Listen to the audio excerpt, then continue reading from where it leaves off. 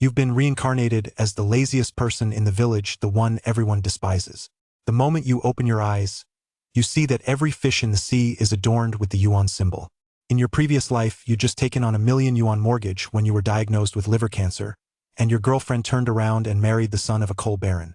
When you open your eyes again, the sea breeze carries a salty, fishy scent. Your neighbors are blocking your door, accusing you of petty theft, and your family is still in debt to the tune of several 100,000 yuan. But when you gaze out at the distant sea, golden symbols are flashing wildly on the fish. You grab the first swimming crab from under a rock, and the sound of coins clattering to the ground suddenly explodes. Your phone vibrates immediately afterward. Bank deposit, 20 yuan. 1 fish equals 1 cash reward. The ocean is an endless treasure trove. Starting today, that good-for-nothing everyone despises is going to use Titapool Hunt to earn back his debts, his house, and his dignity. Chapter 1. Money's gone to your head. Beep, beep, beep. Handsome guys and beautiful girls, please check your brains at the door before getting in. Please keep your brains safe. You'll get them back with a 5-star review. Damn it all to hell. Whose zipper-s hanging open, letting such a despicable creature slip out? You stole a chicken from my place the day before yesterday, and today you're back stealing peanuts. Do I owe you anything, you jerk? If you want to eat, have the guts to raise and grow your own food. You're nothing but a parasite. Having to deal with a creature like this, I've really hit rock bottom. It was midday in late summer, early fall, in Mangrove Village, a place with simple, down-to-earth folk on the southeast coast. Mixed in with the angry curses of Aunt Zoe next door, a salty sea breeze gently blew into the courtyard. Caleb, who had been slumped over the table, raised his eyebrows slightly, then opened his eyes with a look of impatience and shouted angrily toward the outside. Some people really have no manners.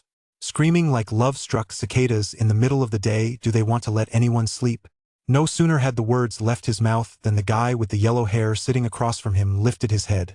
Still half asleep. Out of habit, he popped the last few fried peanuts from his plate into his mouth, took a swig of beer, and said with a lopsided grin as he chewed, "So what if I ate a few peanuts? Me, Caleb. Eating your peanuts means I'm doing you a favor. What the hell are you yapping about?" Little did he know that saying this would startle Caleb, who had just woken up. "Who the hell are you?" Caleb's eyes widened as he finally noticed the guy with the blonde hair in front of him. "Bro, it's me, Finn." The blonde-haired guy was startled too. He waved the liquor bottle in front of Caleb's face and asked uncertainly, "Bro, Caleb, are you still drunk? Want to take another sip to sober up?" Wow, after that drinking session, Caleb didn't even recognize his own loyal little brother. "Caleb?" "Finn, yes." Finn, 19 years old, single. Looking at the blonde-haired guy in front of him, a flood of detailed information instinctively popped into Caleb's mind. He looked up and scanned the area. Inside the stone-walled courtyard, a pile of fishing nets, buckets, and homemade fishing rods lay scattered haphazardly in the corner.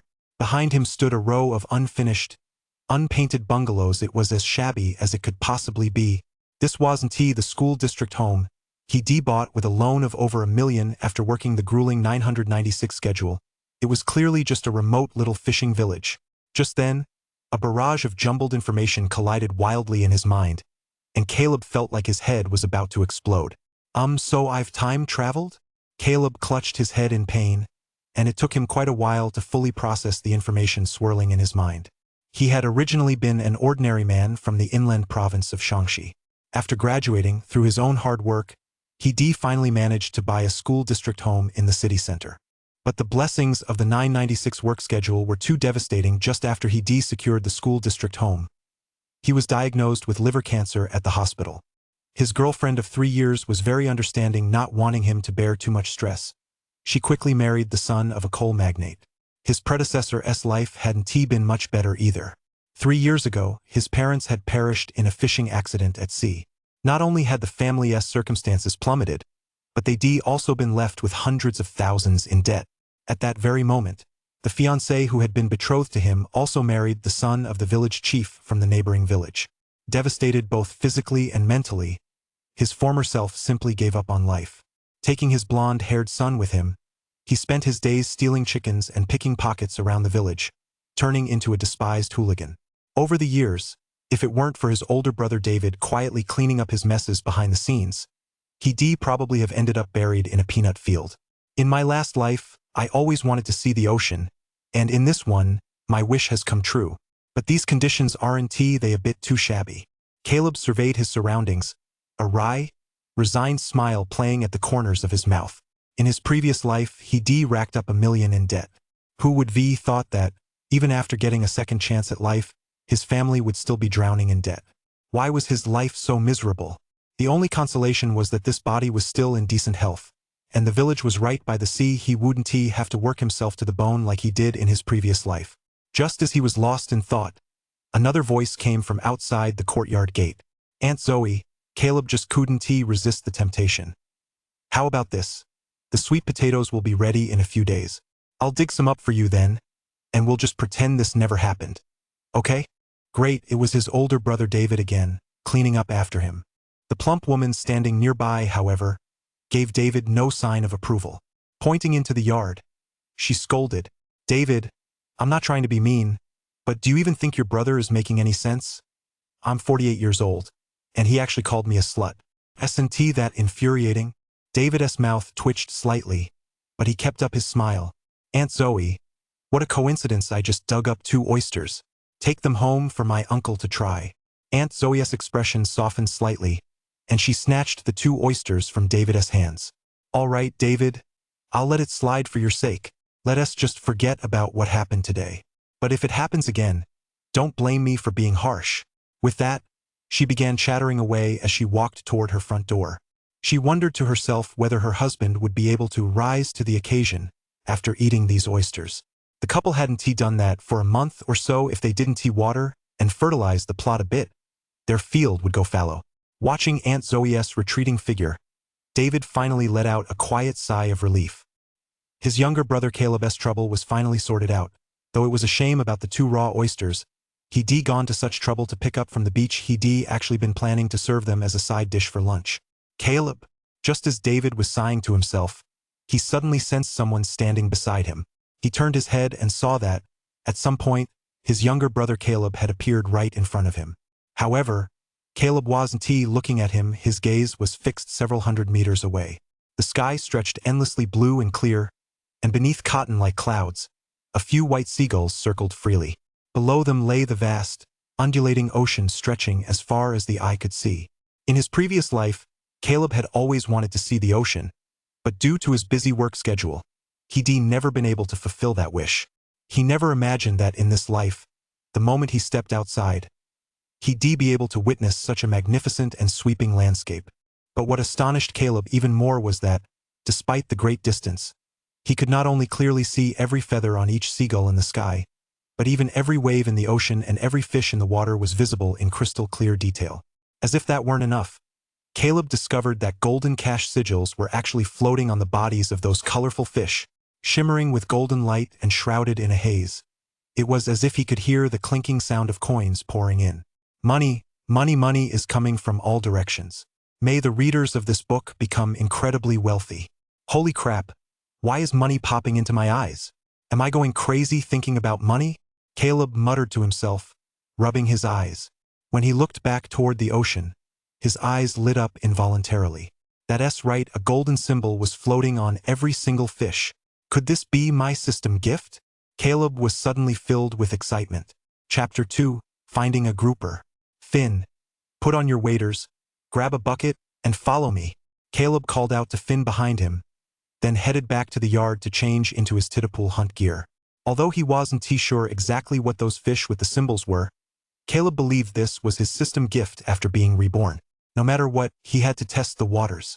If the system gift was any good, not only would his hundreds of thousands in debt be a thing of the past, but building a house and getting married wouldn't be a problem either. Huh? Got it, Caleb. Finn, with his blonde hair, scratched his bedhead, still a bit groggy. But Caleb was his boss, and since Caleb had given the order, there was no way he wasn't going to follow through. For people living by the sea, titpool hunting was a lot of fun. They were bored anyway, and since it was just past 1 p.m., the perfect time for titpool hunting during low tide, might as well tag along with the boss and have a look around. Who knows? If they managed to snag a couple of fish, they could add a dish to dinner tonight. In no time at all, the 2 brothers had changed into their gear. Each was wearing a wetsuit and carrying a plastic bucket filled with a beach shovel and tittapool tongs, the essential tittapool hunting gear found in every household in Mangrove Village. Caleb, I've already been over there, there's nothing to find. Watching his younger brother and Finn run toward the beach with their buckets, David couldn't help but call out, but Caleb and Finn just waved him off and kept heading that way. Oh well, if we manage to catch something, at least we have to take from someone else's. Seeing this, David shook his head in resignation and turned to walk toward the gate of his own yard. He just spent half an hour by the ocean, and his wife and daughter were still waiting for him at home for dinner. David's back. How did the tittapool hunt go? Did you catch anything? As soon as he stepped into the yard, a woman's head poked out from the kitchen. His wife, Lena, was looking at David with curiosity. Catching his wife's gaze, David instinctively looked away, then feigned disappointment. Sigh, I had bad luck today. Another blank run. Lena blinked, a teasing look on her face. Really? I just heard someone hand over 2 raw oysters. David was instantly flustered. He looked at Lena with a sheepish expression, not knowing what to do for a moment. Enough already. Lena glared at David exasperatedly. Go wash your hands and let us eat. Nora's starving. Lena was long used to her husband helping out his younger brother. After holding back for a moment, Lena finally couldn't resist saying, Caleb is your own brother, I have no objection to you helping him. But right now we still owe over 200,000, and Nora is about to start 3rd grade. Our expenses are only going to keep going up. David, I hope you'll think about our family a little more. David nodded repeatedly. I know.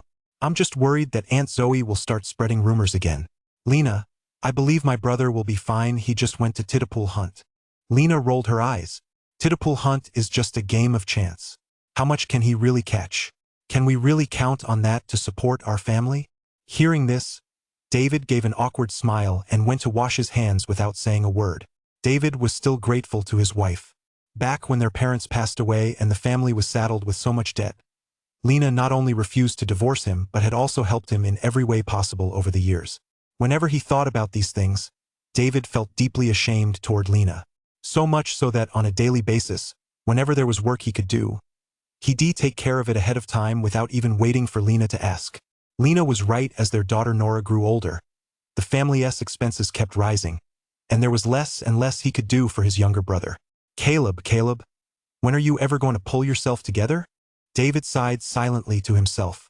Caught between his wife and child on one side and his own younger brother on the other, he felt torn.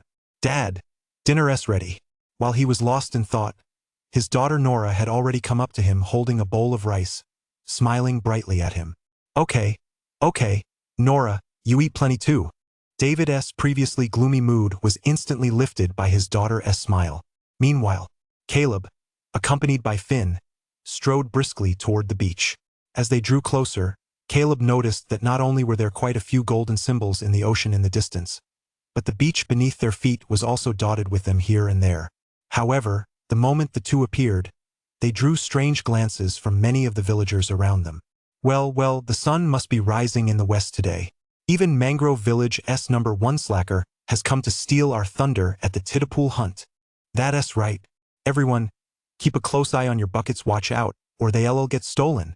Over the past 3 years, Caleb and Finn had caused no end of trouble in Mangrove Village.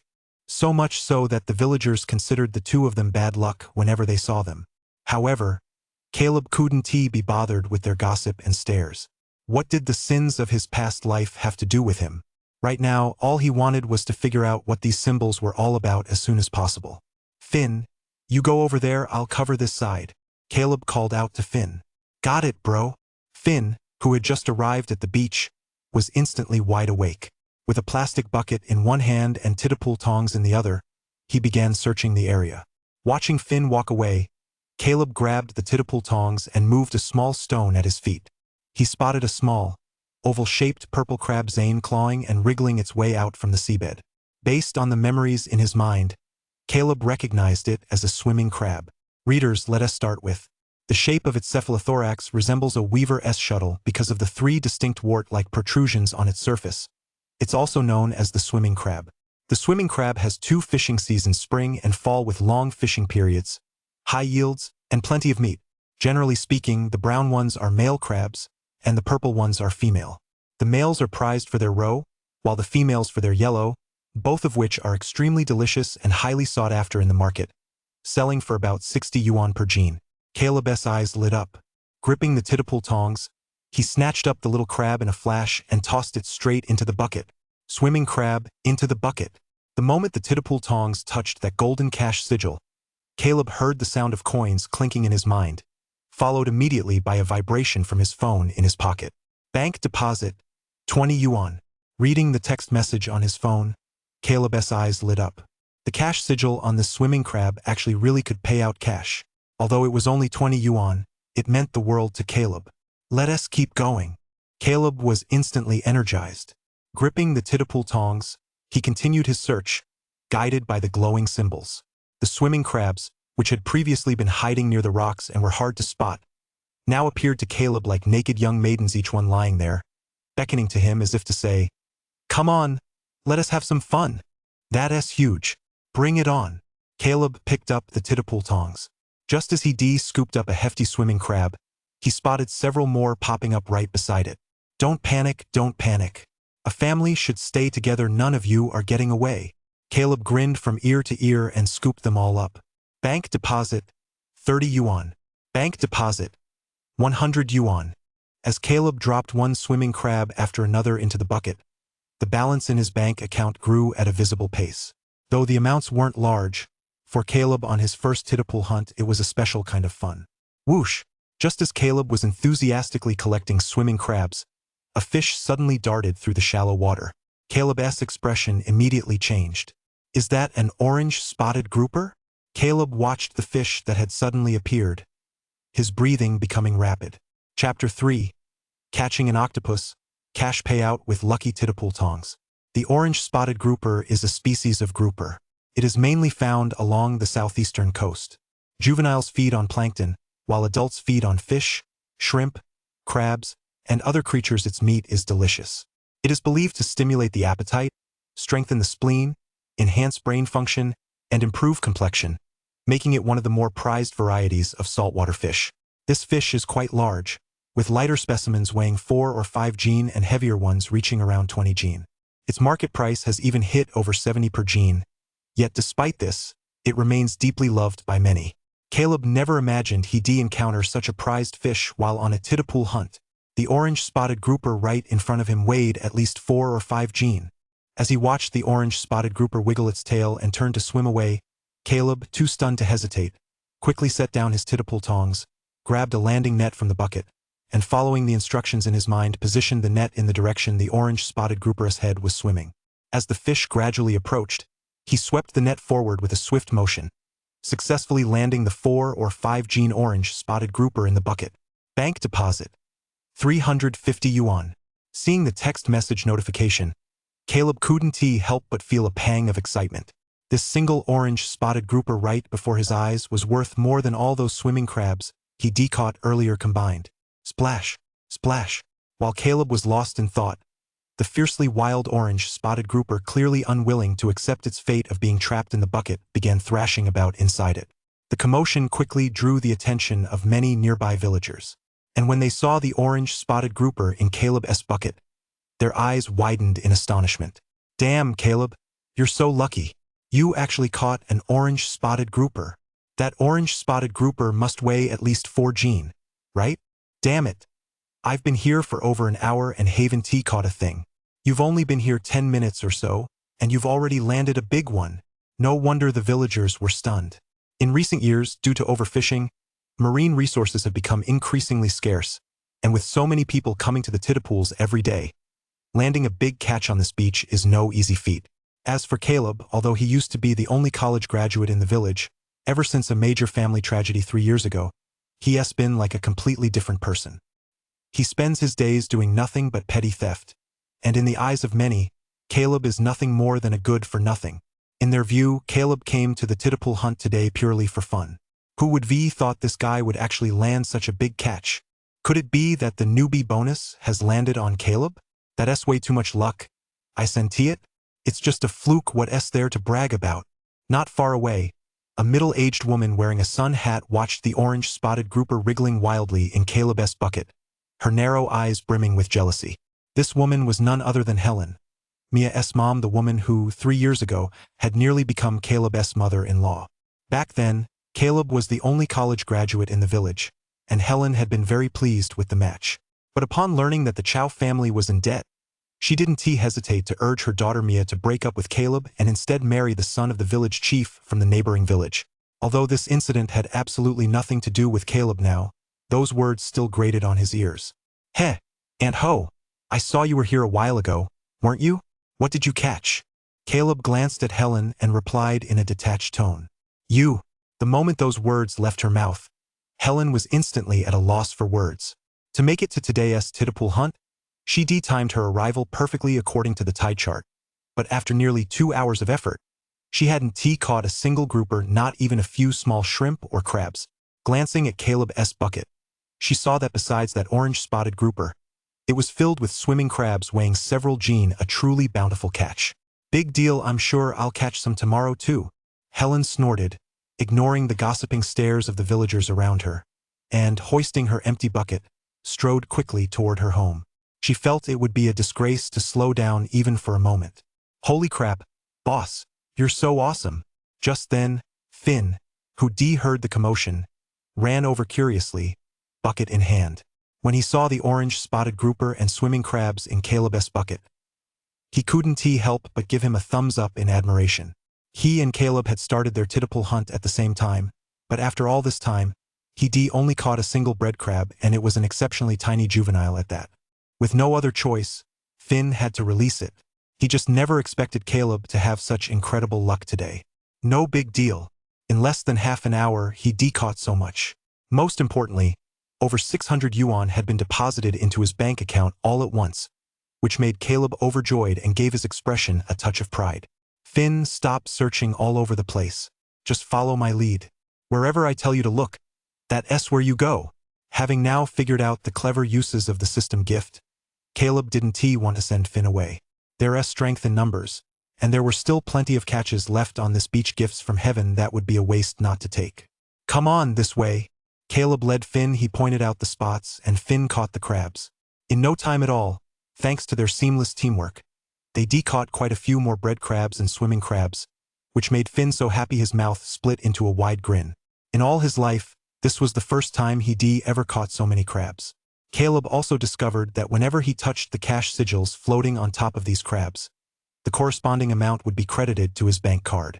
In just half an hour, the total had already reached over 1,000. The two continued walking and searching, but since they arrived a bit late, there weren't many conspicuous catches left further ahead. "Huh? What's this?" However, just as Caleb was about to head home, he suddenly noticed a small octopus floating in the corner of a nearby reef. Of course, the octopus wasn't the main point. The key was that a symbol different from the was floating on the octopus's body. A gear sigil? What does this mean? Caleb looked at the gear sigil hovering on the octopus and couldn't help but furrow his brow slightly. The next second, with quick reflexes, he used his Titapool tongs to snatch the octopus with pinpoint accuracy. At the same time, Caleb keenly noticed a golden glow rapidly seeping into his Titapool tongs.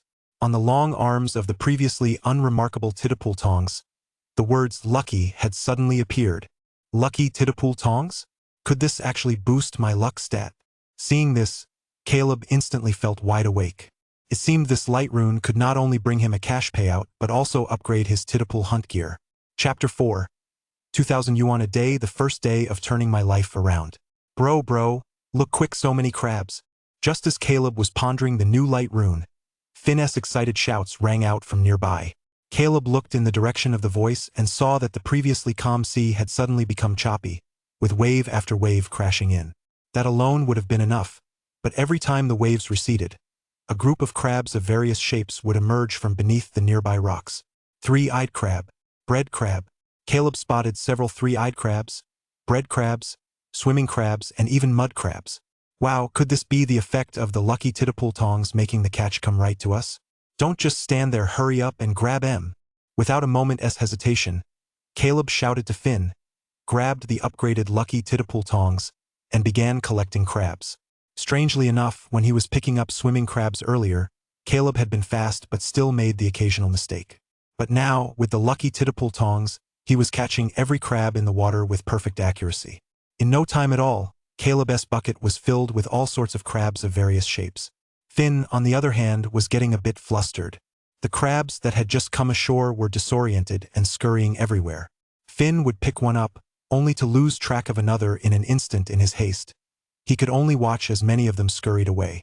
Seeing this, Caleb came over with his lucky titapule tongs. Before long, the crabs which had barely escaped a meter away all ended up in Caleb's bucket. Well, since it was a gift from heaven, Caleb was naturally going to take it all. Bro, we struck it rich. Both buckets combined that at least 20 gene.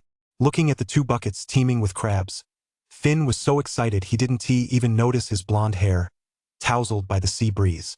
In all his years of titapule hunting countless times, he never had a catch as big as today's. All right, let us call it a day. Caleb nodded in satisfaction at today's haul, and the two brothers, carrying their buckets, headed toward the nearby seafood market.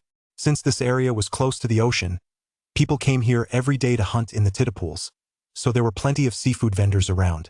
Watching Caleb and his brother leave, the villagers who had been standing around observing for quite some time immediately rushed to their original spots.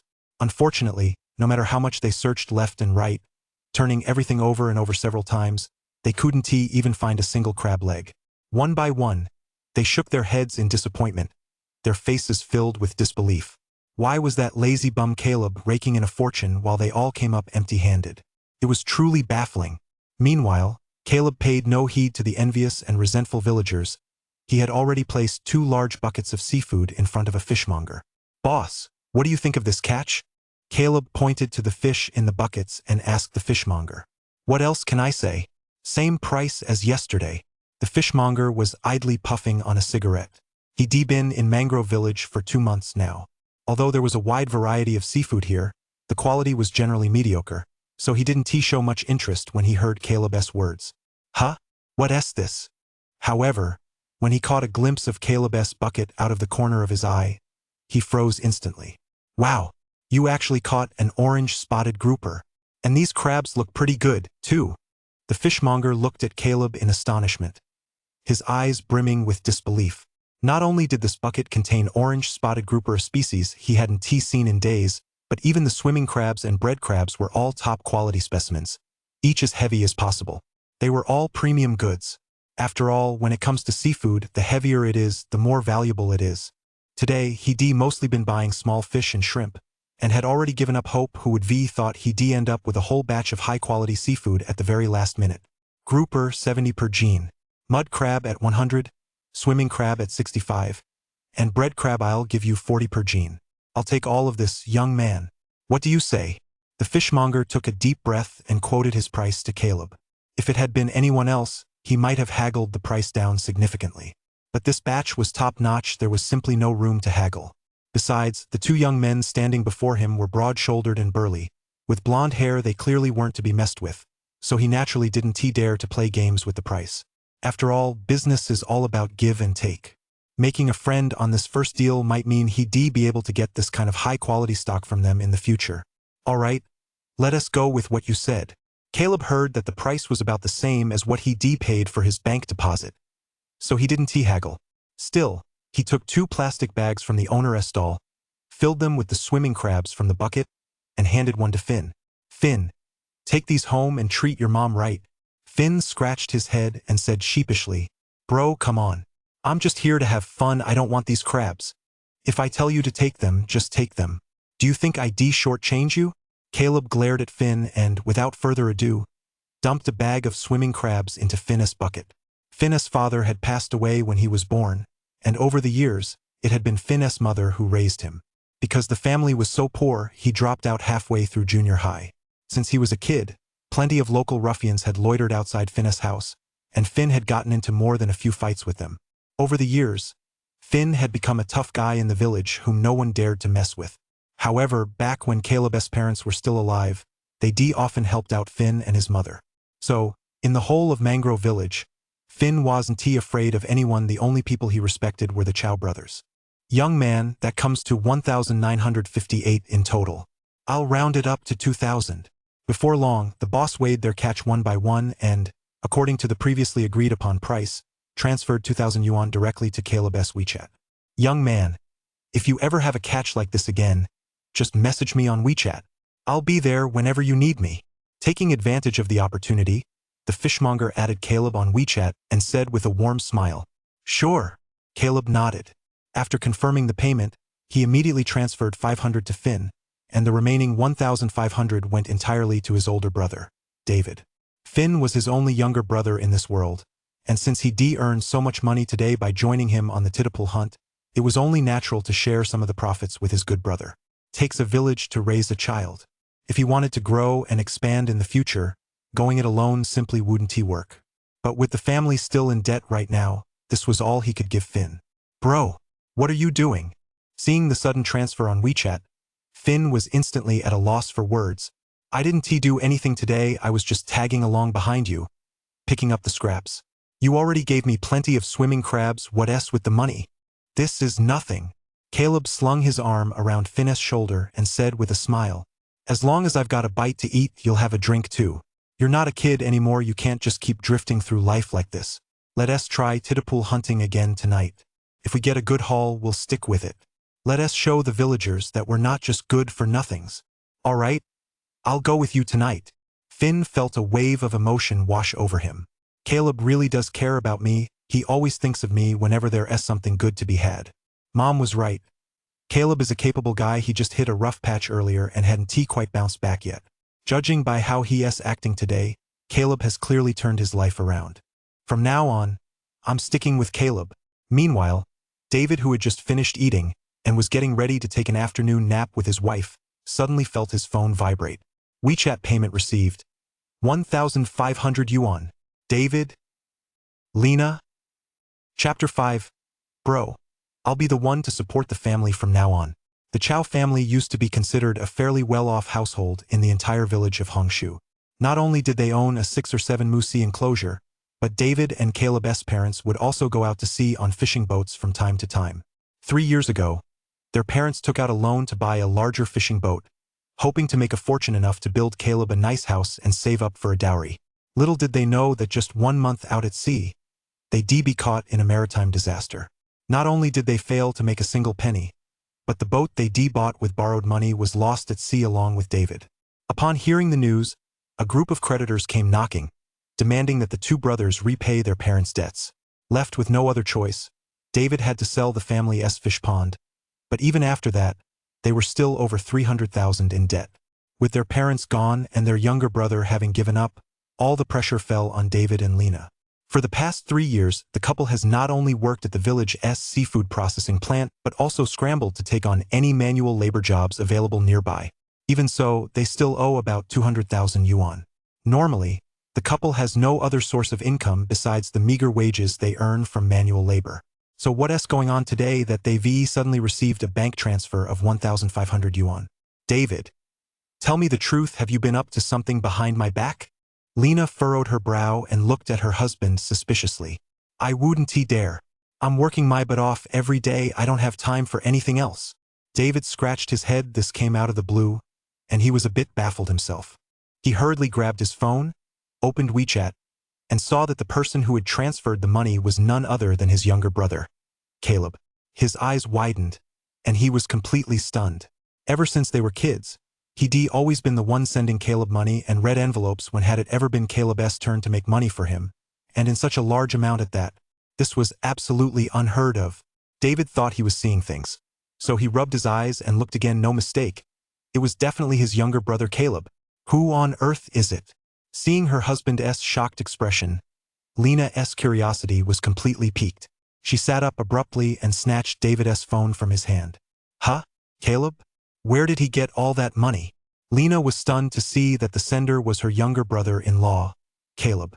Ever since his breakup 3 years ago, her younger brother-in-law had become a troublemaker everyone in the village wanted to shun. He didn't even have a job, where on earth did he get all this money? Knock, knock, knock. Just as the couple exchanged bewildered glances, a series of knocks suddenly rang out from outside the courtyard gate. Accompanying the sound was Caleb's voice. Bro, sis-in-law, open up. Look what I brought you. David? Lena? With their heads full of question marks, The couple emerged from the bedroom looking suspicious. They opened the courtyard gate and, almost in unison, froze in surprise.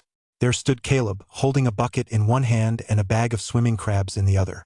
"Bro, sis, I caught some swimming crabs during my tidal hunt earlier. Cook them up for Nora tonight." Caleb smiled as he handed the bag of swimming crabs to his older brother, David.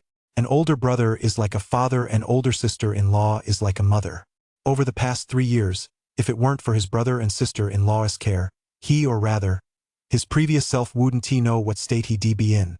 Wow, that's a lot. Looking at the swimming crabs in the bag, Caleb was taken aback as well. A bag like this must weigh at least 3 Gene. Then, remembering that his younger brother had just transferred 1,500 to him, a bold thought suddenly popped into David's mind. First making money for him, then sending him swimming crabs. Could Caleb have gotten into the business of robbery? After all, petty theft might get you 2 or 3 years in prison at most, but robbery is a much more serious offense. The sentence ranges from 5 to 10 years. Caleb, I appreciate the gesture. With that thought, David quickly handed the bag of swimming crabs back to his younger brother and said earnestly, "But we can't do anything illegal. Take these swimming crabs back to where you got them, and I'll give you the money back. You need to return it to the person right away. That's no small amount of money. If they press charges, it'll ruin the rest of your life." Lena, standing nearby, immediately understood her husband's meaning. She quickly chimed in, "Caleb, your brother's right. We can always earn more money. If we want to eat swimming crabs, we can go tidal hunting ourselves, and if we really can't catch any, we can always buy them. But we absolutely can't resort to robbery, or we'll end up behind bars, sewing on a sewing machine." No wonder the couple had misunderstood. Over the past 3 years, Caleb and his blonde-haired friend Finn had been up to no good in Mangrove Village, causing nothing but trouble and earning the wrath of everyone. Now that they'd suddenly been given so much money, it was only natural for them to be suspicious. Caleb looked completely baffled and stood there dumbfounded for quite a while before he finally caught on. "What on earth are you talking about?" Caleb said, at a loss for words. "Bro, sis, you don't know Finn and I just went to tidal hunt and caught a ton of crabs and seafood. I even caught an orange spotted grouper. That money we just got was from selling our catch. If you don't believe me, go ask around outside." "What? You made 1,500 from a tidal hunt?" Hearing this, David and Lena were even more stunned. In the past, it wouldn't have been unusual to make 1,500 in a day from a tidal hunt. After all, the catch was plentiful, and there was no shortage of high-quality seafood. But in the last couple of years, making 800 or 900 from a day at sea was already considered pretty good in Mangrove Village. His younger brother had only gone out once for just over an hour and made that much? That was simply unbelievable, wasn't it? Just as the couple was about to ask more questions, quite a few villagers from the neighborhood gathered around. "David, your brother's luck today was off the charts. He actually managed to catch such a huge orange-spotted grouper. Your family's in for a blessing today. You caught so much seafood. You've hit the jackpot." The neighbors chatted back and forth, their words brimming with envy. David and Lena exchanged glances, both seeing the shock and joy in each other's eyes. Usually, these villagers couldn't wait to give Caleb a hard time. This was the first time they'd ever praised him like this. Clearly, Caleb hadn't been lying. This tidal hunt had really brought him a huge catch. "Brother, sister-in-law, just take the money and don't worry about it." Caleb patted his older brother's shoulder and said with a smile, "I was immature back then, but I've owed you both so much these past years. Don't worry, though, from now on, I'll take care of this family. We'll pay back the money little by little. Things will definitely get better." Now that he'd been given a second chance at life, Caleb was determined to live it to the fullest. The first thing he had to do was pay off the mountain of debt his former family had accumulated. Only then could he live life with dignity in this world. Hey! David and Lena stood there dumbfounded for quite a while before finally snapping out of it. They looked at Caleb with relief and sighed deeply. Caleb has really grown up. Indeed, for the past 3 years, Caleb had been drifting aimlessly, idling away his days, and as his older brother and sister-in-law, they couldn't help but worry about him. Thankfully, heaven had taken pity on them, and Caleb had finally pulled himself together. Suddenly, their lives seemed to have a glimmer of hope. People aren't afraid of poverty or hardship, they're only afraid of losing their spirit. As long as you hold on to hope and are willing to work hard, things will eventually get better. That evening, Lena, David's wife, happily steamed some swimming crabs and stir-fried 2 dishes for the brothers. Caleb and David enjoyed a delightful meal together, and the atmosphere was very harmonious. Seeing Caleb perk up again, David and his wife were genuinely happy from the bottom of their hearts. As for Caleb's plan to continue the titterpool hunt, although David and Lena felt deep down that today had simply been a stroke of luck, they didn't explicitly object. After all, Caleb had finally pulled himself together and was ready to do something they couldn't pour cold water on his enthusiasm at a time like this. As long as Caleb was willing to work and wanted to make money, that was a huge blessing for them. The night was as cool as water. At 1 a.m., Blondie Finn showed up as planned, and Caleb, fully dressed and carrying his lucky titterpool tongs, headed toward the beach. Chapter 6: Green Sea Turtles, Cash Payout, and the Hold Your Breath Skill. In the pitch-black night, it was so dark you couldn't see your hand in front of your face. Caleb and Finn were both wearing headlamps apart from them. There was no one else on the beach at that moment. Due to the lack of light, titterpool hunting at night was more difficult than during the day, and since the catch wasn't very plentiful right now, the villagers didn't bother wasting their time here. Whoosh! On the shallow beach, the water shimmered as a gray shadow flashed by. Caleb's eyes and hands moved in unison. He quickly opened his lucky titterpool tongs, and in the blink of an eye, a snake like conger eel was tossed into his bucket. Whoa, bro, you're on fire. It's an oil cone. Seeing the sea eel writhing in the bucket, Finn couldn't help but exclaim in surprise. The oil cone, a type of sea eel, goes for about 30-50 per gene on the market. It has grayish-brown skin and a ferocious temperament. Once it bites, it almost never lets go.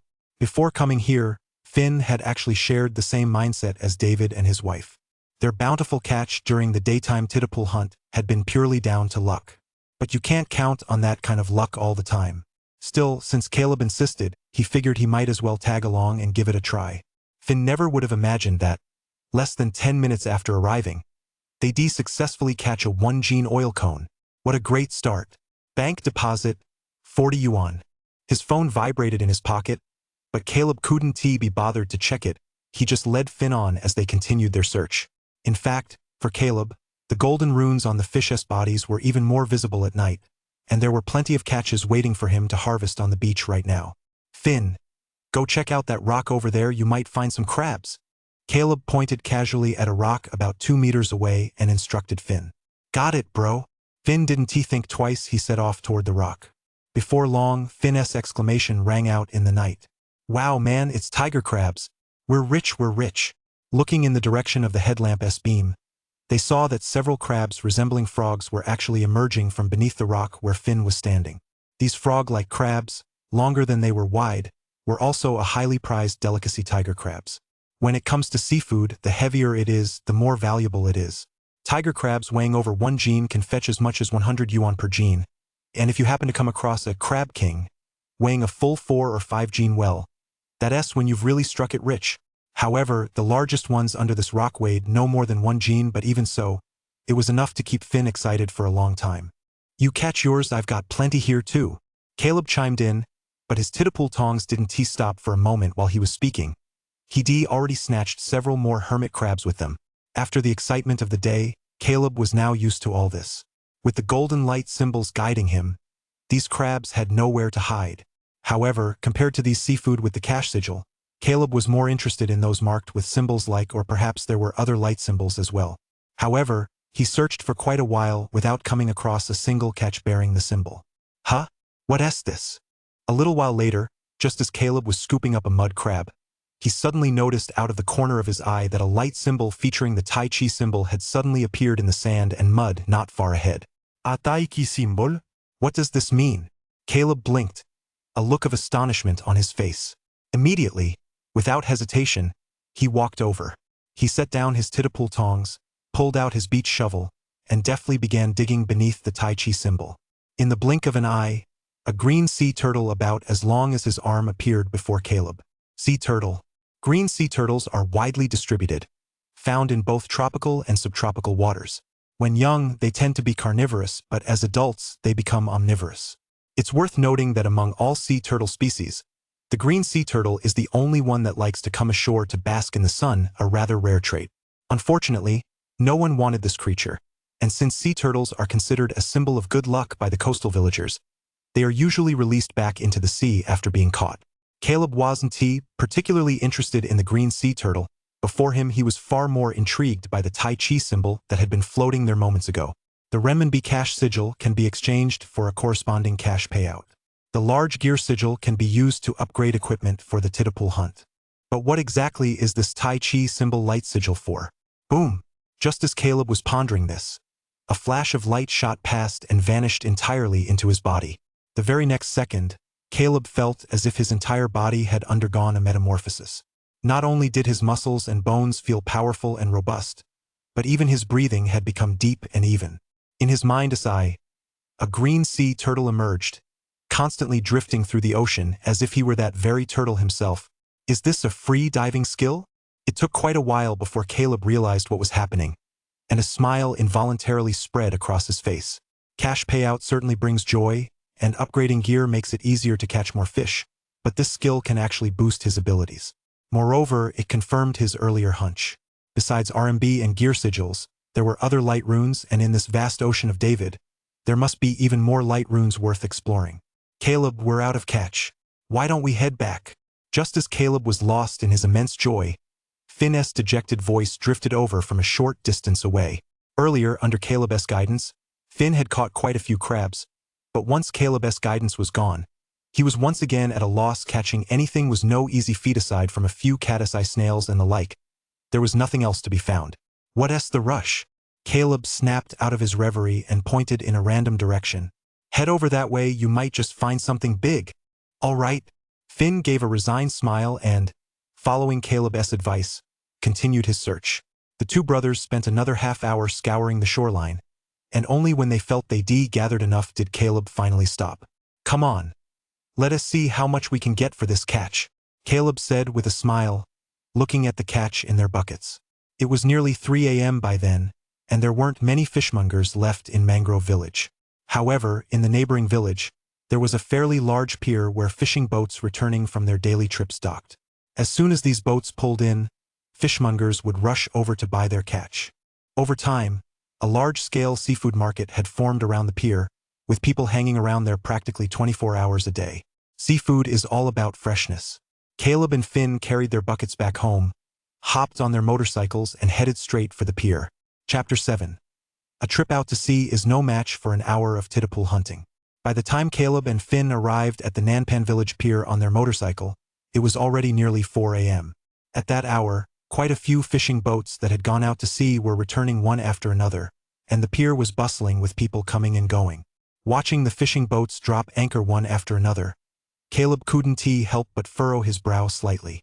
If you live in the mountains, you live off the mountains. If you live by the sea, you live off the sea. Most people by the coast make their living from fishing. If his parents hadn't insisted on going out to sea to fish back then, that disaster would never have happened. However, if it weren't for that accident 3 years ago, he wouldn't have come to this world either. People by the sea rely on the ocean for their entire lives, and whether through life or death, ultimately returning to the sea. That is the fate of us seafarers. Hey, isn't this Caleb, the #1 troublemaker in Mangrove Village? What brings you to our dock in the middle of the night? Just as Caleb was reminiscing about the past, a sarcastic voice suddenly rang out from nearby. Damn it! Who the hell are you talking about? Before Caleb could say a word, Finn, standing nearby, had already grabbed a beach shovel from a bucket and was glaring angrily at the man. Finn. Caleb quickly stepped in to stop Finn, his gaze also turning toward the speaker.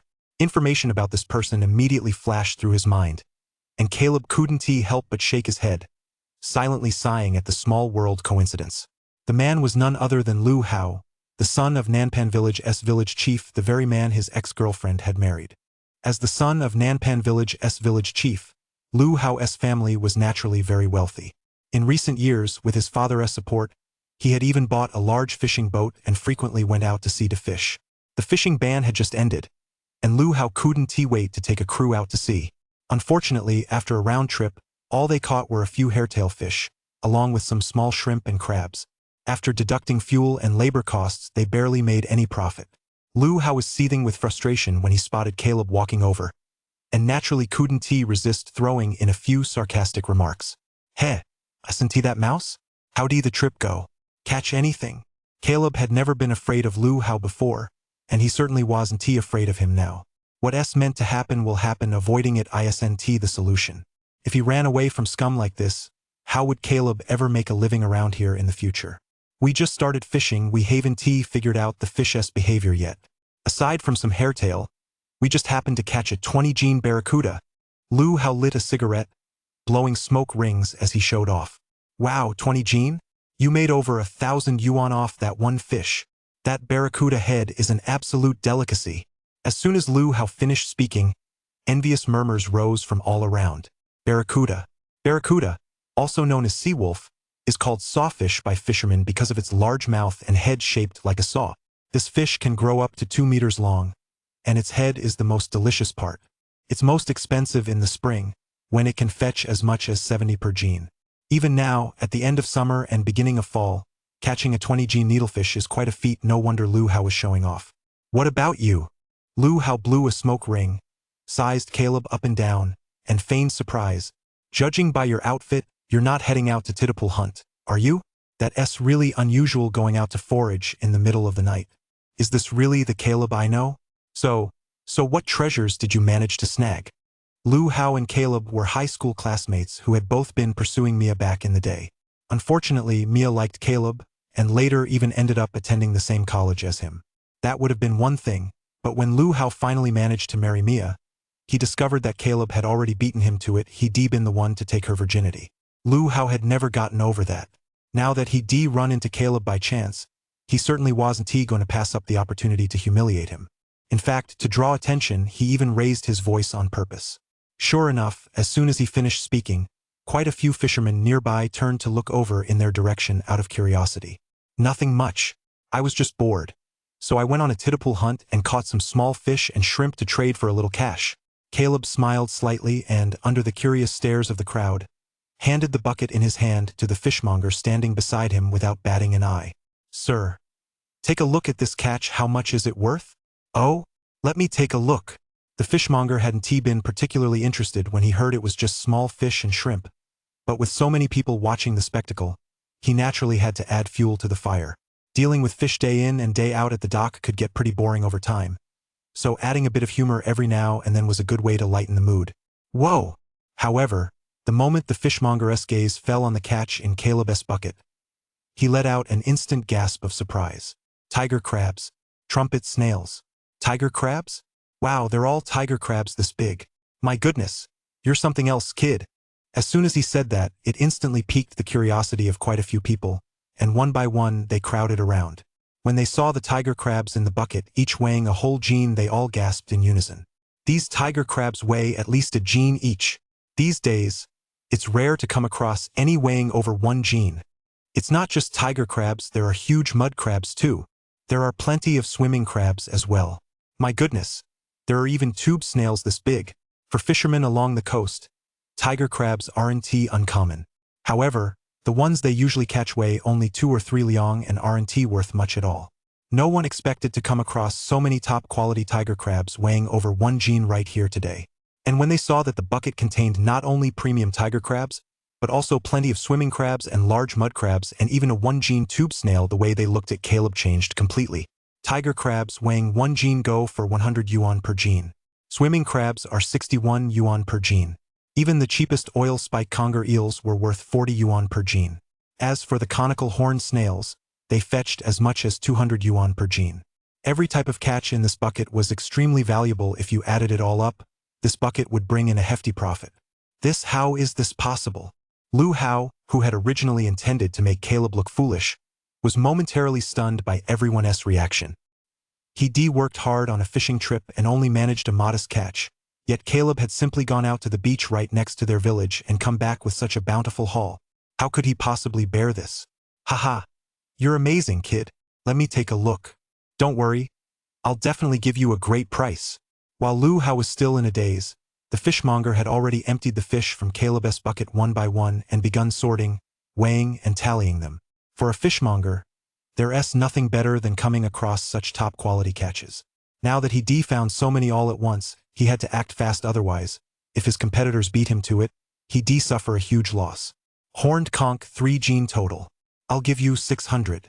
Tiger crabs 15 gene. 1,500. Swimming crabs 10 gene. 600.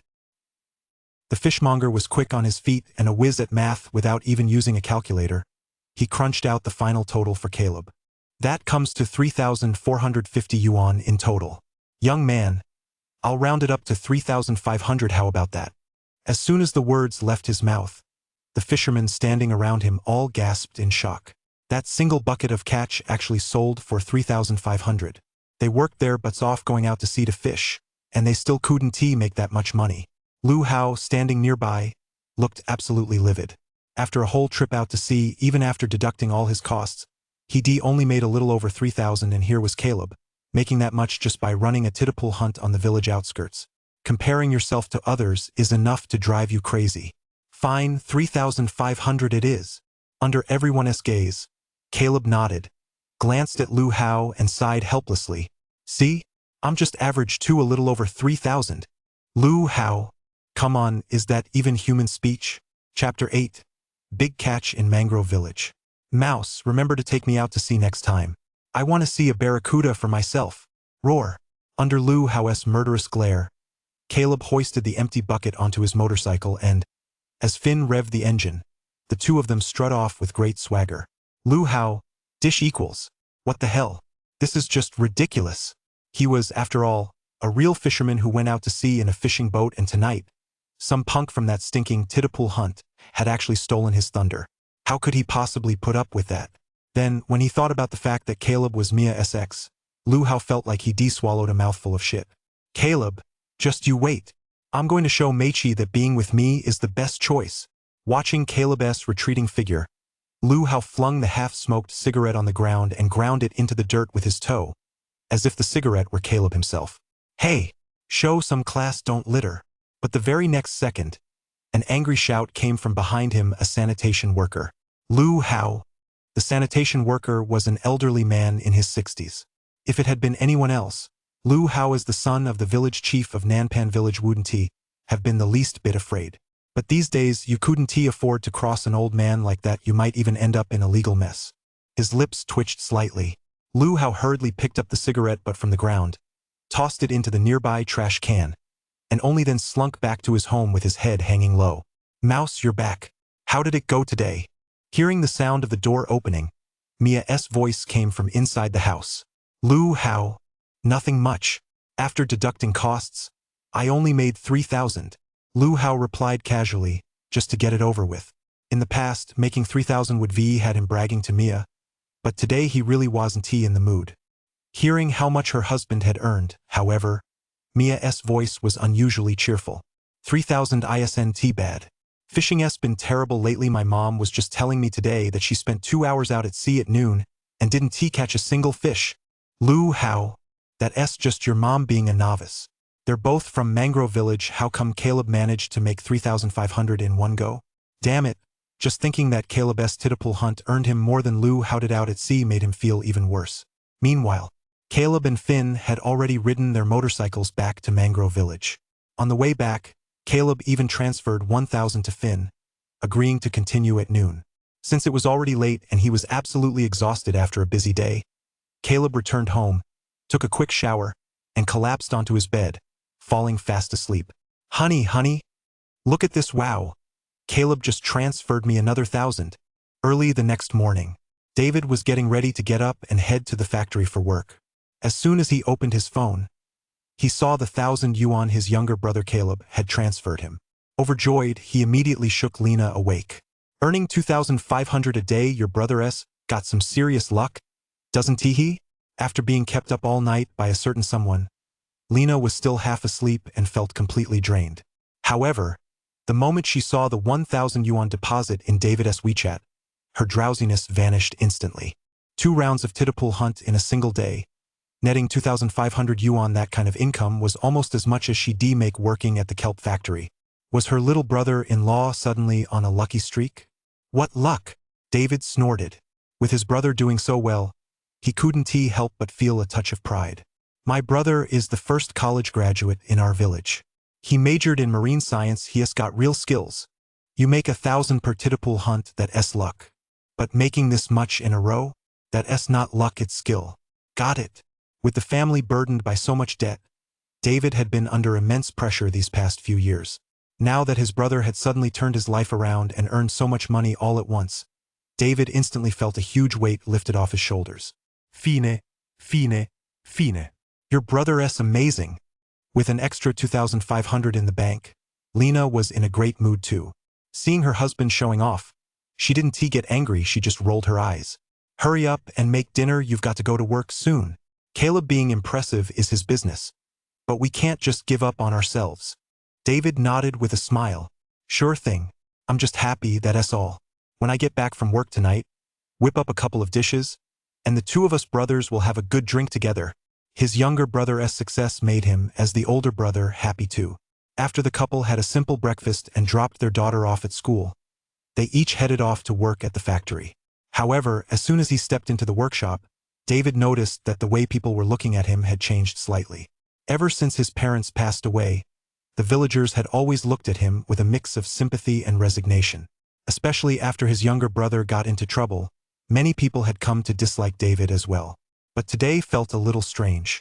Why did the way these people were looking at him seem a bit envious? Yes, that's it, envious. They all looked so radiant. David, your brother's amazing. I heard he made over 3,000 last night at the tittle hunt. He sold his catch right there at the pier. While he was still dazed, a villager from Nanpan village came over and said to David, beaming with excitement. In just a few hours, the news that Caleb had sold his catch at the pier had already spread like wildfire. No wonder selling 3,500 yuan in one go was a huge sum for the villagers. And when they found out that Caleb had already earned 2,000 yuan from his catch during yesterday's midday tittle hunt, their envy and jealousy only grew. A day's earnings were equivalent to a month's wages for many people. Who wouldn't he be envious? Really? I had no idea. David's heart skipped a beat upon hearing this. He thought his younger brother Caleb had made just over 1,000 and given him 1,000, but he never expected the kid had actually made over 3,000. My goodness, that's quite a haul. Of course, David wasn't unhappy about it. The catch was hauled in by his younger brother and Finn together, so naturally he'd have to share some of the money with Finn. Besides, Caleb needed to keep some money for himself. All things considered, getting 1,000 for himself to pay off his debts was already pretty good. His little brother was even more capable than he'd imagined. Bro, wake up. After a long day of running around yesterday, it wasn't until noon that Caleb was roused by Finn's voice. As soon as he opened his eyes, he saw Finn already wearing his boots and holding his tittle hunt gear rushing over to his bed. Bro, we've got to get going. You won't believe it, the beach is packed today. Huh. Hearing this, Caleb couldn't help but look completely taken aback. He raised his hand to check the tide table. It was only noon, and low tide wasn't for nearly 2 more hours. How could there suddenly be so many people? Low tide times vary every day.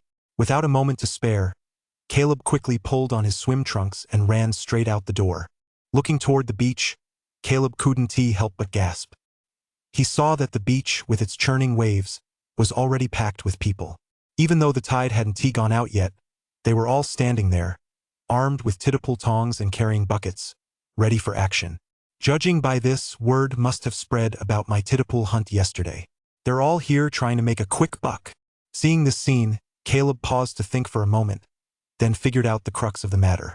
Caleb was right, the village had its own intelligence network, and news spread faster than you'd expect. Yesterday at noon, he picked up quite a few big finds on the beach, which had already sparked envy among many villagers, prompting them to come to the shore today to try their luck. Meanwhile, the people from the neighboring village of Nanpan, having heard that someone in Mangrove Village had scooped up quite a few high-quality finds, had cast aside all sense of modesty and rushed over here on their motorcycles, one after another. As a result, the beach was now absolutely packed. Why did so many people suddenly show up? How come even the folks from Nanpan Village are here? On the beach at that moment, Helen was also carrying a bucket. However, her brows were furrowed like a honeycomb, and her gaze was filled with anger and confusion. Chapter 9. While others go tittle hunting, I go fishing. Yesterday at noon during the tittle hunt, Helen had come back empty-handed, and on top of that, Caleb had humiliated her. So today, she figured she'd come to the beach early, maybe she'd be able to snag a big catch or two herself. However, Helen never imagined that most people were thinking exactly the same thing as her, all hoping to get lucky, which resulted in the beach being absolutely packed. It would have been one thing if it were just people from her own village, but what really annoyed her was that so many people from Nanpan village had shown up too. Haven T, you heard? Last night, someone from your village caught a whole bunch of big ones, mud crabs, swimming crabs, and all sorts, and sold them for a whopping 3,500. What? That much? Who was it? No idea. I heard his name is something like Chow Danio. Chow Danio? There's no one by that name in our village. Wait, you don't mean Caleb, do you? Yeah. Anyway, his last name is Chow. With so many people and so many voices, and the tide still not out, the crowd gathered along the shore began chatting in small groups of 3 or 5. They didn't realize it until they started talking, and when they did, Helen was completely stunned. Helen listened, completely dumbfounded. This Caleb, he found a big haul of 2,000 yuan during the day, and now he has found over 3,000 more at night. How did he do it? Helen's eyes widened. If it weren't for the crowd gathered there, she would have thought she misheard. Instantly, her heart turned sour, as if she swallowed a mouthful of aged vinegar. If it had been anyone else, it wouldn't have mattered, but Caleb had almost been her son-in-law. Hearing that he made so much money in a single day made her feel absolutely miserable. Humph, it's just a few thousand yuan. What is so great about that? My son-in-law is a captain. He makes more than that just by going out to sea. Helen began to console herself. She suddenly realized that, judging by the time, her son-in-law should be back from fishing by now. She wondered how many fish he caught. Anyway, since it wasn't tea time for the Titapool hunt yet, Helen called her daughter. Meichi, is Hausi back yet? How did the fishing trip go? Helen asked with concern. On Mia's end, however, all she could hear was a lot of background noise. Mom, you're not planning on going to the Titapool hunt again, are you? Mia sighed. The fishing hasn't been great this year, but Mouse did pretty well.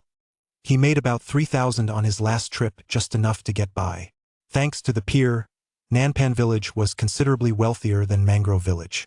Mia knew that an income of over 3,000 yuan was already quite impressive for Mangrove village. However, she didn't hear the exclamation of surprise she expected. On the other end of the line, her mother Helen merely gave a faint, "Oh," exchanged a few perfunctory words, and then hung up. Mia? Meanwhile, back in Hongshu village, Helen's expression grew increasingly grim. The risks at sea were no small matter. The rougher the waves, the higher the price of fish, and fishermen didn't set out every day. In extreme situations, they could even lose their lives. So even though many fishermen who went out to sea made a fortune, ordinary villagers didn't really envy them all that much. However, Helen never would have imagined that the money her son-in-law earned from a single risky trip out to sea was actually less than what Caleb made from his Titapool hunt. Bro, are we still going? At Caleb's front door, Finn frowned as he looked at Caleb. Like hell we are. Caleb had already grabbed his toothbrush and was squatting by the door, brushing his teeth at a leisurely pace. With a gurgling sound as he rinsed his mouth, a puddle of white, foamy water appeared on the ground. Caleb wiped his mouth with a towel and asked Finn, "Finn, are there any fishing spots around here? Let us go fishing." With so many people suddenly gathering by the sea, there were more Titapool hunt participants than there were seafood who would even bother going to the ocean. Even though Caleb had the lucky Titapool tongs, which could help him catch plenty of fish, he had no desire to rush out and join the crowd. If he had another massive haul today, the beaches of Mangrove village would likely be overcrowded every day for the foreseeable future. People are on a roll right now, but once they realize they're not catching much, they'll leave on their own. It won't be too late to come back here for the Titapool hunt then. Of course, there's actually another great spot for the Titapool hunt in Mangrove village. It's the mangrove forest north of the village's eastern entrance. Mangrove village gets its name from the mangrove forest it's nestled next to. But to keep more people from coming to join the frenzy, Caleb plans to give it a try tonight. As for this beautiful daytime, it seems like fishing wouldn't be a bad idea either. Fishing? I know. Hearing this, Finn's eyes lit up. With so many people at the beach and the Titapool hunt yielding almost nothing, it might be better to find a less crowded spot to go fishing. After all, the two brothers had made quite a bit of money yesterday. So Finn simply took off his waders, grabbed 2 saltwater fishing rods, and led Caleb to a cluster of boulders not far from the Titapool hunting spot. The area was elevated, with a jumble of boulders scattered across the beach, a great spot for fishing. When Caleb and Finn arrived, there were already quite a few anglers standing on the rocks. Each was equipped with a sun umbrella and wearing sun-protective clothing, sitting there as still as a pine tree, like statues. Although Caleb didn't know much about fishing, even at a glance, he could tell that any single piece of gear these anglers were using was worth thousands or even tens of thousands. Then he looked at the fishing rods he and Finn were holding, nothing more than cheap knockoffs bought on Taobao for a few dozen yuan. They couldn't have been more amateurish. Sure enough, anglers are all wealthy. Seeing this scene, Caleb couldn't help but look on with envy. In his previous life, anglers were the people he envied the most. Not only were they wealthy, but they also had plenty of time to enjoy fishing by the lake or the sea. As for him, he worked overtime day and night, only to end up earning less than what these guys started with, and he even ended up with a host of health problems to show for it. You really can't compare one person to another. As for Caleb and Finn's arrival, although the other anglers noticed them, they didn't say hello. Everyone had come from all corners of the country and didn't know each other. What was there to talk about? It would only get in the way of fishing. Besides, amateurs look at the spectacle while experts look at the technique. They naturally noticed the cheap fishing rods in Caleb and Finn's hands and had already formed their own judgment. These two were either local villagers or amateur newbies. They simply weren't in the same league as them. Bro, this spot is great. Just as Caleb was musing on the capriciousness of fate, Finn's voice rang in his ear. It turned out Finn had already picked out a fishing spot and was beckoning him to take a seat. All right. As someone from the mainland, Caleb didn't know much about fishing, and in his previous life's memories, he seemed to have only scratched the surface. He was an amateur, too. But that didn't matter.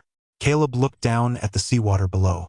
Through the churning waves, he could already see quite a few fish floating around, each bearing a golden light symbol. He wasn't fishing for fish, he was fishing for symbols. Most people wouldn't get it. With that in mind, Caleb took a small shrimp left over from yesterday out of the bucket, peeled off the meat, baited the hook, and cast his line out with a flick of his wrist.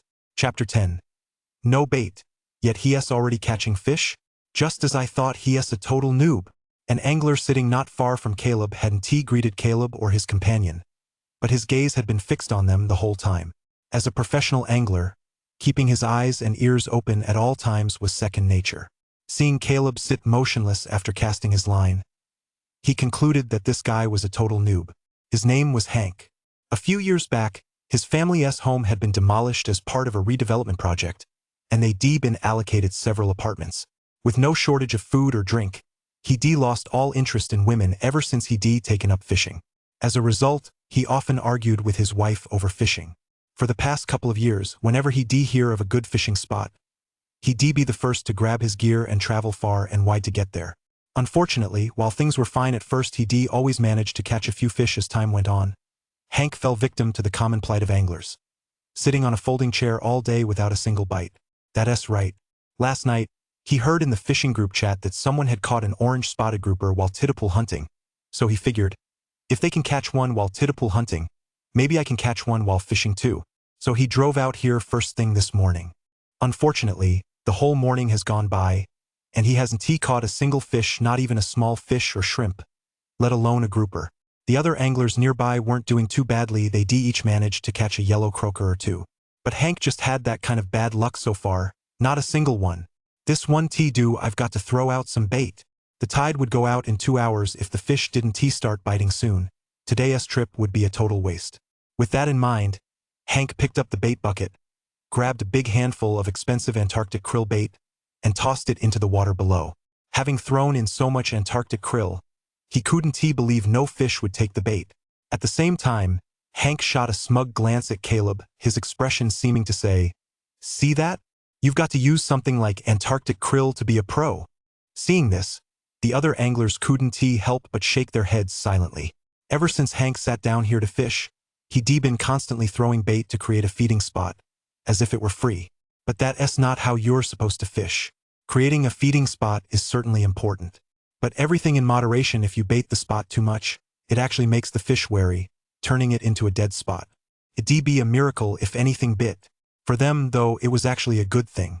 The scent of bait over there was too strong, so the fish didn't dare go near it. Instead, they all swam over to their safe zone, which is why they managed to catch a few yellow croakers and sea bass.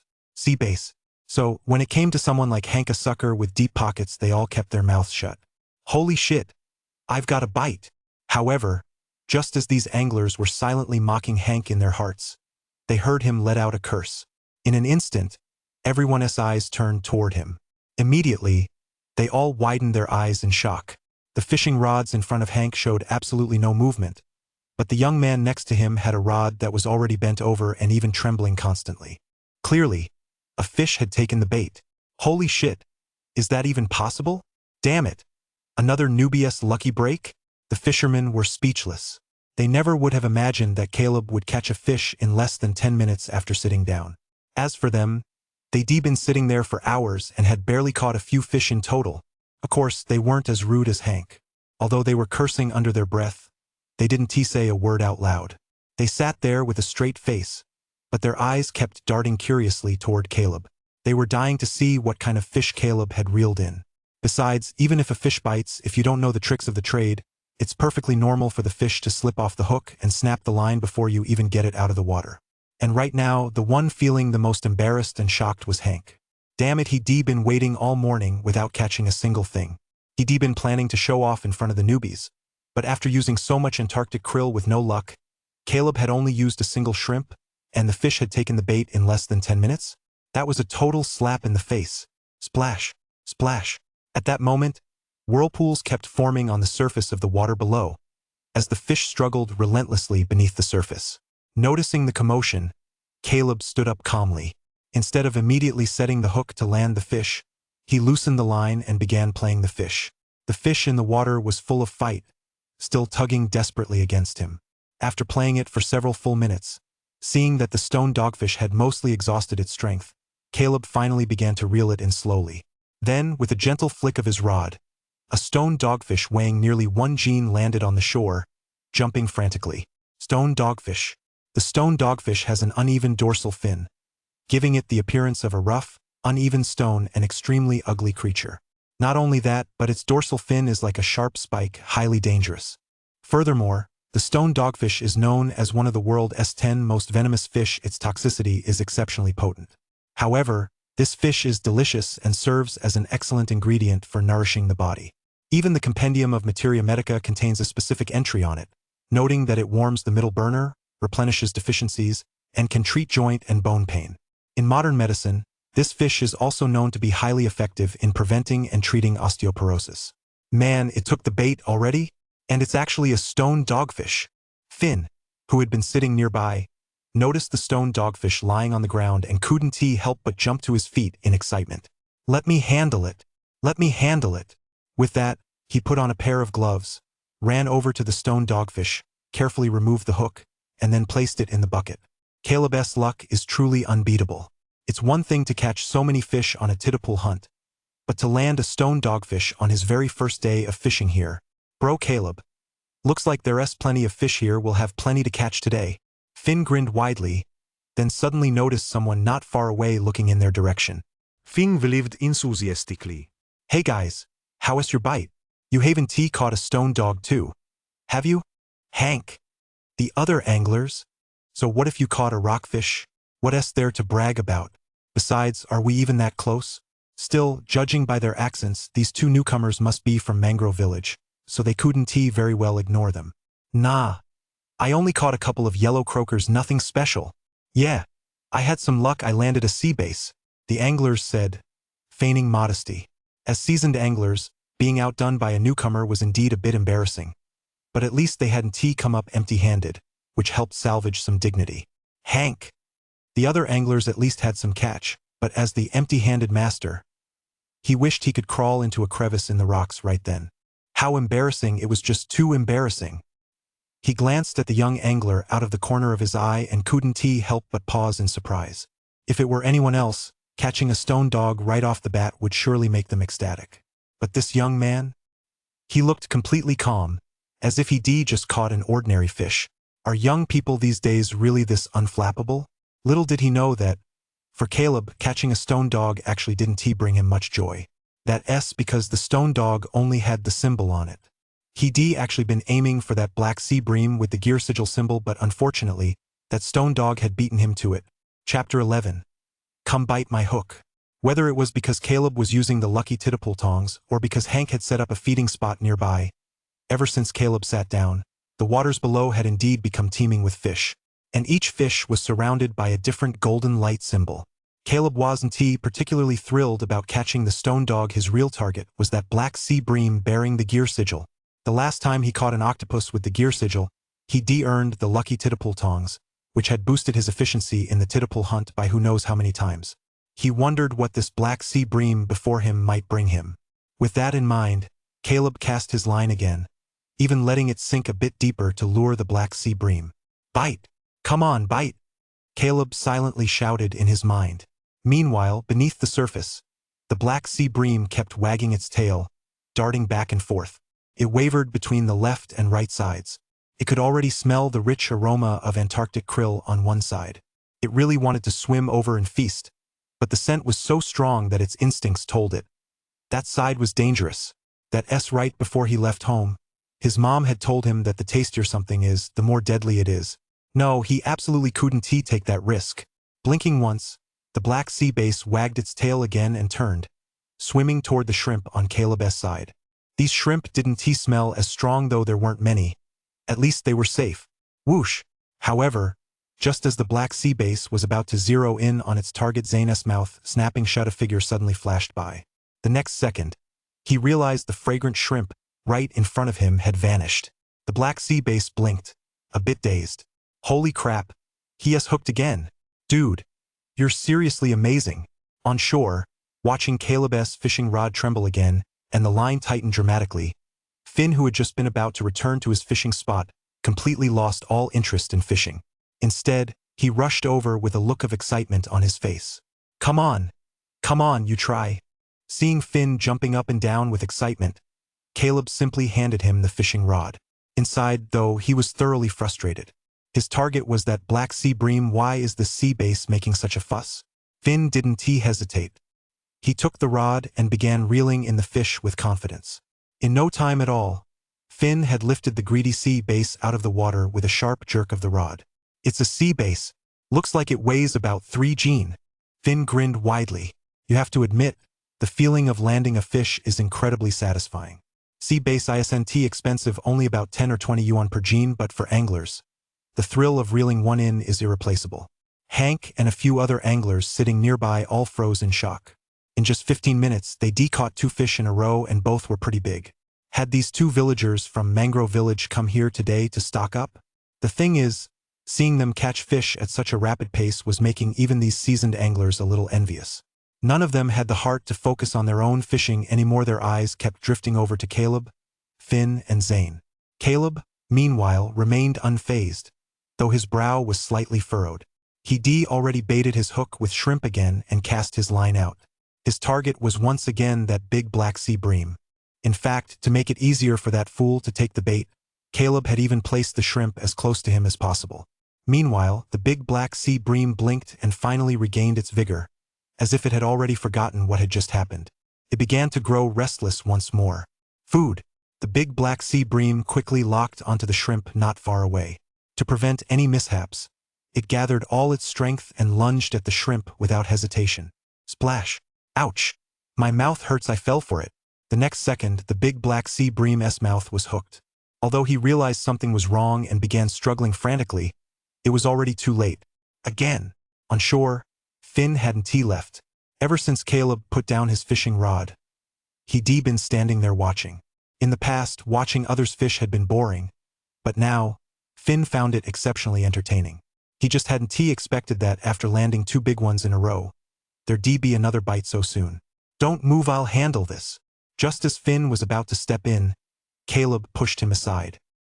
He carefully picked up the fishing rod and, following the same technique as before, played the fish for quite a while before finally reeling in the black sea bream he'd been dreaming of. Boom!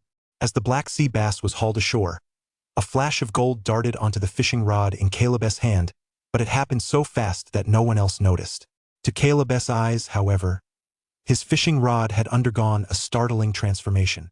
The hook was glowing gold, and suspended above it were several large characters. "Come bite my hook!" Caleb blinked, a bit taken aback. "Come bite my hook?" That name, it kind of sounds like getting on the highway, doesn't it? Still, even though the name was a bit odd, its effectiveness was obvious.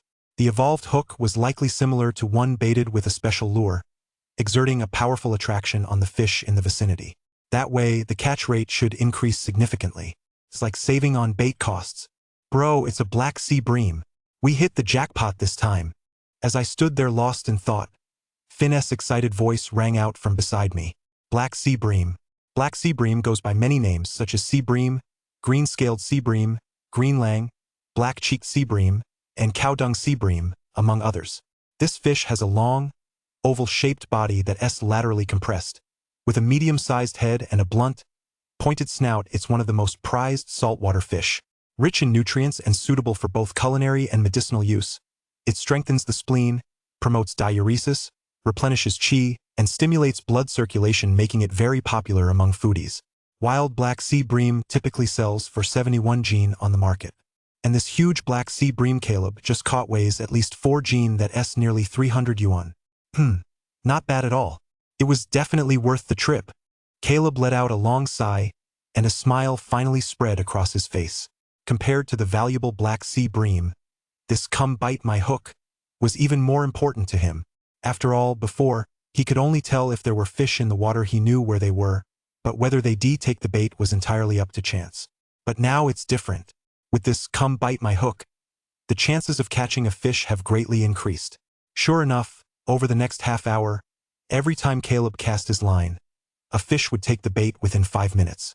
That alone would have been impressive enough. There hadn't been many fish in the water where Caleb was fishing to begin with, but with the appearance of this, come bite my hook, quite a few fish from the surrounding area began swimming over toward him, especially the fish near Hank's dead spot, which had been a bit hesitant at first, but as soon as they caught a whiff of Caleb's bait, they eagerly swam right over. Yellow croaker, sea bass, grouper. Watching Caleb reel in one catch after another, Hank and the other anglers sitting nearby all gaped in astonishment. They were all seasoned veterans. They'd even seen their fair share of professional fishing pros, but in all their years, they'd never seen anyone catch fish as frequently as Caleb. They'd originally thought Caleb was a bronze player, but it turned out he was a champion. Chapter 12, The Angler Drowns. Under the astonished gazes of the other anglers, Caleb reeled in quite a few fish in no time at all. Once, he even managed to hook 2 fish at once, leaving the anglers so envious that their mouths dropped open and they were practically drooling. Unfortunately, despite catching so many fish, almost all of them bore the cash sigil. He didn't encounter a single one with the gear sigil. The only silver lining was that later on, he reeled in a yellow croaker marked with the Tai Chi symbol, which also granted him a cash payout for his cooking skill. Seeing that there were no other special symbols in sight, Caleb decided to call it a day. He arrived a bit late. When fishing with the tides, you usually start at high tide and fish until low tide, but now the tide was about to go out, so there wasn't much point in staying any longer. Finn, let us go. Caleb packed up his fishing gear and said to Finn standing beside him. Got it, bro. Finn had thoroughly enjoyed the show. Watching Caleb reel in one catch after another was even more thrilling than fishing himself. Still, today's haul was impressive. They caught more than enough to be satisfied. Phew, finally, we're out of here. Seeing Caleb and Finn leave, Hank and the other anglers also let out a long sigh of relief. Earlier, Caleb had been in full command, and as he kept reeling in fish, the entire area seemed to be filled with a tense and thrilling atmosphere, so much so that they'd all forgotten they were even fishing. Now that the king had left, the pressure on their shoulders finally eased a bit. Holy crap, I've got a bite. However, just then, a familiar voice suddenly rang out from the rocks. Everyone looked in the direction of the voice and saw Hank, who hadn't caught a thing all day, gripping one of his rods with excitement as he began frantically playing the fish. As he reeled in the line bit by bit, Hank saw an enormous Japanese meager thrashing about in the surf. Judging by his experience, this fish must weigh at least 20 jin. Good grief. Nothing all morning. And the first one that comes along is a monster. Seeing this, Hank's heart raced. He tried to force himself to stay calm, but he was too excited to control himself and could only keep reeling back and forth as best he could. There was nothing he could do. The strength of this massive Japanese meager was simply too great, and with the wind picking up out at sea, the fishing had become much more difficult. Little did he know that this massive Japanese meager had originally intended to return to David, but upon suddenly catching the scent of something delicious over here, it couldn't resist swimming over. But by the time it arrived, Caleb's come and bite my hook bait was long gone. Disappointed, it then caught the scent of the bait station Hank had set up. Well, after being tossed about in the ocean for so long, the scent of the bait Hank had set earlier had faded somewhat. But figuring that since it was already there, it would be a waste not to take a bite, this huge Japanese meager took Hank's hook and then fell for the trick. The wind was strong by the shore, and the waves were churning violently. Hank played the fish for quite a while, only to discover, much to his frustration, that the large Japanese meager in the water showed no signs of tiring. On the contrary, it was struggling harder and harder. The fishing rod in his hands was already stretched to its limit, as if it could no longer withstand the pressure, and began to creak and shake. Come on! After enduring the whole morning, he finally landed a big one. Hank wasn't about to give up so easily. He gripped the rod with both hands, gritting his teeth as he gathered his strength, not letting up for a moment. But the massive Japanese meager in the water was simply too powerful and continued to fight back relentlessly. Before long, Hank and the Japanese meager had switched roles. It was no longer Hank reeling in the fish, but the Japanese meager reeling in Hank. Something's wrong, let us go help him. The few anglers sitting on the rocks had also noticed that Hank was running out of strength. Their faces paled instantly, and one by one, they dropped their fishing rods and ran toward Hank. Saltwater fishing is different from freshwater fishing. The ocean is full of big fish, and the waves and winds are fierce. Many fish weigh more than a person, and if you lose control, it could lead to an unpredictable accident. However, Hank was small in stature and ultimately couldn't hold on long enough to wait for their help. While wrestling with the massive Japanese meager, his foot slipped, and he plummeted straight into the water below. Holy crap! He fell in. What are we going to do? Call the police. What are you standing there for? Watching Hank fall into the water, the fishermen couldn't help but look panicked. Although they were by the sea, this spot was nothing like the relatively gentle sandy beach. Even at low tide, no one knew just how deep the water was beneath these reefs. Moreover, the conditions underwater were treacherous. If they jumped in to save him, they might not only fail to rescue Hank but end up drowning themselves. Splash! However, just as the group was sinking into panic, a figure sprinted toward them. Before anyone could react, that figure jumped into the sea without hesitation. It was none other than Caleb, who had been about to leave but had rushed over upon hearing the commotion. The sea is merciless, and life is precious. If someone falls into the water and isn't rescued in time, the chances of survival are slim. Having been reborn, Caleb naturally couldn't stand by and watch someone die in a situation like this. Gurgle, gurgle. As he plunged into the water, the icy seawater surged toward him from all directions. Strangely enough, though, Caleb felt no discomfort at all. On the contrary, he spread his limbs and began to swim effortlessly. The underwater breath-holding skill he acquired from that green sea turtle yesterday made Caleb feel as if he truly transformed into a sea turtle himself. Despite the wind and waves, he remained perfectly steady. Soon, Caleb spotted Hank. However, seeing Hank clutching his fishing rod with both hands left Caleb at a loss for words. This fisherman is completely crazy. Isn't he? He is practically on his last legs, and he is still thinking about the fish. Without a word, Caleb rushed over, wrapped one arm around Hank's waist, and dragged him toward the shore. My fish! My fish! Hank clutched his fishing rod, his face a picture of utter despair. In the brief moment it took, although the fishing rod was still in his hand, that massive Japanese meager weighing over 20 Gene had already slipped away. It wasn't until Caleb dragged him onto the shore that Hank finally came to his senses. That's right, all his attention had been focused on that big catch just now. If it hadn't been for someone coming to his rescue, he would lost his life right there today. And when he realized that the one who had saved him was none other than Caleb, his emotions ran even higher. Bro, you're my lifesaver. With a thud, Hank dropped to his knees right in front of Caleb. A drop of water deserves a gushing spring in return. I, Hank, have no way to repay your immense kindness, Hank said to Caleb, his face full of gratitude.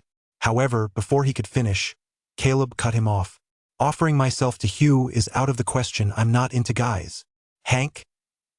Chapter 13. Fishing without showing off is a meaningless life. Bro, Caleb, you've got the wrong idea. I just wanted to show my appreciation. Hank froze for a moment, then gave an awkward smile and offered a sheepish explanation. Caleb suddenly realized, so this kid wasn't offering himself to Hugh. He just wanted to add him on WeChat and transfer some money to express his gratitude. Caleb had initially refused, but Hank was stubborn as hell. He forced the WeChat connection and, with a casual tap, transferred 10,000 yuan to him. Just like a real angler, he sure knows how to spend big.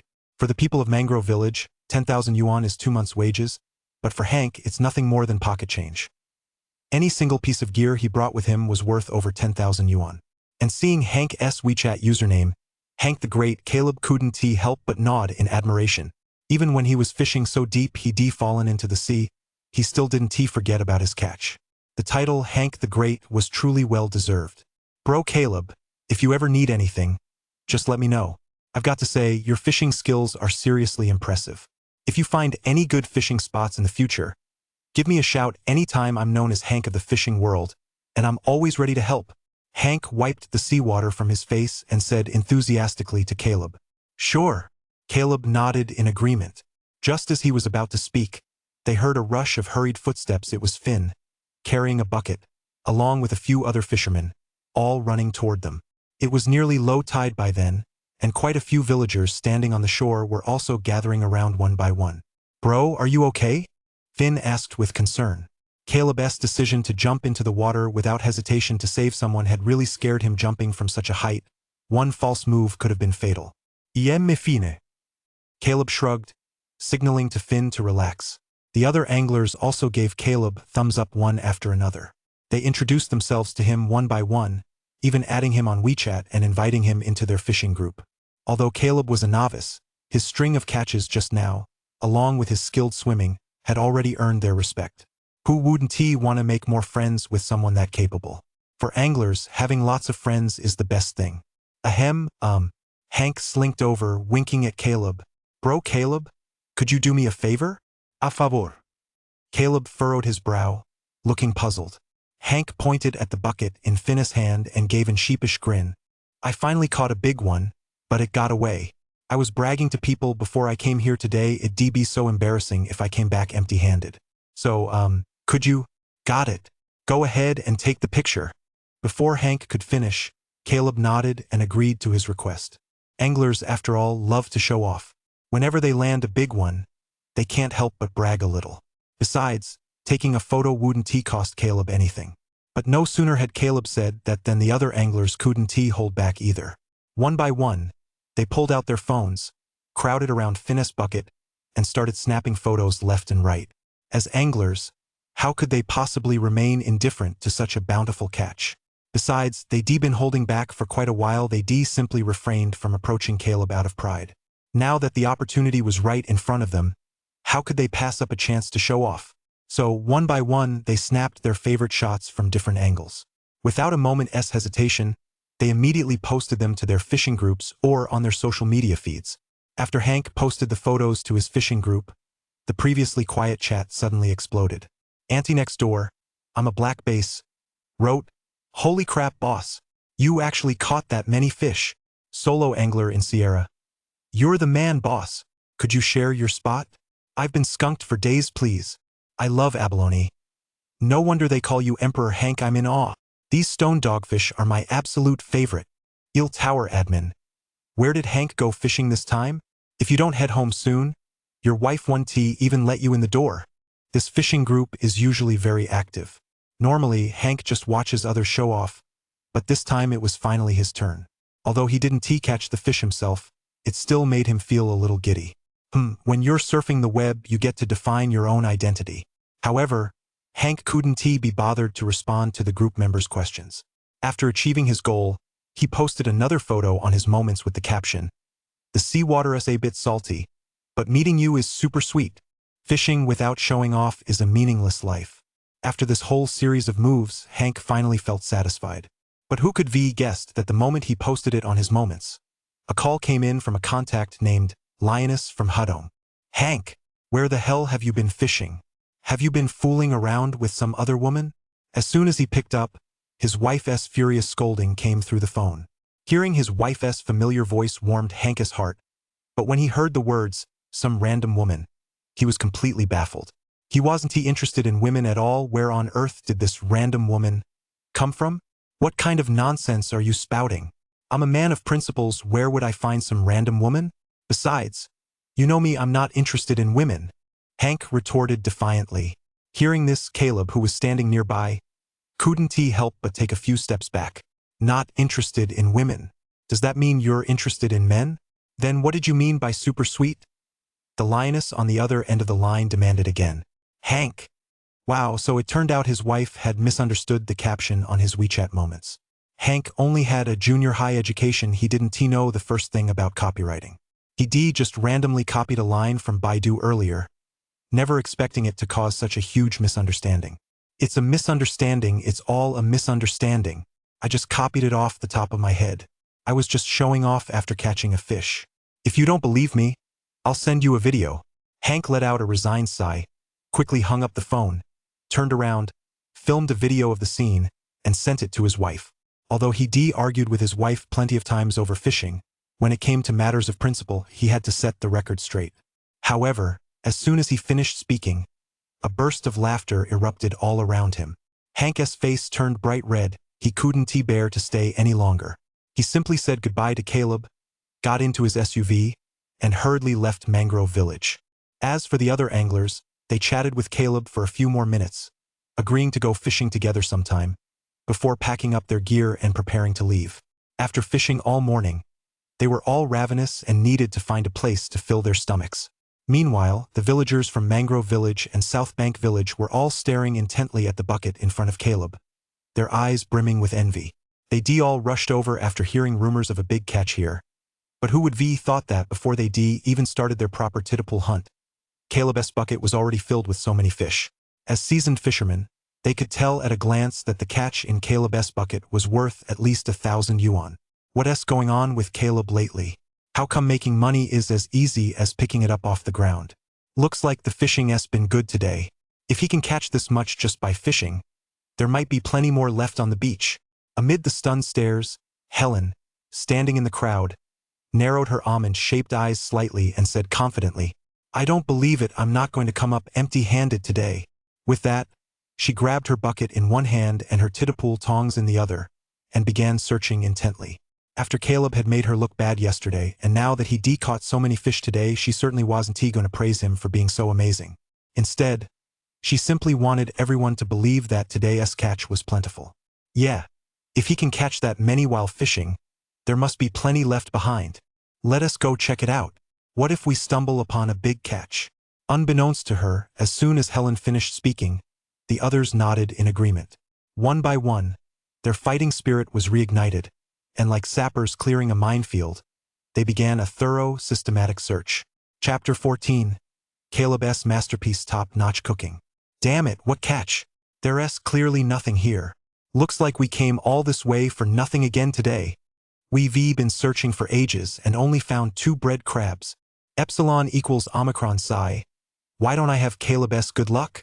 A crowd of people were searching the beach with fiery enthusiasm, eager to turn over every single rock. Unfortunately, even so, after a full hour had passed, not many had managed to land any impressive catches. Helen was no exception. Although she didn't come away empty-handed today, she only managed to dig up 3 three-eyed crabs. In fact, because the tittle hunt was so crowded, she almost got into a huge argument with the person next to her over those 3 three-eyed crabs. As for Caleb, he and Finn walked up to the fishmonger from yesterday, carrying a bucket full of their catch.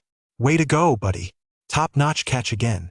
The fishmonger looked at the catch in the bucket and couldn't help but give Caleb a big thumbs up. Although it was all fish today, they were all in good condition. After weighing them one by one, he sold them for 1,300, not a bad haul compared to yesterday's. Caleb transferred just over 300 to Finn, and as for the remaining 1,000, he transferred every last cent to his older brother, David.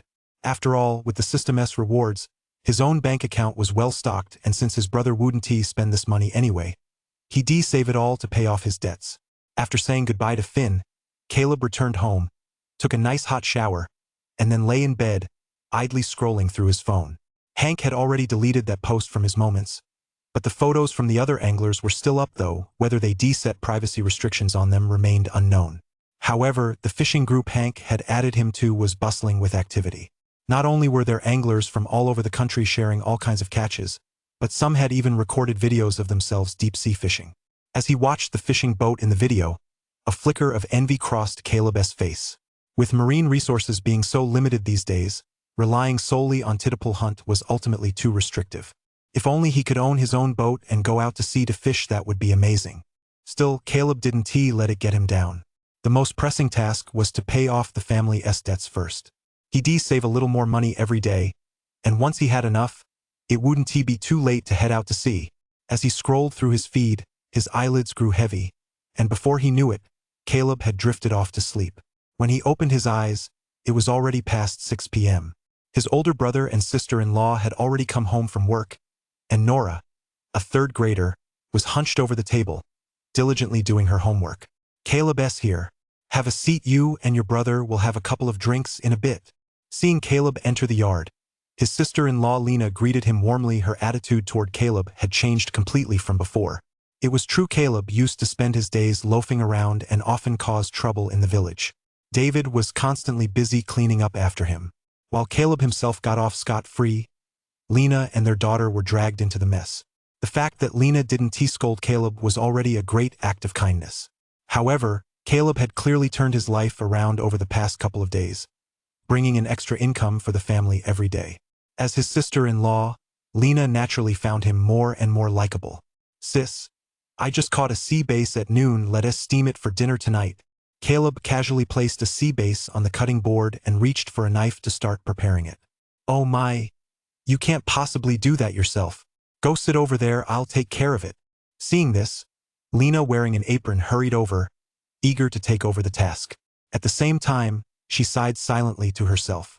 It seemed her younger brother-in-law had truly changed. He used to just sit around doing nothing, but today he actually knew how to work. "Sis-in-law, you've always taken care of me.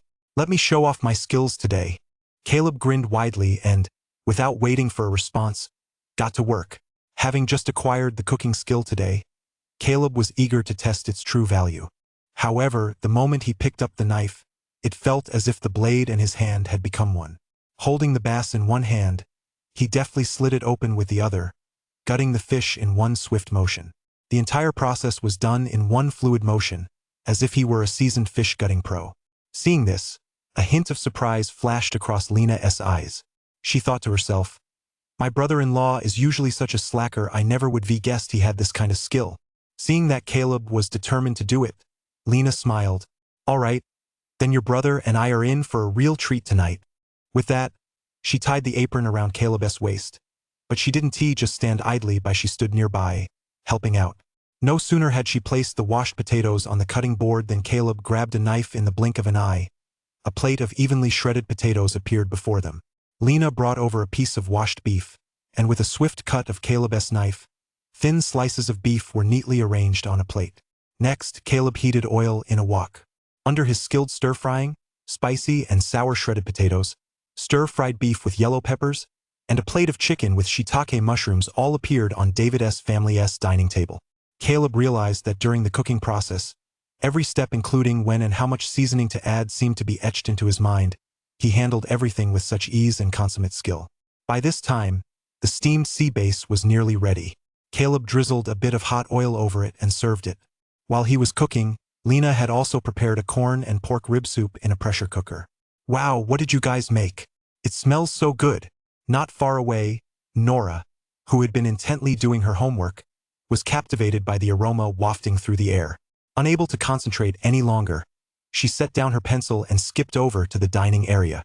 When the little girl saw the dishes on the table, she couldn't help but exclaim, "Oh my gosh, dinner is so lavish." Indeed, the table was set with peanuts in aged vinegar, smashed ex-boyfriend, a dish made from pork ribs, spicy and sour shredded potatoes, stir-fried beef with yellow onions, chicken with shiitake mushrooms, plus a plate of steamed sea bass and a pot of corn and pork rib soup. With meat, vegetables, and soup, it was simply too lavish. Don't be fooled by the fact that the villagers buy the seafood every day. They can't always afford to eat it. Usually, when they catch valuable seafood, they sell it to fishmongers for cash. In recent years, the Chow family had been drowning in debt, and David and Lena spent all their time worrying about paying it off, so their meals were far from impressive. If it weren't for the big money Caleb had made these past few days, they wouldn't have been able to splurge like this. "My little brother's all grown up." Looking at the table full of food, David's face lit up with satisfaction, and he immediately motioned for Caleb to take a seat. He couldn't bring himself to eat the corn and pork rib soup or the steamed sea bass. Nora was still growing, so she needed to eat more to get the nutrients she needed. His gaze swept around the table and settled on the plate of spicy and sour shredded potatoes. Both its shape and color looked so appetizing that, blinking, David casually picked up a pair of chopsticks and popped a bite into his mouth. The moment the shredded potatoes touched his tongue, David's eyes widened. Chapter 15. Destination: the mangrove forest. The shredded potatoes in his mouth were tangy, spicy, and refreshing, so delicious that after the first bite, he couldn't resist taking a second.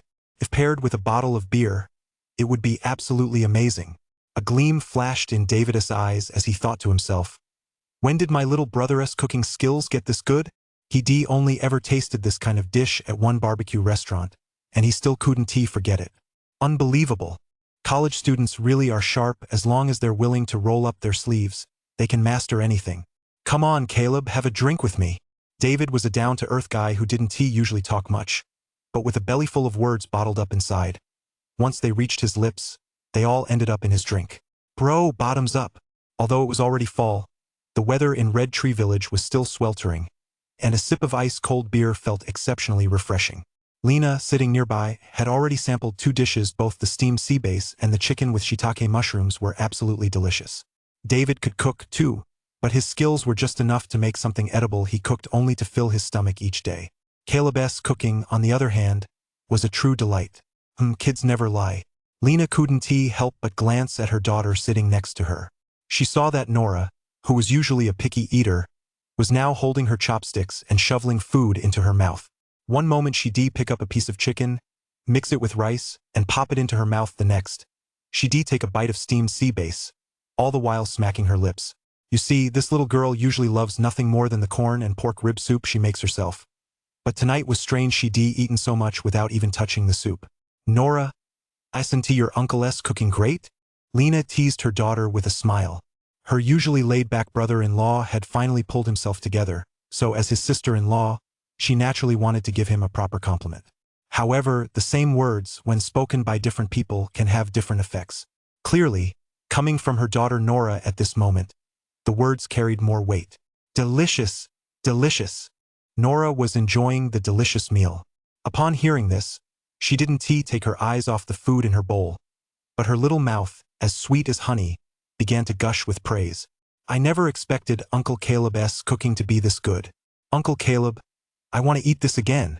You have no idea, my dad's cooking is so terrible that eating every day is pure torture for me. Since Caleb used to spend his days loafing around, Lena was afraid her daughter would follow his example, so she rarely let Nora exchange more than a few words with him. However, after eating such a delicious meal today, Nora's opinion of Caleb had changed. Who says her uncle isn't capable? With cooking skills like that alone, if he opened a restaurant, business would surely be booming. Hearing his daughter complain about how bad his cooking was, David's face flushed slightly, but he wasn't upset. Instead, he gave Caleb a heartfelt thumbs up. Caleb, did you see that? Even Nora likes the food you make. Haha. If you want some more, your uncle will make it for you. Looking at his mischievous little niece, Caleb couldn't help but smile. Having traveled to this world and found such a warm and loving family, he felt an extraordinary sense of warmth in his heart. The family chatted and laughed, making the meal especially lively. After dinner, Nora held up her math test with a worried look on her face and approached Caleb. Uncle Caleb, can you take a look at this problem? I've been racking my brain and still can't figure it out. David and Lena had both graduated from middle school, and after working for so many years, they'd long since forgotten what they'd learned. Helping Nora with her homework was the most agonizing part of their day. Every time she asked a question, the couple would just stare at each other helplessly, ultimately at a loss. They simply didn't know how to solve today's elementary school problems. Given Caleb's previous behavior, they hadn't dared let Nora ask him for help. As for a tutor, a family like theirs simply couldn't afford one. Now that Caleb is back to normal, they're no longer worried that Nora will follow his bad example. So the couple turned their eager gazes toward Caleb. They thought to themselves, we only have a junior high education and can't solve these problems. You're a college student, surely you can figure this out, right? Let me see. Caleb blinked and took the math worksheet Nora handed him. Move one matchstick so that the equation is true. The equation is represented by the shape formed by the stacked matchsticks. 134 plus 156 is equal to 283. Caleb, are elementary school problems really this crazy these days? Although he had graduated from a prestigious university in his previous life, it had been many years since he'd done any math problems. Seeing a question like this for the first time left him a bit stumped. Fortunately, his foundational knowledge was still there. After a moment's thought, Caleb came up with the answer. Caleb said to Nora, "Nora, look, if you move the matchstick below the 6 to the top of the 3 on the right, wouldn't the equation balance out?" Ha! Following Caleb's instructions, Nora crossed out the vertical line under the 6 and added a matchstick above the 3 on the right. Instantly, the equation became 134 plus 155 plus 289. The equation balanced. Amazing! Nora immediately looked at Caleb with admiration. "Uncle, how did you do that?" She knew her uncle had graduated from college, so this problem shouldn't have been too difficult for him, but Nora never expected him to answer so quickly. Caleb smiled. "Nora, how do you do addition?" Without hesitation, Nora replied, "Of course, from right to left, starting with the ones place and working up to the hundreds place." Caleb continued to guide her. "Now take a look at the original equation. What's wrong with it?" "Well," Nora furrowed her brow. "It seems like the tens and hundreds digits are correct, only the ones digit is wrong." Caleb nodded. She was a quick learner. He continued, "Since the problem asks us to move only one matchstick, and both the tens and hundreds digits are correct, there's naturally no need to move anything there. That leaves only the ones digit. This 4 obviously can't be moved, moving it would make the number invalid. So now we're left with the 6 in 156 and the 3 in 283. Take a look, if you're moving just one matchstick. S&T, the only one you can move, the one right here. Give a man a fish and you feed him for a day, teach a man to fish, and you feed him for a lifetime. This kind of brain teaser actually tests a student's logical thinking skills. Once you grasp that point, it's really not difficult at all." "I see." Nora nodded repeatedly as she listened, and the look in her eyes as she gazed at Caleb had taken on a touch of admiration. Whenever she asked her parents before, they just roll their eyes. Not only could they not solve the problem, but they actually scold her for not paying attention in class. Her uncle was so much better. Not only could he solve the problem, but he could also explain why. He was even more thorough than her teacher. "Haha, you're a college student after all." This 3rd grade problem really had us stumped. "Caleb, please help Nora out more often in the future." Seeing that their younger brother had successfully solved Nora's math problem, David and Lena's faces lit up with smiles. For this tough problem, they finally found their savior. 3rd grade? This is 2nd grade summer homework. Little did they know, the moment those words left her mouth, their daughter Nora delivered a crushing blow. David, Lena, well, it turned out they didn't know the answer to a 2nd grade math problem either. Caleb was left both amused and exasperated. After chatting with his brother and sister-in-law's family for a while longer, he finally returned to his own yard.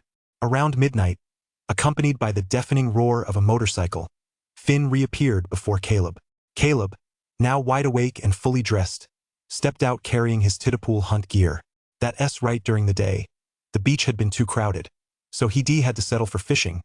But now that it was late at night and quiet, he planned to head out with Finn to check out the mangroves outside the village. Destination: the mangroves. "Let us go." Caleb hopped on the motorcycle and gave the order. "Got it, bro," Finn replied, hit the gas, and the two of them vanished into the night in a flash. Chapter 16. The crab trap is our home, everyone loves it. The mangrove forest outside Mangrove Village covered a considerable area, situated right on the border between Mangrove Village and Nanpan Village. In the past, people from both villages would occasionally come here for Titapool hunting. However, because the mangrove vegetation was dense, the conditions beneath the water were extremely complex, and sea snakes were known to appear from time to time. For safety's sake, the number of people venturing here had dwindled over the years. When Caleb and Finn arrived at the mangrove forest, the tide had already receded considerably. The remaining water in the mangroves barely reached their knees. The bright moonlight streamed down, draping the small grove in a veil of mystery. In the darkness of the night, the occasional chirp of birds could be heard from the overlapping treetops. These were the calls of pelicans, some of which inhabit freshwater areas, while others are found in these coastal waters near the open sea. During the day, they might swim and forage on the water's surface like ducks, but once night falls, They spread their wings and fly back to the nests they've built in the branches. These waterbirds are protected species, and Caleb didn't want to provoke them. Right now, however, his full attention was focused on the shallow shallows before him, where a dense cluster of golden symbols floated amidst the shimmering waves. Wow, the fishing here is way better than over on the beach. Looks like they're in for a huge catch today. Finn, go check that area out. Watch out for sea snakes. Caleb pointed casually, directing Finn to an area densely packed with symbols. As for himself, he slowly made his way in the opposite direction. That's because, among the cluster of cash sigils, Caleb had spotted a gear sigil. Swiftly weaving through a school of small, random fish, Caleb, holding his lucky titapool hunt kit, headed straight for that gear sigil. As he got closer, he could see clearly. There, in the crystal-clear seawater, a truly hideous creature was resting beneath the roots of a mangrove tree. That's right, this fish was absolutely hideous. Its entire body was white but covered in black spots, with a long, pointed snout that looked just like a fat, huge rat. Yes, this fish was none other than the legendary rat-spotted grouper. Don't let its ugly appearance fool you, it's delicious. On the market, it's worth over 800 per gene. When the market's good, it can even fetch over 1,000. I came to the right place. Seeing this ugly creature, a satisfied smile tugged at the corners of Caleb's mouth. Immediately, he set down the titapool tongs, reached into the bucket, pulled something out, and swiftly tossed it toward the rat-spotted grouper. Whoosh! Hearing the noise, the rat-spotted grouper, which had been dozing, instinctively flinched, about to flee in panic. But just then, its fleeing body suddenly froze, and it turned around, swimming excitedly toward him. Snap! The next second, a sharp hook pierced its mouth. The pain made it thrash wildly, but no matter how it struggled, the hook had already embedded itself deep into its body. There was no escaping it. That's right, the hook Caleb had cast was none other than the Come Bite Me hook he acquired earlier that day. Before coming here, he deliberately detached the hook from the fishing rod and attached it to the fishing line himself. There was no other way. Over the years, the mangrove forest had grown so densely that the branches in the water were a tangled, intertwined web which, ironically, served as a sort of protective barrier for the fish, shrimp, and crabs. Forget the titapool tongs, even a landing net might not be able to scoop them out. But with this hook, it's a different story. As long as he casts it out, he doesn't have to worry about the fish not taking the bait. The thrill of sitting back and waiting for the catch is just awesome. Splash! When Caleb saw that ugly creature stop thrashing, he finally placed it in the bucket and removed the hook. At the same time, the gear sigil hovering over the rat grouper flashed rapidly. Immediately afterward, Caleb noticed that 5 identical fish traps had suddenly appeared right in front of him. Floating above the traps were a few golden characters. Fish traps are our home, we all love them. Caleb? He expected to receive further upgrades to his gear, but he never imagined 5 fish traps would just drop out of nowhere. Fish traps are our home. Everyone loves them. Just from the name, you could tell they were incredibly powerful. There are many ways to catch fish, and setting fish traps is one of them. Fishing is hard on your back, and titapool hunting is hard on your legs, but setting fish traps is much more convenient. As long as you find a good spot beforehand, set the crab traps there, and wait a day or two, you can just go collect your catch. It's practically fishing while lying down. There are plenty of great spots for setting crab traps near Mangrove Village. If Caleb sets some traps every other day, it'll be a nice little bonus for him. This gear's great going in the bucket. With his new gear, Caleb was in high spirits. He grabbed his titapool tongs and, in one go, scooped up a whole bunch of swimming crabs, bread crabs, and other creatures hiding nearby, plopping them all into his bucket. Good things come in pairs.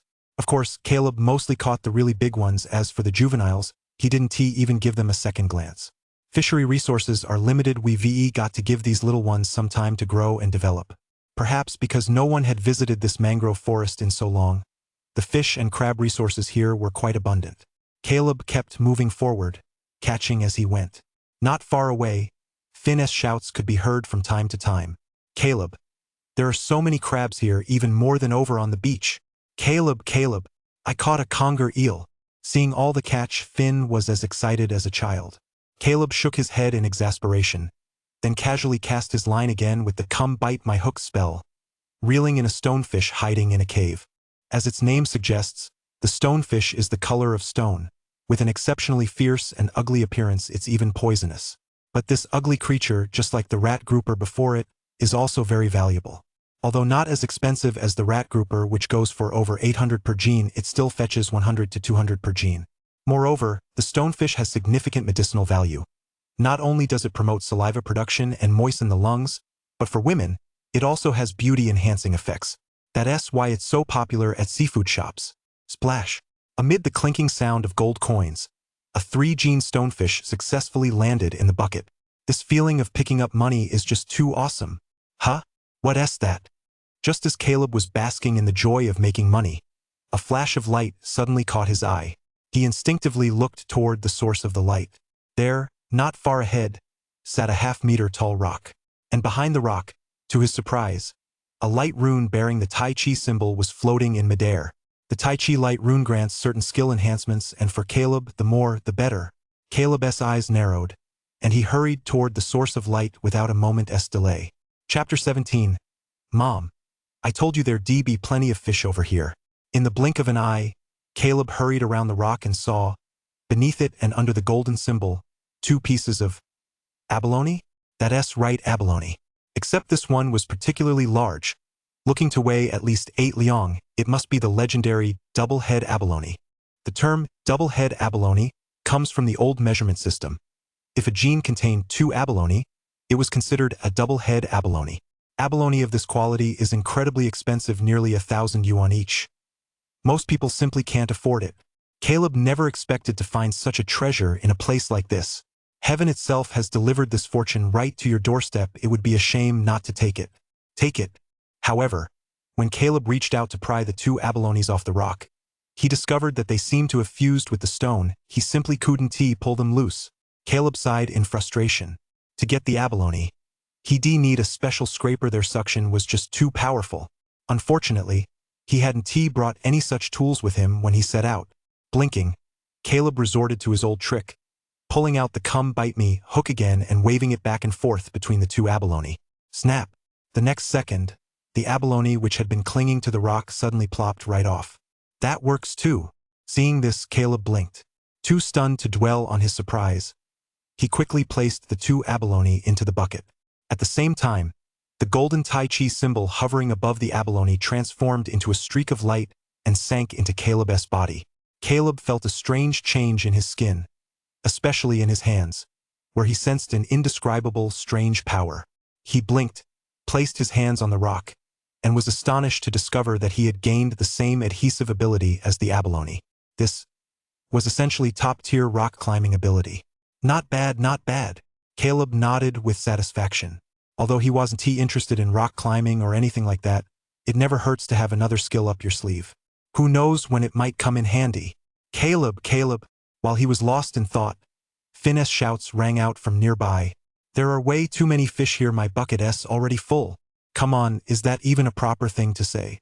If the guys from the Titapool hunt earlier today heard Finn say that, they'd probably be fuming with rage. Before he could finish speaking, Finn had already run up to Caleb, bucket in hand. Caleb glanced at Finn's bucket and saw that it was filled almost entirely with all kinds of crabs and conch, not a single fish in sight. Well, even so, this bucket of crabs and conch would still fetch a decent price. Not a bad catch. Caleb didn't hesitate to offer some praise. Finn was a kid who needed encouragement. But no sooner had he finished speaking than Finn stared at his own bucket and let out a gasp of surprise. Caleb, you're unbeatable. You even caught a ratfish. Finn had thought his catch today was pretty impressive. It was the first time in his life he'd filled a bucket during a Titapool hunt, but he never expected Caleb's haul to be even more incredible than his own. To put it simply, the value of just one of those rat-spotted fish was almost equal to his entire bucket of crabs and conch. Not bad, Finn. We've got enough for now. Let us look around a bit more, then call it a day. This trip to the mangroves had been quite fruitful, and most importantly, they'd obtained 2 interesting light runes, which was more than enough to satisfy Caleb. Meanwhile, on the other side of the dark mangrove forest, 3 figures were moving forward cautiously. As they walked, they scanned their surroundings, stopping every now and then to pick things up and put them into their respective buckets. Mom, look at this. I told you when it comes to the catch, the mangroves are the place to be. Lu Hao, holding his bucket, said to his mother-in-law with a smug look on his face. Behind him, besides his mother-in-law Helen, stood his wife, Mia. Lu Hao had been dwelling on the fact that Caleb had outdone him yesterday. Now, hearing from his mother-in-law today that Caleb had actually caught over 1,000 fish, he felt even more frustrated. Since his mother-in-law, Helen Titipul Hunt, hadn't caught anything either, Lu Hao thought for a moment and decided to take his mother-in-law and wife over to the mangrove forest for a stroll. After all, he had no plans to go out to sea these next couple of days, so taking a walk through the mangrove forest might just turn up some fish, which would be a nice bit of extra income. Lu Hao's hunch was spot on. The mangrove forest hadn't seen visitors in a long time, so the catch was indeed plentiful. The three of them had been there for less than an hour and had already caught quite a few crabs. In fact, Lu Hao even caught a 3-gene orange spotted grouper worth 200 yuan. Yeah, there's definitely plenty to catch over here in the mangrove forest.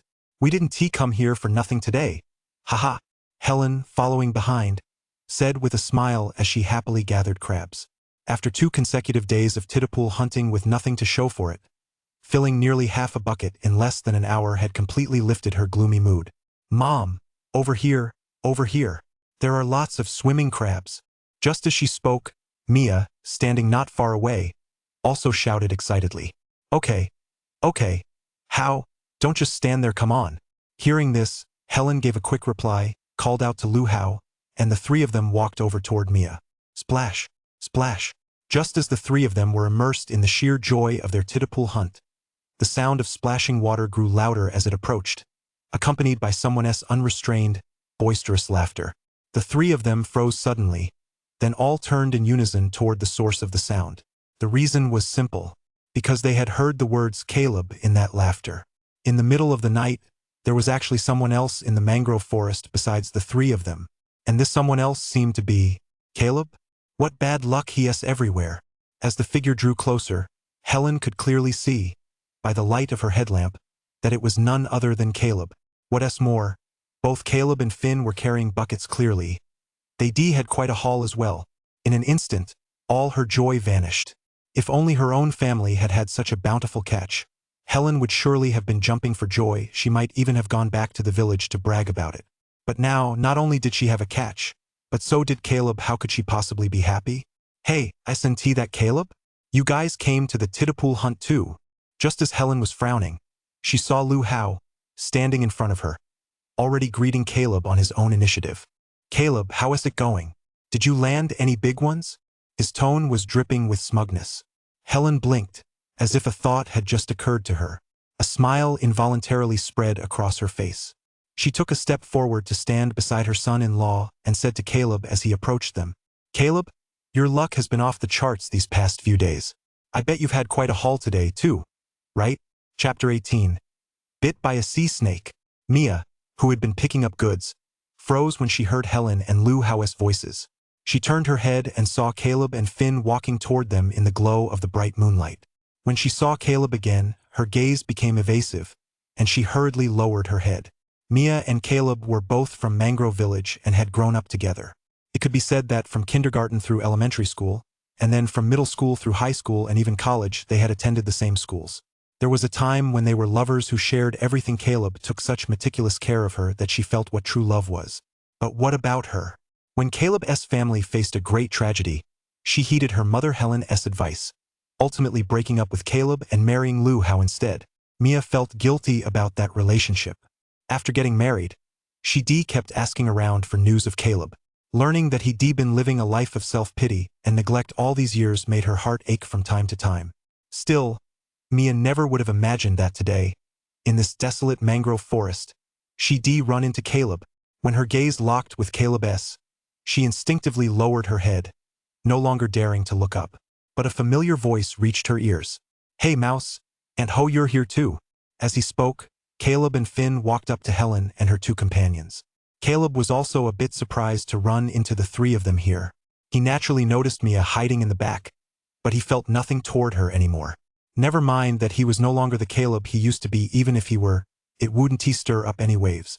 Birds of a feather flock together, but when disaster strikes, they fly their separate ways. Besides, Caleb and Mia weren't exactly husband and wife, so where was the talk of loyalty? Since Mia had made her choice, he naturally had to respect her fate. Just then, as soon as Caleb finished speaking, Helen's gasp rang out in the night. My goodness, so many crabs. Where did you guys get them? Helen had originally intended to join her son-in-law in mocking Caleb. After all, there were only Caleb and Finn. How much of a catch could the two of them possibly have? But her family consisted of 3 people. Surely their combined haul would be greater than Caleb's.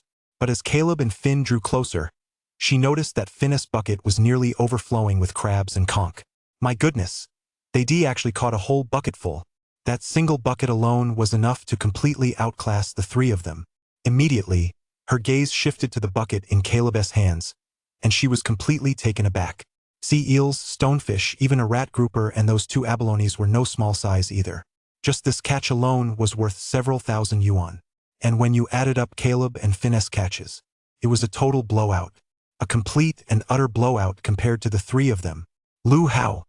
At that moment, Lu Hao didn't even know what to say. Back at the dock earlier, when Caleb had sold his catch for over 3,000 yuan in one go, Lu Hao had thought it was purely down to Caleb's incredible luck.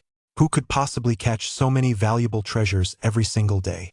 But today, Caleb had once again proven him wrong with his actions. The catch in Caleb's bucket right now was, honestly, more than what Lu Hao made on an entire fishing trip. The key was that Lu Hao had to depend on the weather and take risks when he went out to sea, while Caleb's operation was basically 0 cost and 0 risk. Good heavens, has Caleb been under the protection of Mazu lately? How could his luck be this good? Oh, it's not that much. Maybe we just got here early. Caleb shrugged, gave a faint smile, and politely asked, "Howsy? And ho, how is your catch?" Lu Hao. Helen? What was supposed to be a casual greeting had suddenly become incredibly awkward. They'd been here quite a while too, yet the 3 of them combined had only managed half a bucket of crabs and at most 1 grouper. But even all their catch put together wasn't worth as much as Caleb's single rat grouper. Haha, so. We've only been here half an hour, we're just getting started. Lu Hao, quick on his feet, came up with an excuse without batting an eye. Right. We've only been here half an hour. You know what? The catch in these mangroves is really plentiful. Helen caught on immediately and nodded in agreement. But her comment was a bit superfluous, as if she were afraid others wouldn't realize they'd just arrived. Caleb glanced at the 2 of them out of the corner of his eye. Their clothes were soaked. Hadn't they been here for nearly 2 hours already? Alright, then keep at it. Finn and I are almost done. We've got to hurry up and sell our catch. Caleb couldn't be bothered with these 2 hypocrites. After giving a perfunctory reply, he took Finn and headed toward the exit of the mangrove forest. From start to finish, he didn't spare Mia a single glance. As the 2 gradually walked away, Finn's mutterings could still be heard from time to time in the darkness. They've been soaking in the water for 2 hours, yet they're putting on a front and claiming they just got here. How shameless. Caleb, why are you giving Helen any face? This bucket of crabs I've got could outdo them by a mile. Bro, my man, don't give me any money today. Save it to get married. What we've made these past few days is more than what others make in a whole month. Let us work hard. We're definitely going to marry a woman even prettier than that Mia. The mangrove forest was actually quite empty at night. Every word Finn spoke reached Helen and the other 2 with crystal clear clarity. Like a barrage of sharp little knives, they pierced the 3 of them, leaving them riddled with wounds and utterly devastated. Helen? Lu Hao? Mia? So, Mom, is he the one you were talking about who cleaned out the Titapool hunt? After a long silence, Mia broke the quiet. Seeing Caleb again, she didn't doubt for a moment that it was real. But Mia never imagined that, from start to finish, Caleb wouldn't spare her a single glance, let alone say a single word to her, which left her feeling hollow inside. After all, there was a time when Caleb had been so attentive to her. Of course, Mia never would have guessed that Caleb was the Titapool hunt king of the past few days, which meant he'd been raking in quite a bit of money lately. Lu Hao, standing nearby, watched as Mia learned the truth, his expression shifting between anger and disappointment. What's there to brag about? Helen rolled her eyes, spat in the direction Caleb and Finn had left, and snorted. He's just lucky. Mouse, Meichi, since they caught so many, that means there must still be plenty left in these mangroves. Let us keep searching, we'll definitely catch more than they did. True to form, Helen regained her confidence in just a few words. That's right, Mom. Hearing this, Lu Hao perked up as well. Why don't we head further ahead? We might stumble upon a big haul. Mother-in-law and son-in-law chimed in unison, as if they hadn't heard Mia speak at all. Mia shook her head in exasperation and had no choice but to follow the two of them as they continued to feel their way forward. But after taking just a few steps, she couldn't help but turn her head and glance back in the direction Caleb had gone, as if she'd left something important behind. Before long, Mia was drawn over by the exclamations of her mother and husband. "Come quick! Come quick! There's another grouper over here. Mud crab, oh my goodness, it's a big mud crab. Mechi, don't just stand there, come help catch them before they get away." Mia snapped out of her daze, grabbed her tittle tongs and landing net, and hurried forward. As she got closer, she saw, sure enough, quite a few big catches swimming in the water ahead. Mia focused her attention and joined in the catch. Oil crabs, tiger crabs, swimming crabs, one after another, crabs and sea fish were scooped into the bucket by the three of them. This made Helen so happy her smile stretched from ear to ear. "I told you so, there's plenty to catch in these mangroves. Caleb just found them before we did. Let us give it our all and catch even more tonight. Too bad we didn't bring enough buckets." Helen wore a look of triumph. Her earlier gloom had vanished completely, replaced by immense joy. She never would have imagined that one day they'd have a catch so bountiful it would overflow the buckets. This feeling was simply amazing. Ouch! However, about a minute later, as a dark shadow flashed by, Helen, who had been in a state of excitement, let out a cry of pain and screamed in terror. "Mechi! A rat! I've been bitten by a sea snake! Mia! Lu Hao!" Chapter 19. Bro, do you have any barnacles? All three had been so absorbed in the fun of the tittle hunt that they'd long since forgotten the dangers of the mangrove forest. The reason no one had come to this mangrove forest all these years was precisely because sea snakes frequently roamed here. You see, sea snakes are venomous if bitten, and if an antidote isn't administered within 2 hours, it could very well be fatal. Helen never imagined her luck would be so bad that she'd actually get bitten by a sea snake. Mom, are you okay?" Mia snapped back to her senses and rushed over to Helen's side. But she saw that a row of fang marks had already appeared on her mother Helen's arm, and the wound had begun to change color. Seeing this, Mia's expression turned pale. "Haoji, quick, take my mom to the hospital. Sea snake venom is extremely potent. If not treated promptly, it could truly be fatal." "Ha!" Lu Hao blinked, a bit dazed. He'd worked so hard to catch all these fish, he never expected his mother-in-law to have an accident at a time like this. And right now, he was still holding a bucket full of fish. "Hurry up! Don't just stand there." Seeing him standing motionless, Mia couldn't help but urge him anxiously. "But this catch." Lu Hao shook the bucket in his hand. The contents inside were worth at least 2,000 yuan, no small sum. "What kind of time is this? Is my mom's life more important, or is money?" Mia glared at him and shouted, tears streaming down her face.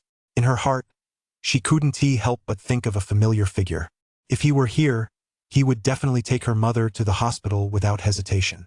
Back when she was sick, Caleb had stayed by her side at the hospital day and night for 3 days and 3 nights. All right. Lu Hao, feeling helpless and deeply reluctant, set down the bucket, hurried over to the two of them, hoisted his hapless mother-in-law onto his back, and hurried out of the mangrove forest. The water level in the mangrove forest had risen significantly by then, making it extremely difficult to walk, but with a life at stake, Lu Hao had no choice but to grit his teeth and press on. Mia followed close behind, supporting the unconscious Helen from behind. As for the fish they'd worked so hard to catch earlier, they'd left them all behind in the mangrove forest. As a grouper leaped, the 3 buckets immediately tipped over, and the fish inside all jumped out one by one into the seawater, making a clean getaway. Caleb, however, was completely unaware of what was happening here. At that moment, he and Finn had already arrived at the pier in Nanpan village on their motorcycle. As soon as the two of them stopped, the fishmonger who had bought their catch yesterday recognized Caleb. "Hey, buddy, what did you catch today?" The fishmonger was very friendly. He bought the catch from Caleb yesterday and made a killing reselling it. Caleb was his lucky charm. Moreover, his gaze fell on the buckets Caleb and Finn were holding in one of them. The crabs were practically spilling out. Clearly, today's catch was substantial. "A bit better than yesterday, take a look." Since they'd already done business once, the fishmonger offered a fair price, and Caleb didn't bother looking for anyone else. He simply set his catch down in front of the fishmonger. "Wow, these are all top-notch." Without even glancing at the crabs in Finn's bucket, The fishmonger spotted the rat grouper in Caleb's bucket at a glance and immediately gave Caleb a thumbs up. Catching a big one in a single day might just be luck. But catching big ones 2 days in a row, now that's skill. For this rat grouper, I'll give you 900 per gene. The fishmonger was delighted and offered a particularly generous price as he spoke. He began weighing the catch. The grouper alone weighed 3 gene, selling for a total of 2,700. As for the stonefish, at 150 per gene, they fetched 450. Add in the other fish in the bucket, and the total came to a staggering 5,600. And when you factored in the crabs in Finn's bucket, the value skyrocketed. It came to 7,800. The boss rounded it up to a nice round number, 8,000. The mangroves are risky, but they're full of high-value catches. After this one titpool hunt, the two of them made more than most people could earn in a month. Of course, with that much money, you've got to be alive to spend it. Caleb and Finn were pretty lucky, but as for Helen, she'd probably have to shell out a pretty penny just to go to the hospital. Bro, you're really something. The fishmonger quickly transferred 8,000 to Caleb, but then grabbed his hand and said with a smile, I've got a deal here, wanna give it a shot, bro? Oh, Caleb, who had been getting ready to go home and sleep, was instantly wide awake the moment he heard this. His family still owed over 200,000 in debt, and all he could think about was paying it off as soon as possible so his older brother's family wouldn't have to struggle so much. Although he'd made a good amount these past few days, Caleb knew he couldn't earn that much every day. If there was a profitable deal to be had, he certainly wouldn't pass it up. Go ahead. Caleb grinned, casually pulled a pack of Hetion cigarettes which Hank had slipped him earlier out of his pocket, and handed it directly to the fishmonger. Yes, in the know. Seeing this, the fishmonger nodded to himself and, without beating around the bush, said, Bro, do you know what barnacles are? Barnacles? I grew up by the sea, who doesn't know what they are? Hearing this, Caleb shrugged and looked at the fishmonger, saying, You mean, are barnacles selling well lately? Barnacles generally grow on rocks in damp coastal areas. They're encased in a grayish-white or chalky gray shell and shaped like horse teeth, which is why they're also called horse teeth. To the untrained eye, they might easily be mistaken for rocks or vegetation growing on rocks. In fact, barnacles are a special kind of arthropod. However, since they usually hide in rugged, hard-to-reach places, hardly anyone eats them on a daily basis. Caleb never expected anyone would actually want them. Smart guy. You caught on right away. The fishmonger gave Caleb a thumbs up, glanced around and said mysteriously to Caleb, Lately, a big buyer has been looking to stock up on these. He'll take as many as you have. Of course, the bigger they are, the more they're worth. I'm just putting you in touch with him. The fishmonger said with a smile, Let me give you a figure. Ones of similar quality can sell for about 100 yuan per gene, and the best-looking ones can easily fetch 200 or 300. 2 or 300 per gene? Caleb couldn't help but gasp when he heard that figure. After all, although barnacles are a pain to deal with, once you find them, they're usually clustered in dense, swarming colonies. If he could harvest a batch, wouldn't he strike it rich? That's it. Caleb suddenly remembered that when he jumped into the sea to save Hank the other day, he noticed quite a few barnacles right there under those huge rocks. Chapter 20. Getting in 4 drip to replenish nutrients. Caleb had a plan in mind, so he and Finn immediately hopped on their motorcycle and returned to the mangrove forest. By noon the next day, Finn had already borrowed a small fishing boat, and the two planned to set crab traps beneath the nearby reefs. Now that he had the everyone wants to go home crab traps, Caleb certainly wasn't going to waste such top-notch gear. And scattered across the waters outside Red Tree Village were numerous small reefs. These reefs only emerge from the water at low tide. Once the tide comes in, only a tiny portion of them may remain above the surface. Such locations were clearly ideal for setting crab traps. However, as the two passed Helen's house, they saw Lu Hao's van parked at the entrance. Helen, hooked up to N4, was being helped out of the van by Lu Hao and Mia. Aunt Ho, what is going on? You were fine last night, how did you get sick? Seeing this, Caleb couldn't help but be taken aback. After all, they were from the same village, and the two families had always gotten along well. Out of politeness, Caleb asked with concern. She'd been full of energy in the mangrove forest just yesterday. How could she end up on N4 after just one night? Little did he know that asking would only make things worse. No sooner had the words left his mouth than Helen, stepping out of the car, immediately turned sullen. It's nothing. Just getting in 4 to replenish some nutrients so I don't get sick this winter. Helen forced a calm expression as she glanced at Caleb, gave a brief, dismissive reply, and then hurried toward her own yard. Last night, she'd been having a blast at the mangrove titterpool hunt. Who would V thought she'd suddenly get bitten by a sea snake? When Helen woke up, she was already lying in a hospital bed. Fortunately, she received prompt treatment after an antivenom injection. The toxin in her body was neutralized. But because she was so weak and to prevent any complications, the hospital put her on N4 and kept her overnight. The very first thing Helen asked when she woke up was how the catch in those buckets was doing.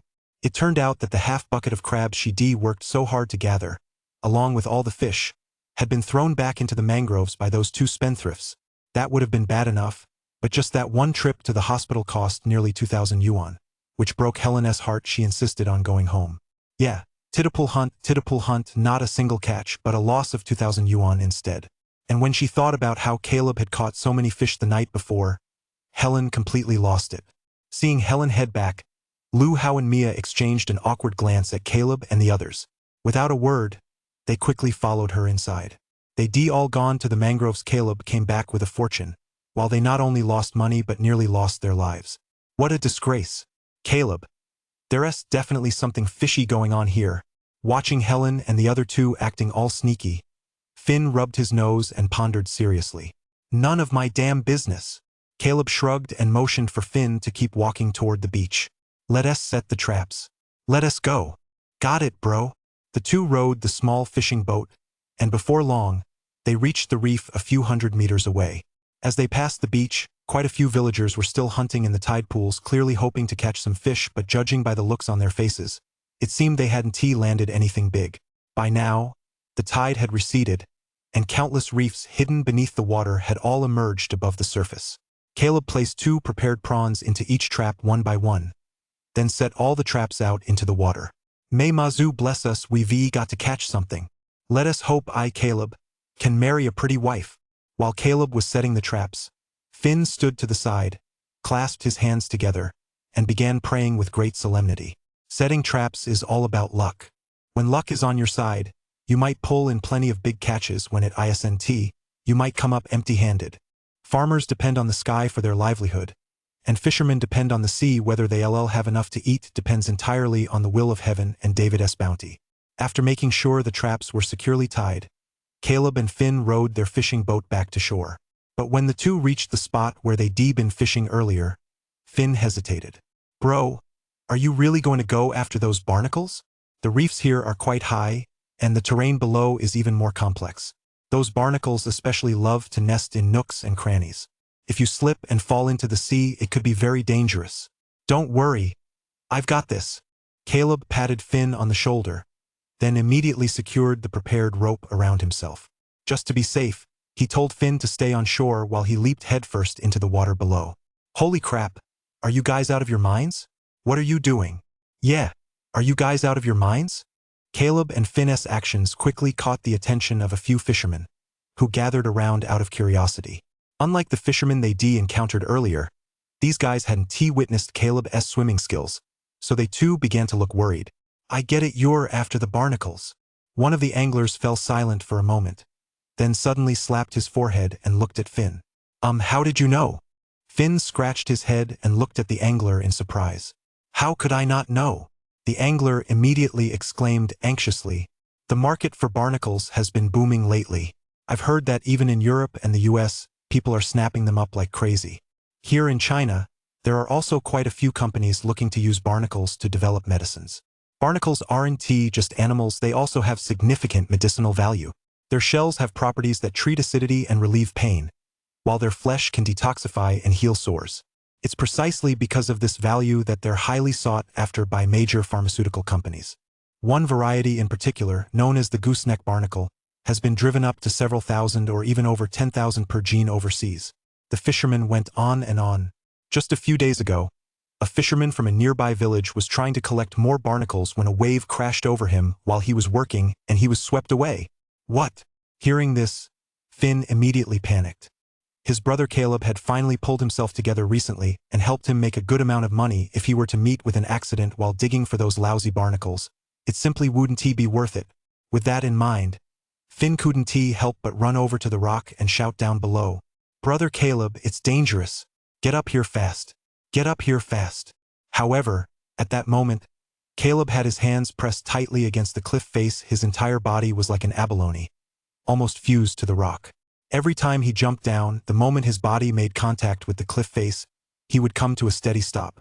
That's right, he was using the adhesion skill he acquired from the abalone, transforming himself into a professional rock climber. With several consecutive jumps, it took Caleb only a few minutes to reach the very bottom. But when his gaze fell upon the crevice between the two boulders, he instantly gasped in shock. Chapter 21 Word Sigils. He saw that seawater was surging through the crevice between the two boulders from time to time, leaving behind a large amount of white foam. Where the waves were about to break, there lay pile after pile of stone shells. These shells were about the size of ping-pong balls, arranged in a jumbled yet orderly fashion, resembling miniature yurts. That alone would have been surprising enough, but Caleb discovered that numerous cash sigils were actually floating above these barnacles. Among the glittering golden sigils, Caleb quickly spotted one shaped like a handwritten. The renminbi cash sigil allows for a cash payout of cash. The large gear sigil allows for a cash payout of gear. The Tai Chi symbol grants a skill cash payout. Now that another handwritten symbol had appeared, what kind of surprise would it bring him? Blinking, Caleb refocused his mind. Ignoring Finn's shouts from above, he pulled a specialized shovel from the basket on his back and began digging at the large barnacle bearing the handwritten symbol. With a sharp scraping sound, Caleb moved with swift precision. In the blink of an eye, he had pried a large, plump barnacle off the rock and tossed it into his backpack. Entry: please tell the truth. Instructions: simply fill in the correct person's name in the parentheses, and that person will always speak the truth, maintaining complete openness. Usage limit: once per week. The moment the barnacle landed in the basket, a flash of golden text appeared in Caleb's mind. Entry reward: simply write a person's name in the parentheses, and they will speak the truth. Caleb's face lit up with delight. This entry is fantastic. In this world, nothing is harder to understand than the human heart. Take romance, for example. 1 second they're making eternal vows, and the next they've moved on to someone else. Or business. 1 second they're cooperating happily, and the next they're stabbing you in the back. Human nature is so treacherous.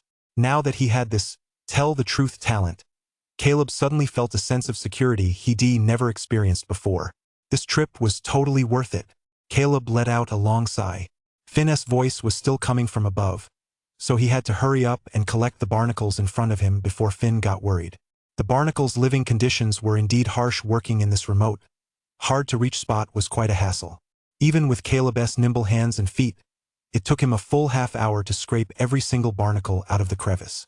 Unfortunately, deep within the crevice lay many more plump barnacles, but Caleb simply couldn't reach them, so he had no choice but to call it a day, feeling rather frustrated.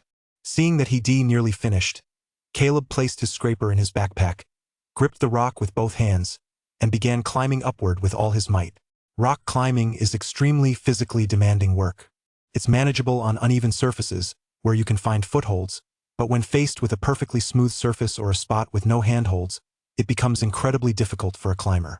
At that moment, Caleb was just like a gecko. Even on a rock face with no footholds, he was able to move upward with remarkable ease. In no time at all, as Finn and the others waited anxiously, Caleb, with the bamboo basket on his back, finally appeared at the top of the cliff. "Phew, man, you're finally up here. You had me worried sick." Seeing Caleb again, Finn couldn't help but pat his chest and let out a long sigh of relief. Without a second thought for the bamboo basket behind Caleb, he hurriedly pulled Caleb up from below. Meanwhile, the fishermen standing nearby all turned their gaze to the bamboo basket behind Caleb, their faces filled with astonishment. "My goodness, you've scraped off so many barnacles. Young man, you've struck it rich. That's amazing. Fortune really does come from taking risks. I'm impressed. Kid, making money is one thing, but your life comes first. What's the point of making all that money if you lose your life?"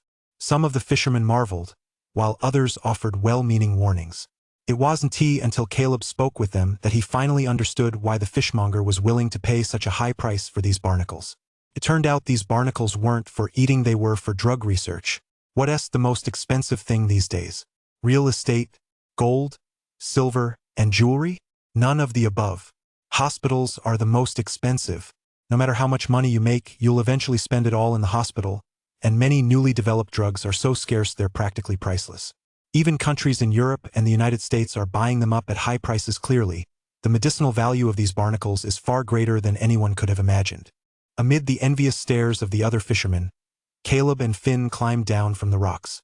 Without even taking the time to change their clothes, they hopped on their motorcycles and rode to the pier at the entrance of Nanpan village. "Boss, take a look at this catch, what do you think?" Caleb placed a basket full of barnacles right in front of the fishmonger. Seeing Caleb again and the basket of barnacles, the fishmonger was taken aback at first, but immediately gave Caleb a thumbs up. "Young man, that's impressive. You caught this much in just one morning." The fishmonger's gaze was filled with disbelief. He looked at Caleb, then at the plump barnacles in the bamboo basket, and was utterly impressed. He'd just mentioned it offhand in the early morning. He never imagined Caleb would take it seriously and come back with so many barnacles all at once. What's more, every single one was top-notch quality. You had to admit, this young man standing before him was truly talented. "Hold on a sec. I'll get in touch with the boss right away." The fishmonger gave Caleb a long, appraising look, then immediately pulled out his cell phone and dialed a number. Although these barnacles were expensive, they required specialized sales channels. He usually dealt mainly in seafood. As for these barnacles, his role was simply to act as a middleman and earn a commission. About 10 minutes later, a pickup truck pulled up at the dock. "Old Hugh, I heard there's some stock here?" A middle-aged, portly man in a suit, with a briefcase tucked under his arm and a bulging belly, walked over toward Caleb. With the arrival of such a heavyweight weighing a full 200 gene, even the fishmonger surnamed Sue's expression changed instantly.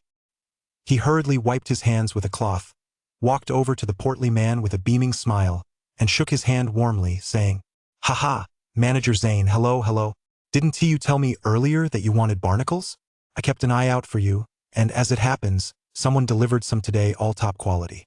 Come take a look."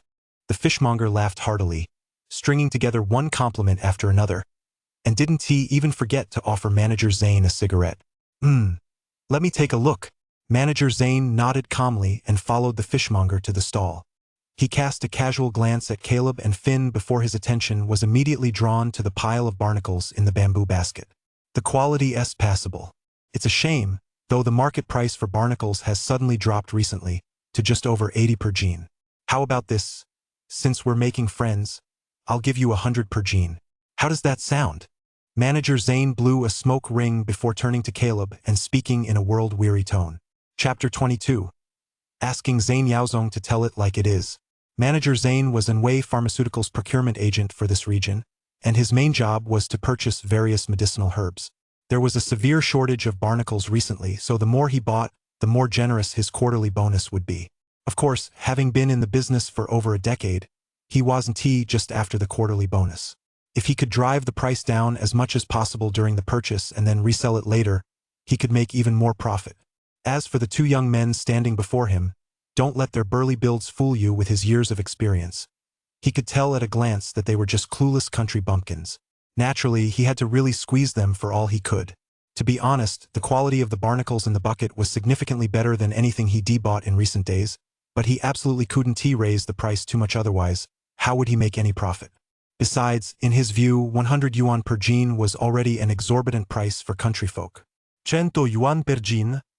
As soon as he heard this, the fishmonger named Hugh immediately objected.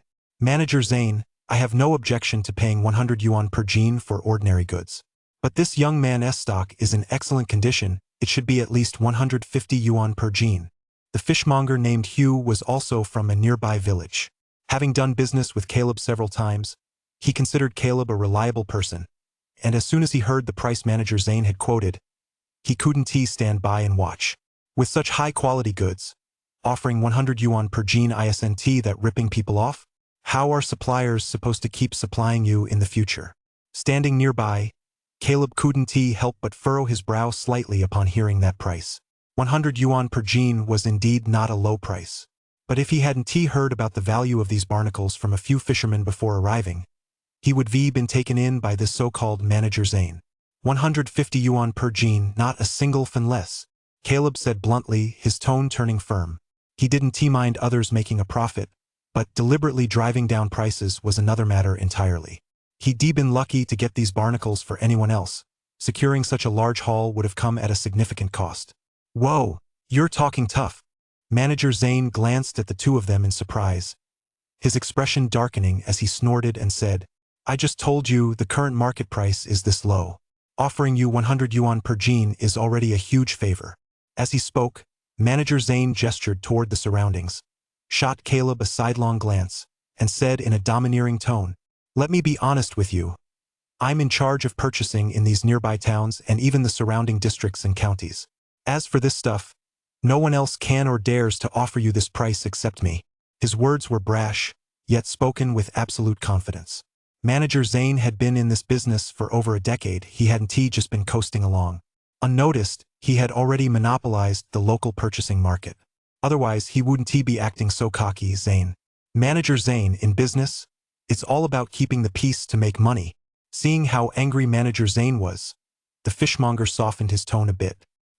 He handed over another cigarette and said with a smile, Life isn't easy for us fishermen. To be honest, your barnacles are really top-notch. 150 isn't too high. Cut us some slack, will you? He'd been the one to bring the business to Manager Zane, so seeing Zane go back on his word now put him in a bit of an awkward spot. Old Hugh, it's really not that I'm not giving you face. I'll take this batch for 100. From now on, no matter how much you have, I'll take it all at this price. How about it? Take it or leave it. Anyway, there's no shortage of suppliers for this stuff. However, even though the fishmonger backed down, Manager Zane not only didn't let up, but became even more arrogant. Caleb could tell that this so-called Manager Zane was used to doing business the high-handed way, and he probably wasn't the only one he'd been bullying. In that case, there's nothing more to discuss. Go buy from someone else. Caleb replied flatly.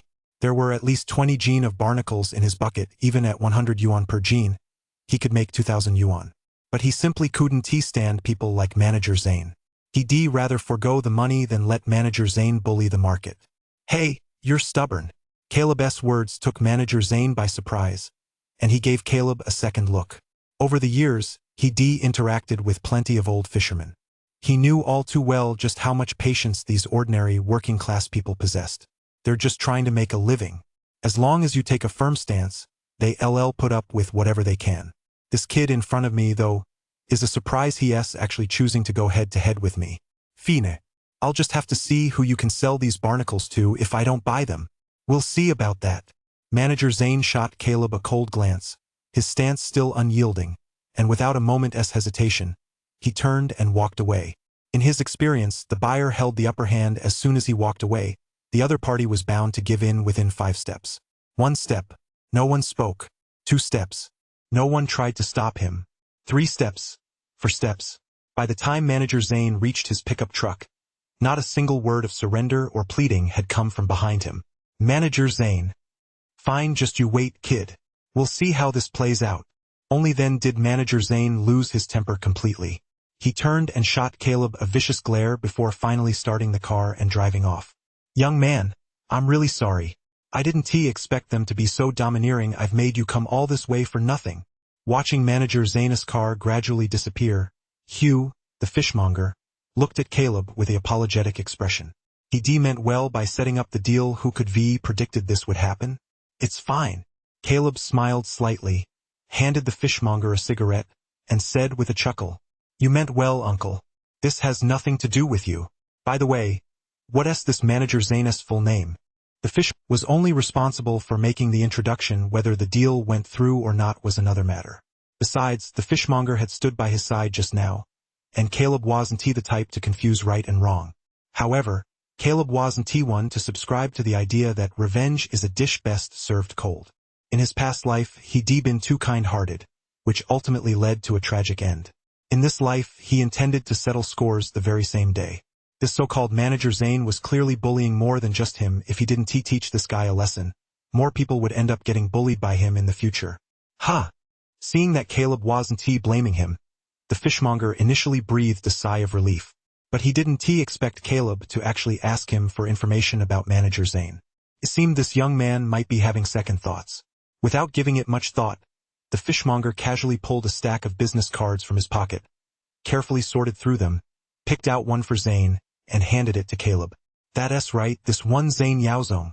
He some kind of manager at Anhui Pharmaceuticals. If you want to talk to him, just go straight to him. His address is right here. Got it, uncle. Looking at the business card in his hand, Caleb smiled. The next second, he activated his term talent and used the golden to write the name Zane Yaozong inside the parentheses.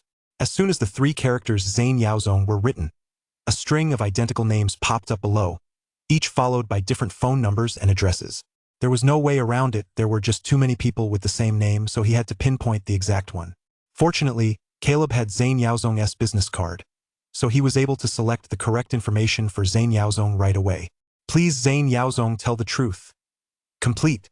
After finishing all that, Caleb picked up the bucket and sat down wherever he happened to find a spot. Even though Zane Yaozong had spoken so arrogantly just now, there might still be others interested in the barnacles. Since he had nothing else to do anyway, waiting a bit wouldn't hurt. Bro, what are we gonna do now? Just sit here and wait? That manager Zane guy seems pretty influential. What if nobody actually buys our stuff? Finn crouched down beside Caleb, his face full of worry. Chapter 23. A slip of the tongue. Don't let his blonde hair and tough-looking appearance fool you. Finn is actually a bit of a dimwit. With little formal education, when it comes to business, he's clueless. He doesn't understand a thing. When he saw Zane Yaozong being so aggressive just now, he was ready to clench his fists and start a fight. But at the critical moment, Caleb stopped him. What else can we do? Just let it slide. Caleb took a drag on his cigarette, watched the people coming and going on the pier, and said with a smile, "Good wine needs no bush, gold will always shine. I just don't believe that something this good won't find a buyer. Besides, even if no one wants it, we can just take it back and cook it up ourselves. Don't they say this stuff is good for you? Let us give it a try." It wasn't that Caleb didn't like to fight, but he never liked to resort to violence when a problem could be solved with his brain. It just wasn't worth risking a Finn's life over a few thousand yuan. You're right, Caleb. With a good product like this, someone's bound to buy it. Seeing Caleb so optimistic, Finn stopped looking so glum. Without hesitation, he pulled a pack of cigarettes from Caleb's pocket and lit one for himself. Ah, the recklessness of youth. Across from them, Hugh, the fishmonger, watched the two of them sitting there with their buckets and immediately understood what Caleb meant. He couldn't help but shake his head in exasperation. People around here love to form cliques no matter what they're doing. Put nicely, it's mutual support. Put less nicely, it's forming factions and excluding outsiders. Now that Caleb had offended Zane Yaozong, getting a good price for this bucket of barnacles would likely be exceptionally difficult. Still, he'd already given Caleb Zane Yaozong's business card, so whether Caleb was willing to back down was no longer his concern. Wong, put the word out. From now on, don't accept any goods from the Nanpan village area that are priced even 100 yuan higher. In the pickup truck, after finishing his call, Zane Yaozong couldn't help but spit out the window and curse under his breath. Kid, we'll see how long you can keep up this tough act. If you can't sell it, just wait until it starts stinking. Zane Yaozong snorted and drove the pickup truck onward. Before long, another call came in. Darling, where are you? I miss you so much. A sweet, coquettish voice came through the phone, sending shivers down Zane Yaozong's spine. His anger vanished instantly, replaced by a smile. I'm on my way, baby. Wait for me. Zane Yaozong chuckled softly, hung up the phone, and accelerated toward the city center. Before long, Zane Yaozong's car pulled into the parking lot of an apartment building. In his hands, he now held a bouquet of flowers and an elegant gift box. Squeak. As the door swung open, Zane Yaozong handed over the gifts he'd prepared. Wow, they smell so good. At the doorway, a young woman dressed in a red gown saw the bouquet pressed against her chest and the gift box, and a blissful smile instantly lit up her pretty face. She tilted her head down, inhaled the scent of the flowers with a look of pure delight, then, with a seductive glance, took Zane Yaozong's hand and led him inside. She loved men like Zane Yaozong who understood romance every time they met. He always managed to give her a different kind of surprise. Hurry up and see what's inside the box. Looking at the captivating woman before him, Zane Yaozong couldn't help but swallow hard. In his youth, he didn't appreciate the charm of a young married woman, mistakenly treasuring a young girl instead. Now, he preferred mature women. They possessed a unique charm, especially when they belonged to someone else. That charm was even more alluring. Oh? Then I'd certainly like to see. The woman cast a curious glance at Zhang Yaozong, then immediately opened the exquisite gift box right in front of him, revealing a strand of pure white pearls inside. Lady, these pearls. Zhang Yaozong looked at the woman before him and smiled, thinking to himself that he spent a fortune and even tapped into his connections to find these pearls. They were incredibly valuable. After all, women don't care about authenticity as long as you speak flatteringly and assign value to the gift. They be pleased. However, the smooth-talking line that usually rolled off Zayn's tongue so easily was already on the tip of his tongue. But when he actually spoke, it came out all wrong. These pearls, a friend of mine happens to be in the pearl farming business, so he gave me a few dozen strands. Zhang Yaozong.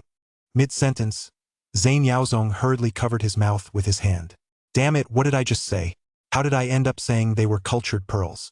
Pearls used to be very valuable, but ever since they started being farmed, they've become commonplace and worthless trinkets. A strand like this, even at market price, is only a few dozen yuan. How could I possibly give a gift like this? I'm screwed.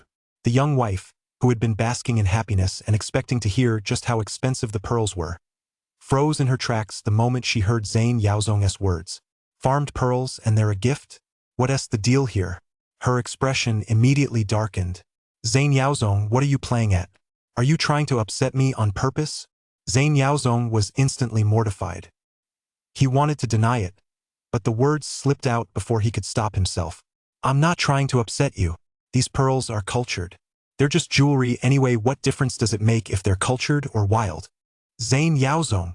The young wife had originally thought Zhang Yaozong was just teasing her, and maybe there was a surprise waiting for her, but she never imagined that Zhang Yaozong would actually say something like that. The box of pearls right in front of her was actually cultured. The young woman glared at Zhang Yaozong. Zhang Yaozong, if it weren't for me, would you be where you are today? How much money have I helped you make? Is this how you repay me? Huh? You can't even bring yourself to give me a gift. Are you trying to fob me off with this junk? Smash! The woman threw the bouquet and the pearls she was holding right onto the floor. Over the years, her husband had been useless, and since she had rather strong needs in certain areas, she ended up getting involved with Zhang Yaozong by chance. Zhang Yaozong was smooth-talking and knew how to play the game. Over time, the woman handed over a portion of the business her husband managed to Zhang Yaozong. After all, her husband was out there living it up anyway. She was supporting a man, and they were both doing their own thing. That wasn't too much to ask, was it? But she never expected that after just a few years, Zhang Yaozong would actually try to fob her off with cultured pearls. Zhang Yaozong desperately wanted to deny it outright, but for some reason, his mouth wouldn't listen to him. Li Lily, weren't you also sleeping your way to a wealthy man back then? What gives you the right to judge me? If I didn't still need to work with Mr. Nyo for the time being, do you think I'd even bother with you? The moment the words left his mouth, Zhang Yaozong was completely stunned. Damn it, those were his innermost thoughts. But how could he have dared to say them out loud? If his earlier argument with Li Lily had been merely a matter of emotion, this had now become a matter of principle. By saying that, hadn't he just completely fallen out with Li Lily? Sure enough, the very next second, Zhang Yaozong saw Li Lily's murderous glare, and then she lunged at him, claws out. However, misfortunes never come singly. Just then, a phone call came in. Zhang Yaozong glanced at the caller ID and was instantly speechless. President Nyo, the legitimate regional manager of Enwei Pharmaceuticals, Li Lily's lawful husband, and Zhang Yaozong's direct superior, while Zhang Yaozong's title as manager was nothing more than a figurehead position. Chapter 24. Barnacles 1 T-cell, but there's a Land Rover at the door. Stop! Hold on a second, President Nyo is calling. Although Zhang Yaozong had achieved great success in his career over the years and ruled the neighboring counties and towns with an iron fist, he knew that everything he possessed had been bestowed upon him by Li Lily and her husband. Faced with a call from President Nyo, he really didn't dare not answer it. Zhang Yaozong quickly waved the phone in front of Li Lily with a warning look on his face. Li Lily, who had been in a hysterical state just moments ago, froze for a second upon seeing the caller ID. The rage on her face instantly faded considerably, and her eyes even betrayed a hint of guilt. You can play around and cause a scene, but you don't mess around with infidelity. There are certain things you can do, but if you get caught, the consequences can be very serious. Seeing that Li Lily had fallen silent, Zhang Yaozong secretly breathed a sigh of relief before finally answering the call. Little Zhang, where are you right now? Zhang Yaozong, who was usually respectfully addressed as Manager Zhang, was now reduced to Little Zane in front of President Nyo, and even when called Little Zane, he didn't show the slightest sign of irritation. President Nyo, you were looking for me? I'm at. Zane Yaozong took a deep breath, trying his best to calm himself down. This kind of situation wasn't new to him, he'd been through it more than once. He could just make up a quick excuse to brush it off. However, the moment Zane opened his mouth, the words that came out were completely different. I'm at Li Lily's apartment. Zane Yaozong. Li Lily? Mr. Nyo? Whether in the apartment or on the other end of the line, a deathly silence fell. A few seconds later, Mr. Nyo's voice came through the phone. Is that so? What are you doing with Lily? Mr. Nyo asked in a flat tone. At the same time, in an office at Anhui Pharmaceuticals, a balding middle-aged man stood by the window, his fists clenched tightly. He originally intended to have Zane Yaozong accompany him to a drinking party, but he never imagined that Zane Yaozong would actually end up at his own wife's apartment. This, out of the blue, what on earth were those two doing together? For a moment, countless images flashed through Mr. Nyo's mind. He even felt as if his bald head were glowing green. He rubbed his head, his gut told him something was off. Haha, Mr. Nyo. What could Lily and I possibly be doing? Zane Yaozong looked utterly embarrassed, his forehead covered in sweat. He thought to himself, this is bad. While also feeling puzzled what was wrong with him today, ever since returning from Nanpan village, why had he been telling the truth all the time? However, he didn't have time to dwell on that now. Judging by the tone of his voice on the phone, Mr. Nyo didn't seem angry. He needed to come up with an excuse to fob him off for the time being. Normally, for someone like him who could adapt his words to any situation, this wouldn't be a problem at all. But in his haste, Zane Yaozong blurted out, Lily and I of course were on a date here. Mr. Nyo, let me tell you, I just bought her a bouquet of flowers and a string of pearls, and I was just about to. Mid-sentence, realizing something was wrong, Zane Yaozong hurriedly covered his mouth. Then he noticed that Li Lily was staring at him with an icy glare. If looks could kill, he would have been torn to pieces by now. On the other end of the line, Mr. Nyo was momentarily taken aback, his mind going completely blank. After a moment of silence, the phone finally erupted with the fiercest roar Mr. Nyo had let out in decades. Zane Yaozong! You bastard Zane Yaozong!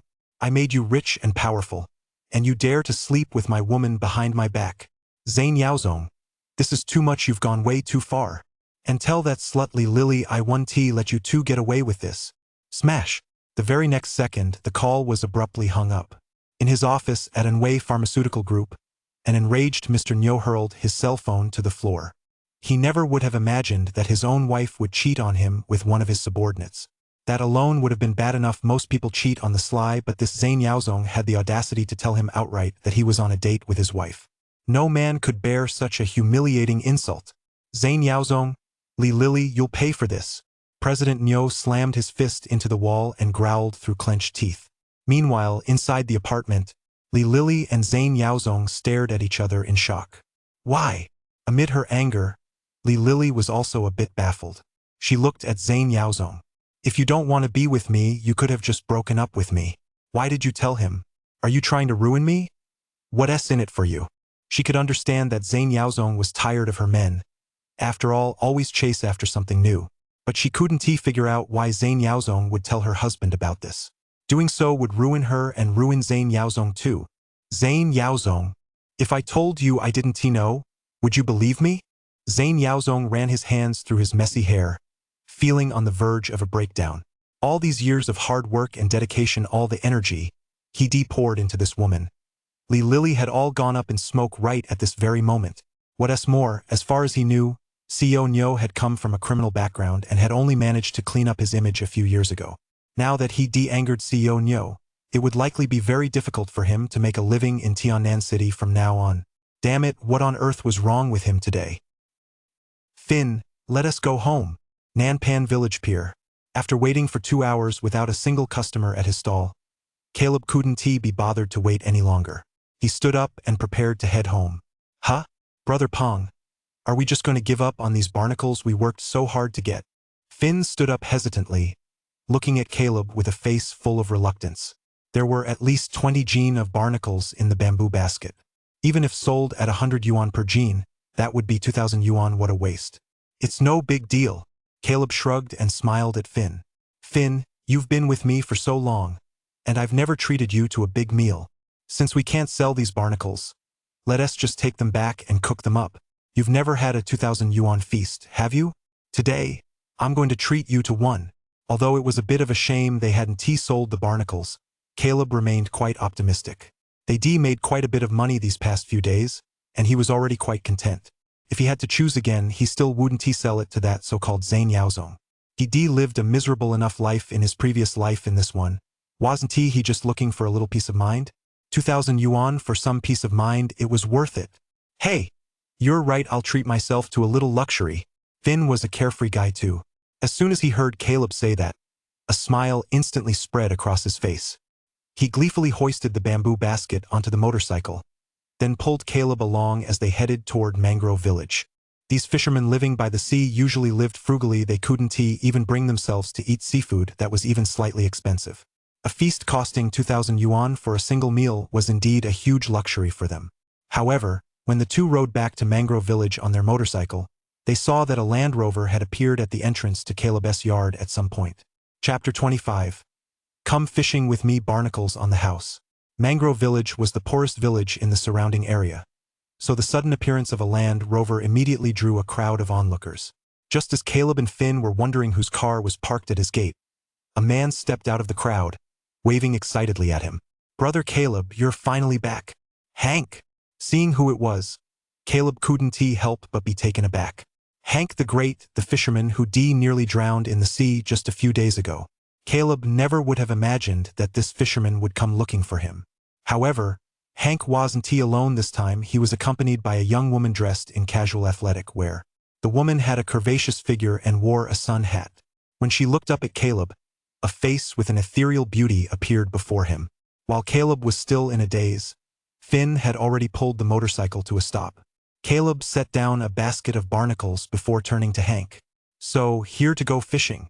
That's right. Hank grinned widely as he pulled the woman beside him closer to introduce her to Caleb. This is my cousin Sierra. She's a pro angler. She's got 5 million followers on TikTok. When she saw my catch in my moments the other day, she kept pestering me to bring her here. Sierra reached out her hand. Hi. My cousin told me you're a pretty good angler. We should have a friendly competition sometime. Sierra was a professional angler who had competed in numerous major domestic fishing tournaments, and thanks to her striking looks, she'd also become a fairly influential TikTok influencer. However, she'd grown bored with ordinary competitions, so when she came across Hank's post about deep-sea fishing on his moments that day, she decided to come check it out. Sierra sized Caleb up, thinking to herself, this guy is plain-looking and unremarkable. Is he really as amazing as my cousin says? However, when her gaze fell on the barnacles in Caleb's bamboo basket, her beautiful eyes suddenly widened. Are those barnacles? Sierra's eyes widened. Yeah, I scooped some up at noon. I was hoping to sell them for a good price, but nobody wanted to buy them. Caleb shrugged and let out a resigned sigh. Hold on a sec. Sierra glanced at Caleb, picked up her phone, snapped a couple of photos of the barnacles in the bamboo basket, and posted them on WeChat. In the blink of an eye, a video call popped up. Xiao Shui, where are you? How come these barnacles are all so big? Tell me quickly. Accompanied by an eager yet pleasant voice, a beautiful woman whose looks were every bit as stunning as Sierra's appeared on Sierra's phone screen. The woman looked extremely anxious, clearly very interested in these barnacles. In contrast to the anxious woman on the video call, Sierra remained calm. Qingyu, Sierra said. Just tell me, how much can barnacles this big sell for? Luna exclaimed excitedly. Even ordinary barnacles sell for 100 yuan per jean. A barnacle this big would go for at least 150. No, if you're willing to sell, I'll even pay 200. Sierra nodded. Okay, I'll ask. As she spoke, she turned to Caleb. Someone's offering 200 per jean. Will you sell it? 200 per jean? Caleb's eyes widened in disbelief. Perhaps influenced by Hank, he watched Sierra taking photos of the barnacle earlier and assumed she, like Hank, was just driven by vanity. But he never expected this woman to actually be setting him up with a business opportunity. After all, even that guy Zane Yaozong was only willing to pay 150 per jean at most. Every cloud has a silver lining. Could it be that he stumbled upon a money-making opportunity? Seeing that Caleb wasn't responding, Luna, who was on a video call with Sierra, quickly chimed in. 230. 230. I'll take the whole lot. Caleb was stunned. Wow, just in the time it took to speak, the price had actually jumped to 230. It seemed that barnacles really did have a strong market. However, Caleb wasn't greedy. He nodded immediately. Deal. I'll sell them for 230. Barnacles might be in short supply elsewhere, but they were plentiful around Mangrove Village. Almost every time the tide comes in, the waves wash up a whole batch. Since she was willing to buy them at that price, Caleb wasn't going to jack up the price on the spot. Judging by her tone, the woman on the video must really need these. Maybe they could even establish a long-term partnership. Okay. Xiao Shui. Send me the location. I'm heading out right away. Luna finally let out a sigh of relief upon hearing Caleb's agreement and said eagerly. Sierra unhurriedly ended the call and turned her gaze to Caleb. I did you a favor, so you'd better find a spot where we can have a proper match. She hadn't taken Caleb seriously at first. She'd just come over to fish for fun.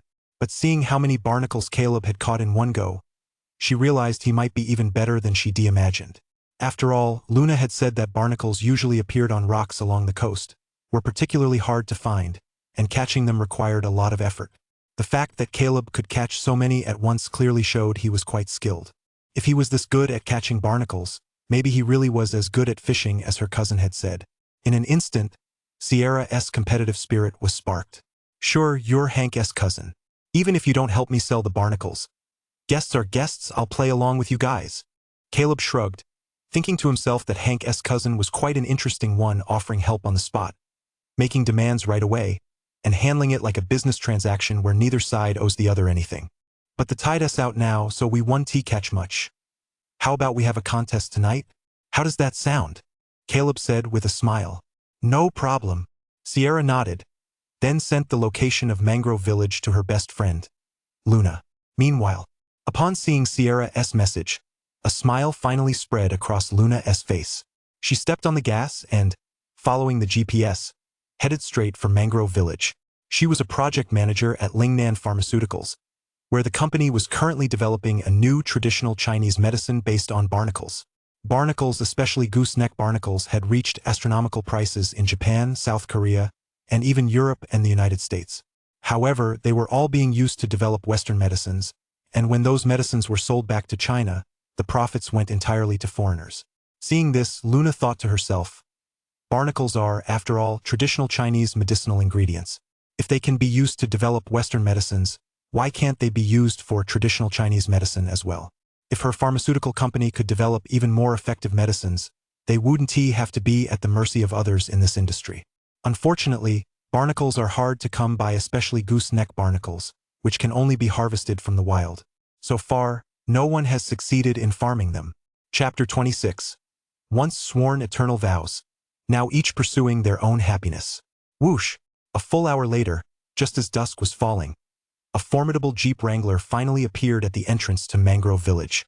When the Wrangler pulled up in front of Caleb's house, it drew a crowd of onlookers. What has gotten into the second son of the Chow family lately? Has he made so many wealthy friends? He was a college student back in the day, you know. If it weren't for his heartbreak and his family's misfortune, he wouldn't have ended up in such a sorry state today. Look over there, wow. Another beautiful woman just got out of the car. The setting sun hadn't yet fully dipped below the clouds, but its afterglow had set the clouds on the horizon ablaze with a deep red. Bathed in the last glow of the sunset, Luna hurriedly stepped out of the car, instantly drawing the attention of many villagers. At that moment, households were bustling with people, some returning from work, others preparing dinner. In the streets and alleys, crowds had gathered to gossip. Seeing two luxury cars parked in front of Caleb's house, they all pointed and whispered, their eyes sparkling with curiosity. Red Tree Village was poor. Seeing even a single car was a rare sight. Now, with two luxury cars parked right in front of Caleb's house, it was certainly too eye-catching. Meanwhile, David and Lena, who had just finished work, walked over with beaming smiles to warmly welcome the guests. They thought to themselves, my little brother has really made something of himself. In just a few days, he made friends with such wealthy people who drove such extravagant cars. What must their daily lives be like? David and Lena couldn't imagine it, but they knew that Caleb had finally gotten his life on the right track. As his older brother and sister-in-law, They absolutely couldn't neglect their guests. The couple brought out all the fruit they had at home, served tea and water, and were incredibly hospitable. Over the years, the Chow family had always struggled to hold their heads high in Mangrove Village, but now, seeing Caleb doing better and better, they felt a sense of pride. However, when Luna appeared, she still took David and Lena by surprise. What's going on today? Why are all these women such beauties? Before they could recover from their surprise, they saw Luna, dressed in a business suit, walk up to Sierra. Where's the goods? Here. Sierra smiled, led Luna over to Caleb first, and introduced the two to each other. A bamboo basket brimming with wild barnacles also appeared before Luna. Luna crouched down immediately and rummaged through the basket. Yes, these were exactly the barnacles she was looking for. Each one was large and of excellent quality. She'd been searching for a long time without finding anything this good, so she never expected to come across them here today. I'll take all of these. As we agreed, 230 yuan per jean, how about that? Luna stood up, her beautiful eyes fixed on Caleb. No problem. Caleb shrugged and, right in front of everyone, weighed the bamboo basket of barnacles. After subtracting the weight of the basket, the total came to a whopping 23 jean. At 230 yuan per jean, that's a whopping 5,290 yuan. Ding! WeChat payment received. 5,300 yuan. In the blink of an eye, Caleb received a payment notification on WeChat. David and Lena, standing nearby, could only stare in disbelief at the scene. Having grown up by the sea, they naturally knew these were barnacles, but they never imagined they'd be worth so much these days. Just this one basket of barnacles was actually worth as much as their monthly income working at the factory. This was a great money-making opportunity. Little did they know that this was just the domestic market. If exported overseas, the price could easily double. Luna took the opportunity to add Caleb on WeChat and even shook his hand with a smile. Caleb, if you ever have this stuff again, contact me anytime. I'll take as much as you have. Her company had recently been investing heavily in developing drugs related to this field, so naturally, the more high-quality barnacles they could get, the better. No problem at all, Caleb said with a smile. I can scrape some of these up every day, and there are plenty of people around here collecting them too, though the quality isn't as good as this. Are you interested as well? Of course. Luna replied without hesitation. For the lower grade ones, I'll pay 110 yuan per jean, for the medium grade ones 150 yuan, and for ones of today's quality, I'll still pay 230 yuan per jean. What do you think? I'm definitely on board. Hearing this, Caleb finally broke into a broad smile. Although barnacles were profitable, he couldn't possibly go out every day just to collect them. Since Luna had such high demand, he could easily buy up the barnacles others had scraped and make a small profit on the markup. Not a bad deal at all. All right, it's getting late, and I've got some things to take care of.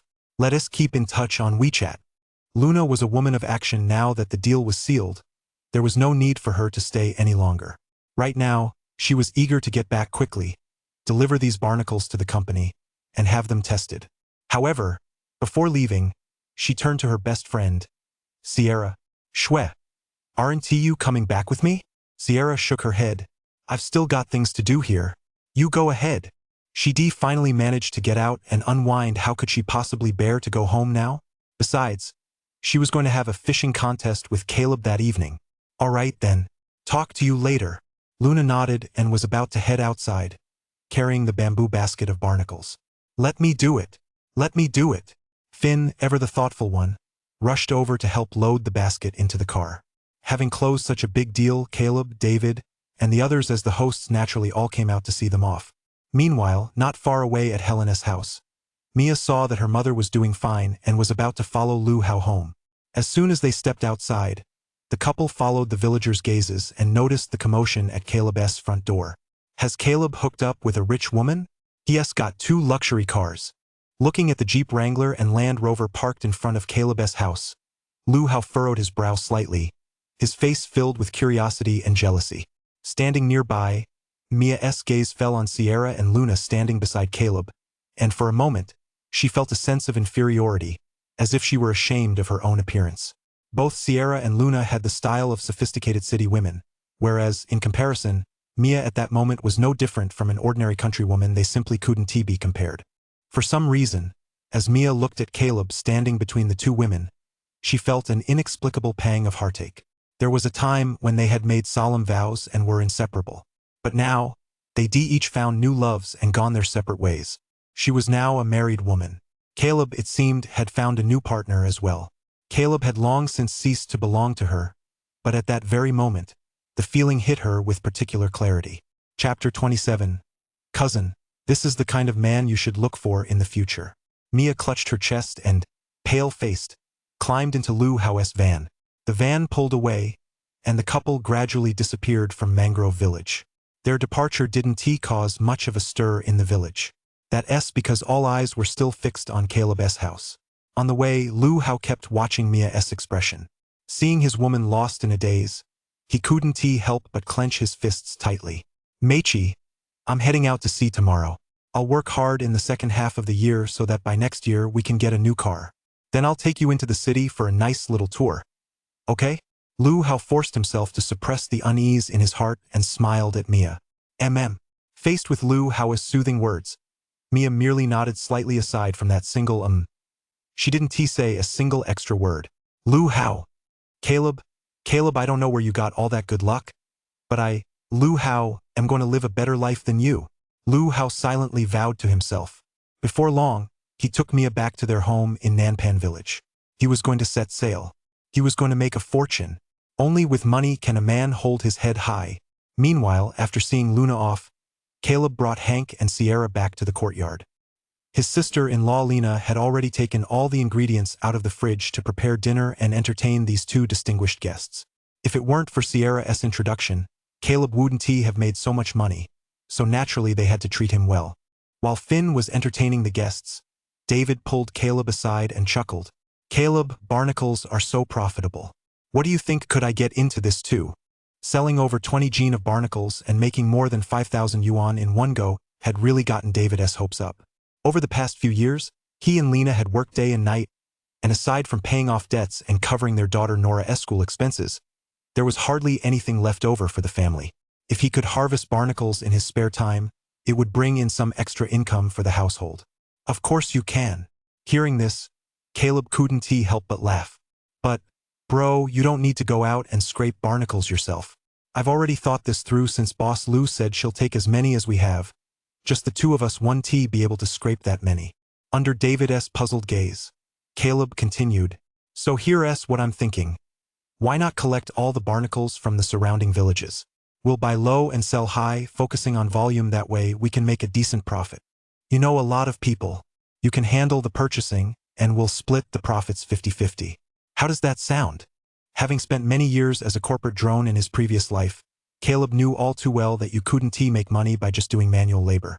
Labor does create value, but only by exploiting labor can you create even more wealth. One person's strength is ultimately limited. Only by getting more people involved can you reap greater profits. Besides, collecting barnacles was extremely dangerous. His older brother now had a family to support. He couldn't afford any mishaps. Having him handle the procurement of barnacles from various villages carried no risk, and the earnings wouldn't be any less than scraping them himself, maybe even more. Damn. You really are a college graduate. How did I not think of that? David, who had been confused at first, immediately gave his younger brother a thumbs up after hearing Caleb's analysis. No wonder he hadn't been making any money. He'd been fixated on earning it through manual labor. If he followed his younger brother's advice and collected barnacles from various villages at low prices to sell to Luna, even if he bought them at 100 per gene, they'd still make a 10 yuan profit per gene. Once the quantities added up, that would amount to a substantial sum. The key was that this way, he wouldn't even have to take time out of his day to scrape barnacles himself. He'd just need to sit at home and wait for the villagers to bring them over. All right, I'll start making some contacts over the next couple of days. David grinned from ear to ear, as happy as a child, and dashed straight toward the kitchen. He clearly wanted to share this good news with his wife, Lena.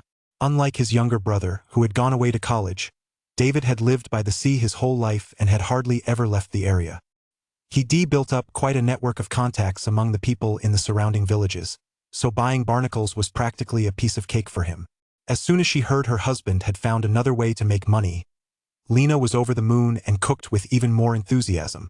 However, to entertain their distinguished guests, Caleb also came over and personally prepared 2 dishes. About half an hour later, a sumptuous dinner was laid out before Hank and Sierra. Hank, who had spent years on the road, was no stranger to home-style cooking. However, the moment he picked up his chopsticks and took a bite, he couldn't help but exclaim in admiration. "Sis-in-law, your cooking smells amazing. With this dish, I could easily eat 3 bowls of rice." Hank gave Lena a thumbs up. "It really is delicious, so satisfying." Sierra, sitting nearby, usually aloof, couldn't help but tuck in voraciously after taking a bite of the sour bamboo shoot and yellow beef dish. This dish was tangy and spicy, with a particularly satisfying texture. Once she took the first bite, she couldn't resist going for a second. For someone who spent most of her time in the city, it was simply irresistible. "Everything you guys think is delicious was made by Caleb. I'm nowhere near that skilled." Lena covered her mouth and laughed, lavishing praise on Caleb without hesitation. "What?" As soon as those words came out, both Hank and Lena's eyes widened in disbelief as they looked at Caleb. Hank said, "Seriously, bro? You've got this kind of talent?" Caleb shrugged modestly. "It's nothing special, I just cook every now and then. As long as you guys like it, that's all that matters." Hank gave him a thumbs up. "Impressive. Caleb, you know how to fish, you're hardworking and capable. And you can cook up a storm. Guys like you are few and far between." With that, Hank turned to Sierra. "Shwe, did you see that? When you get married someday, you should find a man just like this." Sierra. "Caleb? What on earth was that?" They only just met, and he was already trying to set them up? Whether it was because the sour bamboo shoot and beef was too spicy or not, a hint of unnatural blush suddenly flashed across Sierra's pretty face.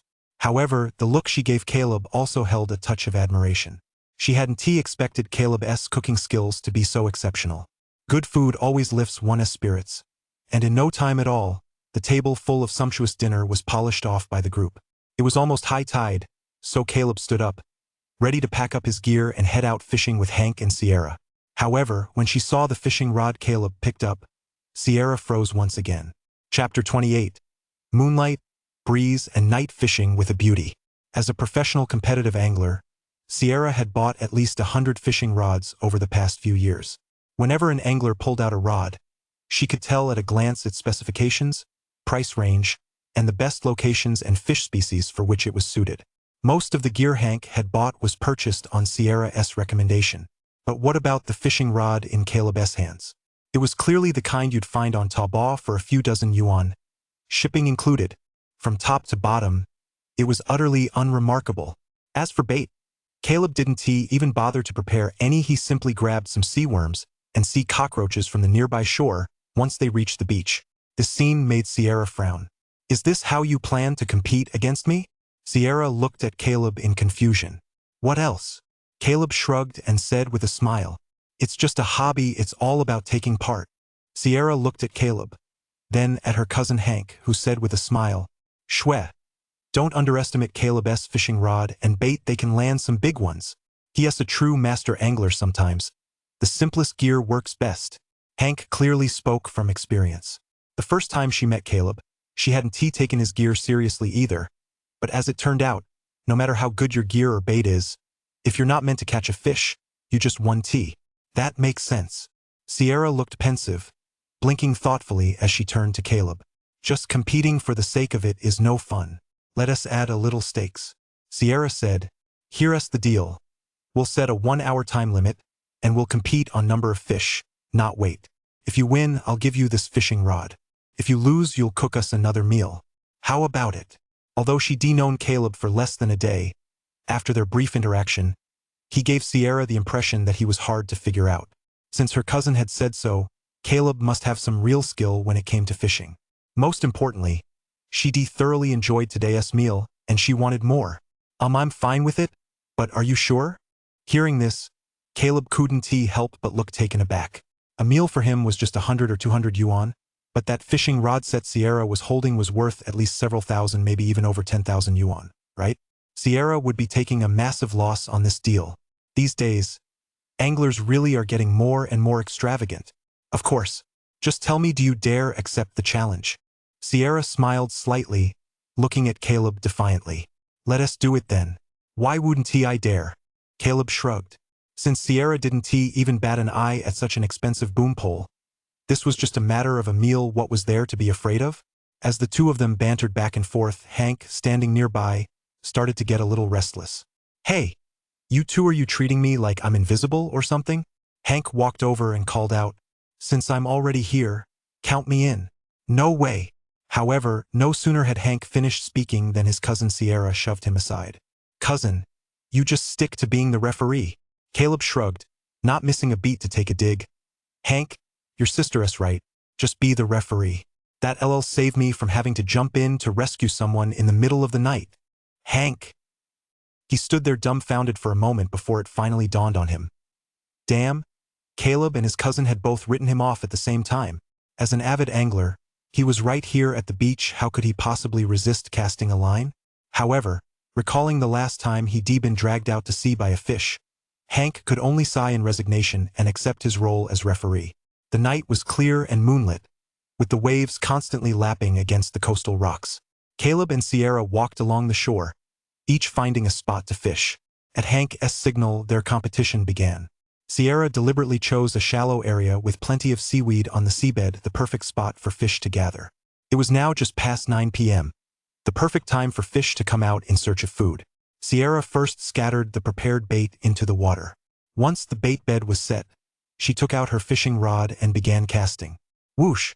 Before long, Sierra's fishing line suddenly went taut, and her rod began to bend. Sierra's eyes lit up. She hadn't expected a fish to bite so quickly. Sierra gathered her composure and focused her attention. Once she confirmed that the fish on the line was just an ordinary sea cushion carp, she gave the rod a quick flick, and a 1-gene sea cushion carp was reeled in. A rare smile appeared on Sierra's face. Although the cushion carp wasn't very big, the feeling of landing a fish was truly exhilarating. Especially right at the start of the fishing trip, it was a great sign. "Not bad at all, just like my sister, Hank." Standing nearby, Hank nodded in admiration when he saw his cousin land a fish so quickly. Immediately, he snapped a photo of the scene and posted it to his WeChat group. "If I can't be the referee while you fish, I can at least post a photo, right?" As soon as the photo appeared, it instantly drew a bunch of curious anglers lurking in the group chat. The admin of Imperial Cuisine. "You bastard, you went fishing again? That's awesome. Your wife's gonna be home alone again tonight. Huawuk and Dayuer. This fishing spot, it's not the same one as last time, is it? It looks familiar." Solo fisherman Sierra. "Holy crap. I said that my goddess. Sierra? Hank, is she really your cousin? Why didn't you tell me? Send me the address, I'll be right over. Please." Reading these comments from his fishing buddies, Hank couldn't help but let a hint of pride and arrogance show on his face. He might not be that great himself, but his cousin sure was. Blinking, he said in a pretentious tone, "My cousin is competing against a fishing legend today and asked me to be the referee. I didn't even want to come, but she insisted, so I had no choice but to come here and enjoy the sea breeze. Man, guys, you know how it is, my fingers are itching to cast a line." He was putting on such a show that many people could practically smell the seafood through the screen. The owner of Imperial Cuisine. Sierra was in the top 3 at the Fishing King competition a while back. Who was so skilled that they're night fishing with her. Huawuk and Dayu. The competition's bound to be exciting, Hank. Just go live on TikTok, I'll send you a Yao 1 Mao. Solo angler Sierra. Send me your address in a DM, I can be the judge. Or go live, I'll send you a Douyin number 1000. Seeing that everyone in the group had been hooked by my cousin, Hank stopped replying, gave a lecherous chuckle, and simply exited the WeChat chat. He walked back toward his cousin Sierra's live fish tank, only to find that in just a short while, she had already reeled in another cushion carp and a bass. Chapter 29. Sierra can't sit still. She's a pro after all. When will I ever be as good as my cousin?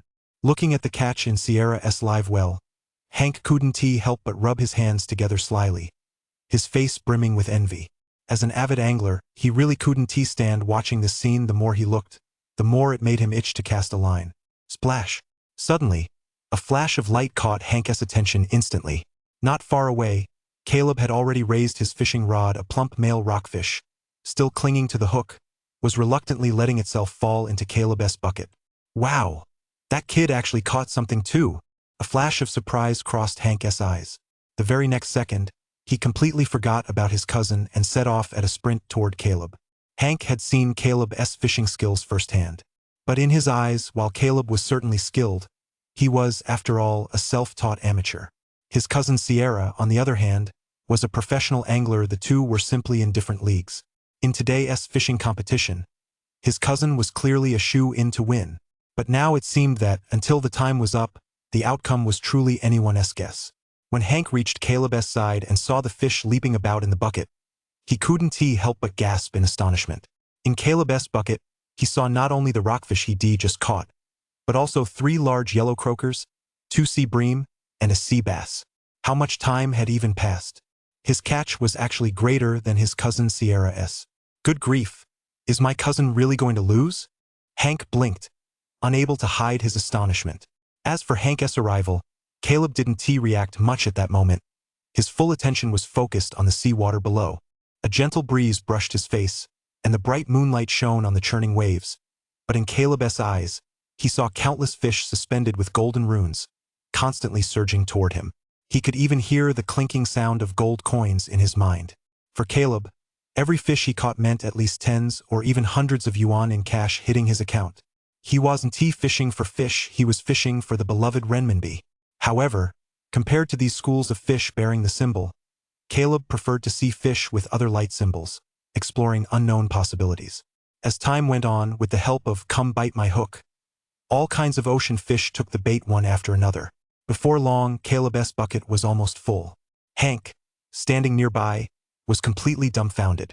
He'd watched plenty of fishing competitions and had even gone to cheer on his cousin in person. But this was the first time he'd ever seen a bite rate like Caleb's. This guy, whenever he casts his line, he practically never comes up empty-handed. He's just a beast. Asentihi? How is my own cousin supposed to compete with that? At that thought, Hank couldn't help but cast a sympathetic glance toward Sierra, silently sighing to himself, "Cousin, oh cousin, it looks like you're in for some stiff competition tonight." At that moment, Sierra's previously calm mind was gradually becoming unsettled. In any other competition, she would have been fully focused and given it her all, pouring all her energy into fishing. Only then could she perform at her best. But for some reason today, after half an hour had passed, Sierra was starting to feel a bit restless. Knowing her cousin Hank as she did, he was the type to flock to wherever the action was. Logically speaking, with her having caught so many fish, shouldn't he be standing right by her side, snapping photos like crazy and showing off online? Why was he acting so strange today? He only stood beside her for 2 minutes before running off to Caleb's side. Could it be that Caleb had caught even more fish than she had? But if that were the case, wouldn't her cousin have been screaming in amazement by now? Yet that hadn't happened at all. What on earth was going on over there? At that moment, Sierra's mind was filled with question marks. She really wanted to go over to Caleb's side to see what was happening, but her strict professional habits forced her to stay calm and keep casting her line.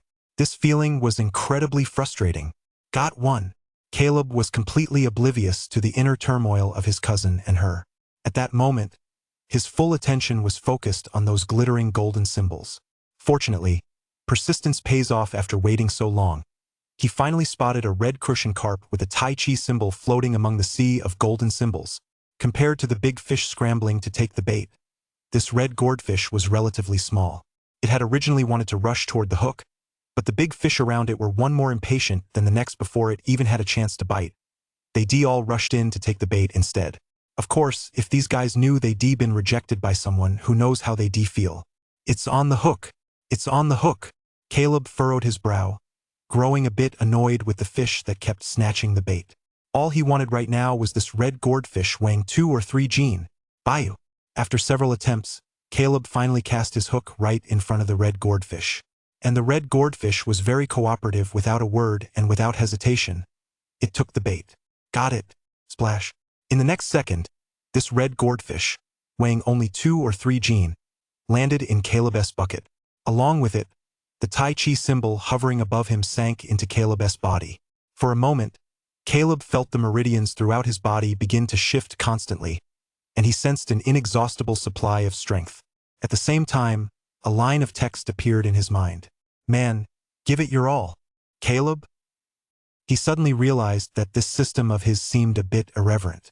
Caleb felt strong and vigorous. This light symbol reward must be boosting his strength, right? Bro, how much longer? Just as Caleb was immersed in the wondrous sensation of his new reward, Sierra's voice suddenly rang out from nearby. After fishing for so long, even Sierra, who was usually incredibly patient, was finally getting restless. She always liked quiet, but today it was eerily silent. Ha! Hank, whose gaze had been fixed on the red melon seed fish Caleb had just caught, finally snapped out of his trance upon hearing his cousin's call. He checked his phone and shouted, 5 more minutes. Immediately, his eyes returned to the red melon seed fish, which weighed about 2 or 3 gene. The red gourdfish before him had an orange-red hue and usually frequented areas near coral reefs. He never expected to come across this kind of fish here today. The flesh of the red gourdfish is thick and tender, with a rich, robust flavor. Because it's so delicious, the market price can reach over 500 yuan per gene. Chapter 30. Getting my hands on a limited edition fishing rod. Hey, Caleb, I want to talk to you about something. Hank stared intently at the red gourdfish in the live tank, his throat making a gurgling sound as he couldn't help but swallow hard. After the competition's over, could you sell me this red melon seed fish? Don't worry, bro, I won't short-change you. As an avid angler, Hank also loved eating fish. But ever since he tasted the deliciousness of saltwater fish, he lost interest in freshwater varieties. Now, looking at this plump red sunfish, his mind was already filled with thoughts of its succulent flesh. He completely forgotten why he come to the beach today. No big deal. Once we're done fishing, let us have a beach barbecue. Hearing this, the corners of Caleb's mouth turned up, and he couldn't help but smile. Back at home, he already figured out that Hank and Sierra, brother and sister, were a pair of foodies. Although this red-spotted gizzard shed wasn't cheap, if it weren't for Hank and Sierra, he wouldn't have found this new way to make money. Treating the two of them to some grilled fish was no big deal at all. Caleb loved making money, but when it came to spending it, he wasn't stingy in the least. Sure thing. Hank wasn't one for small talk either. As soon as he heard that, a smile spread across his face. Especially when he thought of Caleb's cooking, he couldn't help but smack his lips. That guy's been standing over there with Caleb the whole time. I wonder what's so interesting over there. Meanwhile, over on the other side, Sierra asked what time it was, only to find her cousin had gone quiet again. Her delicate eyebrows furrowed slightly, and a rare hint of resentment flashed across her pretty face. She had her own watch. She didn't need to ask the time. She was just trying to remind her cousin that she was still here. But she never imagined her cousin would completely ignore her. What on earth had Caleb caught over there that made her cousin act so strangely? Thinking about this, Sierra's mind went into a whirl, so much so that not a single fish took the bait for the next 5 minutes. All right, time us up. 5 minutes flew by, and with Hank eager to eat grilled fish, he immediately declared the contest over as soon as the time was up. Hearing Hank's voice, Sierra let out a long sigh of relief. Without even waiting for Hank to tell her to, the young girl grabbed a box of fish and hurried over to Caleb's side. She was eager to see just how many fish Caleb could catch in an hour. However, as she got closer, Sierra was stunned when she saw Caleb's bucket brimming with fish and then looked at her own live well, which was only half full. After all, Caleb's bucket had a much larger capacity than her live well. Yet, after an hour, Caleb's bucket was nearly full. Meanwhile, she hadn't even filled hers halfway. That would have been bad enough, but during that hour, although Sierra had caught quite a few fish, most of them were small, lightweight ones that weren't worth mentioning. But Caleb was a different story. Not only did he outnumber Sierra by a landslide, but even a random fish he pulled out weighed at least 3 gene. That's right, whether in terms of quantity or weight, Sierra was completely defeated in this contest. At that moment, she finally realized why her cousin hadn't budged from Caleb's spot since arriving. Catching so many big fish in just 1 hour, as an avid angler, who could possibly tear themselves away from that? Most importantly, there was even a red gourdfish in the catch. That's her absolute favorite. Gulp. Sierra's throat tightened, and she couldn't help but swallow hard. Foodie number 2. You're hooked. Caleb. That's a total of 52. Sierra. That's a total of 35. And now, I declare Caleb the winner of this fishing contest. Although the outcome was obvious at a glance. As the referee, Hank still counted each fish from both of their catches one by one. As expected, Caleb soundly defeated Sierra. Loser takes the loss. This fishing rod is yours. Sierra suppressed her surprise and handed her expensive fishing rod to Caleb. I was just fishing for fun. This rod is way too expensive. I can't possibly accept it. Looking at the rod in his hands, Caleb felt it was a bit too valuable and wanted to give it back to Sierra. He only intended to use this opportunity to build a closer relationship with Hank and his sister. There was no need for such a big wager. Sierra. Keep my word, I'm not the type to back out. Just take it. Sierra crossed her arms, shot Caleb a stern look with her beautiful eyes, and refused to take the fishing rod back no matter what. Seeing Caleb's hesitation, Hank approached with a predatory glare, but quickly took 2 steps back after Sierra rolled her eyes at him. He had no choice but to say to Caleb, Caleb, my cousin isn't short on money if she's giving it to you. Just take it. You're not turning down my cousin's fishing rod, are you? It's a limited edition. I asked her for it several times, but she wouldn't give it to me. In that case, I have to take it. Seeing this, Caleb didn't stand on ceremony. As a fishing enthusiast, who wouldn't want a top-notch fishing rod? All right, now that the competition is over, Caleb, can we grill that red gourdfish? Hank chuckled. Compared to his cousin's fishing rod, he was more eager to savor the red gourdfish Caleb had just caught. Are we having a barbecue? Sierra perked up immediately. Red gourdfish was her absolute favorite. What's the rush? The 2 siblings couldn't hide their hungry looks at all, but Caleb still said with a smile, let us take this catch to the pier to sell first. Once we're done, we'll come back and have a barbecue. What do you 2 think? With these saltwater fish, freshness is key. Caleb wasn't as well off as Hank and Sierra besides accompanying them fishing today. He also wanted to take the opportunity to make some extra money. Now that they caught so many fish, wouldn't it be a waste not to sell them for a good price? Sell the fish at the pier? I'm coming too. Hearing this, Sierra immediately perked up. In all her years of fishing, she only ever participated in competitions or occasionally cast a line out in the wild. The fish she caught were either eaten by her or given away, but this was her first time selling them. Then you 2 go ahead. I'll head back to get the barbecue gear and wait for you there, is that okay? Seeing his cousin's eager expression, Hank rolled his eyes. This cousin of his really hadn't seen much of the world. She loved to stick her nose into everything she came across. Unlike him, he was much more focused. If he didn't devour that red-spotted croaker today, he doubted he'd be able to sleep soundly. Caleb set aside 2 sea bass and a yellow croaker for Hank, then headed toward the Nanpan village pier with Sierra, who was raring to go and today's catch in hand. Watching the 2 of them walk away, Hank smiled to himself. He wasn't in a hurry to head back to Caleb's place to grab the grill. Instead, he leisurely pulled out his phone and sent all the photos he'd just taken like a barrage of messages to the Fishing Buddies group chat. Today's catch is up. Sierra lost, can you believe it? Guys, I'm gonna grill this red-spotted sunfish in a bit. Heh. After a moment of silence, the fishing group exploded. Solo angler Sierra. No way. How could my goddess lose? Hank, give me the address fast. Imperial Cuisine Forum owner. Teasing us late at night like this, Hank? Where's your conscience? The guy next door is waiting for me. Such a beautiful night.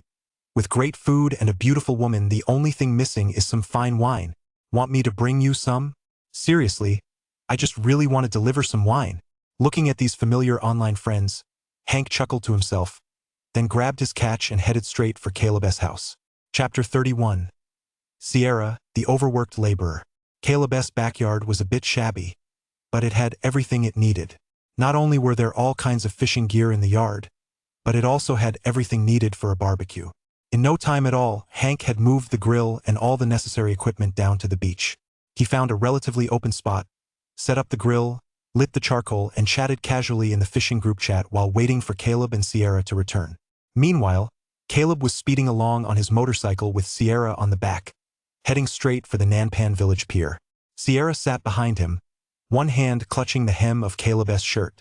With the sea breeze blowing in her face, she found the sensation incredibly exhilarating.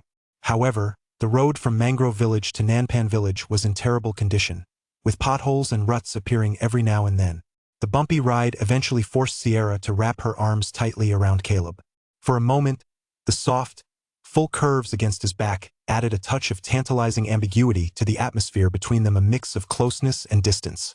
When Caleb arrived at the pier on his motorcycle, he clearly noticed the faint blush on Sierra's pretty face as she dismounted, and the indescribable look in her eyes. Hey, Caleb, have you got a girlfriend now? Your girlfriend is really pretty. Old Hugh, the fishmonger sitting on his tricycle not far away, had a keen eye. As soon as the two got off the bike, old Hugh waved at Caleb to greet him. Unsurprisingly, as soon as he said that, Sierra, whose blush had just begun to fade, instantly turned as red as a watermelon, her entire face flushing crimson. No, she's just a friend. Caleb smiled helplessly, then carried the bucket of fish over to old Hugh. Same as always, let us see how much this batch will fetch. Wow, you're having a bumper catch every day. Seeing the lively, wriggling fish in the bucket, old Hugh's attention shifted away from the lovely Sierra. He cut to the chase and began weighing and pricing each fish one by one. 3,500 in total. After doing some quick calculations, old Hugh announced the final price right away. As for Sierra's catch, although there were plenty of fish, most were too small, so it only fetched a total of 1,500. Even so, seeing the WeChat payment notification pop up, a smug smile spread across Sierra's face. Although her family was wealthy, this was the first time in her life that she'd earned so much money through her own labor, and it gave her a unique sense of accomplishment. Caleb, next time I'm definitely going to beat you. On the way back, though the ride was still bumpy and Sierra was still sitting in the back, it wasn't nearly as awkward as it had been on the way there. Lost in the joy of making money selling fish, she didn't even notice that their backs were pressed against each other. Sure, I'll be waiting. Caleb grinned widely with a young, beautiful girl suddenly by his side. It felt as though his life had become much more colorful. Before long, the two of them were back at the beach. Hank had already lit the charcoal and cleaned the red-spotted fish. While waiting for them to return, he'd even bought plenty of barbecue ingredients like Chinese chives and shiitake mushrooms from the village vegetable shop. Oh my, you're finally back. I'm starving. Seeing Caleb and his cousin walking back side by side, Hank hurriedly waved at them. His gaze, especially when directed at Caleb, was filled with anticipation.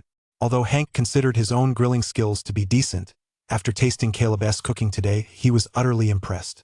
With such high-quality ingredients at hand, it was essential to let a master chef like Caleb take the reins. Anything less would be a waste of such delicious food. Caleb smiled, walked over to the grill, and got to work, brushing on oil, flipping the food, and sprinkling on barbecue seasonings like cumin. In just a moment, the air on the beach was filled with a delicious aroma. Hank and Sierra, both foodies, had clearly just eaten dinner a little over 2 hours ago, but faced with the delicious barbecue, they still tucked in heartily, as if they hadn't eaten in days. Caleb had come to realize that Sierra, on the surface, as her name suggested, as cold as ice, was anything but reserved once you got to know her. A full moon hung high in the sky, a sea breeze blew through the open air, and the sound of crashing waves could be heard from time to time in the distance. In this setting, the three of them sat on the beach, eating barbecue and drinking beer. It was truly delightful. In no time at all, the delicious barbecue was devoured by the trio. Hank and Sierra had even gotten up from their folding chairs, rubbing their bellies. They sprawled out on the sand like Guyu in a movie, looking exceptionally comfortable. Clearly, the brother and sister had eaten their fill today. Caleb also stood up, stretched contentedly, and said to the two of them, "You two take a break for now. I'm going down to scrape some barnacles. When you head back, be sure to drop them off at Luna's." With that, Caleb walked over to a nearby spot and began strapping a rope around himself. The tide had come in again today, so there should still be plenty of barnacles under the rocks. If he could scrape up a few more, he'd make a little extra money. Plus, if he gave them directly to Sierra after scraping them, it would save Luna a trip. Scraping barnacles? Unexpectedly, Sierra, who had been basking in the satisfaction of a full meal and drink, immediately perked up at the mention. Her eyes, as clear as autumn water, looked at Caleb with curiosity. "Caleb, can you take me with you? I've heard that scraping barnacles is really hard. I've never tried it before." This young girl from the city was full of curiosity about everything by the sea. Hank, sitting nearby, immediately grew anxious. "Xiao Shui, scraping barnacles is really dangerous. The waves are huge right now. Are you trying to get yourself killed?" He was the one who brought his cousin here. If anything happened to her, he wouldn't know how to explain it to his aunt and uncle. Besides, ever since he'd been swept out to sea last time, Hank had become much more cautious. Sierra waved her hand and shot her cousin a disdainful look. "Cousin, don't forget I used to compete in swimming competitions. And it's not just swimming, I've also had professional training in rock climbing and mountaineering. This is such a small thing. Why are you making such a big deal out of it?" Sierra came from a wealthy family and had loved all kinds of competitive sports since childhood. So when she heard Caleb was going down to scrape barnacles, she immediately became incredibly excited. As she spoke, Sierra stood tall and walked slowly up to Caleb, saying proudly, "I lost to you in the fishing contest earlier, so this time let us compete in scraping barnacles 1 hour again. Whoever wins gets the barnacles. How about it? Are you sure?" At first, Caleb had wanted to persuade Sierra not to take such a risk so lightly, but seeing how convincingly she argued, and that she even wanted to challenge him to a barnacle scraping contest, he couldn't help but chuckle. A free challenge? There was no way Caleb would turn that down. Chapter 32. Surging Waves, Serene Skies. 3, 2, 1, go! Under the moonlight, Hank stood on the rocks, forced once again to act as the referee. His cousin was indeed better than him. She excelled in many ways. Besides, with Caleb a professional by her side, Hank had no choice but to let Sierra have her fun. Caleb and Sierra were both secured with ropes, one end of which was firmly tied to a rocky outcrop. Behind them, each carried a bamboo basket on their back. For safety's sake, they maintained a distance of about 2 meters between them. That way, even if there were any dangers below, Caleb could react quickly.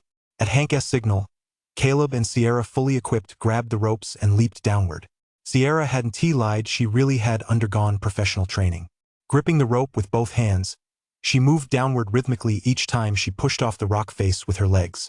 After several such movements, in the blink of an eye, Sierra landed at the base of the cliff. As for Caleb, by comparison, his movements were not nearly as graceful.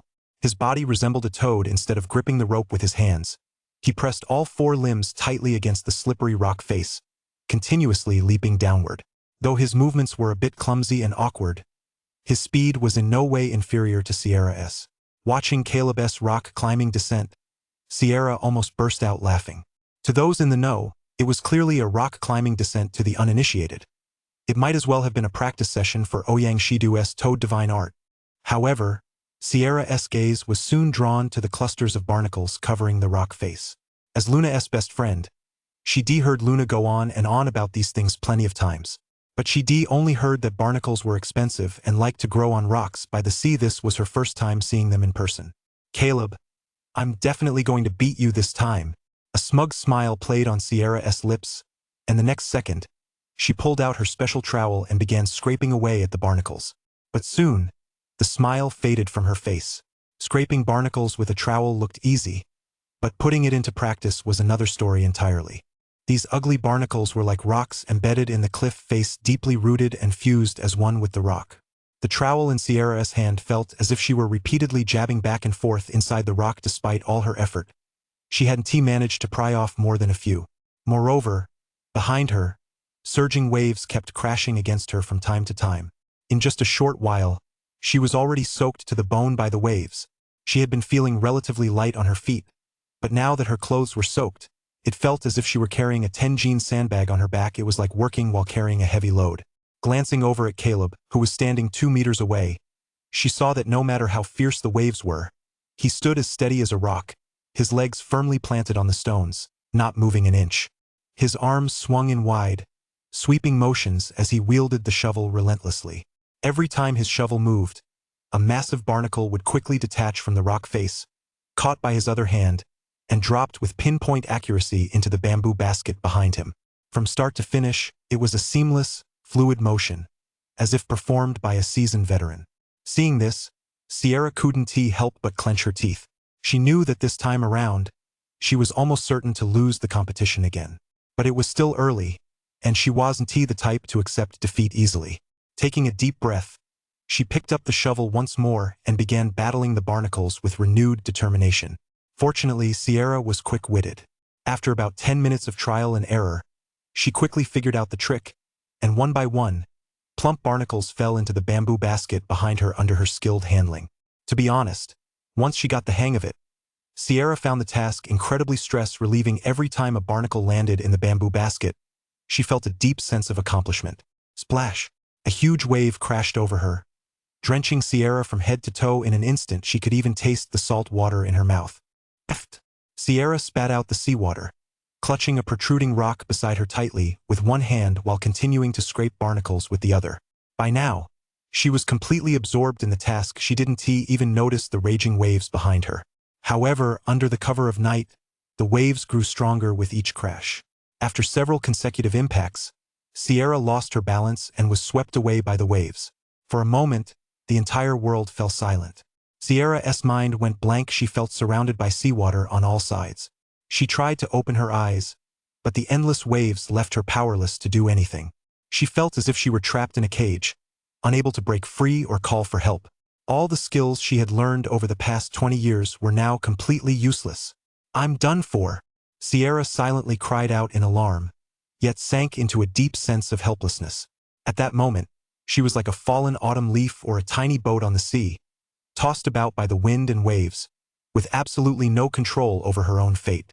However, just then, Sierra felt a hand suddenly grip her waist like a pair of pliers, holding her firmly in place.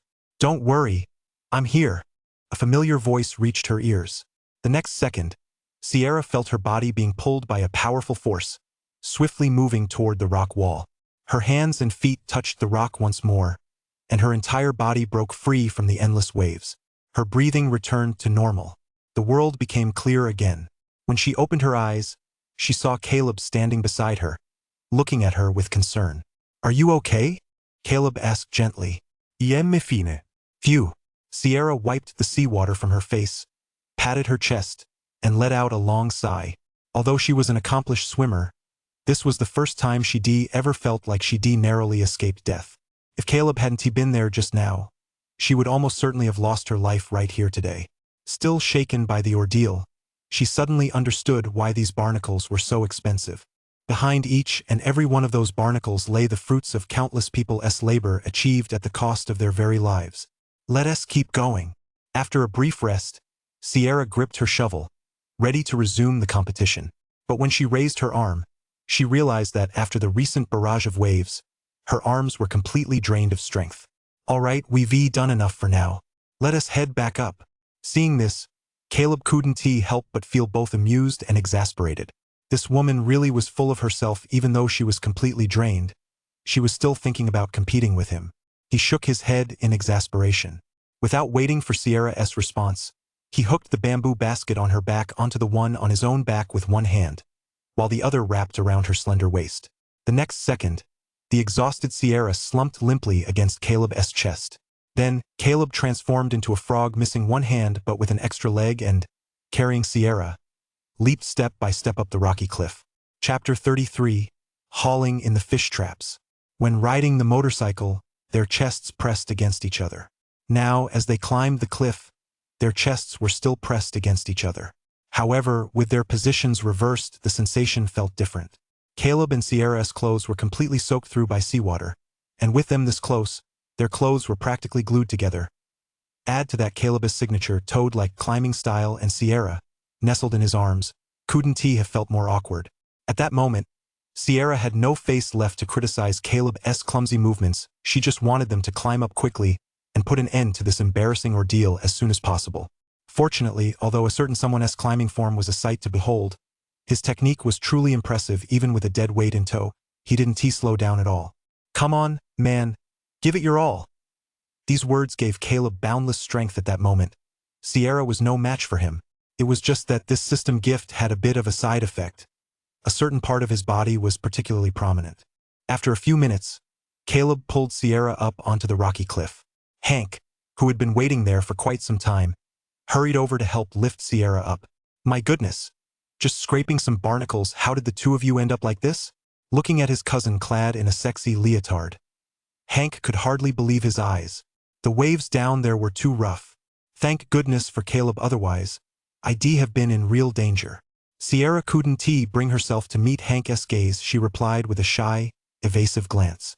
Just as bold as she'd been before going down, she was now just as embarrassed. She was an expert at everything from swimming and fishing to rock climbing. Yet now, a simple task like scraping barnacles had nearly cost her her life. If word got out, it would be a total laughingstock. In her mind, the events that had just unfolded down there replayed scene by scene, like a movie. Thinking back on what had just happened, Sierra's pretty face flushed as red as a ripe peach. "Humph, I told you so, but you wouldn't listen. You've learned your lesson this time. Haven't you?" Hank glared at Sierra. He didn't even have to think to know just how dangerous it had been down there. However, seeing his cousin soaking wet and having just escaped danger, he didn't dare scold her too harshly. Your clothes are completely soaked. I'll take you to a hotel in town first to wash up and change. Then we'll head home. Okay, sweetie. After all, Hank was Sierra's cousin, and seeing her looking like a drowned rat, he felt a pang of sympathy. At that moment, Sierra was just like a child who done something wrong she didn't dare argue, but simply hung her head and nodded obediently in agreement. So, Caleb, seeing that his cousin wasn't objecting, Hank glanced sheepishly at Caleb. He originally brought his cousin over to hang out with Caleb, but he hadn't expected to cause Caleb so much trouble in just one day. Your health comes first. Let us call it a day. I need to go home and take a good shower, too. Caleb nodded. It was already close to dawn, so he didn't try to keep them. He dumped all the barnacles from the 2 bamboo baskets into one and handed it to Hank. Then I'd appreciate it if you two could take these over to Luna. There was no need to spell it out, it was clear that Caleb had won this round hands down. No problem. Hank took the bamboo baskets with a smile and peered inside. He had to admit, in less than an hour, the two of them had really scraped up quite a lot of barnacles. Don't worry, I'll definitely give them to Qingyu. Sierra cast a sheepish glance at Caleb, stammered for a moment, then seemed a bit reluctant to leave. Caleb, I'm my cousin and can we come back here to play sometime?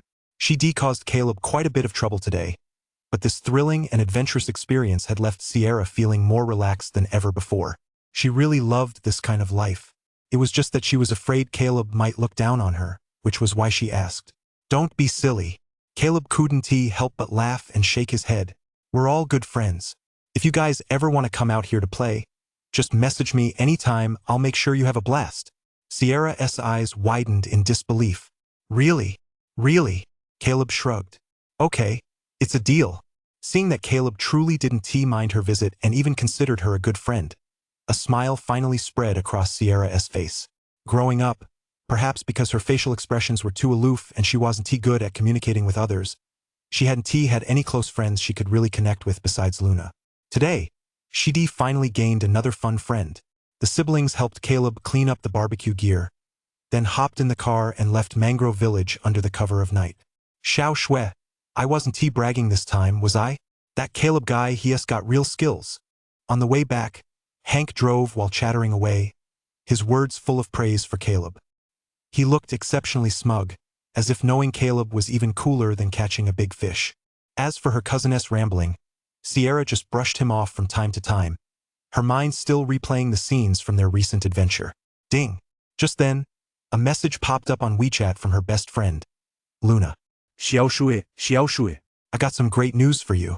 The master of traditional Chinese medicine our company hired has examined these barnacles, their top-notch quality, and have high medicinal value. This is just fantastic. Hearing Luna's voice, Sierra smiled slightly and casually sent the photos she'd just taken to Luna. Luna? Luna asked, Xiao Shui, have you guys been collecting barnacles again? Sierra replied, yeah, Caleb and I went to scrape them off together. He asked me to bring these over to you. Luna. Wow. Her best friend loved sports, but she usually went out to play on her own. Occasionally, she'd ask Sierra to tag along. But ever since they were kids, Sierra had never hung out with anyone else besides her, let alone a guy. And now, Sierra actually went barnacle scraping with Caleb. Something's not quite right here. Meanwhile, Caleb had already returned home and enjoyed a nice, hot shower. Lying in bed, Caleb looked at the balance on his WeChat wallet, and a huge smile spread across his face. Not only had he spent the whole day hanging out with a beautiful girl, but he also made several thousand yuan. And that wasn't all. Once his older brother's barnacle collecting business really took off, the Chow family would have yet another source of income. If they kept making money at this pace, it wouldn't be long before they paid off all their debts. Lost in thought, Caleb grinned and slowly drifted off to sleep. It wasn't until noon the next day that Caleb was roused by Finn's voice. They agreed earlier that they head out to the reefs today to collect the fish traps. Accompanying Finn was another man named Huang Jiaxiang, also from Mangrove Village and a blood relative of Finn's. The boat Finn had borrowed earlier belonged to Huang Jiaxiang. Chapter 34. Seriously? Who else has this kind of luck? Good morning, Caleb. Huang Jiaxiang smiled at Caleb and handed him a cigarette. Lately, Caleb had turned over a new leaf. Not only had he hit the jackpot on Titapool Hunt, But word had also spread throughout Mangrove Village that he met a wealthy woman. Huang Jiaxiang hadn't believed it at first, but seeing his cousin Finn actually make a tidy profit from it too. Today, upon hearing that Caleb was going to check his trap nets, and since he set some of his own on a nearby reef, he decided to tag along to see Caleb's luck for himself. Whether it's titpool hunt or setting trap nets, luck is crucial for those who live by the sea. But Lady Luck doesn't favor everyone, and she certainly doesn't favor the same person forever. Huang Jiaxiang didn't believe Caleb could have such good luck every single day. Sean, where have you been striking it rich lately? Caleb took the cigarette, climbed onto the boat with Sean and Finn, and exchanged a few polite pleasantries. Huang Jiaxiang probably knew that his family leased a shrimp pond covering 5 or 6 mu, and that he usually went out to sea on a boat to earn a living. Hey, how else am I supposed to make a fortune? Just going out to sea with the boss. I happen to have a couple of days off, so I set a few traps to try my luck. Huang Jiaxiang smiled wryly as he rowed the boat, blowing a smoke ring. Although his family owns a small shrimp pond, seafood prices fluctuate every year, and sending 3 children to school costs a pretty penny. So Huang Jiaxiang usually leaves the shrimp pond in his wife's care while he goes out to fish with others. Even in his spare time, he set out some trap nets just in case he catches something good. He can raise it in their own shrimp pond and sell it for a good price the following year. He had no choice now in middle age, with elderly parents and young children to support. He couldn't afford to rest even for a single day. Even if he had the slightest bit of free time, he'd look for opportunities to make a little extra money, hoping to provide a better life for his family. While the 3 of them were talking, they had already arrived at a nearby reef. This was where Huang Jiaxiang set his bottom traps by now. The tide had gone out, and the reef was exposed above the water. Huang Jiaxiang first tied the boat to the reef, then patiently began checking his traps. Ugh, another empty catch. I'd even settle for a single emperor conch to satisfy my hunger. Huang Jiaxiang checked 3 traps in a row, but found nothing but seaweed inside, not even a single conch. Huang Jiaxiang grumbled a few resigned remarks, cleared out all the seaweed, added some fresh prawns and earthworms, and then lowered the traps back into the sea. That's just how it goes with trap fishing. If Mazu bestows her blessings, or if Hugh gets lucky, he might make a little profit if luck isn't on his side. He'll just come up empty-handed. Brother Xiang, there's something in here. Just as Huang Jiaxiang was smoking a cigarette in frustration, Finn's shout came from a short distance away. Oh, let me take a look. Huang Jiaxiang perked up immediately, set down his trap, and walked over to Finn. By then, Caleb had also come ashore, though he didn't seem very interested. Earlier, when they docked, he already scanned the area. There weren't many floating light talismans near this reef, which meant there was practically no catch. Hey, I thought it was something big, but it turns out to be just a small conger eel and 2 sea crucian carp. Sure enough, Huang Jiaxiang's disappointed voice soon echoed from the reef. The small conger eel looked to weigh less than 8 liang, and as for the 2 sea crucian carp, they were no bigger than the palm of his hand. He was almost too embarrassed to even bring them out. However, despite his disappointment, Huang Jiaxiang didn't stop what he was doing. With deft hands, he placed the small conger eel and sea bream into the bucket he brought along. Although these catches were small, if he put them in his family's shrimp pond, given time, they grow into a decent haul. At the very least, it wouldn't be bad to go back and make some sea bream soup for his wife to help her regain her strength. All right, Finn, Caleb, let us go check your fish traps. Before long, Huang Jiaxiang had gone through each of his own fish traps one by one. Aside from 2 additional large yellow croakers, there were no other catches. After putting the bait and traps back into the water, Huang Jiaxiang called out to Caleb and Finn to get back on the boat. Got it, Finn called back, then climbed back onto the boat with Caleb. Bro, I hope our traps aren't empty too? Having just seen the results of Huang Jiaxiang's traps, Finn couldn't help but glance at Caleb with concern. After all, they caught quite a lot over the past couple of days, and Finn had carried quite a few buckets of fish onto the boat before this. The catch has been about the same on these reefs lately. Did you think we'd be that lucky every day? We're just lucky to have anything at all. Before Caleb could answer, Huang Jiaxiang, who was rowing, couldn't help but grumble. Huang Jiaxiang looked at Caleb and Finn and said, Next time, don't bring so many buckets. It's so embarrassing to come back empty-handed. Finn, Caleb. In Mangrove Village, Huang Jiaxiang was considered one of the more hard-working types over the past few years. He practically scoured every nearby reef. He knew exactly how much fish could be caught at each one. To be honest, among the nearby reefs, only the spot where he set his traps was relatively promising. As for the other places, they'd probably be a total waste of time. Sean's right, setting traps in the ocean is all about luck. Let us hope we're lucky today. Caleb shrugged, not bothering to argue. He was curious himself, wondering how his 5 traps would turn out. Holy crap! Caleb, look over there. Before long, as they drew closer, Finn's voice rang out from the boat. Hey, Finn! You don't have to make such a big deal out of it, holy crap! Huang Jiaxiang, who was rowing, had intended to make a sarcastic remark, but when he looked in the direction Finn was pointing, he froze in shock. Near a nearby reef, waves were churning, and several fish traps were swaying violently in the water. You see, since the fish traps had been set for quite some time, they usually wouldn't make much of a commotion. Even if there were fish inside, it's only when you pull them up that the catch would struggle a few times. But right now, even though the water wasn't churning much, those fish traps were rolling back and forth constantly. What did that mean? It meant there was a big one inside. No way, is Caleb really that lucky? Huang Jiaxiang stood there frozen in disbelief, so stunned that it wasn't until the cigarette but fell from his hand that he snapped back to reality. Caleb, you've hit the jackpot. Huang Jiaxiang let out a shriek, his voice even louder than Finn's had been moments earlier. He shot Caleb an envious glance, then steered the small boat toward the reef at full speed. As the boat drew near, the 3 of them couldn't wait to get ashore. Huang Jiaxiang casually lifted one of the traps, but before he knew it, it slipped back into the sea and his eyes widened in shock. Oh my God! What did he just see? One of the traps was absolutely packed with all kinds of lively, wriggling fish, so heavy, in fact, that he could barely hold it steady. Caleb, however, seemed unfazed. He calmly and methodically searched through the traps for a special light symbol. Compared to the fish in the traps, the light symbol was clearly much more appealing to him. Chapter 35, The Taste of David. Red sea bream, chicken fish, 20 gene of sea bass. Holy crap, a trumpet conch this big. Caleb, my goodness, you've struck it rich. In the blink of an eye, Huang Jiaxiang's exclamations echoed across the vast reef.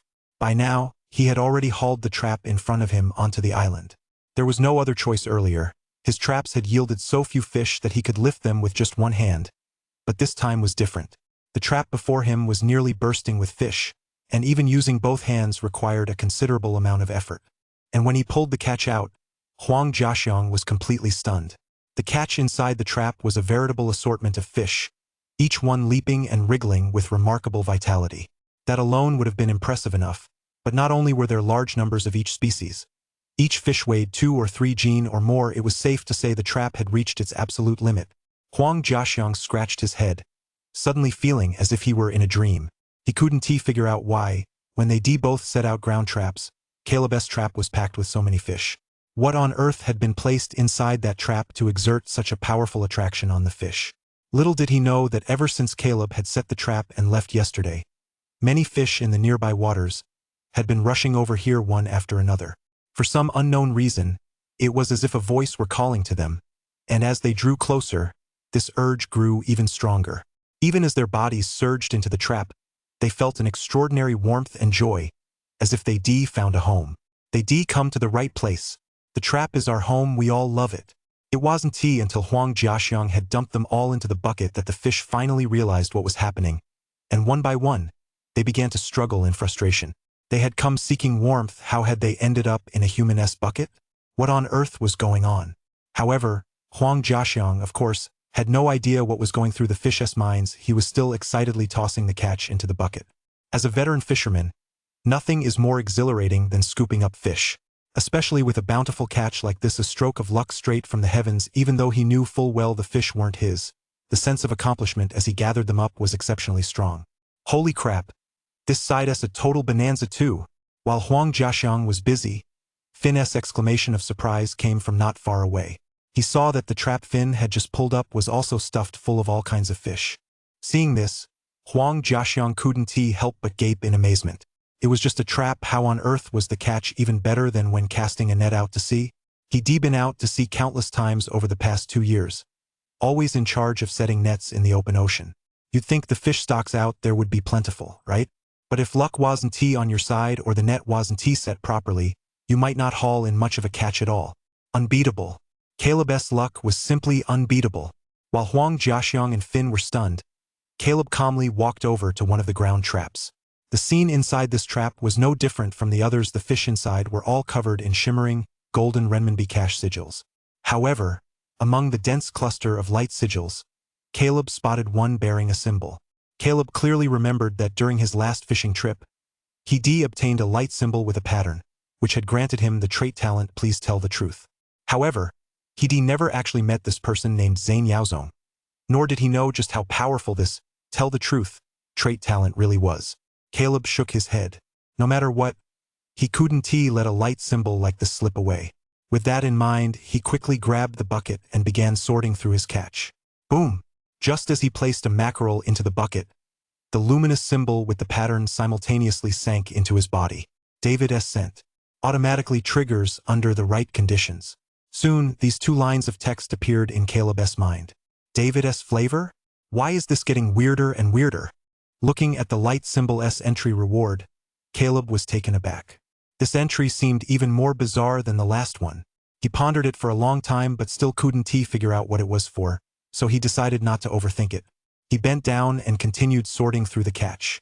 Although they only set out 5 bottom traps, every single one had been completely filled, so today's catch was every bit as good as what they get over at the mangroves. Before long, the 3 of them had emptied all the fish from the 5 traps, filling a full 5 buckets. Caleb, you didn't happen to bring this many buckets because you already knew there'd be this much fish, did you? Looking at the 5 buckets brimming with fish before him, Huang Jiaxiang felt a chill run down his spine. He couldn't help but pull out a cigarette, hand one to Caleb, light one for himself, and take a deep drag. Only then did the shock in his heart slowly subside. This was insane. 5 traps, all completely overflowing. It completely overturned the worldview of a veteran fisherman like him, with 30 years of experience. Before they set out, he even teased Caleb about bringing too many buckets. But now, if they brought even one less, there wouldn't have been enough to hold all this catch. At that moment, the wind stung Huang Jiaxiang's face until it turned bright red, as if he'd been slapped hard across the face. I'm not that skilled, it's just that I had good luck today. Caleb shrugged. How could he possibly explain something like this? Luck is part of skill too. Huang Jiaxiang, however, was already completely convinced by Caleb. You don't know, these past few days, the village chief of Nanpan village has had an old shrimp pond that hasn't been tended to in years. He has been wanting to lease it out to someone to help clear the seaweed from it. But that old village chief, Zane, is asking for 10,000 yuan right off the bat. Who'd dare to lease the pond so easily? If I had your kind of luck, I'd definitely take on that job and clean his pond out completely. Pond lease, where the catch belongs to the lessee, is a common business practice in many parts of southern China. For example, in freshwater areas, some fish merchants will pay pond owners 2,000 to 3,000 or even 10,000 to 20,000 yuan to lease a fish pond for a day or two. After the lease period ends, they drain the pond, and whatever fish are left inside regardless of the quantity belong to the merchant. It's just like opening a blind box. If they're lucky and the pond is teeming with fish, the pond lease operator can make a killing. If the catch is meager, they might suffer a massive loss. Of course, for the pond owner, this is also a risky gamble. Selling too cheaply means a massive loss. Selling at a high price could mean striking it rich. And by the coast, this pond lease followed by pond clear-out model also exists. However, inexperienced people generally don't dare to try this one wrong move, and they could lose their entire investment. Pond clear-out. After hearing Huang Jiaxiang's complaint, Caleb's eyes suddenly lit up. For him, a pond clear-out was nothing less than a golden opportunity to strike it rich. Besides, there were plenty of shrimp ponds around Mangrove Village. If he went through them one by one, it would be much easier to make money than hunting in tidipools by the sea. Chapter 36. 10,000 a day, barnacles paid on the spot. Sean, could you put in a good word for me? I'm bored lately, and I'd like to give pond clear out a try. Could you let the village chief of Nanpan village know? If it looks like a good fit, I'll give it a shot. Caleb thought for a moment, then turned to Huang Jiaxiang. For most people, a pond clear out is a risky challenge. But for Caleb, it's a surefire moneymaker. If he sees plenty of fish in the pond, he'll go for it. If there aren't many, he can always back out later. Caleb, are you really going to do this? As soon as he heard this, Huang Jiaxiang's interest was piqued. It wasn't for any other reason today's explosive catch at the reef had genuinely surprised him. Everyone said Caleb was a college student with a good education if he really went through with the pond clear out, who knew what the results would be. Of course. Caleb nodded and said with a smile, if it works out, come help out whenever you're free, you'll get your share.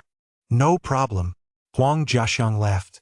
Then I'll let the old village chief in Nanpan village know. I'll contact you as soon as I have news. All right.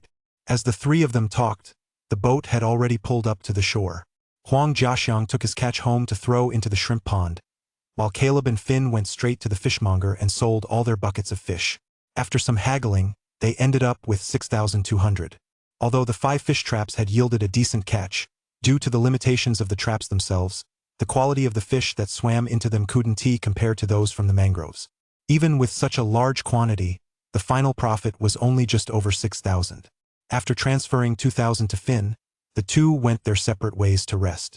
Halfway home, Luna's transfer also came through. The barnacles they collected yesterday weighed about 35 gene, but since the quality was inconsistent, she ended up transferring a total of 6,000 to Caleb. All told, Caleb had earned nearly 10,000 yuan in a single day. Caleb was quite satisfied with this income. After all, in his previous life, he worked himself to the bone, getting only 3.5 days off a month, and still only made 10,000 yuan. Now, though fishing every day, participating in the tidal hunt, enjoying freedom in both life and time, and still earning this much, it couldn't get any better. Just as Caleb was basking in the joy of his success, he noticed a crowd of villagers gathered near his front door, chattering away in a noisy commotion. David, you can't run things like this. We worked our butts off to get here, and you're telling me you'll settle up once a month? Who's going to do business with you like that? Exactly. You still owe us so much money. If you run off, who are we supposed to turn to for justice? If you don't pay up, we'll just sell them to someone else. A group of nearby villagers was now standing at the entrance to David's yard, glaring at him with hostile expressions. Yesterday, they heard that David was buying barnacles, so they got up early and started scouring the area. But when they arrived at David's house, he told them he'd take the goods first and pay later, settling the account a month down the line. As soon as they heard this, the fishermen immediately refused to go along with it. If it were a wealthy family, they or even Hugh might be willing to accept such terms. After all, credit is common in the village. But everyone knew that David's family had been up to their ears in debt for the past 2 years. What if they couldn't get their money back later? Wouldn't they have worked for David for nothing? After all, scraping barnacles takes a lot out of them. If it weren't for the money, who would want to risk their lives every day? Come on, we're just getting started. Don't worry, David, keep my word. I'll definitely pay you in a month. Faced with everyone's skepticism, David was at his wit's end. Although Caleb had transferred quite a bit of money to him in recent days, it was all set aside to pay off debts, so he didn't dare use it to pay these people. But if he didn't offer cash on the spot, very few would be willing to work with him. So what if it's cash on delivery? We'll pay. Just then, however, a voice suddenly rang out from outside the crowd. Caleb! Hearing the voice, David's eyes lit up instantly, and he hurriedly pulled Caleb over. Caleb, you're finally back. Look at this, isn't the risk too high if we pay cash on the spot? It was David's first time doing business. He had no experience and was constantly afraid of losing everything, mainly because he simply couldn't afford to lose it. What risk is there? Caleb patted his brother on the shoulder and said with a smile, that Mr. Liu from yesterday has already transferred the money to me. Don't worry. With that, he turned to face the crowd at the entrance. Anyone who wants to do business with us brothers, stay right here. We'll settle at the price we agreed on earlier, goods for cash. As soon as he said this, the commotion at the entrance fell silent. The crowd blinked, looking at Caleb with a mix of disbelief and skepticism, but not a single person dared to step forward. Mainly, Caleb's reputation had been too terrible. He was known for taking things back, not for giving them away. They'd rather trust David to settle up with them in a month than trust Caleb to pay them on the spot. Caleb? There was nothing he could do. The bad reputation his former self had built up had simply too much influence. If you're not willing, just leave. We don't force anyone to do business with us. Caleb decided to just give up. Sell if you want to, or don't, whatever. Strangely enough, when he'd spoken to them gently just a moment ago, not a single person had believed him. Now that Caleb had taken a hard line, the villagers were actually coming over one by one. Although there were always buyers for barnacles, Recently the price in Nanpan village had topped out at 100 yuan. But here with David and Caleb, high-quality ones could fetch as much as 150 or 160 yuan. If they could make a fair deal, why would they leave? Since it was cash on the spot anyway, why not give it a try to see if it was true? So, one of the fishermen stepped forward and pulled out the barnacles he collected. Take a look, how much are these worth? Caleb nodded toward his older brother, and David immediately got the hint, beginning to sort them by quality. The barnacles varied in quality, totaling just 5 jin. Most were barely up to standard. After some calculations, David quoted, 600 yuan in total, how about that? 600. The fisherman was taken aback for a moment, then nodded. Deal. Caleb was just as decisive. Show me your QR code, I'll transfer it to you. A ding sounded. In the blink of an eye, the 600 yuan was transferred directly to the fisherman. Wow, that's an instant payment. My turn, weigh mine. I was here first. Just look at the quality of mine, it's unbeatable. Seeing that Caleb was actually serious, the other fishermen were instantly overjoyed. One by one, they held up their bamboo baskets and jostled their way toward Caleb. Come on, line up. One at a time, no one will be left out. Seeing the situation take off, Caleb's expression remained cold and stern, but inside he was delighted. As long as the nearby fishermen got a piece of the action, he wasn't worried about the business not going well. Chapter 37. Relatives come calling to collected debt. It took a full half hour to settle the accounts for this group's barnacles. They collected over 100 jin in total. Even at the lowest price, Caleb had already paid out over 10,000 yuan in just a short while. Moreover, today was just the first wave of fishermen. Once word spread that the Chow family was buying barnacles on the spot, more and more people would likely come knocking on their door to deliver their catch. No wonder David was reluctant to pay on the spot. This line of business demanded a significant amount of cash flow.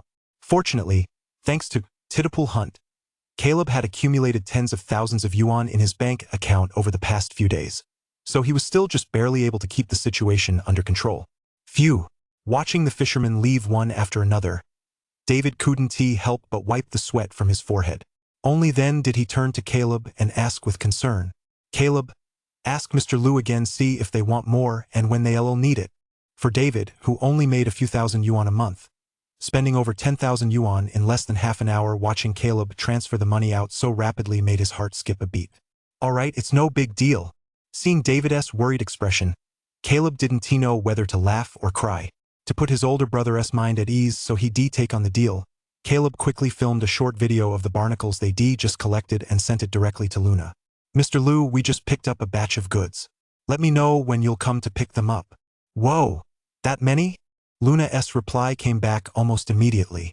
Luna said in a voice message, Caleb, I have a meeting to attend right now, but don't worry, set this batch aside for me. I should be able to make it this afternoon. Ok. Z. Caleb gave an okay gesture, then waved to David. Mr. Liu replied he's coming to pick it up this afternoon. Great. Now I can finally rest easy. Hearing this, David patted his chest and let out a long sigh of relief. As a veteran fisherman who spent 30 years in Mangrove Village and was used to earning a living through hard work, this was his first time doing business like this, and he'd been feeling pretty nervous about it. Still, now that his younger brother Caleb had bounced back, David's heart was filled with hope. If this business kept going, paying off their debts by the end of the year wouldn't be a problem at all. Meanwhile, the fishermen who had just been paid walked home with smiles on their faces, feeling satisfied. Some even stopped by the village convenience store on their way home and bought 2 packs of 20 yuan cigarettes or a bottle of baijiu, planning to treat themselves properly. Hey old Zane, where do you strike it rich? You usually smoke 10 yuan cigarettes, how come you're upgrading your brand now? Zane's village, the corner store. A group of men were idly playing mahjong to pass the time. However, when they saw old Zane actually buy a pack of cigarettes that cost 20 yuan, they couldn't help but gasp in surprise. Hey, didn't someone over in Hongshu village say they were buying barnacles? I got up early today, dug up some barnacles, and made a little pocket money. After buying the cigarettes, old Zane couldn't wait to open the pack, pull one out, and light it up with a satisfied smile. He wasn't very educated and usually just took whatever odd jobs he could find. When he heard David was buying barnacles, he decided to give it a try today, and to his surprise, he actually made a small profit of 500 yuan. This was much better than doing odd jobs for others. Besides, scraping barnacles was quite a hassle and very dangerous. Not just anyone was willing to do it. Even if he told others about it, it wouldn't be a big deal. He didn't have to worry about anyone competing with him. Buying barnacles? So there's actually someone in Mangrove Village doing this business now. There's always been someone buying them around here. I hear it's very profitable. Which family in Mangrove Village is it? As soon as old Zane finished speaking, it immediately sparked a flurry of discussion among the crowd.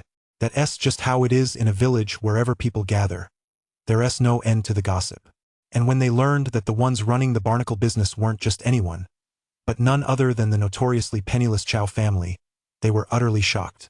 No one would have guessed that the Chow family, deep in debt, had actually started a business.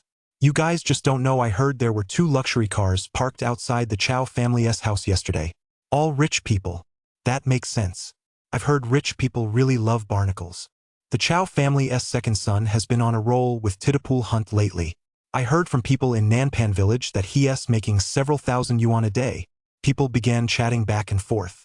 Before long, the Loving Family WeChat group was buzzing with excitement. Have you guys heard? Caleb and David have been buying barnacles lately. Over a dozen people got paid by them today. Really? Do they even have the money to run a business? You must not know the whole story. Caleb's made quite a haul from Titapul Hunt these past few days. He has earned at least 20,000 yuan. I also heard that Caleb met a rich woman, and she's the one who asked him to run this business for her. This We're All One Happy Family WeChat group is filled with Caleb's distant relatives, aunties, uncles, and the like.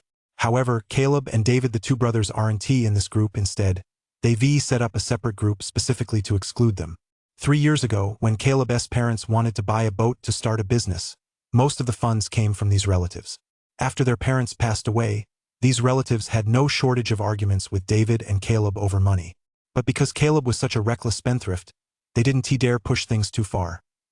Besides, David would repay them a sum every so often, though not much, so they didn't come knocking on their door to demand payment all that often. That was fine back then, but now that word had gotten out that the Caleb brothers had made money, these creditors naturally couldn't sit still. No way. While they're flush with cash now, I've got to get my 20,000 back. Who knows when they'll be broke again? Third aunt said, cursing under her breath. No sooner had she finished speaking than someone chimed in. Exactly. Let us go together. If we drag this out any longer, the money won't be worth anything. Then let us get organized. I still haven't gotten my 50,000 back either. If I get it, it'll be just enough for a down payment on a car. Everyone in the group chimed in with their own comments. Although there were usually plenty of unresolved conflicts between the families, when it came to collecting debts from the Chow brothers, they were all on the same page. So, before long, these aunts and other relatives, some on electric scooters, others on tricycles, all arrived in a noisy crowd at the gate of Caleb and David's home. Caleb, I hear you've struck it rich lately. So, about the 20,000 you owe my family, could you pay me back first? I really need it right away. Third aunt hopped off her tricycle and led the way, striding straight toward the brothers. The other relatives, each muttering about their own debts, followed suit and gathered at the gate. Caleb, David, they barely set up shop, and the money hadn't even come in yet, and already the debt collectors were here. How were they supposed to handle this? Chapter 38. Money and a car. It feels great to be supported. After all, they were all relatives, and it was only natural to repay debts. Caleb and David exchanged a glance and had no choice but to put on a smile as they invited all these aunts and cousins into the courtyard. Their sister-in-law Lena had just gotten off work. Seeing this scene, she sighed helplessly and hurried to bring chairs for the relatives and pour them tea and water. Third aunt, Auntie. Once everyone was seated, Caleb said patiently, I know my parents owe you all quite a bit of money.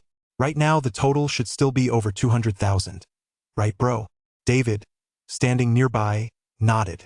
That's right. We still owe 256,000. Good to know.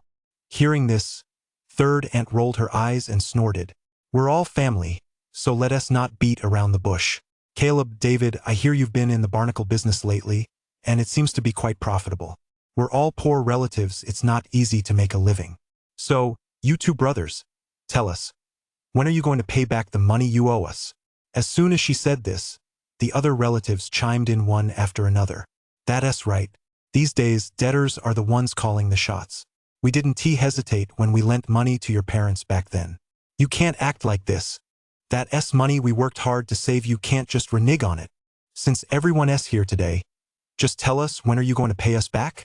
Caleb, David, it seemed like they'd come today as a group to collect their debts. Although Caleb had saved up several 10,000 yuan over the past few days, even if he pooled his money with Caleb S, they still couldn't come up with 250,000 yuan. Plus, once that money was paid out, it would seriously impact his barnacle business, which had just gotten started. Caleb said helplessly, "Elders, as you surely know, we just opened for business today. Where would we get that much money? Here's what I'll do, I promise you. I'll definitely pay everyone back before the Lunar New Year this year. What do you think?" Now that Caleb had found a way to make money, 250,000 really wasn't that much for him, but it would take time. Otherwise, where would he get that much money? That's all well and good. But what if you lose money? Who are we supposed to turn to then? Third Aunt narrowed her eyes and stared intently at Caleb. Third Aunt, Caleb is capable. Rest assured, we won't lose money. We'll definitely pay you back by the end of the year. David chimed in with a forced smile. To be honest, we can't pay anyone back today either. We do have a little cash on hand, but even if we cashed it in today, we could only pay back 1 or 2 people. If we did that, we wouldn't be able to keep our business going, and then who knows when the rest of you would ever see your money. At these words, the crowd of relatives fell silent. That was true. Caleb and David clearly couldn't come up with over 200,000 yuan.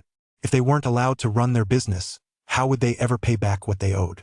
However, Auntie number 3 was clearly determined not to leave without her money today.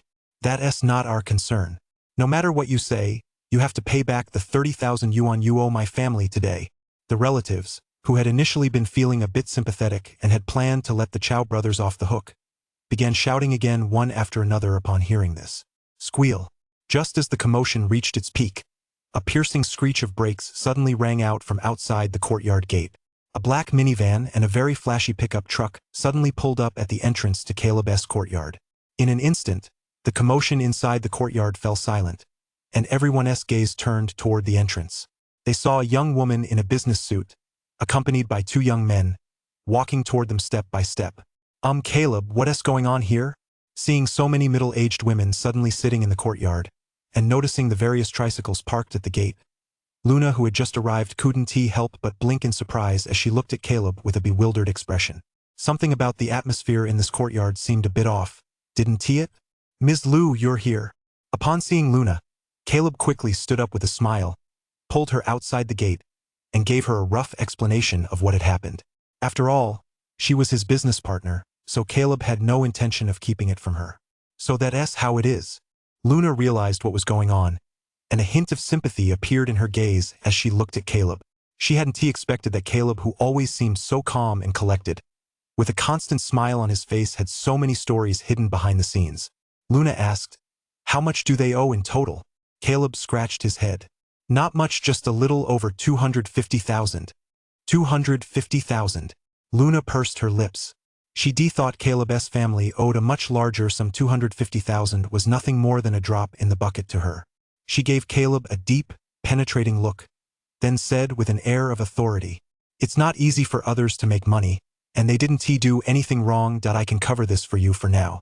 We'll keep doing business as usual, and you can pay me back whenever you want.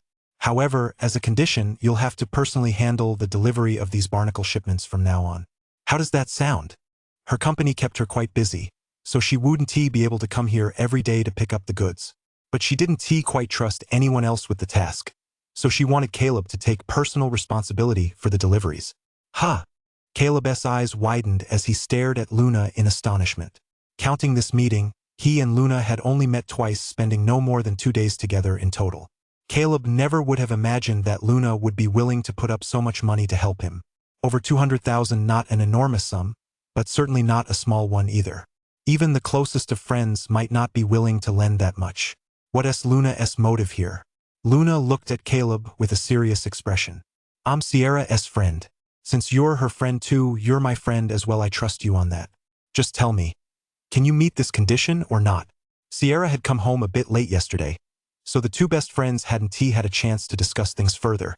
It wasn't until this morning that Luna found out what had happened last night. If it hadn't been for Caleb, Sierra might not even be alive. Just for the fact that Caleb risked his life to save Sierra, She was willing to help him out.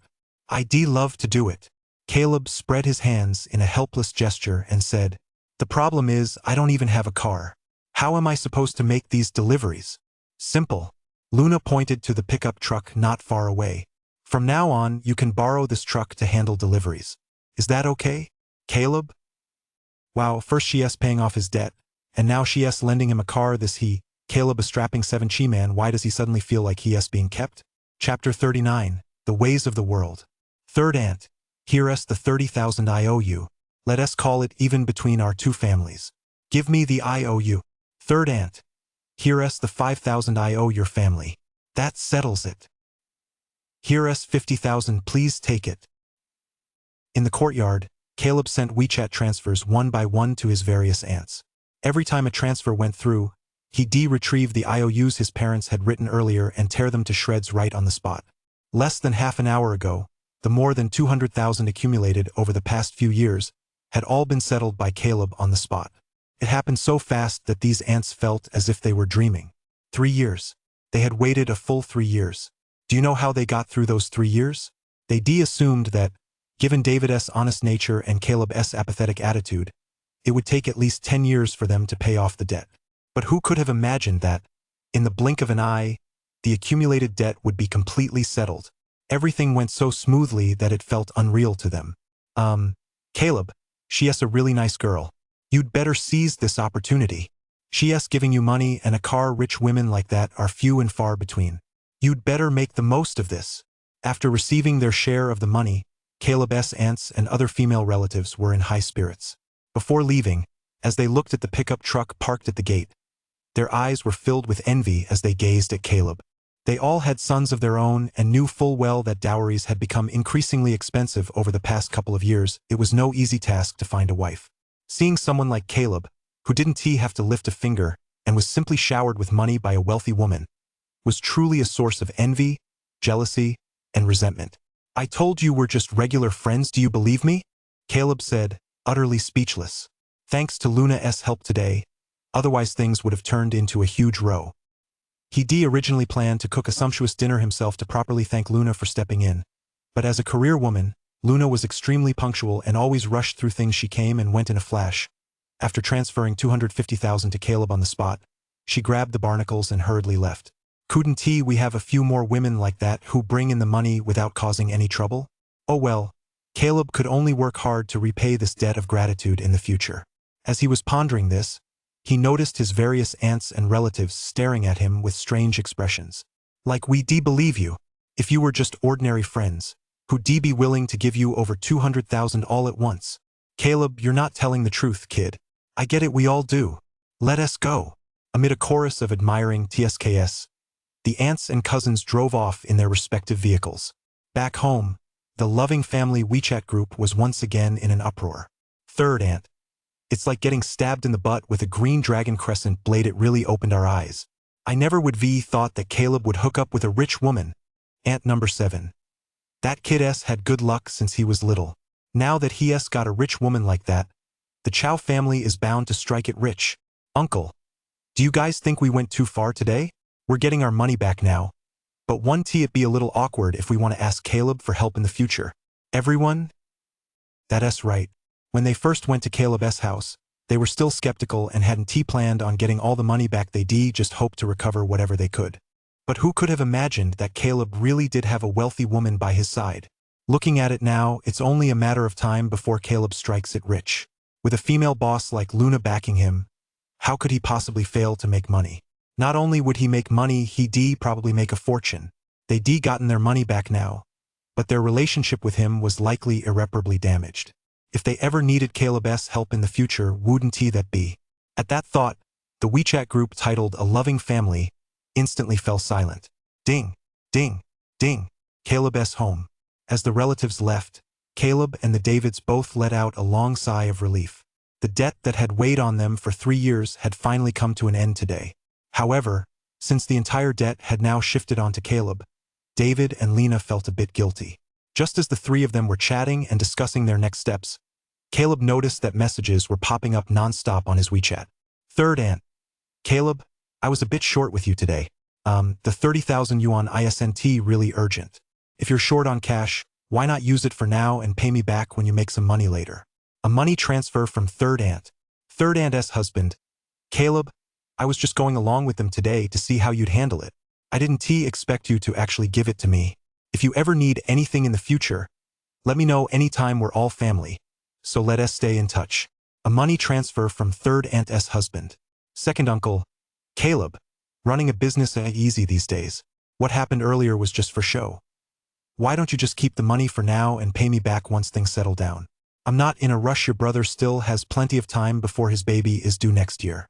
Money transfer from second uncle. Caleb. These relatives, when they want money, they practically skin you alive, but now they're pretending to be kind and letting you keep it. What on earth is going on? After a moment's thought, Caleb suddenly understood. The fact that these relatives' attitudes had shifted so quickly probably wasn't due to any sudden outpouring of goodwill. It was most likely related to Luna helping him out. The ways of the world, it's really beyond words. Shaking his head in exasperation, Caleb decided not to bother with it. After having dinner with his older brother's family, he planned to take Finn back to the beach for some titterpool hunting. After several days of consecutive crowds, there weren't many people left at the beach, so it was worth giving it another try. As soon as Caleb mentioned he was going titterpool hunting, his older brother David grabbed his titterpool hunting gear and tagged along to the beach to collect some catches. After all, even though the debt had now been passed on to Caleb, as his older brother, David naturally wasn't going to let his younger brother shoulder the burden alone. Whenever he had some free time and a chance to make a little money, he certainly wasn't going to pass it up. With Caleb's lucky titterpool tongs in hand, the three of them were clearly not going to come back empty-handed. On the contrary, by the time they returned, every bucket was filled to the brim. This made David ecstatic. He hadn't had such a bountiful catch in years. People always said his younger brother had incredible luck. It seemed to be true after all. The three of them carried their catch to a nearby fishmonger, and after tallying it up, they actually made over 5,000 yuan. The night passed without incident. The next day at noon, just as Caleb was eating lunch, he heard the roar of engines coming from outside the courtyard gate. Caleb went out to take a look and couldn't help but gasp in shock. Chapter 40. The sudden sound of an explosion. Right at his doorstep, more than 30 motorcycles and tricycles had suddenly pulled up. A group of tanned fishermen were staring intently at him, smiling and waving as they greeted him. Caleb, we caught some barnacles. It's still the same price today, right? I worked an extra hour today. As the crowd chattered away, Caleb paused for a moment before smiling at them and saying, Sure, I'll pay the same price as yesterday. Come on in, everyone. With that, he stepped aside to let the whole group into the courtyard. Wow, yesterday there were only a dozen or so people selling barnacles, but today the number has doubled. It seems word of mouth is spreading pretty well. What Caleb didn't know was that news among the villagers was spreading even faster than he could have imagined. People from all the villages not only knew that he was paying top dollar for barnacles in cash, but they also knew that yesterday Caleb had paid off all his previous debts in one go. That's one thing, but there are even detailed rumors circulating that Caleb is being kept by a wealthy woman. If it weren't for the fact that scraping barnacles is a bit technically challenging and the resources are scattered, I'm sure there would be even more people here today. With more people around, there are also far more barnacles than yesterday. After tallying everything up, we collected a full 200 gene of barnacles today. If the supply had been even larger, Caleb might not have been able to handle it all. As they watched Caleb transfer money to each of them one by one, the fishermen all broke into knowing smiles. Looks like Caleb really is being kept by a rich woman. Yeah, there's so many of us that's nearly 20,000 yuan in total, right? And he just handed it over like that. TSK. I didn't believe it at first, but when I saw that pickup truck at the gate, I was convinced. Amid the chatter, the fishermen left the Chow family's house in small groups of 3 or 5, leaving Caleb standing alone, flustered in the wind. Are people in the countryside this gossipy these days? Caleb was at a loss for words. He glanced at the pickup truck by the gate. It seemed there was no way to clear up this misunderstanding. However, the rumor that he was being kept by a rich woman did, indirectly, serve as a testament to his credibility. Few people had come yesterday, mostly because of the Chow family's debt. Now that the debt was paid off and the female boss had even gifted him a truck once these two pieces of news got out, the number of people willing to bring him barnacles naturally increased. Shaking his head in resignation, Caleb loaded all the sorted barnacles into the pickup truck and called Luna right away. You collected this many? Luna, on the other end of the line, sounded clearly a bit surprised. I'm not at the office right now. I'll send you an address, come on over. Immediately, Luna sent Caleb an address. Taoyuan Residential Complex? Caleb raised an eyebrow slightly. He had no idea what Luna was up to, but since she was the client, he, as the supplier, had no choice but to follow her orders. A rumble. The engine roared to life. Caleb slammed his foot on the gas pedal and, driving the pickup truck Luna had lent him, sped out of Mangrove Village in a flash. No sooner had he left than the women playing cards at the village entrance began whispering and gossiping among themselves. That Caleb really hit the jackpot. He actually caught the eye of a rich woman. I saw that businesswoman yesterday. She's really gorgeous. Oh, the world is going to the dogs. Is being a kept man so trendy these days? The gossips chattered on endlessly, and Helen, who had just recovered from her illness, was naturally sitting among them, watching the pickup truck Caleb was driving, her narrow eyes brimming with envy, jealousy, and resentment. Back in the day, everyone knew that Helen's daughter had almost married Caleb. Caleb's situation over the past 3 years was clear proof of just how right her decision had been. But lately, Caleb's life had been getting better day by day, and now that he even caught the eye of a female business owner from the big city, her family looked rather awkward by comparison. Caleb sped along the road as his driving became more skilled and his speed increased. The cool breeze blowing in through the window gave him a sense of refreshment. This was the first time since he'd been transported here that he'd left Mangrove Village to head for the big city. As they drew closer, the bustling metropolis stood in stark contrast to the quiet little fishing village. However, having lived 2 lifetimes, Caleb didn't feel much envy for life in the big city. Before long, following the address Luna had sent, Caleb's navigation led him to a place called Taoyuan Residential Complex. The complex was one of those traditional, run-down, cramped neighborhoods, but when Caleb arrived, he saw a row of stalls set up at the entrance. Quite a few doctors in white coats were providing free medical consultations to the elderly residents. Luna, too, was wearing a white lab coat, smiling warmly as she served tea and water to the elderly people waiting in line. Seeing this scene, Caleb couldn't help but be taken aback. He hadn't expected that Luna, with her energetic and impulsive personality, would actually be volunteering here today. But upon reflection, it all made sense. If Luna weren't a kind-hearted person, she wouldn't have lent him so much money. Here, have some water.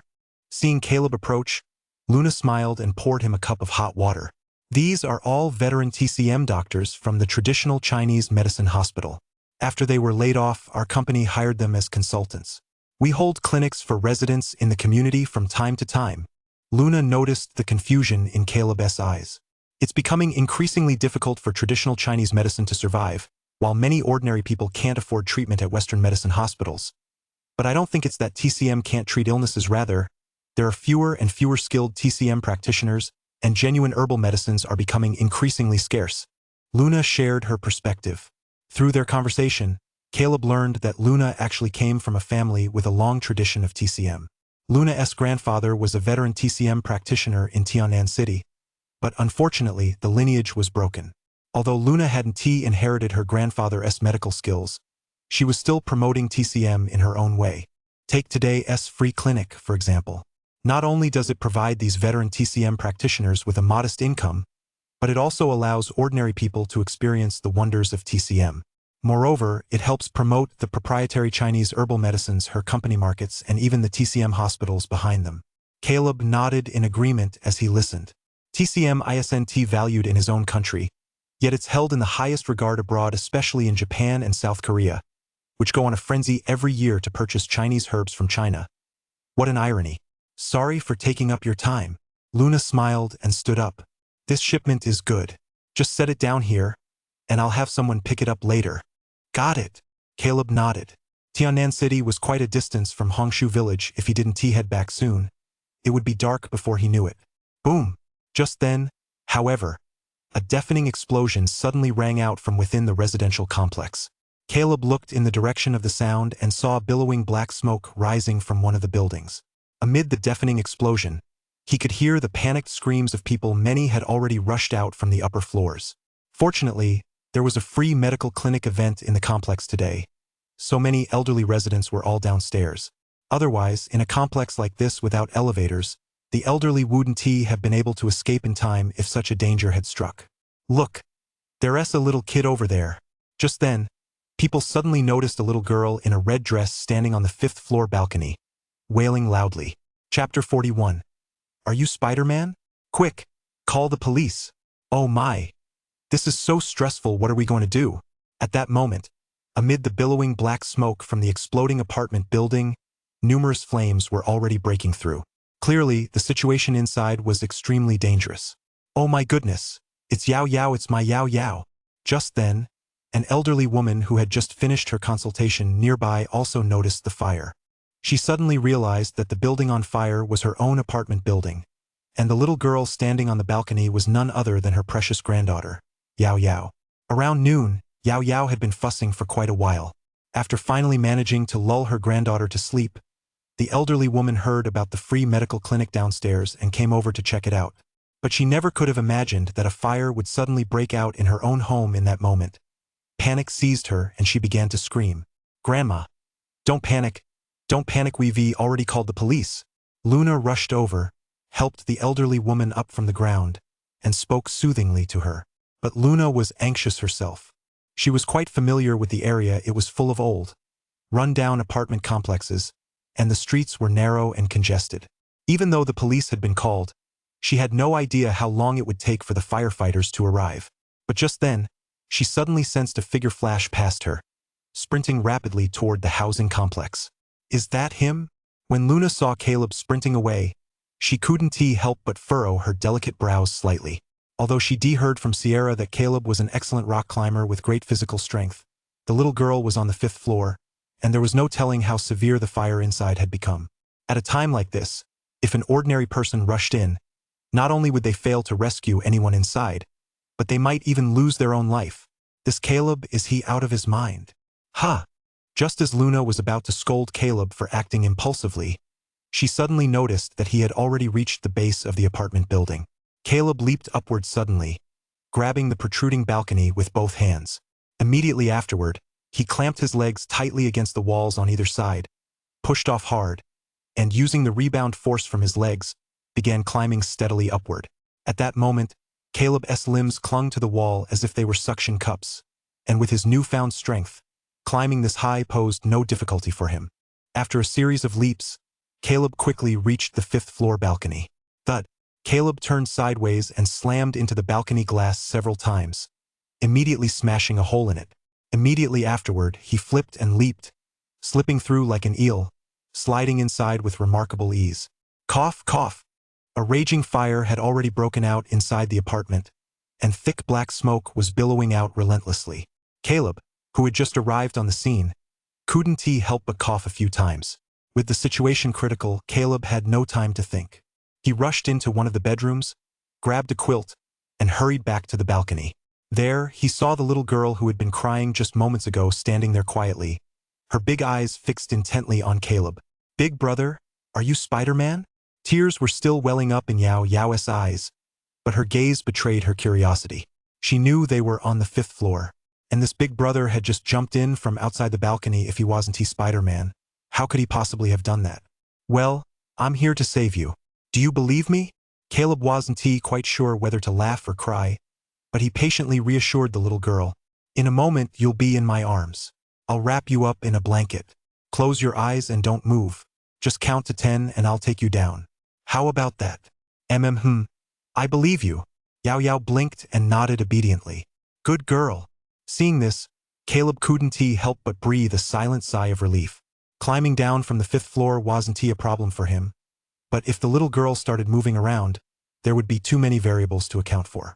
Without a moment to spare, Caleb quickly scooped Yao Yao into his arms, folded the thin blanket, and wrapped them both tightly together.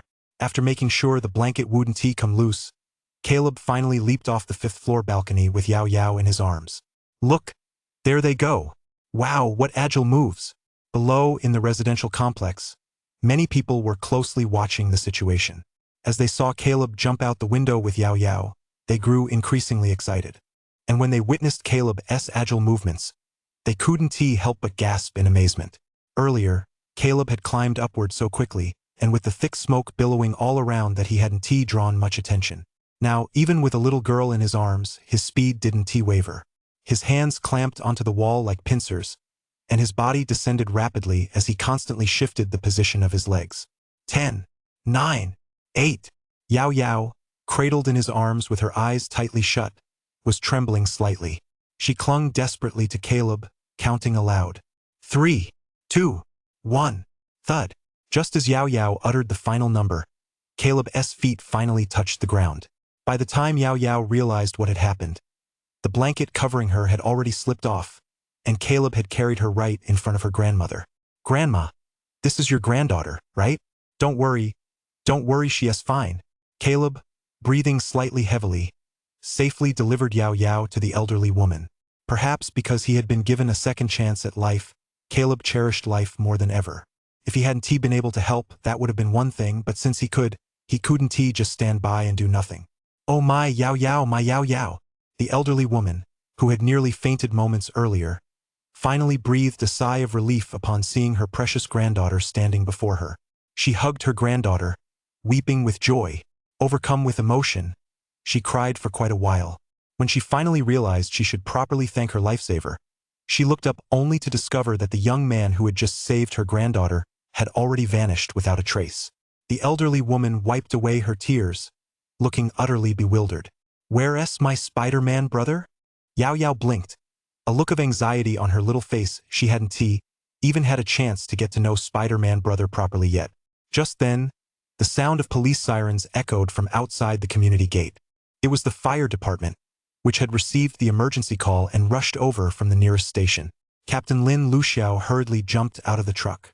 While organizing his team to put out the fire, he began asking nearby residents if anyone was trapped inside. "What? The people have already been rescued." Looking at the elderly woman and her granddaughter not far away, along with the quilt lying on the ground, Captain Lin was completely stunned.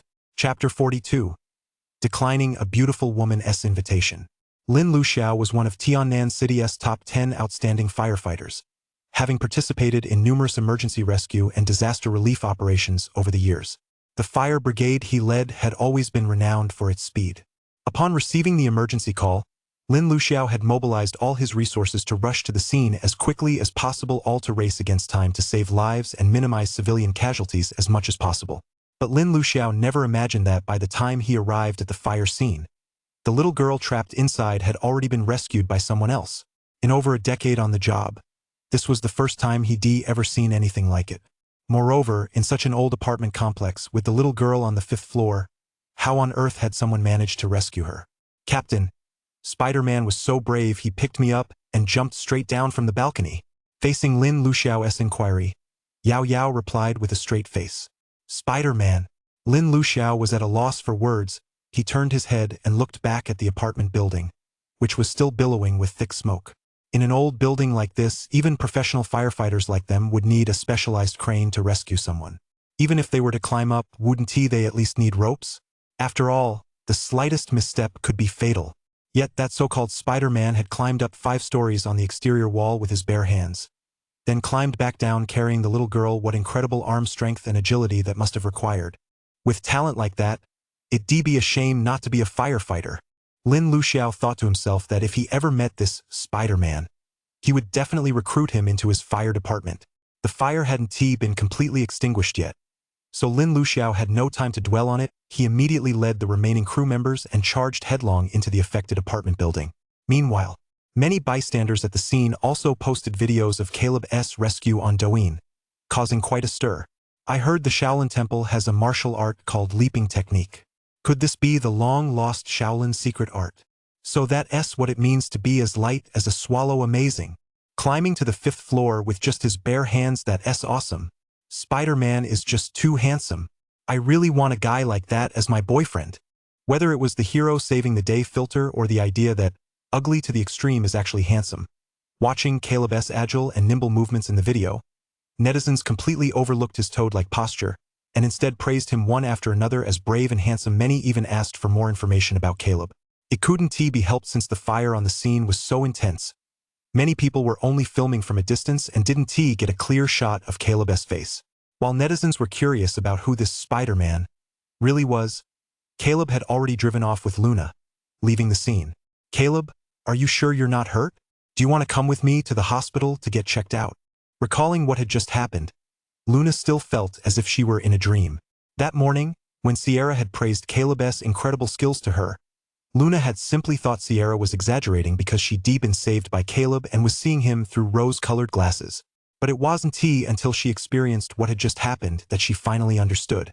Sierra hadn't been exaggerating about Zane at all. On the contrary, Caleb's skills seemed even more impressive than Sierra had described. After all, how high could those seaside rocks be, compared to the 5-story apartment building they'd just climbed? This guy right in front of her was far more capable than she'd ever imagined. No problem at all. Caleb shrugged and waved at Luna. Ms. Lu, it's getting late. So see you tomorrow. All right, see you tomorrow. Drive safely. It had grown dark by then. Luna had wanted to chat with Caleb a little longer, but knowing they'd see each other again tomorrow, she didn't try to keep him any longer. After parting ways with Luna, Caleb sped off in his pickup truck. By the time he returned to Mangrove Village, many households had already turned off their lights and gone to bed. Ring. Caleb had just parked his truck when a call came in. It was Huang Jiaxiang, Finn's older cousin, the one who helped him check the fish traps yesterday. Caleb had been too busy today, so he left the task of checking the traps to Finn. But at this hour, what could Huang Jiaxiang possibly want from him? Caleb, I've sorted things out with Nanpan Village for you. Huang Jiaxiang's voice came through the phone almost immediately. The village chief has agreed. If you can clean out his shrimp pond within 3 days, he is willing to pay you 8,000. 8,000. Caleb realized what was going on. He'd only mentioned the pond cleanup to Huang Jiaxiang yesterday. He hadn't expected Huang Jiaxiang and the people in Nanpan Village to reach an agreement so quickly. If there were plenty of fish in the shrimp pond, 8,000 really wasn't much. All right, I'll go with you tomorrow to check out the shrimp pond. If it works out, I'll take the job. Caleb nodded immediately and set a time to meet with Huang Jiaxiang. There were too many uncertainties with the tittle hunt, but if he could make a quick buck with the pond lease, it would be a surefire deal for Caleb. If this worked out, Caleb would have another way to make money. Ding! Caleb had just hung up on Huang Jiaxiang when another message popped up on WeChat. Caleb furrowed his brow slightly and opened it to find it was from Sierra. Our Spider-Man is so handsome. Sierra had forwarded Caleb a short TikTok video. When Caleb opened it, wasn't it the very video of him saving someone? Things spread way too fast online these days, didn't they? Still, it was a good thing the video only showed his back, otherwise, Caleb would have gotten himself into quite a bit of trouble. Blinking, Caleb sent a question mark, pretending not to know what she was talking about. However, Sierra's reply came back almost immediately. Humph, Caleb, don't play dumb. That Spider-Man is you. Sierra said, not to mention that I've already gotten confirmation from Luna. Just look at that unique way you climb. I could spot you right away. Couldn't I? Sierra liked to scroll through short videos while eating, and as she was scrolling, she came across a short clip of Spider-Man saving someone. When she opened it, she realized that Spider-Man's climbing posture was almost exactly the same as Caleb's. Plus, wasn't this the neighborhood Luna had mentioned earlier that morning as the place she was going to volunteer at? Sierra contacted Luna right away. To her surprise, it really was Caleb. Images of that day in the waves, when she'd been so close to him, immediately flashed through her mind, and she couldn't help but send Caleb a WeChat message. Caleb? Sierra typed quickly, Spider-Man, you've done such a great deed and yet you're being so low-key about it. Plus, you treated me to a delicious meal before, and I haven't had a chance to return the favor yet. Here's the deal. You're coming to Tianan City tomorrow, right? What do you want to eat? It's on me. Caleb, I have plans tomorrow. I really can't make it. Sierra on the other end of the screen. Oh my gosh. This is the first time in my life that I've treated a guy to a meal, and he actually turned me down without a second thought? Chapter 43. 7,000 yuan pond lease. You clueless guy. How dare you turn down this lady's invitation? Inside a villa in Tianan City, Sierra clenched her fists in anger as she read Caleb's immediate rejection. It was her first time treating someone to a meal, and he turned her down that fast. But Sierra suddenly paused. It was just a spur-of-the-moment dinner invitation. Why was she getting so upset? Her fingers flew across the keyboard. Do you have other plans after you deliver the barnacles tomorrow? They only just met, so she decided to keep things calm and composed. Caleb replied, yeah, someone hooked me up with a pond owner. I'm gonna check out the fish stock tomorrow. If it works out, I'll take on the pond clear out. Pond clear out. Sierra's eyes lit up instantly. She heard from Luna that Caleb's family was in serious debt, so she understood why he was working so hard to make money. As for this pond clear out fishing, Sierra had come across plenty of videos online, but she'd never seen it in person. It must be really fun. Pond clear out sounds great. I'm free tomorrow, so count me in. Sierra couldn't wait and sent a voice message right away, her voice even carrying a hint of a spoiled young lady's pleading. Caleb? For him, the pond clear out was a means of making a living. For Sierra, it was just for fun. See? That's the difference. Still, faced with free labor, how could Caleb bring himself to refuse? The shrimp pond is so big, one more person means one more pair of hands. Sure, Caleb replied with a smile. But it's not set in stone yet. Once I finalize the pond lease, I'll definitely invite you. Just don't complain about being tired then. Okay? Sierra sent an emoji. Humph, no way. You better remember to invite me. Caleb, ok. After all that running around, Caleb was a bit tired. After replying to Sierra and taking a quick shower, he flopped onto his bed and fell fast asleep. Sierra, meanwhile, stared at her screen and smiled for a long time. When she saw Caleb wasn't replying, she sent another good night emoji. Unfortunately, after waiting half an hour with no message from Caleb, she let out a disappointed huff and turned to walk into the bathroom. The next day, when Caleb woke up, Finn and Huang Jiaxiang had already walked into the yard. The three of them hopped on their motorcycles and headed straight for the neighboring village of Nanpan.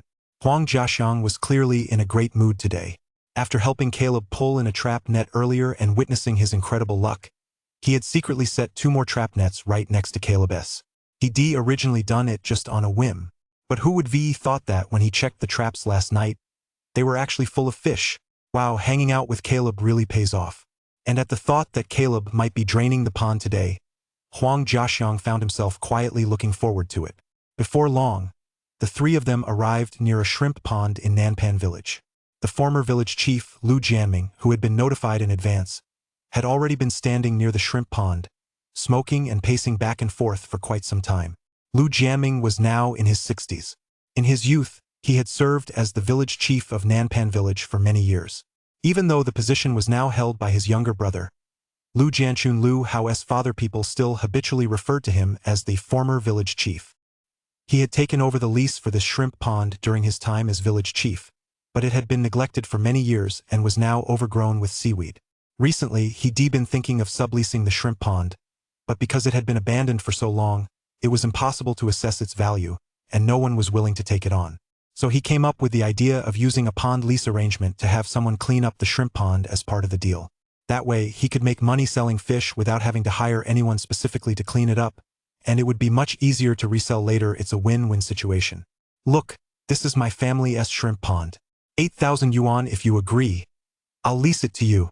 Seeing Caleb and the others arrive, Lu Jianming got straight to the point. Let me take a look. Caleb didn't agree right away. Instead, he pretended to be very serious as he walked around the shrimp pond. Following his gaze, he saw that the shrimp pond was filled with numerous cash sigils, not only the glittering golden ones, but also several light symbols featuring the Tai Chi symbol and a sword. Moreover, judging by the density of these symbols, the catch in this pond was certainly substantial. Uncle, there's way too much seaweed in this pond. It'll be a real hassle to clean up. After inspecting the area, Caleb returned to Lu Jianming and feigned reluctance. Here's the deal. 6,600. If you agree, I'll transfer the money to you right now. What? Hearing Caleb's offer, Lu Jianming was stunned. This shrimp pond was quite large, and in his view, since it hadn't been cleaned out for so many years, there must be plenty of big fish in there. If he hadn't been in such a hurry to sell, he wouldn't have had to lower the price from 10,000 to 8,000. But he never expected that Caleb, despite being so young, would actually try to haggle. No way. Lu Jianming shook his head firmly. 8,000 is already very low. If it goes below 7,000, I might as well drain the pond myself. Alright, 7,000 it is, but you'll have to help me get some water pumps to drain it. With an area this big, it'll take a whole day to pump out all the water. That's fair, right? To Caleb, there was little difference between 6,600 and 7,000, so without a second thought, he agreed right away. In his eyes, the catch from the shrimp pond was definitely worth more than 7,000, and with the special light talisman inside, he was sure to come out ahead. As for Lu Jiaming, although Caleb's offer was lower than he'd expected, labor costs were high these days. He was getting on in years and clearly couldn't do the work himself. Hiring someone to clear the seaweed would be another expense. After weighing his options, he decided to accept the price. All right, I've got plenty of water pumps. 7,000 it is. Lu Jiaming nodded in agreement. Haha, you're a straightforward guy, uncle. Let us sign a contract first. Caleb chuckled and pulled out 2 copies of the contract he'd prepared in advance. With a pond clear-out job like this, there were too many potential disputes. To avoid Lu Jiaming changing his mind if the fish catch turned out to be unexpectedly large, it was safer to sign the contract first. Hey, you're a thoughtful young man. Lu Jiaming looked at the 2 copies of the contract in front of him and couldn't help but give Caleb another glance. He thought to himself, no wonder he's a college student, he even brought a contract. But this was for the best. In case the water in the shrimp pond was drained, leaving a pile of seaweed but not much of a catch, having this contract as a guarantee would prevent Caleb from causing trouble. After carefully reading through the contract twice to make sure there were no issues, Lu Jiaming and Caleb signed and initialed it. And Lu Jiaming kept his word. He immediately borrowed a few water pumps from the village to start draining the pond. Finn, Sean, you two stay here and keep an eye on things. I'm gonna Zane S to get some barnacles. It should be mostly drained by tonight, and then we'll do the pond clear out together. With everything ready, Caleb said to Finn and Huang Jiaxiang. Chapter 44. Bringing 2 beauties to the pond clear out. Takes a village to raise a child. With a shrimp pond as large as the one in Nanpan village, Caleb alone probably wouldn't be able to finish the job even if he worked for 3 days and 3 nights straight. Moreover, the fish they hauled in would need to be transported in a special live water truck otherwise. If they died on the way, wouldn't all their hard work be for nothing? Finn was Caleb's good buddy, so of course he agreed without hesitation. As for Huang Jiaxiang, he happened to have nothing else to do lately, so he nodded in agreement. After wrapping up the work here, Caleb hopped on his motorcycle and rode back to Mangrove Village. It was already noon by then. His sister-in-law Lena had returned home and prepared a meal, so Caleb went straight to his brother's house to pig out. What? You leased a pond for 7,000? During lunch, when they learned that Caleb had leased a shrimp pond in Nanpan Village, both David and Lena looked taken aback. For fishermen, leasing a pond is a huge gamble. After all, conditions underwater are unpredictable without draining the shrimp pond. No one knows how much fish is inside. If you spend a fortune hiring a bunch of people to drain the pond, only to find there's hardly any catch, you'd lose your entire investment.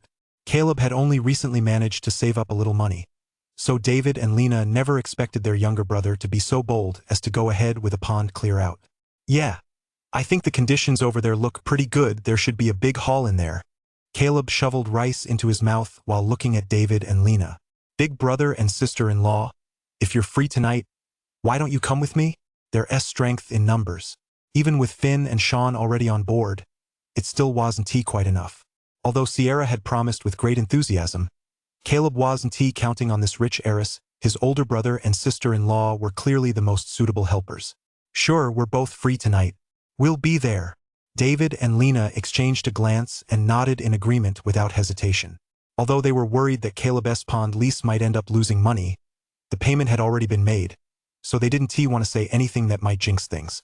Now that Caleb needed them, the couple naturally stepped up without hesitation to help. The pond clear-out was a major undertaking, and as Caleb's brother and sister-in-law, they had to be there to keep an eye on things. After lunch, David and Lena rode off to work on their electric scooters, while fishermen from the nearby villages began delivering the barnacles they collected to Caleb's doorstep one after another. There were a few more people delivering today than yesterday, though the barnacle yield hadn't increased by much. This was to be expected. Barnacles are very particular about their environment, and there are only so many places where they can be harvested. In front of everyone, Caleb went through the usual routine of counting and settling accounts with each person individually.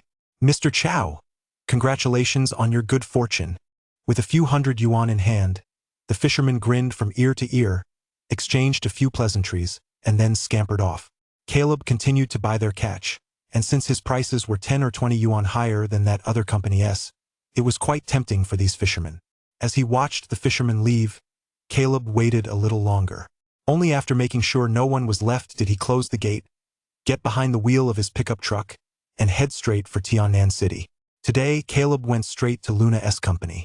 When he arrived at the entrance of Lingnan Pharmaceutical Group, he saw that Sierra had actually come out with Luna. Clearly, Sierra was very interested in Pond Clear Out otherwise.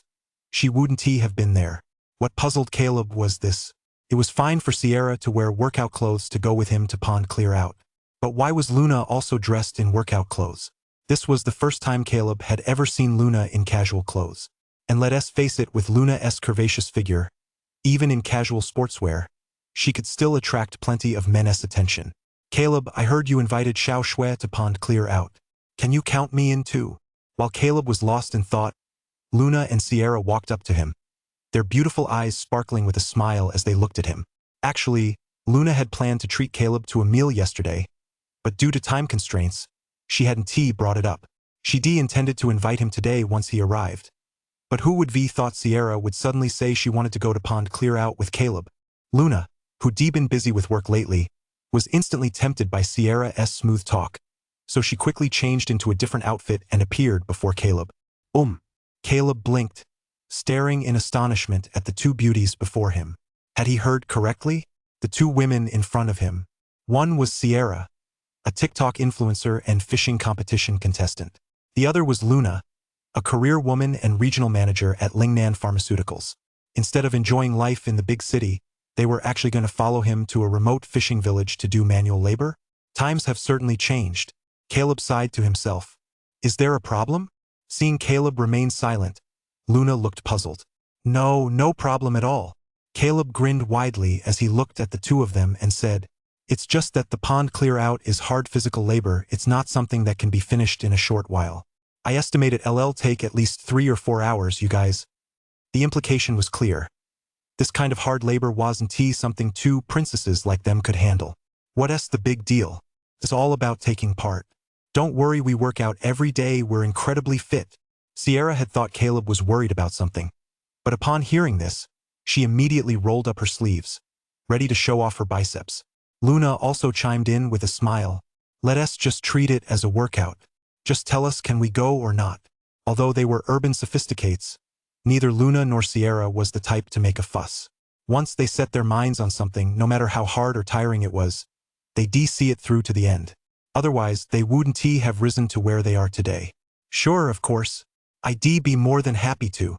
Seeing the two beauties looking so serious and full of confidence, Caleb didn't know whether to laugh or cry. Getting 2 free workers and gorgeous ones at that, how could he possibly refuse? At worst, he'd just treat them to a meal after the work was done. And so, the 3 of them agreed instantly. Caleb drove the pickup truck. Luna and Sierra rode in another car. The 3 of them set off in a grand procession straight for Nanpan Village. Nanpan Village, near Lu Jiaming's shrimp pond. At that moment, in addition to Finn and Sean, who were in charge of draining the pond, quite a few villagers from Nanpan Village were standing around. Having heard that Lu Jiaming had leased out his shrimp pond, they all gathered around out of curiosity. Leasing a pond is like opening a mystery box until the very end. No one knows exactly how much fish the pond will yield. They were eager to see whether the person who leased the pond had made a profit or a loss that day. Big brother, are you saying the person who leased your shrimp pond is named Caleb? At that moment, Lu Hao's biological father, Lu Jianxun, also arrived beside his older brother Lu Jiaming's shrimp pond. Upon learning that the person who leased the pond was Caleb, he couldn't help but furrow his brow slightly. Chapter 45. When the water recedes, the fish are revealed. Others might not know this about Caleb, but as Lu Hao's biological father, Lu Jianxun certainly did. Back when his son Lu Hao was in school, he had always had a crush on Mia, but Mia was dating Caleb. In fact, Mia and Caleb had even gone so far as to become engaged, something Lu Jianxun was, of course, well aware of. To be honest, if it hadn't been for his son's repeated pleas back then, he never would have agreed to the marriage. However, Lu Jianxun never could have imagined that one day, that guy Caleb would actually lease his older brother a shrimp pond. Big brother, you leased out such a great shrimp pond for just 7,000 yuan. That's a huge loss. Lu Jianxun blinked and said to Lu Jianming, besides, we've used so many water pumps, the diesel costs add up. No way, you've got to make him throw in another 1,000. The mere thought that his daughter-in-law had been involved with Caleb and that there was a good chance they'd even slept together made Lu Jianxun furious, and he was determined to fleece Caleb big time. Yeah, you're absolutely right. Lu Jianming took a drag on his cigarette and sighed helplessly. If I hadn't been in such a hurry to sell, I wouldn't have sold it to him at such a low price. But it's too late to back out now that young man is pretty sharp. He has already signed and sealed the deal with me. We live in a society governed by the rule of law. We can't just do whatever we want. As Lu Jianming spoke, he looked at his younger brother. We've both been village chiefs. We know how these things work. Lu Jianchun, if they hadn't signed a contract, they could have raised the price at the last minute. Plus, since this was Nanpan village, Caleb would almost certainly have given in. But now that there was a contract, things were complicated. If his family were just ordinary folks, it might be one thing. They might even be able to make a scene. But as the village chief, making a fuss over 1,000 yuan simply wouldn't be worth the trouble. The more he thought about it, the more distressed Lu Jianchun felt. At that moment, his only hope was that there wouldn't be any particularly valuable fish in his older brother's shrimp pond. 7,000 yuan for this shrimp pond, it shouldn't be a loss. But it probably wouldn't be a profit either. I was fishing here not long ago, sat there all morning and didn't catch a single one. I guess there's not much in there. Who knows? Let us wait and see. Villagers standing near the shrimp pond gathered in small groups of 3 or 5, smoking cigarettes and watching the scene unfold. Of course, there was no way they'd offer to help. They were purely there to gawk at the spectacle. Just then, the sound of a car horn suddenly rang out from the direction of the village entrance. Everyone turned to look in the direction of the sound and couldn't help but pause in surprise. They saw 2 cars suddenly pull up from outside, cars that were clearly the kind only the wealthy could afford. And when the 2 cars stopped near Shrimp Pond and the villagers of Nanpan village saw Caleb walking toward them with Luna and Sierra, their eyes all widened instantly. Caleb and his group, of course, didn't care. But Luna and Sierra, following behind Caleb, were truly eye-catching. Even though both were wearing only sportswear today, the poise they cultivated over the years stood out strikingly in this small coastal fishing village. In an instant, whispers and speculation began to swirl.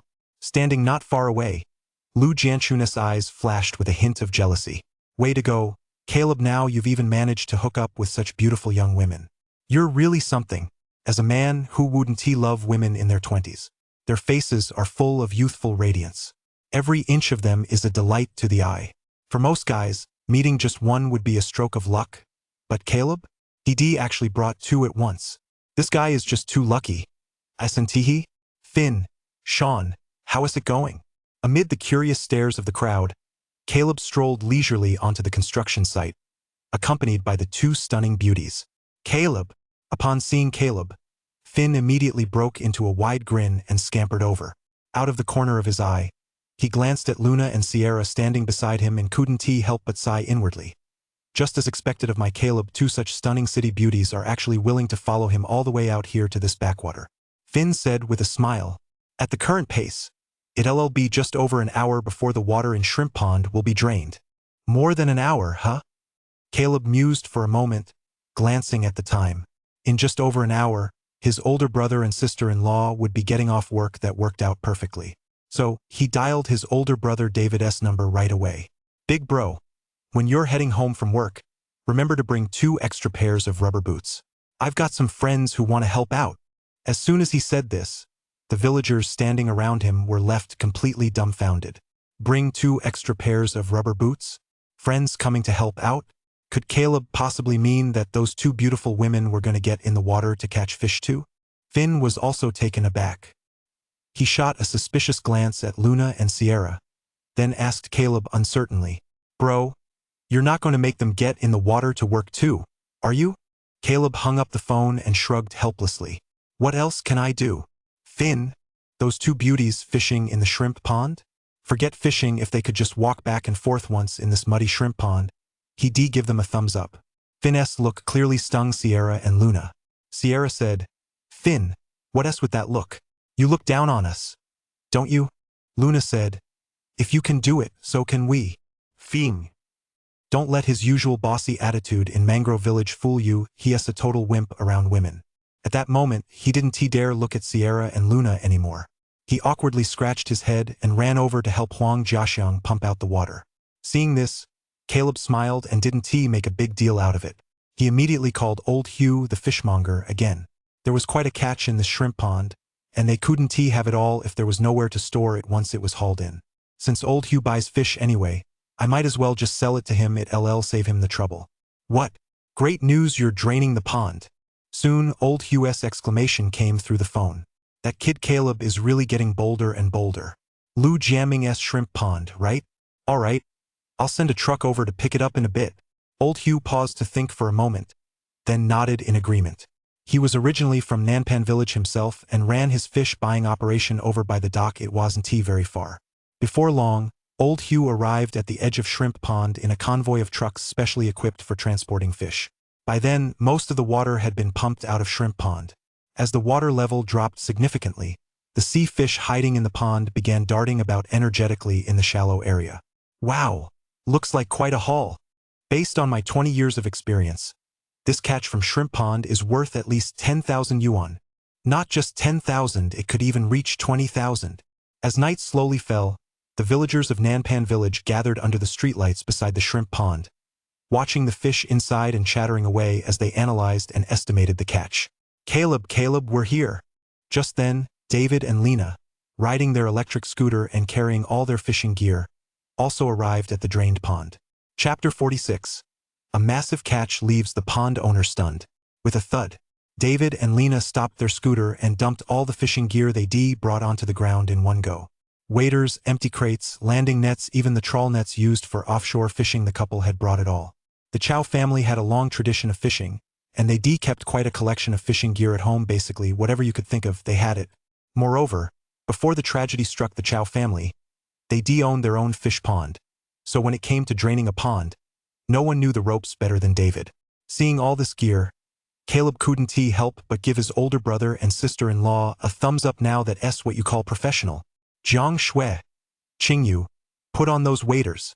It was already getting dark, so Caleb didn't bother with formalities. He simply picked up 2 pairs of waders from the ground and handed them to Sierra and Luna. But Sierra and Luna just looked at each other in confusion. Having grown up in a big city, they never seen anything like this before. All right, I'll help you. Seeing this, Caleb sighed in exasperation and had no choice but to guide them step by step, helping the 2 beauties slip on their waders. The boots were a bit too big, so to make it easier for them to work, Caleb tied the straps in a crisscross pattern across their backs to keep the shoulder straps from slipping off. With their boots on, Luna and Sierra were as happy as children. Each grabbed a plastic bucket and, dancing with joy, hopped down toward the shrimp pond. Oh my! This old, long-abandoned pond was full of mud at the bottom. The 2 novices had no idea how treacherous it was. The moment their feet touched the bottom, they found they couldn't lift their legs even an inch. The mud beneath their feet felt like countless arms tugging at their legs, leaving them completely immobilized. Caleb, come help us. Luna and Sierra tried several times but couldn't free themselves from the mud. Frowning, they turned to Caleb for help. As soon as they spoke, the villagers standing near the shrimp pond all burst out laughing, making the 2 beauties blush with embarrassment. Stay away from the deep mud in Shrimp Pond. And even if you do get stuck, don't try to pull yourselves out by force. Look what happened to me. Caleb shook his head in exasperation and slowly walked over to the 2 beauties to give them a hands-on lesson. Sure enough, these 2 weren't exactly reliable. Still, Caleb was genuinely glad they come to help. He hadn't been in this world for very long. Aside from his older brother's family and Finn, the only person he was close to was Luna Sierra. Huh, you can do it that way? Sierra copied Caleb's technique and finally managed to free her legs from the mud, a look of delight flashing across her pretty face. As for Luna, she was a bit clumsy. She tried several times to no avail. Out of desperation, Caleb resorted to a simple, brute force method. He crouched down, wrapped both arms around her legs, and yanked her out of the mud like pulling a radish from the ground. In the past, Caleb might not have been able to do this, but now he was brimming with strength, frighteningly strong. A task like this was no big deal at all. All right, just to be safe, you 2 stay right behind me. Okay? Caleb pulled Luna out and looked at the 2 of them with a helpless expression. They'd been defeated before they'd even begun. They hadn't even started working yet, and the mud at Shrimp Pond had already taught them a lesson. Having suffered a major setback, Luna and Sierra didn't dare say another word.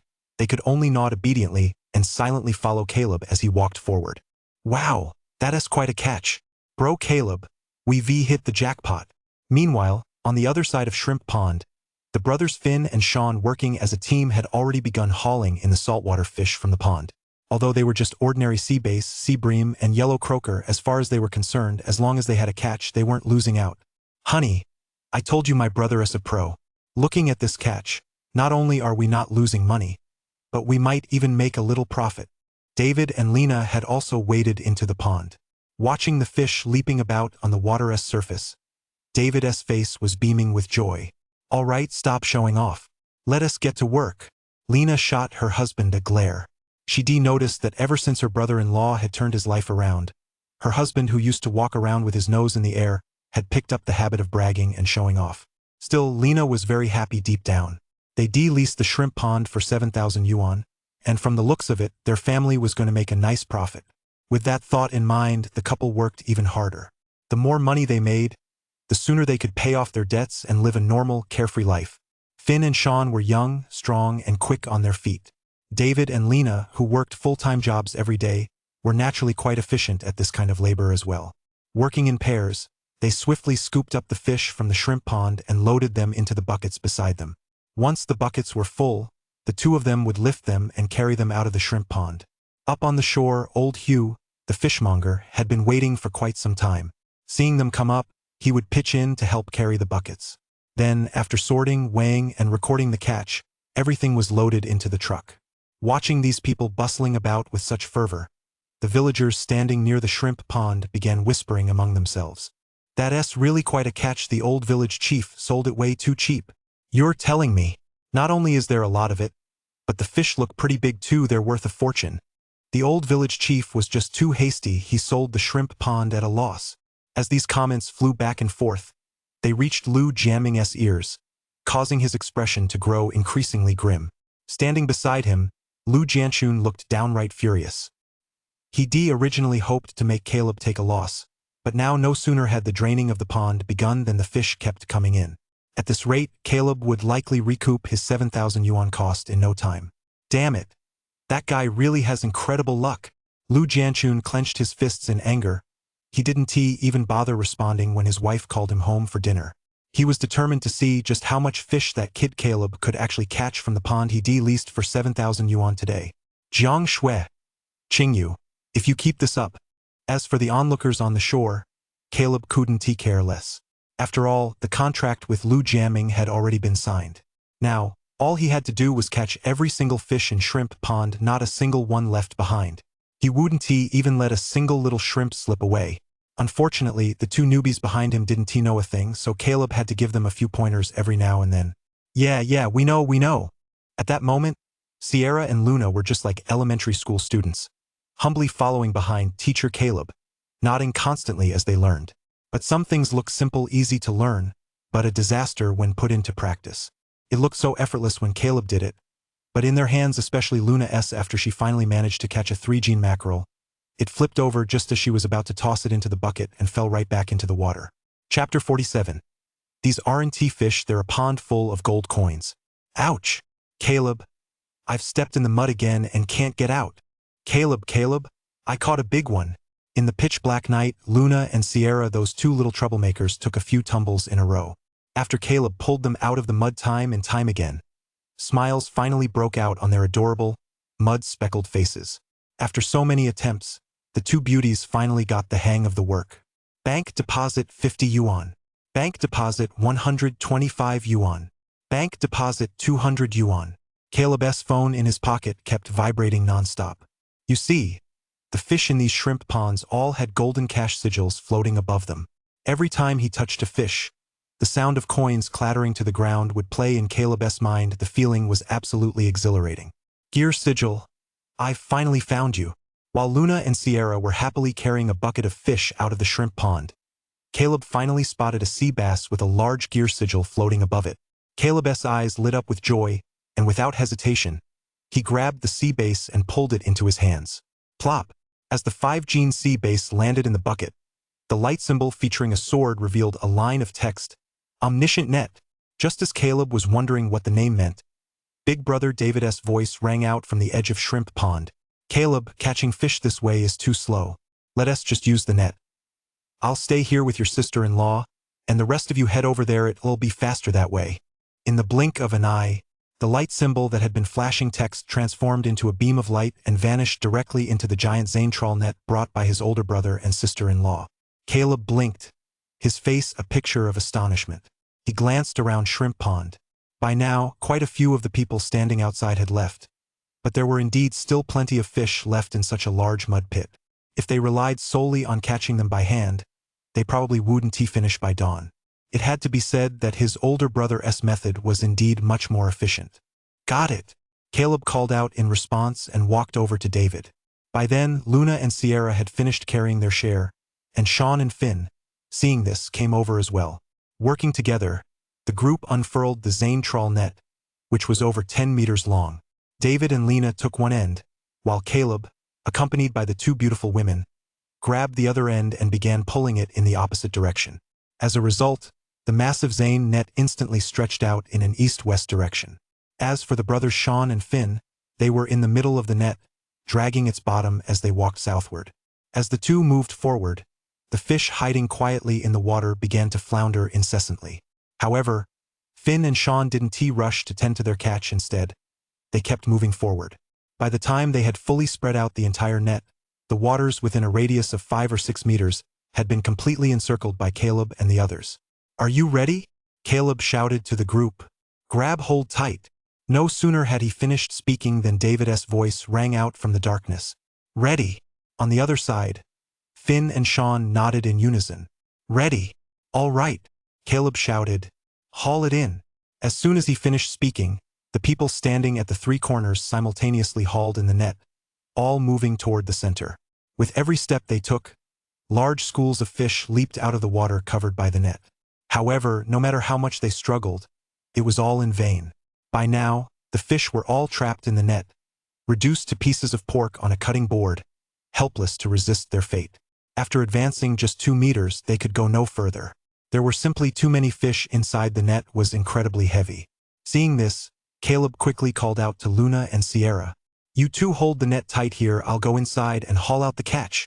Although Luna and Sierra were eager to help, Caleb could tell that after nearly an hour of hard work, the two beauties had very little strength left, and their task of emptying the pond had only just begun. He had no choice but to assign the easiest tasks to Luna and Sierra, while he grabbed a few large crates and headed straight for the center of the trawl net. Thud, thud, thud. There were simply too many fish in this haul, and under the force of the trawl net, they were packed extremely tightly together. Caleb didn't even have to lift a finger, he just had to place an empty crate nearby, and the fish would jump right into it on their own. Bank deposit, 50 yuan. Bank deposit, 35 yuan. Bank deposit, 123 yuan. Money kept pouring into Caleb's bank account. This feeling was beyond satisfying. Caleb grinned widely, quickly crouched down, picked up the mackerel, and tossed them one by one into the buckets. Once the bucket was full, Caleb grabbed one in each hand and headed back out. He and Old Hugh were old friends, so he wasn't worried that Old Hugh would cheat him. After dropping off the catch, he headed back to Shrimp Pond to haul more. With the encouragement of a real man-'s got to put his back into it. This workload was no big deal for Caleb. Besides, this wasn't just any catch, it was practically gold coins. Getting paid every now and then was the best motivation for Caleb. "Oh my gosh, I'm losing money, losing a fortune." Standing on the shore, Lu Jiaming watched the lively, leaping fish and stamped his feet in frustration. Unlike those freshwater ponds inland, this shrimp pond was right by the sea. Whenever the tide comes in, plenty of fish wash into the pond. Even small fry, after living here for so many years, grow into substantial catches. Of course, it's also possible that some fish slip away when the tide goes out or that people come here to fish. Lu Jiaming knew there were some fish in the shrimp pond, but he never expected there to be this many. Now it seems that leasing it out for 7,000 yuan was indeed a bit rash. Standing nearby, Lu Jianchun looked just as grim. It was clearly the Lu family's shrimp pond, yet now it had been sold off cheaply to an outsider and one who had even been courting his own daughter-in-law. How could he possibly feel at ease about that? Meanwhile, Lu Hao, returning from his fishing trip, moored his boat at the dock, handed the unloading over to others, and then returned home exhausted. This fishing trip had gone quite well. He caught a large cuttlefish, along with a large haul of hairtail and flounder, so he should make a decent profit. Starving, he didn't want to disturb Mia, who was inside the house, so he headed to the neighboring courtyard, his parents' home. Mom, where is Dad? Why isn't he back yet? So late. Lu Hao asked curiously as he ate his eel noodles. Chapter 48. Mouse, you're not just going to watch and not help, are you? Lu Hao's mother doted on her son every time he returned from a fishing trip. She'd make his favorite dish, eel noodles. However, today Lu Hao's mother was clearly in a bad mood. Especially when she heard her son's question. Her expression instantly turned as sour as could be, as if someone owed her several thousand yuan. He's at your uncle's place. Your dad's such a jerk he has to tag along with every bit of excitement. It's a total disgrace. Lu Hao, his own mom, her temper was clearly off today. Wait a minute. When he'd just gotten home from the dock, he'd indeed seen quite a crowd gathered near his uncle's shrimp pond. Lu Hao couldn't help but ask, my uncle's shrimp pond, did he lease it out? Yeah, it was leased out for 7,000. I heard they caught quite a haul. Your uncle took a loss on this one. Seeing her son grilling her, Lu Hao's mother's angry gaze flashed a hint of panic, and she hurriedly said, Mouse, you've been working hard all day. Have a bowl of noodles, take a shower, and go back to bed. Don't be like your dad, always so laid back. Spend more time with Meichi when you're free. She knew full well that the pond lease had been sold to none other than her son Lu Hao's former romantic rival from his school days. So she tried to change the subject and get Lu Hao to go home and sleep, hoping to spare him the discomfort of learning that Caleb was making money there and to prevent it from straining their marital relationship. But the more she feared something, the more likely it was to happen.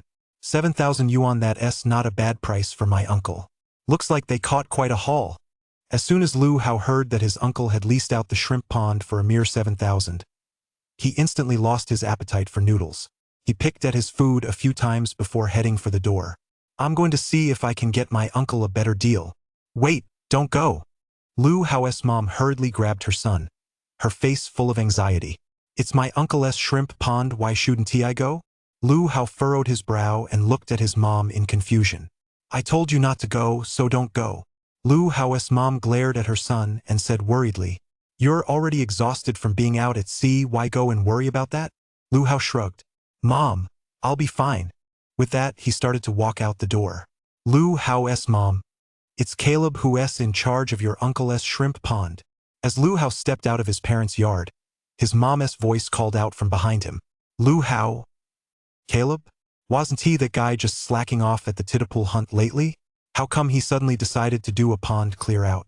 And he's even taking on his own uncle's shrimp pond?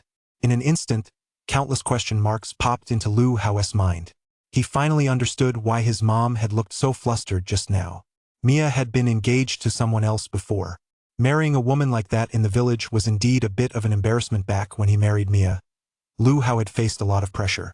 Thinking back on all that, Lu Hao couldn't help but clench his fists, then sprinted as fast as he could toward his uncle Lu Jiaming's shrimp pond.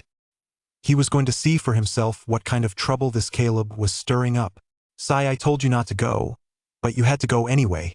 Aren't you just asking for trouble? Watching her son's retreating figure, Lu Hao's mother shook her head in exasperation, cursing Caleb countless times in her heart. Before long, Lu Hao reached his uncle's shrimp pond.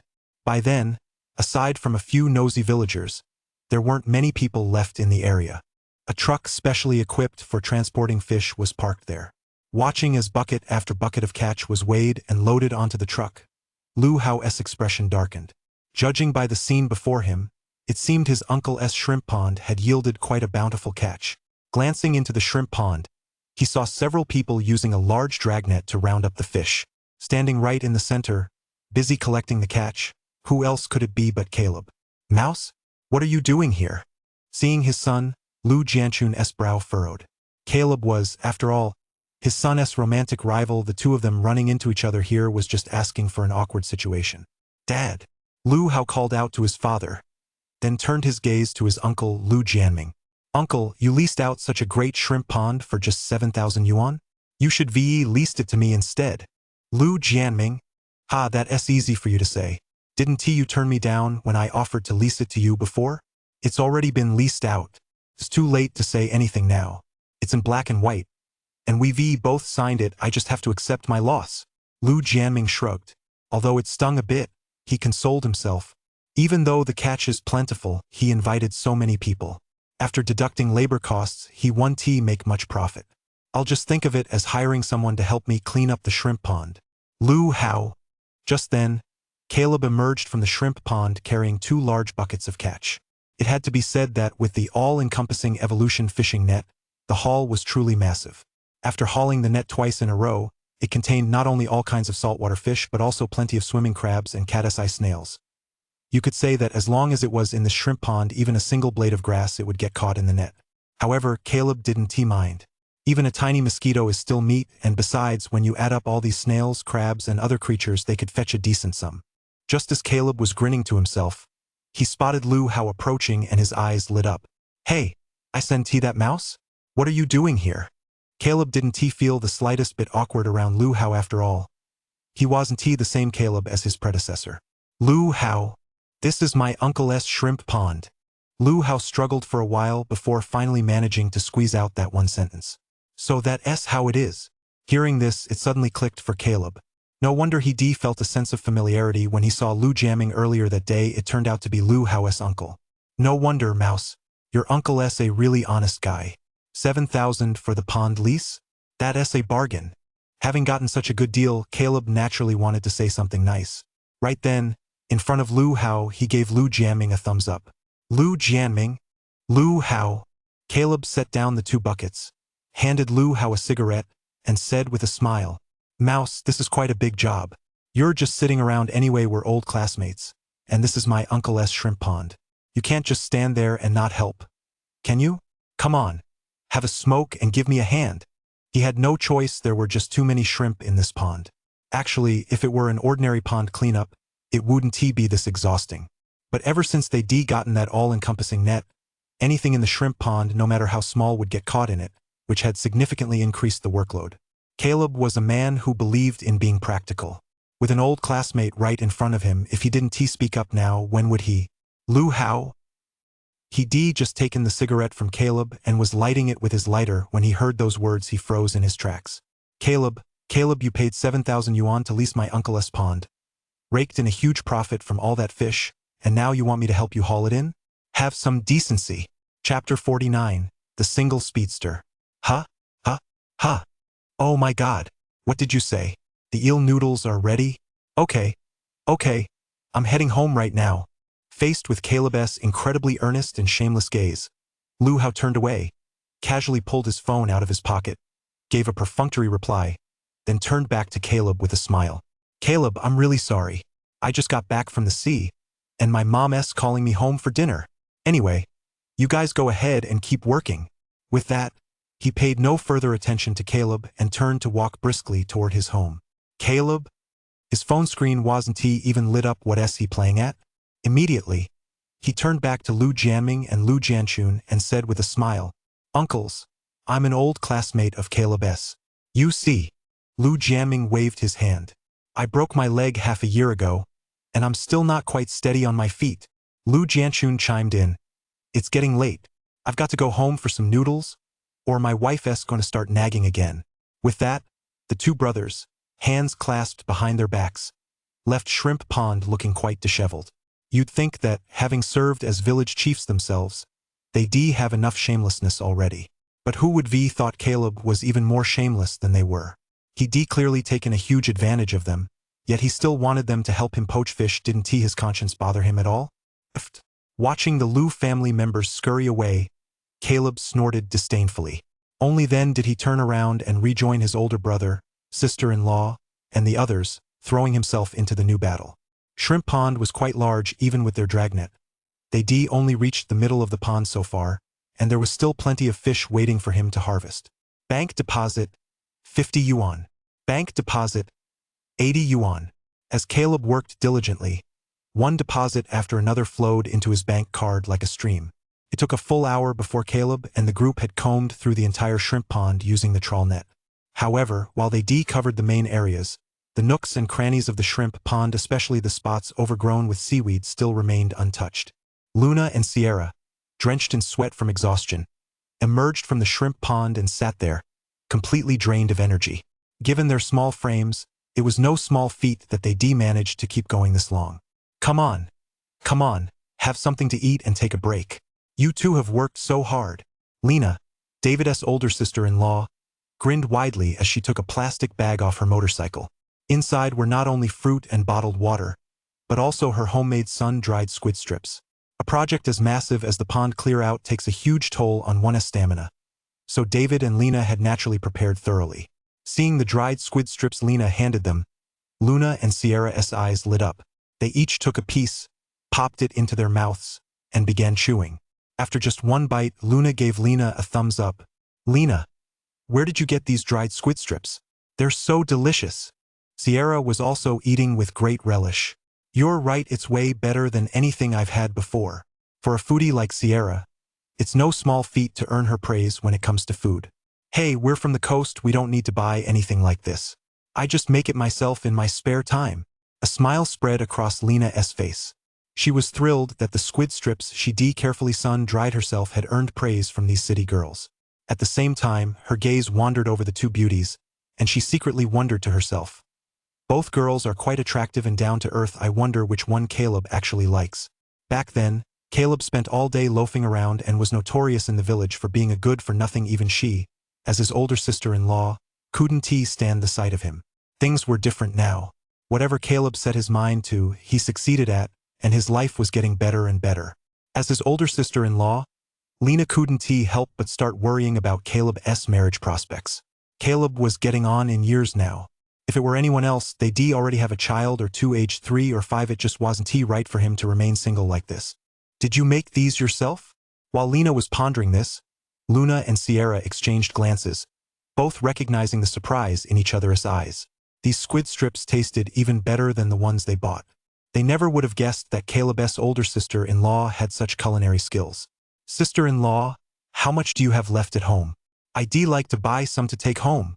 Sierra blinked and looked at Lena with eager anticipation. Right. I love munching on squid strips to pass the time when I'm bored. I want to buy some, too." Luna nodded vigorously in agreement. Who would have thought that these glamorous city dwellers, now in a small fishing village, would act just like elementary school kids who'd never seen anything before they looked as adorable as could be. "Hey, I've got a little bit left at home that's been sun-dried. You're all Caleb's friends, it'd be a shame to make you pay. I'll give you some to take home when you leave." Lena grinned from ear to ear at the compliment. 3 women make a drama. Just look, it's been less than a few minutes, and the 3 of them are already chatting away happily. Meanwhile, Caleb, accompanied by his older brother David, as well as Finn and Sean, continued searching every nook and cranny for fish. They'd already spent 7,000 yuan anyway, so if they were going to do a pond clear-out, they had to clean it out completely, otherwise it would be such a waste. Nothing in this shrimp pond would escape Caleb's watchful eye. Of course, compared to the catch itself, what Caleb cared about most were the light runes hovering above them. "I've finally found you." Before long, Caleb finally spotted a sea wolf fish over a meter long among the seaweed in a backwater area. Sea wolf fish go for several dozen yuan per gene and are delicious, especially the head, which is exceptionally tasty. Caleb had encountered them before during his titipul hunts, but he never expected to find such a large specimen right here in Nanpan Village's shrimp pond. Of course, what delighted Caleb most was the golden Tai Chi symbol hovering above the sea wolf fish's head. A Tai Chi light symbol, it's been a long time since I've seen one. Boom! Just as Caleb cradled the sea wolf fish, which was nearly 1.5 meters long, in his arms, the Tai Chi light symbol hovering above it transformed into a beam of golden light and sank into Caleb's body. The golden light circulated through his body once, then surprisingly split into 2, settling on each of his hands. Single speed hands. At the same time, a line of text appeared before his eyes. "Caleb, the rewards from these light symbols are getting more and more ridiculous. Sure, I'm a little broke right now, but I'm going to get married someday. Okay? What is the point of rewarding me with single speed hands?" "Whoa, Caleb, you're something else. You actually caught a sea wolf this big." While Caleb was grumbling to himself, David, not far away, also noticed the huge fish in Caleb's arms and couldn't help but exclaim in surprise. Writing is hard work. If you enjoy this free story, please show your support by clicking the button everyone can click 3 times, and every click helps the author. Chapter 50, Sea Snake on the Loose. What? A sea wolf fish? To come across a fish this long at Shrimp Pond. Luna and Sierra, who were sitting by the edge of Shrimp Pond, happily munching on shredded squid and chatting with their older sister-in-law Lena, heard the voices coming from the pond and couldn't help but turn their beautiful eyes toward Caleb. When they saw Caleb holding a sea wolf fish over a meter long in his arms, they leaped to their feet in an instant, grabbed the empty large box nearby, and dashed straight toward Caleb. All traces of fatigue vanished. "Let me hold it. I've never seen a fish this long before." In the blink of an eye, the two beauties made their way through the thick mud and ran, panting, to Caleb's side. Luna was the first to pull out her phone and start snapping photos of the long sea fish, while Sierra, being the feisty one, snatched the huge fish right out of Caleb's arms and started clamoring for Luna to take a photo of her with it. As an avid angler, he loves nothing more than taking photos with all kinds of fish. Unfortunately, she had underestimated the fish's weight. The moment she took it, it felt as if she were holding a 5 or 6-year-old child, and this child wasn't staying still, thrashing about non-stop. Within seconds, the 30-plus gene sea wolf fish wriggled free from Sierra's arms and splashed back into the water. "Oh no, catch it quick!" As the sea wolf fish broke free, Sierra couldn't help but shout out loud. As she spoke, Sierra bent down, ready to grab the big fish again. Luna had just opened her camera and managed to capture only a blurry image. She hadn't expected the fish to escape so quickly. She had no choice but to put her phone back in her pocket and join Sierra in trying to catch the fish. The two beautiful women were having the time of their lives, playing in the muddy puddle just like little kids. Unfortunately, the wave fish was wriggling wildly, its tail swishing back and forth, and in an instant, it smeared 2 clumps of black mud right onto the faces of the two beauties who had just finished washing up. "Sierra, Luna. Oh my gosh. You stinky big fish. I'm definitely going to catch you." Immediately, Sierra and Luna gritted their teeth and lunged at the big fish once more. Unfortunately, the two novices struggled for ages but still couldn't catch it. Even when their hands touched the sea wave fish's body, they simply couldn't control it. It was just too big for their strength. "Get out of the way, let me try." Seeing this, Caleb smiled helplessly. These two really were just here to play around. If he let them keep this up, they'd probably still be at it by dawn. Caleb shifted his gaze away from the two women with their heaving curves. Soon, he noticed that the sea wolf fish had just darted whoosh back into another patch of seagrass, then spun around, its eyes fixed warily on the group. "Think you can get away? I'll show you."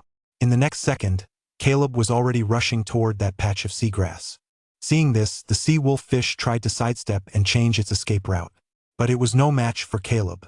Caleb reached forward with both hands, as if he'd already anticipated the sea wolf's escape route. In the blink of an eye, the sea wolf over a meter long was once again firmly held in Caleb's grasp. "Caleb, you're amazing. I'm totally impressed. I'm completely convinced." Luna and Sierra, standing nearby, watched as the huge fish they'd struggled to subdue for so long was handled by Caleb in a matter of minutes. They couldn't help but give him a thumbs up, expressing their admiration. At that moment, Caleb was taken aback. For him, catching a fish wasn't a big deal, but when he regained control of the sea wolf just now, Caleb clearly felt that the speed of his hands was much faster than before, not only faster, but also steady, precise, and decisive. Otherwise, in such a complex seaweed-filled area, he would never have been able to grab this massive fish so quickly. The power of this single-handed speed skill is truly impressive. Caleb sighed inwardly, thinking to himself that the skills rewarded by the light runes were indeed extraordinary. He'd been wrong after all. He'd thought it would be a blast in some other way. As he stood there lost in thought, he noticed that Luna and Sierra were both staring intently at the sea wolf fish in his arms. The implication was clear. They obviously wanted to hold the fish for a photo. "All right, you two can hold it together." Caleb sighed in exasperation. He was truly at his wit's end with this bunch of clowns. Still, considering how much they'd helped out today, he walked over to Luna and Sierra. Caleb instructed, "Jiang Shui, you hold the fish's head and wrap your hands around its fins. Qingyu, you hold on to its rear body."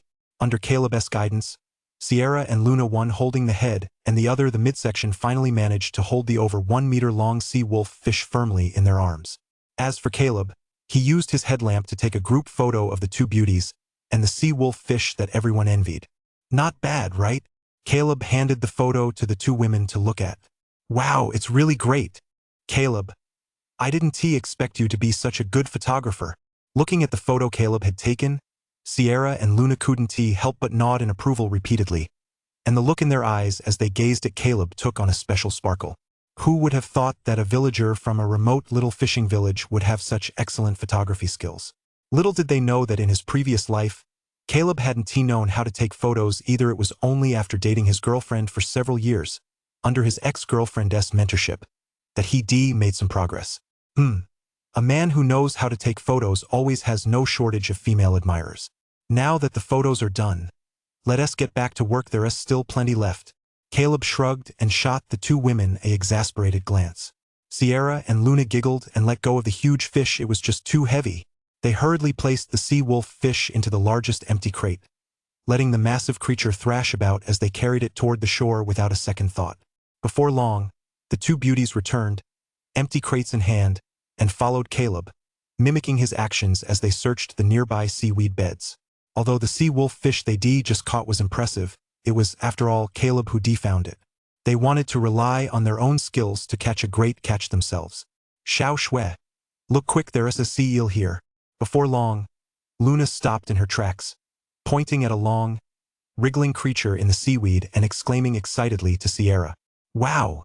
You can actually find sea eels here." Hearing this, Sierra hurried over as well.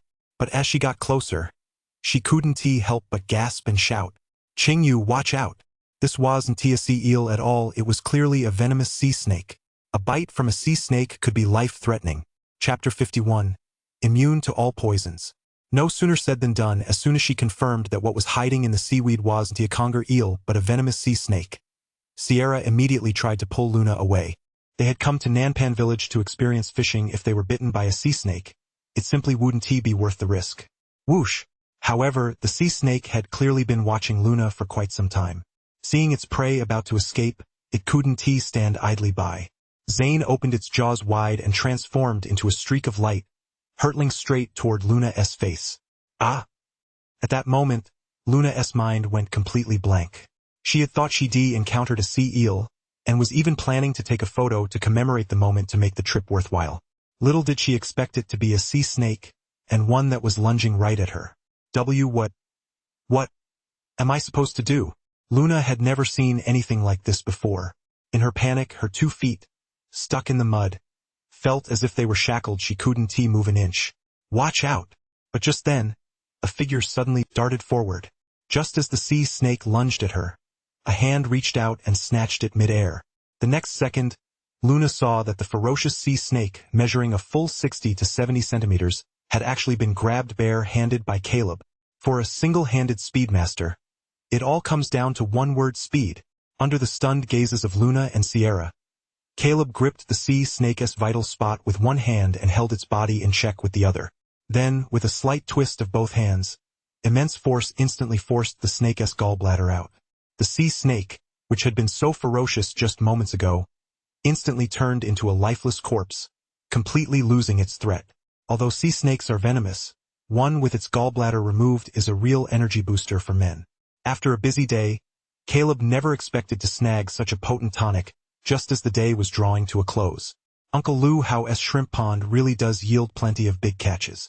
Of course, what delighted Caleb even more at that moment was that the golden light symbol hovering above the sea snake's body wasn't the symbol for Chinese yuan, but the handwritten light symbol he discovered earlier that day while exploring the shrimp pond. Boom! As Caleb forced the gallbladder out, the handwritten light symbol hovering over the sea snake transformed into a golden beam of light and sank into his body. Talent. Immunity to all poisons.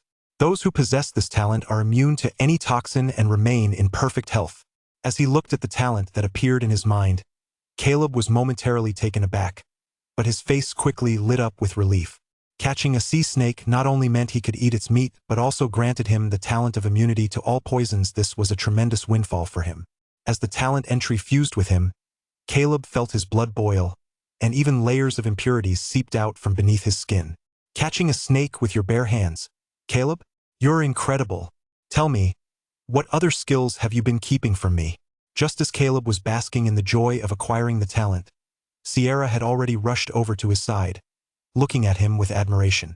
Although Caleb's earlier action of squeezing out the snake's gallbladder had been rather gory and brutal, it was done to eliminate a threat. After a momentary sense of unease, Sierra quickly became excited. This man named Caleb had truly given her a huge surprise. Not only were his fishing skills better than hers, But he also possessed extraordinary physical strength, impressive rock climbing skills, and now, as it turned out, he was even this skilled at catching sea snakes. Caleb seemed like a vast treasure trove every time she thought she understood him well enough. She discovered she'd only seen the tip of the iceberg. She had no idea what other secrets he was hiding. At that moment, Luna snapped back to her senses. The thought of Caleb saving her life made her pretty face flush involuntarily. She had to admit the way Caleb had stepped in just now was really quite handsome. "I'm glad you're okay." Caleb snapped back to his senses and, seeing the two beautiful women still looking shaken, said with a sigh, "We've almost finished cleaning up Shrimp Pond. You must be exhausted. Go on up and get some rest. All that's left is clearing the seaweed. So leave that to us." By now, they had already harvested most of the fish in Shrimp Pond, leaving only a few areas of seaweed that needed to be cleared by hand. After the unexpected incident just now, Caleb didn't dare let these two city beauties stay here any longer. He just happened to be nearby and intervened in time, but he couldn't keep a constant eye on these two troublemakers. To be on the safe side, it was best to have them head ashore. Okay, we'll go up and wait for you." Sierra and Luna nodded obediently. By now, they realized they'd become a burden to Caleb. The sudden appearance of the sea snake had truly scared the living daylights out of them. They certainly didn't dare stay any longer. Holding hands, they hurried ashore. With Luna and Sierra gone, Caleb immediately felt a weight lifted off his shoulders. He followed his older brother and Fin Shan as they continued to search through the seaweed. Bank deposit, 20 yuan. Bank deposit, 50 yuan. Bank deposit, 89 yuan. There were indeed quite a few treasures hidden among the seaweed, but since the all-encompassing net had been so ruthless earlier, the remaining catch was relatively sparse. However, Caleb discovered that there were still plenty of conch in the nearby mud pits. Since this was a pond clear-out anyway, and pond owner Lu Jiaming had specifically instructed him to clean it out thoroughly, Caleb naturally made sure not to miss a single one, loading them all into his bucket. After spending a full hour or more, this pond cleanup project was finally declared complete. Caleb surveyed the entire shrimp pond, making sure he hadn't missed any cash sigils, before making his way step by step back to shore. "Bro Caleb, you hit the jackpot this time." It was already 11 p.m., and the villagers of Nanpan village had long since disappeared from the area around the shrimp pond. Only old Hugh, the man in charge of the harvest, remained standing there, grinning from ear to ear. Old Hugh was also from Nanpan village. He originally assumed there wouldn't be much in the village chief's shrimp pond after all. He sneak over in his spare time to cast a couple of lines, only to come up empty-handed almost every time. But who would thought that after Caleb cleaned it out today, they actually haul in a catch weighing over 1,000 jin. Although the saltwater fish from shrimp pond aren't as expensive as those caught offshore, they're still much more valuable than freshwater fish. After crunching the numbers, old Hugh handed Caleb 30,000 yuan on the spot. "What about these conch?" The 30,000 yuan was just for the saltwater fish, but in addition to them, Caleb had also collected quite a few conch and crabs. He kept the wolf fish he caught earlier, picked out a few jin of crabs and a few conch, and then handed the rest over to old Hugh all at once. "You figure out how much these conch and the rest are worth." Chapter 52. I don't believe I can't find a bargain. My goodness, are these trumpet conchs? These and conch shells too? Following the direction of Caleb's finger, old Hugh finally noticed the crabs and conch in the box. He hadn't paid much attention to them before, but when he looked, he was stunned. Earlier, he'd been too busy weighing the sea fish. Caleb had had a bountiful catch, and old Hugh had benefited as well. With such a large haul, he could make a tidy profit just by reselling it. However, old Hugh never expected to find such prized items as trumpet conch and horned conch in the box. Trumpet conch sells for 100 per jin on the market, and horned conch is even more expensive, 200 per jin. Caleb had already made a fortune from the pond clear-out fish haul. Who would have thought that even these leftover scraps would be so valuable? Let me do the math. Old Hugh suppressed his astonishment, bent his old back, and began sorting and counting the catch with a serious expression. In addition to the conch and trumpet conch, there were also a few large mud crabs and several jin of dried scallops. All told, the total came to over 2,800. Old Hugh decided to be generous for once and rounded the amount up for Caleb, handing him 3,000 yuan outright. "All right then, old Hugh, we're gonna head out now. It's getting late. If we get the chance, let us work together again. Caleb looked at the 33,000 yuan that had just appeared in his WeChat wallet and smiled with satisfaction. The trip to the Liu family's shrimp pond in Nanpan village had definitely been worth it. After paying the 7,000 yuan pond lease fee, he still had 26,000 yuan left.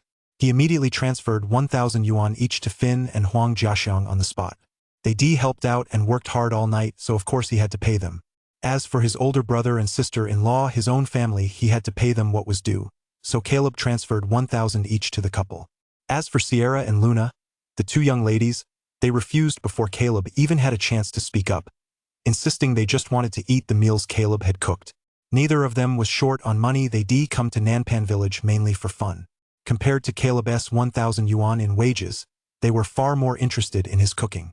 Luna, in particular, had heard Sierra rave about Caleb's culinary skills plenty of times on the way here. Since they made the rare trip today, it would be a real shame not to try his cooking. All right, Caleb grinned widely and said to the group, I just caught a sea snake today, along with this sea wolf fish. Tonight we'll have snake soup and fish head with chopped chili peppers. You've all worked hard today, so go freshen up first and meet in my backyard later. Okay? Okay. As soon as Caleb said this, everyone replied in unison with a laugh. Immediately, Finn and Huang Jiaxiang rode their motorcycles home to shower. Sierra and Luna, meanwhile, took off their filthy rubber boots and handed them to Caleb. The two sisters drove off to a hotel in town to have them cleaned. As for Caleb, he set off for home in high spirits with his brother and sister-in-law, carrying the fishing gear and ingredients. As the group left, the area near the shrimp pond in Nanpan village instantly fell silent. Old Hugh was just about to drive off to sell the catch that very night when a voice suddenly called out from behind him. Hey, old village chief, you gave me a scare. Old Hugh turned his head and saw that, at some point, the old village chief, Liu Jianming, had suddenly appeared. That Caleb just now, how much did he sell it for in total? Liu Jianming pulled a cigarette from his pocket and handed it to old Hugh. After all, it was his own shrimp pond. Although he made up an excuse to slip away earlier, Liu Jianming had been keeping a close eye on the situation here the whole time. Now that the pond clear-out was over, he couldn't resist asking. Old Hugh, old village chief, I advise you not to ask. Otherwise, you won't be able to sleep tonight. Since they were from the same village, old Hugh didn't stand on ceremony. He took the cigarette and took a deep drag, though the look he gave Liu Jianming was full of sarcasm. The Liu brothers had held the position of village chief in Nanpan village for so many years. They were the shrewdest of the shrewd, and no one could ever get the better of them. But today, the Liu family must have taken a massive hit. Just thinking about it made old Hugh want to laugh, but he was a pro, so he did his best to hold it in. Hey, I know they must have made a killing. If you don't tell me, I'll be even more restless, so go ahead and spill the beans. With old Hugh putting it that way, Liu Jianming grew even more eager to know. He was genuinely curious about how much of their shrimp pond's harvest had been sold tonight and how much money they lost. It's normal for pond lease operators to make a profit, but in his view, Caleb had hired quite a few people today. After factoring in labor costs, he probably wouldn't make much. As long as the loss stayed within his psychological tolerance, he wouldn't be at a loss for selling it himself. Old village chief, do you really want to know? Old Hugh blew out a smoke ring, a twinkle in his eye. Of course. Just tell me already. Liu Jianming had completely lost his patience and glared at old Hugh with exasperation. Fine. Old Hugh finally couldn't help but burst out laughing. As he puffed away on his cigarette, he began going over the numbers with Liu Jianming. Let me tell you, Caleb and his crew, just from the fish they caught, they hauled in over 1,000 jin. I transferred 30,000 to him. What? 30,000. Hearing that figure, Liu Jianming shuddered and nearly stumbled backward.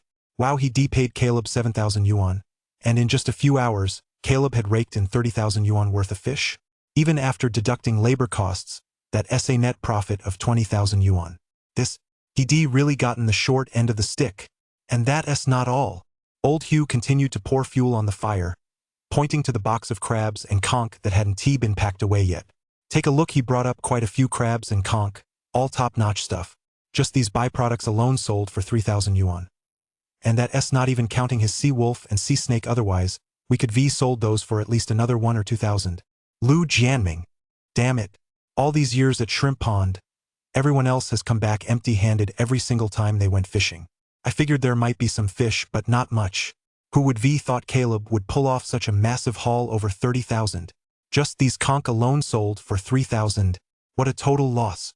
The very thought of it made Lu Jiaming shake with rage even after old Hugh had driven off a long time ago. He still hadn't recovered. There's definitely more big catch in there.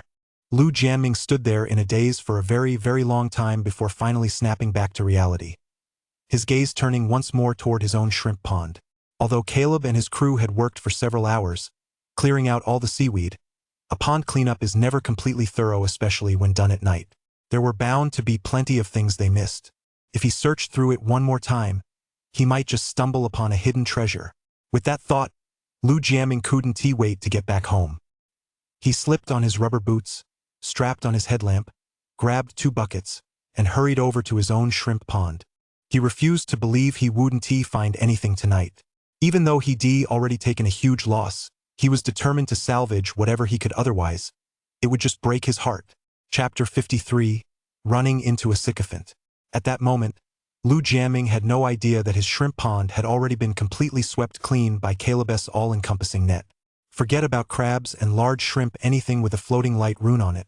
Not even an earthworm would be impossible to find. While Lu Jiaming was scavenging for bargains during the pond clear-out, Caleb was already cruising leisurely back to Mangrove Village on a motorcycle with his older brother and sister-in-law. They brought too much fishing gear, and the road was a bit bumpy, so the 3 of them couldn't go very fast. Sierra and Luna had gone into town to take a shower. Finn and Huang Jiaxiang hadn't brought anything with them and had already sped off home. At that moment, only Caleb and his older brother and sister-in-law remained on the road. David, it's not easy to make money. It's fine that you transferred money to Finn and Sean. They helped out, so they deserve to be paid. But why did you give us any? Seeing that no one else was on the road, David couldn't help but say to Caleb, even though Mr. Liu has temporarily paid off our debt for the Chow family, that doesn't mean we're completely out of the woods. Over 200,000 isn't a small sum. Neither your sister-in-law nor I have any savings.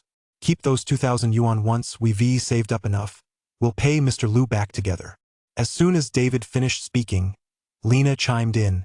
Your brother's right. Everyone in the village is saying we're living off others that won't do. Your brother and I are family. What would we do with that money? Keep it to pay him back in full. Then, when the time comes, you can negotiate on equal terms and speak with confidence. Earlier, with so many people around, the couple hadn't felt comfortable discussing this with Caleb in front of everyone, so they remained silent. Now that there were no outsiders present, they naturally wanted to set the record straight with Caleb. Caleb had made a fortune with pond clear out, and they were happy for him, but they weren't greedy. As long as Caleb was doing the right thing and getting back on his feet, they were genuinely happy for him from the bottom of their hearts. Big brother, big sister, you shouldn't talk like that. Caleb, following behind them, felt his heart warm as he listened to his older brother and sister-in-law's words. After all, they were his own flesh and blood. Not only had they helped him for the past 3 years, but now that he struck it rich, they were still looking out for him. Caleb said with a smile, I'll pay Luna back sooner or later. There's no need to worry about that. Even though you're my own brother and sister-in-law, you shouldn't work for nothing. Take the money. Nora's getting on in years. Buy her some nice clothes sometime. Today's pond clear out is just the beginning. There are plenty more ways for us to make money. Not to mention, once our barnacle business stabilizes, paying off the debt will just be a matter of time. It wasn't easy for his older brother and sister-in-law to work in the village. They'd been holding things together all these years. As long as Caleb could make money, he'd certainly make sure they got their share. Besides, for Caleb, on top of the money earned from pond clear out, the rewards from the talismans were quite substantial. Giving David and Lena 2,000 yuan was practically nothing. With that in mind, Caleb continued, take this money as soon as you get back. If you don't take it, I'll just use it all to buy food for Nora someday. Don't blame me for being wasteful. Hey, Caleb, why are you so stubborn? David and Lena exchanged surprised glances at Caleb, but seeing that he made up his mind, they didn't feel they could say much more. As they spoke, the 3 of them arrived at the entrance to Mangrove Village. Lena was just about to ask Caleb more about those 2 girls from the city when, as they rounded a corner, she heard a dull thud, and a dark shadow flew past the front of her scooter. What was that? Startled, Lena quickly stopped her scooter and walked toward the spot. By the light of her headlamp, she saw a small black puppy, about as long as an arm, lying there trembling and whimpering. The little black dog was filthy from head to toe. It must have been a stray, out looking for food at night when Lena accidentally knocked it over. Oh no, I hit a puppy. What am I going to do? Lena was a kind-hearted person to begin with, otherwise she wouldn't have stayed with David Sue for so many years. Now, looking at the little black dog cowering on the ground, she was overcome with guilt and didn't know what to do. It must be a stray. David also stopped the car and walked over. He patted the little black dog. Judging by its condition, his wife's collision had caused serious injury. Although there was no visible bleeding, it was almost certain the dog wouldn't survive. Just as he was wondering how to comfort his wife, the little black dog's whimpering suddenly grew more animated. He turned his head and saw his younger brother, Caleb, had followed them over. The little black dog, which had been so weak moments ago, was now sticking out its tongue and licking Caleb's hand non-stop. As if that weren't enough, he suddenly noticed that the little black dog's eyes, which had been brimming with tears, were now growing brighter and brighter. What's more, in the blink of an eye, the little shivering body had actually stood up and was rubbing against Caleb's calf non-stop. David? Lena? Caleb? At that moment, Caleb looked at the pitiful little dog licking him and fell deep in thought. Earlier at Shrimp Pond, he had acquired the immune to all poisons trait, causing thick, sticky layers to seep out onto the surface of his skin. He'd been planning to rush home and wash it off as soon as possible, but who would thought that right now this little black dog would be licking him with such delight? Caleb had just noticed that the little black dog was barely breathing. It was probably on its last legs. But ever since it ate his stretch legs and roll eyes pill, it seemed to have come back to life. Woo-woo. The little black dog happily licked Caleb with its tongue. If Caleb hadn't been wearing clothes, it might have licked him from head to toe. Caleb, this little black dog seems to have a special connection with you. David and Lena exchanged glances. Although they couldn't figure out why, they believed that all things possess a spirit and that fate exists in mysterious ways. Otherwise, why would this little black dog only lick their younger brother, while completely ignoring them and their wife, who were crouching nearby? As long as it's okay, bro, sis-in-law, let us head home. Caleb shook his head helplessly. He had no intention of getting a dog, so since the little black dog was fine, he didn't want to worry about it anymore. Woo-woo. Woo-woo. However, just as Caleb stood up, he noticed the little black dog had its mouth clamped around his pant leg, staring intently at him and refusing to let him leave. With that pitiful look on its face, it was clearly begging Caleb to take it in. Caleb, Caleb, this little dog looks so pitiful. Why don't we take it home and raise it? Lena, Caleb's older sister-in-law, felt a pang of sympathy when she saw this. After all, she was the one who accidentally hit the little black dog, and now that it was clinging to Caleb, it seemed fate had truly brought it to their family. With that in mind, Lena said, "We usually have some leftover food at home. It's a shame to just throw it away. Having a dog wouldn't be a bad idea. It could even guard the house." Woof woof. No sooner had Lena finished speaking than the little black dog's eyes lit up. He actually nodded rapidly at Lena, as if to say, "Lena's right, isn't she?" Caleb watched this and was taken aback. Could it be that this little black dog who'd eaten the stretch legs and wide eyes pill could actually understand human speech? Chapter 54. A dog doesn't disdain a poor home. Sister-in-law, there's nothing of value in our yard. What's there for a dog to guard? Caleb fixed his gaze on the little black dog in front of him and said pointedly, "This dog's background is unknown. We don't know if it's carrying any diseases. Never mind whether it can guard the house or not. If it bites one of the village kids, we'll all end up having to pay a hefty sum in compensation. These days, keeping a dog isn't as easy as it used to be. Not to mention anything else, just a single bite can cause a lot of trouble. Just a couple of years ago, Aunt Zoe's dog next door had to pay a hefty fine simply for knocking a child passing by to the ground, even though it didn't actually bite the child. Because of that, Aunt Zoe never stopped nagging every day before leaving the house. She'd have to check to make sure the dog's leash was securely fastened. That's exactly what gave Caleb his chance to sneak in and pick quite a few peanuts when she wasn't looking. That's true. But this little black dog is so pitiful." Hearing this, Lena nodded thoughtfully. The Chow family was just starting to get back on their feet, and now was the perfect time to build connections.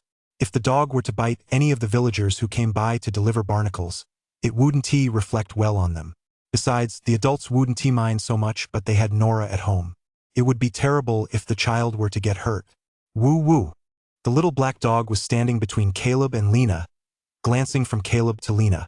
Seeing that neither of them seemed inclined to take him in, he immediately began whimpering pitifully again. "All right, I guess we can take you in." Caleb let out a feigned sigh of resignation. "Little Black, come run with us for a bit. If you can keep up with us all the way to our front door, you'll be part of our family." With that, he motioned for his older brother and sister-in-law to get on the motorcycle, started the engine, and headed home. He just realized that this little black dog not only understood human speech but also displayed remarkable intelligence in every move it made. Taking this little black dog in didn't seem like such a bad idea after all. A rumble echoed. The three vehicles roared back to life. By now, they had entered Mangrove Village, where there was little traffic and the roads were much smoother than outside. Caleb opened the throttle wide and raced toward home at top speed. Lena and David had already taken a liking to the little black dog and were planning to take their time walking home, using the fishing gear in the car as an excuse. But as Caleb's motorcycle sped ahead, the little black dog she just bumped into seemed to be having the time of its life, running swiftly behind Caleb. In the blink of an eye, the man, the bike, and the dog vanished into the night. Lena and David exchanged glances. That man and that dog, weren't they a little too crazy? Ah! When Caleb's motorcycle pulled up in front of his house, the little black dog arrived right behind it. However, having run so fast just now, the little black dog was panting heavily, its mouth wide open and tongue hanging out. Seeing this, Caleb didn't know whether to laugh or cry. This dog really was planning to stick around and not leave. "All right, looks like we're really meant to be." Caleb ruffled Xiao Hei's head and pointed toward his yard. "They say a dog doesn't mind a poor home, and that's exactly what mine is. If you don't mind, as long as I have a bite of meat to eat, you'll have a bone to gnaw on." "Woof woof." Xiao Hei crouched down, his eyes slightly narrowed, seemingly relishing Caleb's strokes.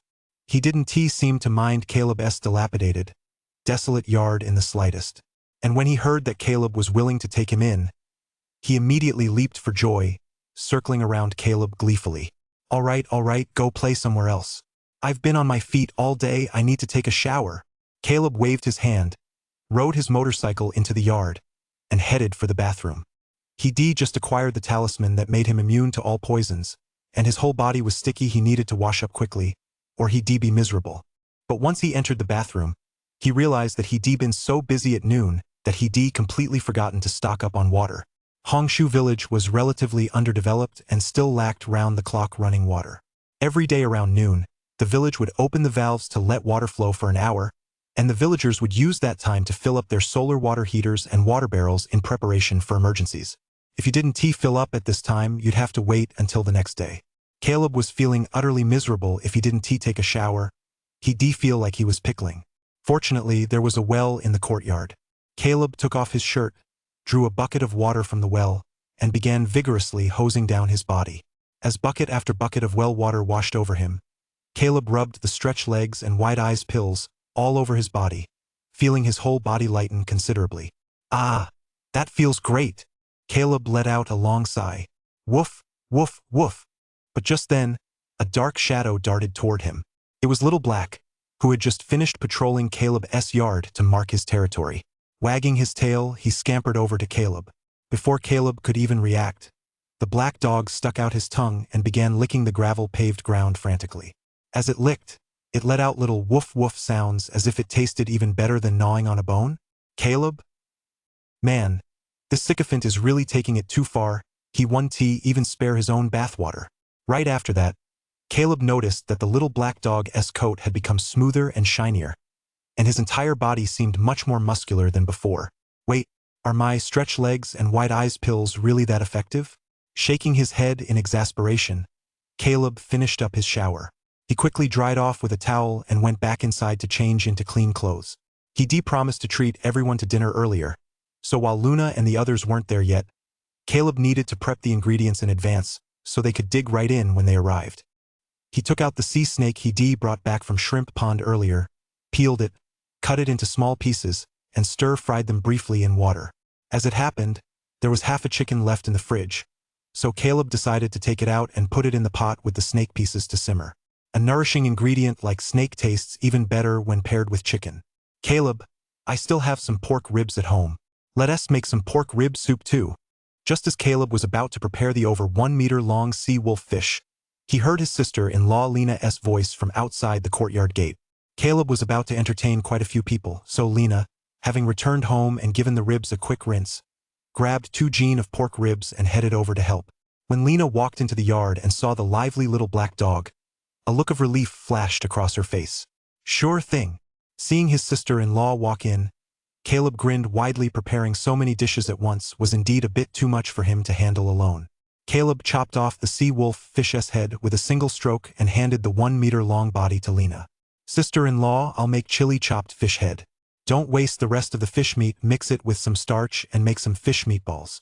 Even though the sea wolf fish was quite large, only the head was really tasty. The rest of the meat could either be braised or used to make fish balls.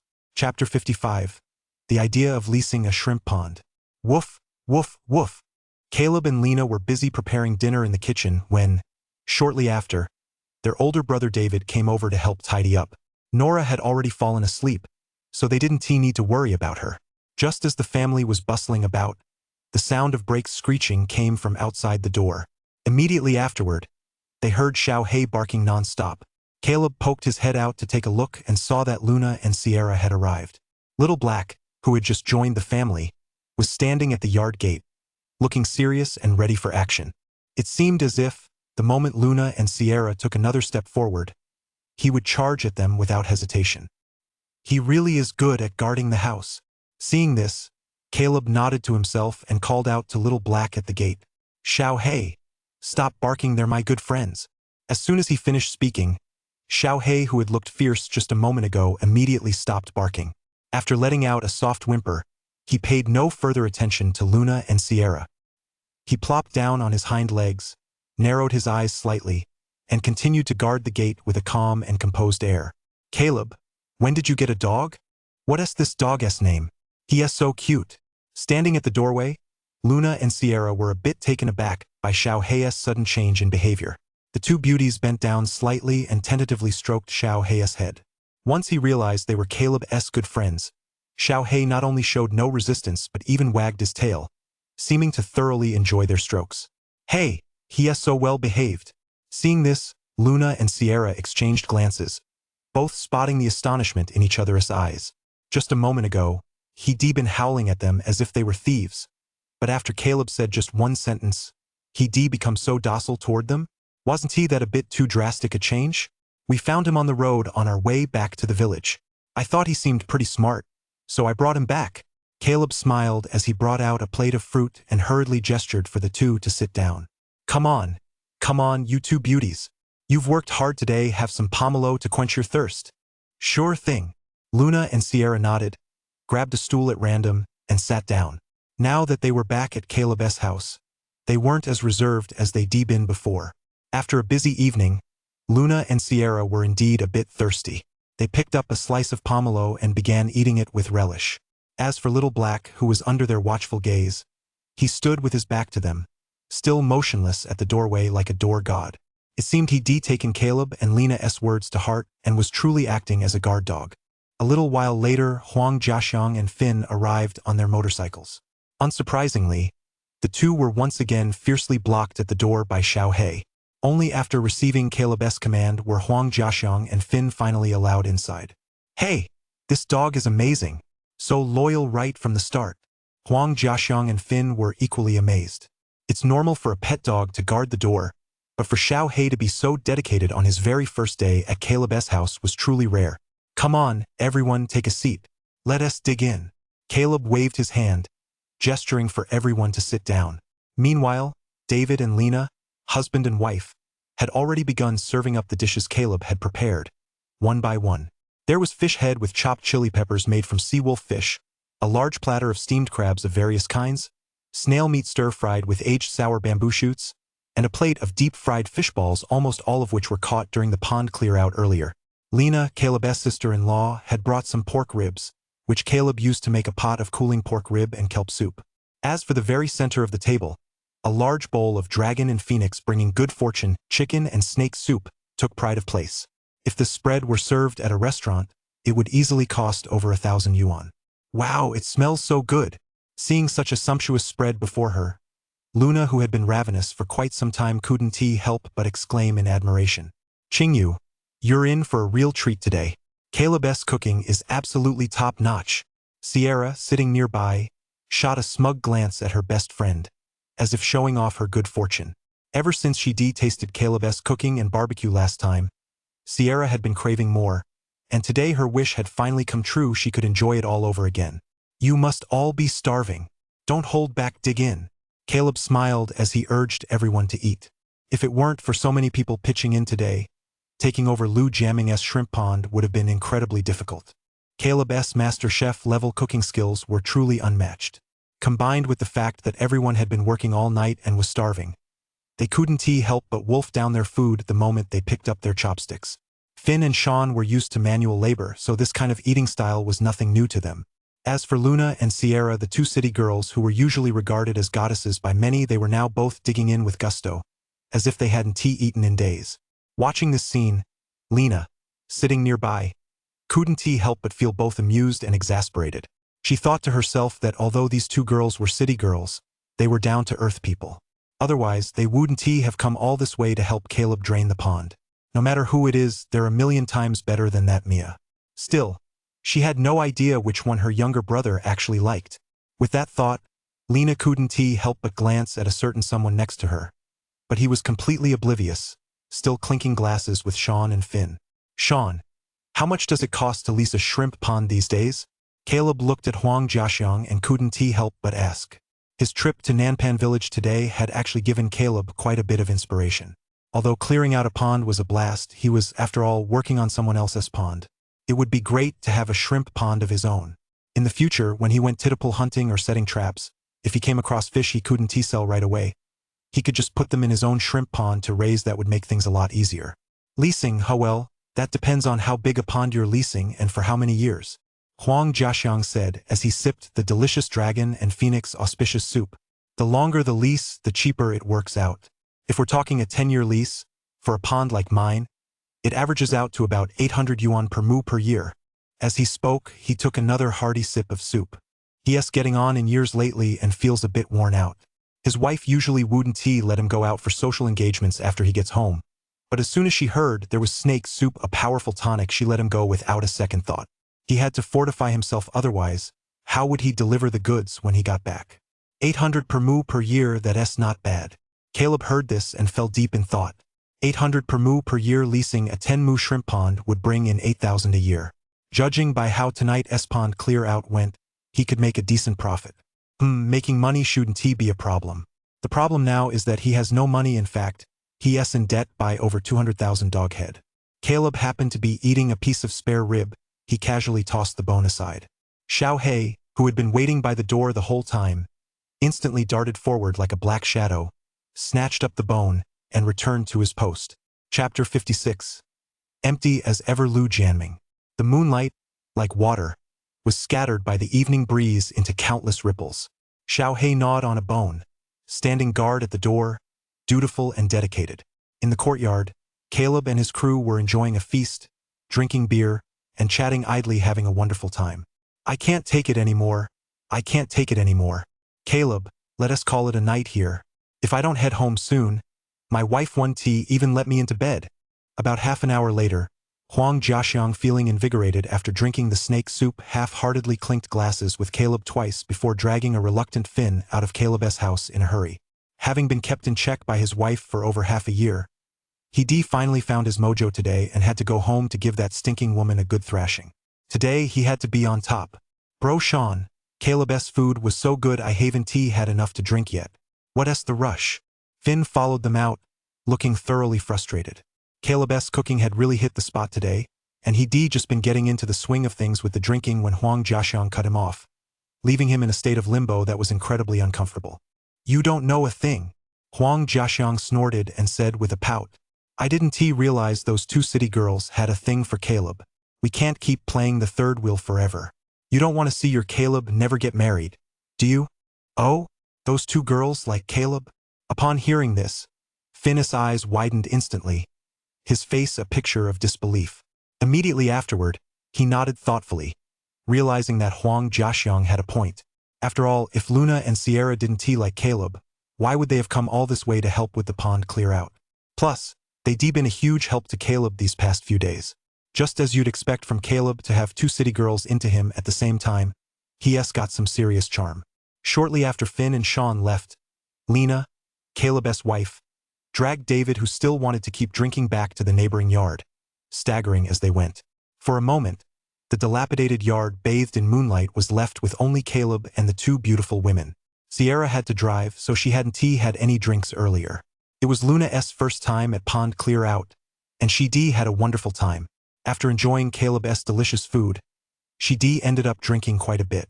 At that moment, a faint blush spread across her pretty face, and a beam of moonlight fell upon her, adding an extra touch of charm. Caleb, this place is really fun, and your cooking is delicious. I haven't had this much fun in a long time. Luna raised her glass and clinked it against Caleb's. Through her glassy, tipsy eyes, she radiated a unique kind of beauty. Thanks. If something this fun comes up again, you've got to invite me, remember that. Caleb? Man, draining a pond is such hard, grueling work. Everyone else avoids it like the plague. Yet you, Luna, actually want to come? City folks really do think differently from the rest of us. Sure, absolutely. Caleb clinked glasses with Luna. Free labor, why not take it while I can? Oh my. Chingyu. Stop drinking. Stop drinking. We should head back and get some rest. Sierra, sitting nearby, could tell just by looking at Luna that her best friend had had one too many. Don't let Luna's usually cool and confident demeanor fool you. Once she's had a few drinks, she's prone to making all sorts of a spectacle of herself. No way. She had to get her back to the hotel before she started crying and making a scene. Sierra quickly helped Luna to her feet and said to Caleb, "Sorry for the trouble today. See you tomorrow." As far as she was concerned, she and Luna hadn't been much help to Caleb today. On the contrary, they caused him quite a bit of trouble and had even nearly been bitten by a sea snake. Thinking about all that, she felt a little embarrassed. Don't mention it, we're all friends. Caleb smiled and walked with them to the door. Then stop by my place tomorrow before you leave and take those barnacles back with you. Sure. Sierra nodded, then helped Luna into the car, and they left Mangrove Village. They hadn't driven very far when Luna, lying in the back seat, began to mumble. That was fun. Catching fish was so much fun. Caleb, come on. Cheers. As she muttered, she gestured with both hands, as if she were still immersed in the pond clear out and the drinking. Sierra, sitting up front behind the wheel. Thank goodness she reacted in time, otherwise Luna would have made a fool of herself in front of Caleb right then and there. Meanwhile, Nanpan Village, the Lu family's shrimp pond. The pond owner, Lu Jiaming, was still wearing a headlamp, relentlessly searching through his own shrimp pond. But even after a full hour had passed, he hadn't caught a single fish. Not even a single fish, not even a common conch. Lu Jianming. He'd seen shrimp ponds cleaned out before, but this was the first time he'd seen one this empty. The vast shrimp pond looked as if a swarm of locusts had swept through. Not a single living thing remained. Caleb, you're ruthless. Lu Jianming clenched his fists in anger. He finally realized that trying to score a bargain in his own shrimp pond was harder than finding 100 yuan on the ground. Caleb from Mangrove Village was a real tough guy. Immediately afterward, Lu Jianming reluctantly walked around his shrimp pond one more time. Only after confirming he wouldn't catch another single fish did he finally head back home, glancing back every few steps. He took a quick shower and flopped onto his bed. But the moment he closed his eyes, images of Caleb's massive haul during the pond clear out flooded his mind, leaving him tossing and turning, unable to fall asleep. Are you ever going to let me sleep? Finally, the woman lying beside him snapped impatiently. You old pervert, did you see a young girl and get all worked up again? Lu Jianming. The woman's voice came again from the darkness. Don't think I don't know you used to be close with Zane's widow next door back in the day. Are you planning to relive the past these days? You're getting on in years, have some decency. Lu Jianming. What on earth is she talking about? He was in his 60s. Even if he had the desire, he didn't have the energy for it. A couple of days ago, he'd just seen that widow Zane was struggling financially and sent her a bucket of oil. Was that such a big deal? Besides, when she was young, hadn't she dated old Wang from the neighboring village for 2 years? He'd even seen the two of them playing mahjong just last month, and what had he said about it? Lu Jianming had intended to argue with his wife for a bit, but then he thought, better safe than sorry. So he simply rolled over, closed his eyes, and forced himself to sleep. But the moment he closed his eyes, The scene of Caleb Pond clear out making a big score and counting money by the stack popped back into his mind. Lu Jianming.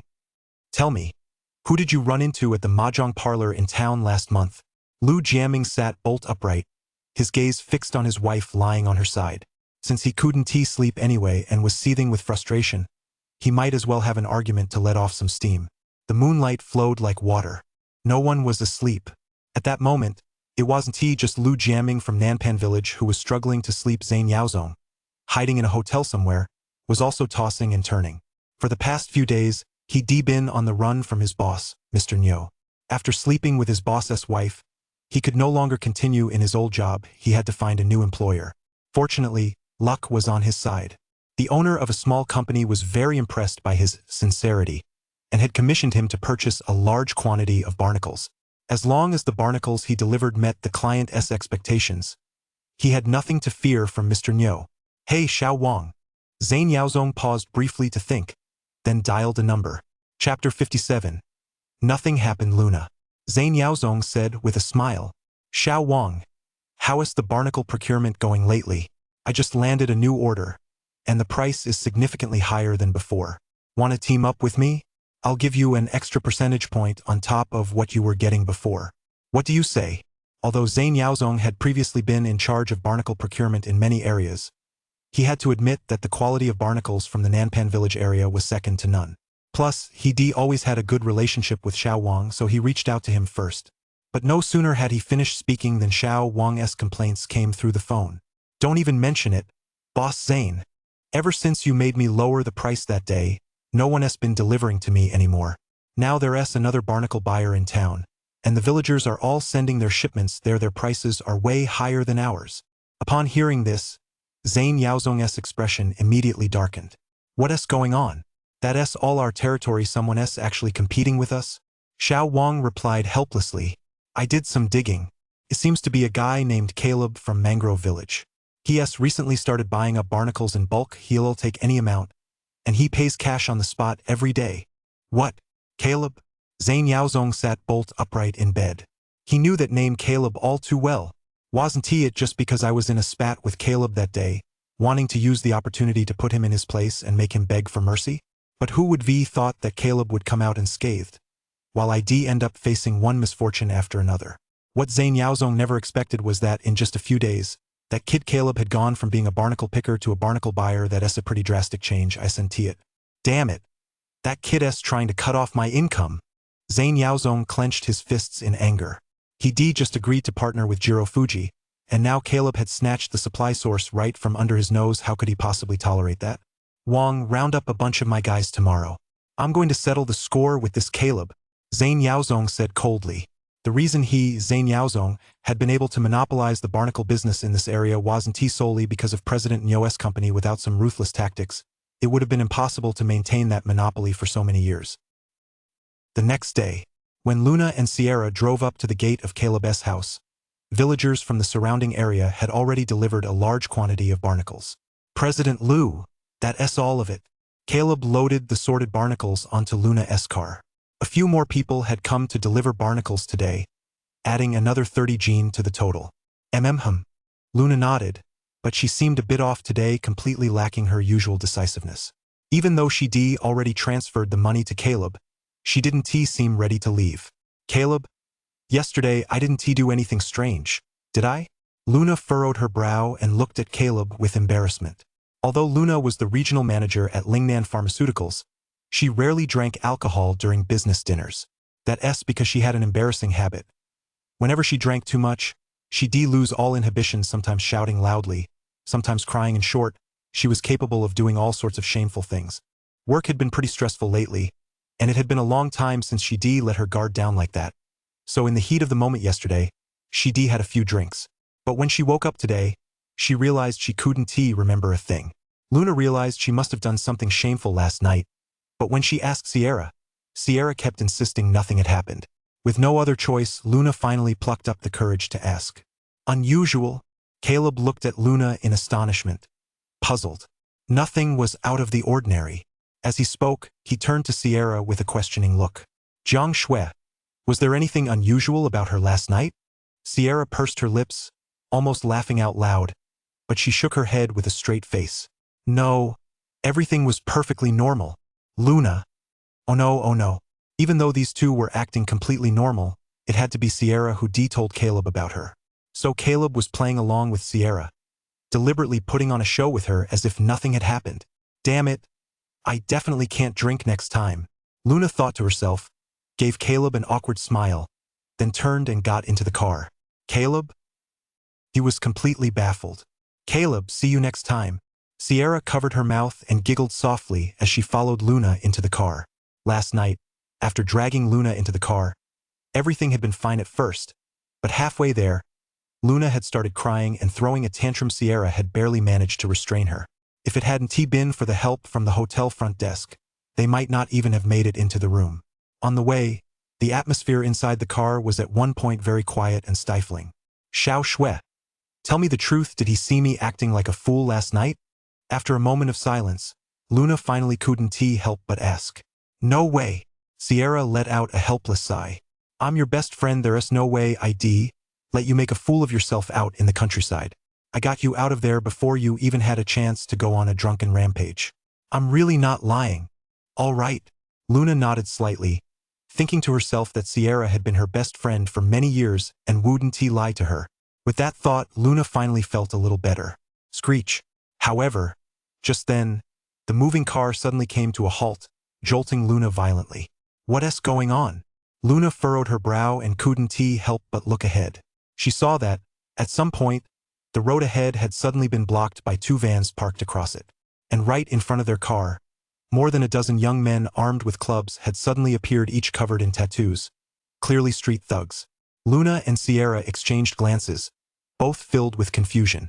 They'd only been to Mangrove Village a few times total. They hadn't provoked anyone, had they? Could they have stumbled upon a gang fight among the villagers? Why don't we take a detour and see what's going on? Luna suggested. They've blocked the way behind us too, they're clearly after us. Sierra shook her head. She'd already seen in the rearview mirror that someone had placed a thick tree trunk behind their car, cutting off their escape route. Clearly, this had been planned in advance, but neither she nor Luna had any enemies. Bang! Bang! Bang! Just as she was puzzling over this, a series of knocks came from outside, and a figure was already standing right in front of her. Who are you? Sierra rolled down the window and glared coldly at the thug outside. Whoa, two real stunners. Zhang Yaozong leaned down and glanced inside. When he realized the car was occupied by two stunningly beautiful women, his eyes lit up. Zhang Yaozong sneered. You stole our barnacles and haven't paid up yet. Now you have two choices. First, leave the barnacles behind and drive off. Second, take the barnacles with you and leave the money behind. Which will it be, ladies? Zhang Yaozong said with a cheeky grin. Chapter 58. Straight Talk. Zhang Yaozong. Barnacles. Sierra and Luna exchanged glances and finally realized what was going on. So these guys were after the barnacles. Barnacle resources were already scarce and precious.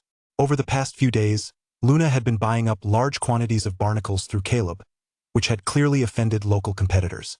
Luna frowned and looked at Zhang Yaozong. We bought the barnacles ourselves. The transaction is already settled. What does this have to do with you? Zhang Yaozong let out a cold laugh. What does this have to do with us? A great deal, actually. Cutting off someone's livelihood is like killing their parents. Zhang Yaozong had intended to deliver a few domineering lines to intimidate the two beauties in the car with his presence. Then, relying on his numerical superiority, seize the barnacles from their vehicle and thereby cut off Caleb's sales channel. However, as soon as the words left his mouth, he found himself unable to stop rambling. I used to buy barnacles for 80 to 100 yuan per gene and sell them to my suppliers for 130 to 150 yuan, netting me a profit of 30 to 50 yuan per gene. Now that you've bought up all the barnacles, tell me, where am I supposed to make money? The moment the words left his mouth, Zhang Yaozong instinctively covered his mouth with both hands. Damn it, why did I let my habit of blurting out the truth slip again? Luna. Sierra? The two stared at Zhang Yaozong as if he were an idiot, thinking to themselves, how can there still be such a foolish person in business these days? Just say how much you're making and leave it at that. Why would you go and reveal such specific transaction details? And he did it right in front of his competitors, speaking with such confidence. What on earth is this guy thinking? Meanwhile, Xiao Wang and the others standing behind Zhang Yaozong furrowed their brows one after another, their gazes toward Zhang Yaozong filled with hostility. They knew that after a few resales, Zhang Yaozong's side would certainly make a tidy profit from these barnacles. But exactly how much remained a mystery. But now, what was Zhang Yaozong saying? A gene of barnacles could net him 30 to 50, or even more. Meanwhile, they, the very people who usually source barnacles for Zhang Yaozong, only made an average profit of 1 or 2 yuan per gene. Damn it. He really is a heartless boss. All right, that's not the point. Realizing he said the wrong thing, Zhang Yaozong waved his hand impatiently and quickly changed the subject. If you guys don't want any trouble today, just call Caleb and tell him to get his ass over here. As long as he gets down on his knees and apologizes, promising never to meddle in the barnacle business again, I'll let you off the hook. He brought so many people here today mainly to disrupt Caleb's sales channels and teach him a harsh lesson. As long as Caleb knew who was boss and didn't dare to buy barnacles on a whim anymore, the barnacle market in this area would fall back into his hands. Unfortunately, his slip of the tongue had thrown Zhang Yaozong's plans into disarray. Beer room. However, no sooner had Zhang Yaozong finished speaking than he heard the roar of a motorcycle engine not far away. Immediately afterward, he saw a motorcycle speeding toward him at breakneck speed.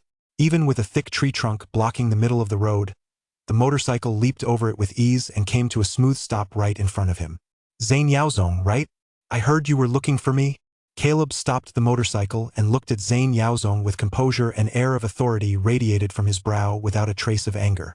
Right after seeing Luna and Sierra off, Caleb had received a call from old Hugh, asking him to come over to check out a pond and give an estimate.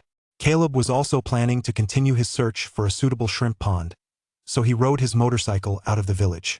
But who would have thought that, not long after leaving the village, he spot Sierra's car, which had been stopped by so many people. Zhang Yaozong? He hadn't seen him since they parted ways at the pier in Nanpan village that day. Caleb was also curious to see if his straight-talker reputation still held any sway over Zhang Yaozong. You. Zhang Yaozong stared at Caleb, who had suddenly appeared before him. He opened his mouth as if to say something, only to find his mind completely blank. It was one thing for his mouth to blurt out the truth without thinking, but now it was as if it had been blessed. He just mentioned Caleb, and there he was, faster than Chow Chow himself. Caleb, you're just in time. Zhang Yaozong took a deep breath and instantly regained his composure. The barnacles in this area around Nanpan village are all my business. Zhang Yaozong's. Today, right in front of everyone, get down on your knees and apologize to me, then pay me 10,000 yuan in compensation for my losses. If you do that, Zhang Yaozong, will pretend this never happened. Otherwise, before he could finish, Caleb cut him off. Or else what? Zhang Yaozong gritted his teeth and pointed to the gang of henchmen behind him. Or else, I'll make you find out just how miserable the consequences are for crossing me. Bam! However, no sooner had he finished speaking than Caleb landed a punch straight into his mouth. Caleb's punch was lightning fast, delivered with the force of go all out. With just a single blow, he sent Zhang Yaozong, who hadn't even had time to react, flying 3 meters away. As Zhang Yaozong flew through the air, his 2 front teeth were knocked out of his mouth. Thud! Zhang Yaozong crashed heavily to the ground, grimacing in pain.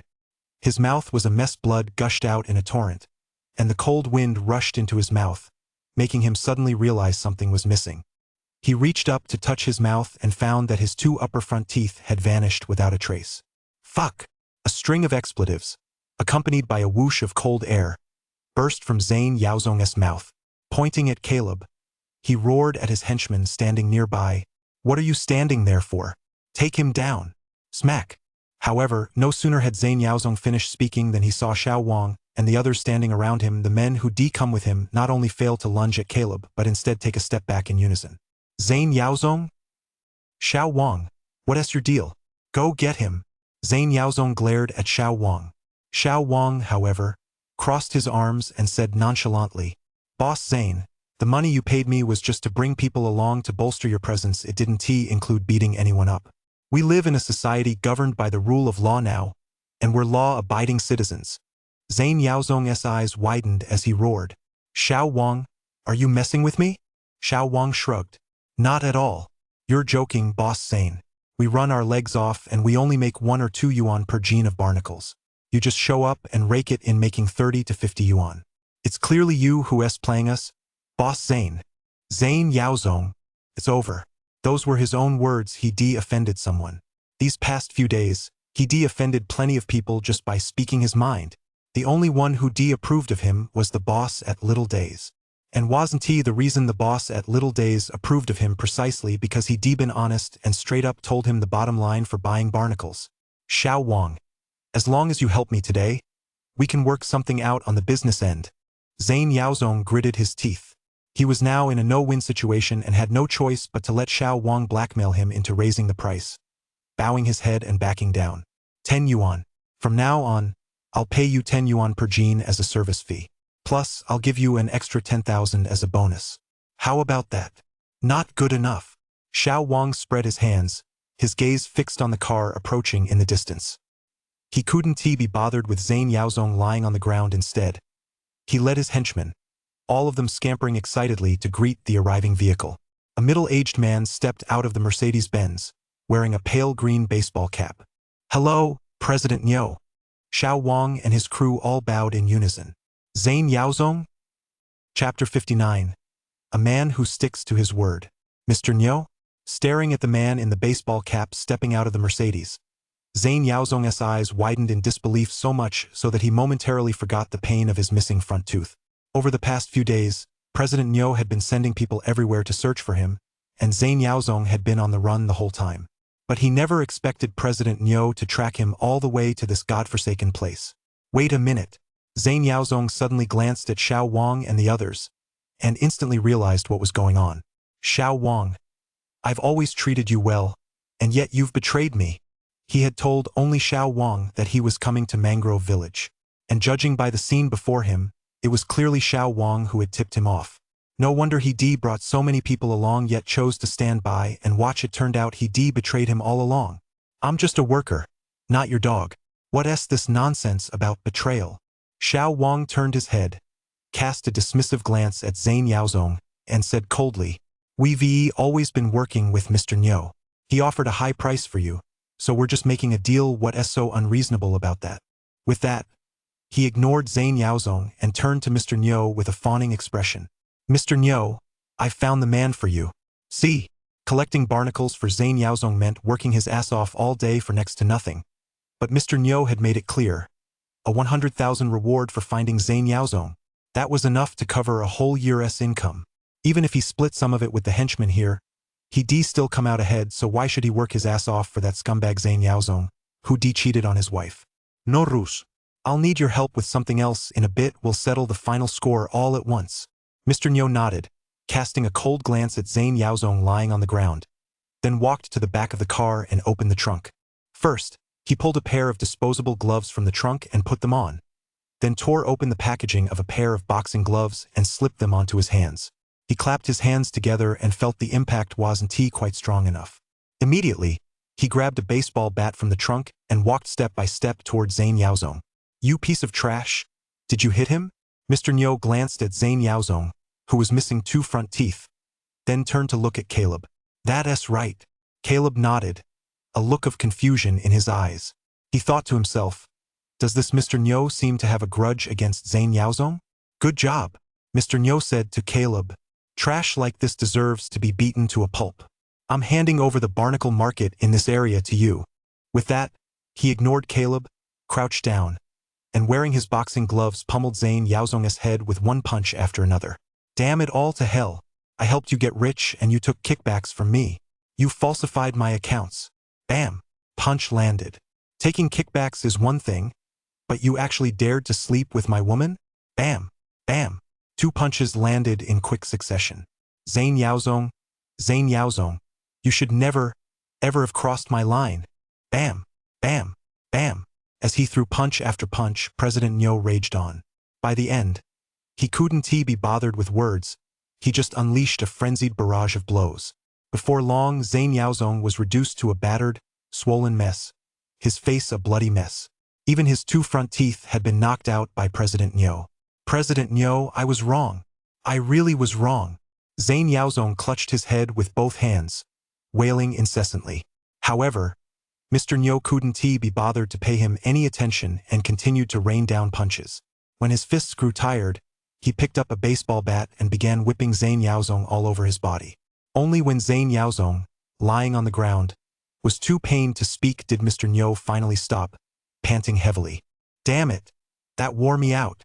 Mr. Niu let out a long sigh, looking down at Zhang Yaozong, who lay on the ground like a lifeless corpse. The pent-up anger in his heart had finally been vented. He'd been married for so many years, though he no longer felt much affection for his wife. If she wanted a divorce, he'd accept it. But cheating, and on top of that, with one of his own subordinates, that was absolutely unacceptable. After resting for a moment, General Manager Niu returned to his Mercedes-Benz and tossed the baseball bat, boxing gloves, and disposable gloves he'd been using into a stinking ditch by the roadside. He then pulled a plastic bag full of cash from the trunk and flung it at Xiao Wang and the others, who had been standing there in stunned silence. "There's 500,000 in here. Take that piece of trash to the hospital, I'll cover the medical bills. Divide the rest among yourselves." With that, he got into his Mercedes, made a U-turn, and drove off. "Got it, Boss Niu." Xiao Wang stood there dumbfounded for quite a while before snapping out of it. He hurriedly waved at the Mercedes as it drove away. Smiling, he pulled a stack of bills out of the plastic bag and began handing out the money right there on the spot. Come on, guys, you've worked hard. Everyone gets a share. There's enough for everyone. Everyone." The gang members, looking at the 1,000 yuan in their hands, grinned from ear to ear. Just by tagging along on this trip without lifting a finger, they earned 1,000 yuan. It couldn't get any better than this. As Xiao Wang handed out the money, he said, "We've got to see this through to the end. Guys, go clear away all those trees blocking the road, so they don't disrupt the villagers' normal traffic." "Got it, Brother Wang." The henchmen nodded in agreement. One of them pointed at Zhang Yaozong, who lay unconscious on the ground. "Brother Wang, what about this Zhang Yaozong?" As soon as the words left his mouth, everyone's gaze turned to Zhang Yaozong, who lay motionless and barely recognizable as human. That Mr. Niu had really been ruthless just now, it had left them all stunned.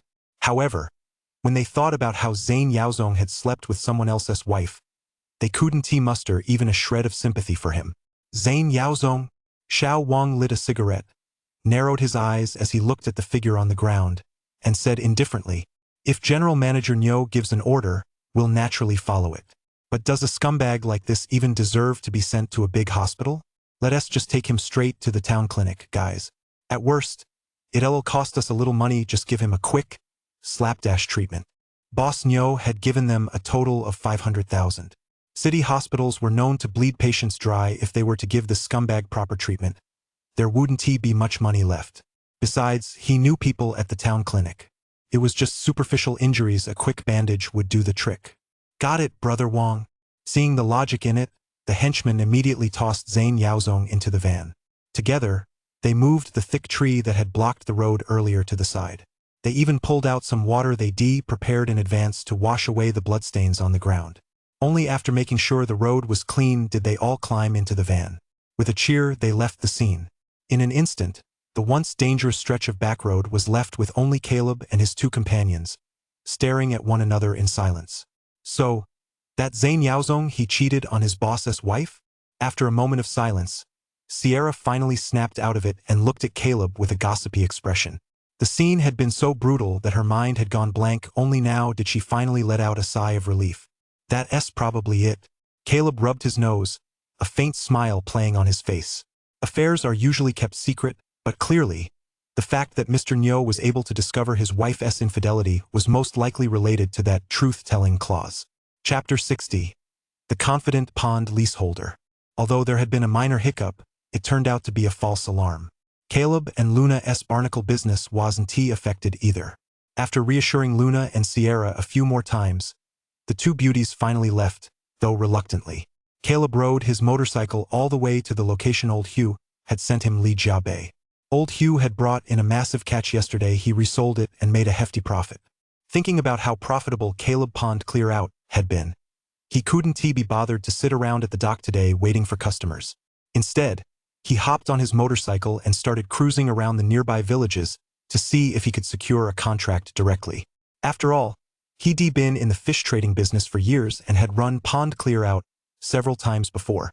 When Caleb arrived on his motorcycle, two cars were parked next to Shrimp Pond, and old Hugh was in the middle of an argument with another fish buyer. Old Zane, it's first come, first served. I set my sights on this pond first. What's the deal with you raising the price at the last minute? Old Hugh glared at a middle-aged man, his expression menacing. Old Hugh, come on. Business is all about mutual agreement. I'm offering a higher price, and the pond owner is happy to do business with me. What's the problem? The man called Old Zane was clearly a seasoned veteran himself. He showed no fear of old Hugh and grinned broadly as he said, "No offense, but your offer was just too stingy. It's no wonder the pond owner wasn't willing to give you the contract." You! Old Hugh's eyes widened, but he was at a loss for words. He wasn't about to do business at a loss. Earlier, while inspecting the shrimp pond, he cast a net to test the waters. Seeing that the catch was decent, he estimated a price of 8,000 yuan. But the moment he mentioned his price, Old Zane, who happened to be passing by, took one look at the fish coming up in the net and immediately offered an extra 1,000 yuan, which really got under his skin. 8,000 yuan might not be a huge profit, but at least it wouldn't leave him in the red. But now that Old Zane had offered 9,000, if he wanted to secure the shrimp pond, he'd have to throw in at least a few hundred more, maybe even over 10,000. If that happened, making a profit would be a real challenge. But old Hugh was reluctant to give up the pond, so he called Caleb. "Caleb, you're just in time. Come on over, take a look at this shrimp pond and tell me if it's worth 9,000. Just as they were arguing, old Hugh suddenly spotted Caleb riding up on his motorcycle. It was as if he'd seen a rescue party. He hurried over to Caleb. 9,000. Caleb glanced at old Hugh, then took a look at Old Zane and the pond owner not far away, before finally turning his gaze to the shrimp pond in front of him. Beneath the shimmering water's surface, cash sigils were floating to the surface one by one. However, although the shrimp pond looked large, there weren't many cash sigils, not even a single Tai Chi or large gear sigil. Having done quite a bit of fish trading with Old Sue lately, Caleb had a good idea of the price for each type of fish. After a rough estimate, he figured the catch from this shrimp pond would fetch no more than 6,000 at most. Trying to buy out the entire pond for 9,000 would clearly be a massive loss. "Caleb, what do you think?" Old Hugh looked at Caleb expectantly. Although he hadn't known Caleb for long, he had great respect for his abilities. Whether it was a tidal hunt or a pond clear out, whenever Caleb took charge, he never lost money so far. "Not great." Caleb pretended to take a look around the shrimp pond, then said to old Hugh, "As for this shrimp pond, since he wants to take it over for 9,000, let him have it. Let us take a step back, there's plenty of room to maneuver." Old Hugh had helped Caleb out quite a bit lately, and Caleb wasn't about to let old Hugh lose money, so he offered a tactful reminder. "Oh." Old Hugh was a smart man who could read between the lines from the way Caleb spoke. It was clear the shrimp pond wasn't worth 9,000.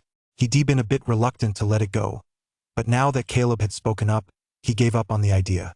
Old Hugh strode over to the pond owner and Old Zane, his tone firm and defiant.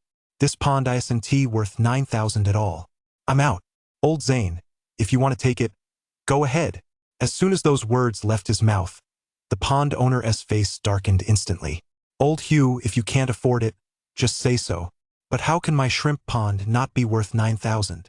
As the pond owner, he naturally wanted to sell his shrimp pond for a good price. He was actually hoping old Hugh and Old Zane would get into an argument so he could take the opportunity to sell it at a higher price.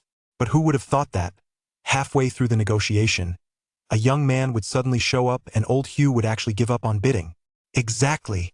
Old Zane snorted disdainfully, pulled 9,000 yuan straight out of his pocket, and handed it to the pond owner. "Count it. I'll take this shrimp pond for 9,000 yuan. He, too, had his eye on the shrimp pond and figured the catch would be substantial. Although 9,000 yuan wasn't a huge profit, it was definitely a good deal. He'd been hoping old Hugh would voluntarily drop out of the bidding, and now that old Hugh had, he couldn't wait to seal the deal with the pond owner. As he handed over the money, he shot a sidelong glance at old Hugh and Caleb, his eyes brimming with derision. "Old Hugh, oh old Hugh, you really are getting more childish as you get older. You're bidding on a pond and you're actually asking others for advice. Asking someone is one thing, but why not ask an old fisherman? Why ask a young guy? Has he lost his mind? A young guy probably can't even identify all the different kinds of fish, and you're asking him to estimate the catch? It's laughable." The pond owner nodded in agreement, spitting as he counted the money. "Exactly. Young people these days don't know their way around. How many of them can you actually count on?" The two chimed in with each other, clearly thinking it was utterly foolish of old Hugh to have asked Caleb to come over and appraise the pond. Eft. Old Hugh dismissed their comments with disdain. Old Hugh here isn't short on cash, but I'm not about to do a deal that'll lose me money. Since you've leased it, I wish you good luck. With that, old Hugh tugged Caleb along, his expression instantly shifting to a Zane-like grin. Caleb, I've got my eye on another pond not far from here, but I'm a bit unsure about it. Since you're already here, why don't you head over and give me a valuation? Watching Caleb haul in a massive catch in Nanpan village yesterday had really got old Hugh's itch scratched. Even though he wasn't taking on that pond, he figured he wouldn't rest until he set up a shrimp pond today just to give it a shot. Sure, I'm free anyway. Caleb shrugged, not bothering to glance at the pond owner or old Zane the entire time. Pond clear-outs were a solid business, and he need old Hugh South help down the road. Helping old Hugh was also helping Caleb himself. The other shrimp pond was also in this village, not too far away. Before long, Caleb followed old Hugh to the vicinity of a new shrimp pond. This shrimp pond was even larger than the one they just left. Take a look at this pond. I hauled in a net this morning, but the catch wasn't great, so I didn't dare just make up a price. Old Hugh handed Caleb a cigarette, respectfully lit it with his lighter, and looked at Caleb expectantly. Caleb took a deep drag and looked intently at the large shrimp pond before him. Chapter 61. Caleb the Helper. Caleb's eyes were no ordinary eyes. As soon as he looked, countless cash sigils instantly appeared before him in a dense swarm. The vast majority of them were light symbols marked with the Chinese yuan symbol. The number of these light symbols was several times greater than that of the shrimp pond he'd seen earlier. That alone was impressive, but what excited Caleb even more was that, among the countless light symbols, he also spotted a large gear sigil. This shrimp pond right in front of him was worth a fortune. Caleb, what do you think? Come on, tell me. Old Hugh, standing nearby, watched as Caleb stood motionless by the edge of the shrimp pond, his eyes wide as saucers, yet still saying nothing, and he immediately grew impatient. Caleb didn't answer right away. Instead, he asked, "How much is the pond owner willing to sell it for?" 12,000. Old Hugh didn't hold back, sighing as he said, "This shrimp pond is bigger than the one we saw earlier. The owner insists that his pond clear-out yields a substantial catch. He absolutely won't sell for less than that price. There is nothing I can do about it." 12,000. Caleb smiled slightly, slung his arm around old Hugh's shoulder, and said with a chuckle, "Old Hugh, I guarantee you, 12,000 for this shrimp pond is definitely a good deal. The reason you didn't catch any fish just now is precisely because the shrimp pond is too big. The fish are all over there. So there is no way you could caught them all." As he spoke, Caleb pointed in a random direction. "If you don't believe me, go over there and try casting a net." Oh! Hearing this, old Hugh's interest was instantly piqued. After all, as a seasoned fisherman, he could tell at a glance where the fish were and where they weren't. The spot Caleb was pointing to had some seaweed, and compared to where he'd been casting his net earlier, the conditions were far worse. Seeing how confident Caleb sounded, old Hugh picked up his net and walked over to the spot Caleb had indicated. He bent down, adjusted the net with both hands, held one end against his chest, and raised the other high above his head. "Here we go." Old Hugh, his body and the net moving as one, twisted and flung it in a snowflake overhead motion. The net, which had been in his hands just a moment ago, instantly unfurled like a fan, forming a wide circle as it descended toward Shrimp Pond. What a move! Seeing this, Caleb couldn't help but clap and cheer. Judging by that move, old Hugh was clearly a seasoned fisherman. "Not at all, not at all. I picked up a few little tricks when I went out to sea with my dad back in my youth." Old Hugh smiled modestly. He had no time for bragging now. Instead, he fixed his gaze intently on the spot where he'd just cast the net. As the net sank, ripples began to form on the previously calm water's surface. "This is a big catch. Could it be that young Caleb was actually right?" Old Hugh blinked. Seeing that the time was about right, he began hauling in the net. But just as he pulled it halfway in, he felt an unusually heavy weight, and several sea bass leaped out of Shrimp Pond. Old Hugh remained calm and steady, pulling the net he cast out step by step toward the shore. As soon as the net hit the ground, a bunch of sea fish weighing over 5 Gene began wriggling about. Old Hugh looked closely and saw that among the catch were not only sea bass, but also a small grouper and 2 milkfish. "Wow, there really are quite a few species in this pond. What do you think? I didn't lie to you, did I? Leasing this pond will definitely be a moneymaker. Caleb walked over, grinning. Now I've got a pretty good idea of what's going on. Old Hugh nodded thoughtfully, assessing the catch from this net. Naturally, his confidence in Caleb's judgment grew even stronger. Right then and there, Old Hugh called the owner of this shrimp pond back over. 12,000, I'll take this pond. Old Hugh told the owner. All right, I've got a water pump here too. Let us talk. The owner was a straightforward guy. Seeing Old Hugh pull out the cash right away, he agreed to sell his shrimp pond. The deal was quickly sealed. Old Hugh smiled and thanked Caleb, then headed back to fetch his car, planning to call a few people to come help along the way. After all, with a pond this big, it wouldn't be easy to finish the job without some help. Old Hugh, if you need extra hands, count me in, Caleb volunteered. You?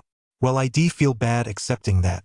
Old Hugh gave an awkward smile and looked at Caleb, saying, I only pay 600 yuan for this kind of work. I doubt you'd even be interested. Old Hugh, don't say that. We're friends. I happen to be free today anyway. I'll call 2 more guys to come help you out. What do you think? Caleb said without hesitation, as if he certainly wouldn't settle for a 600 yuan wage. But as long as he could go fishing during the pond clear out, every fish he caught would add a nice sum to his bank account. Over time, he might even make more than Old Hugh. Most importantly, there was a gear sigil in this pond clear out. He absolutely had to help out. As for Sean and Finn, 600 was no small sum for them either. Deal. Seeing the sincerity in Caleb's eyes, Old Hugh couldn't bring himself to refuse and nodded immediately. Then round up 2 or 3 more people. We'll split it 600 each. Of course, since you've done me a huge favor today, if we make a profit from the catch, I'll give each of you an extra bonus. Sound good? Old Hugh was the type to wait until he saw the rabbit before letting the hawk loose. He was always steady and level-headed. Although Caleb had spoken with absolute certainty, claiming that pond clear out was a surefire moneymaker, the initial investment was still 12,000. Until the catch came in, anything could happen. If they lost money, the 600 he'd offer wouldn't be much. But if the loss were any higher, that would really sting. Of course, if things really turned out as Caleb said and they made a profit on this pond, giving the helpers a little extra wouldn't be a problem. No problem. Caleb nodded with a smile and immediately called Finn and Sean. A pond clear out this big would take quite a while to pump out. By the time it was drained, it would be well into the evening at the earliest. After a moment's thought, Caleb called his older brother David. As soon as he heard there was 600 to be made, David agreed immediately. As for Old Hugh, Caleb called him as well and arranged for 3 people from South Bank Village to meet up that evening to help with the pond clear out. After arranging all this, Old Hugh and Caleb finally headed back to the spot they'd been at earlier, intending to move the truck and all the pond cleaning tools over there.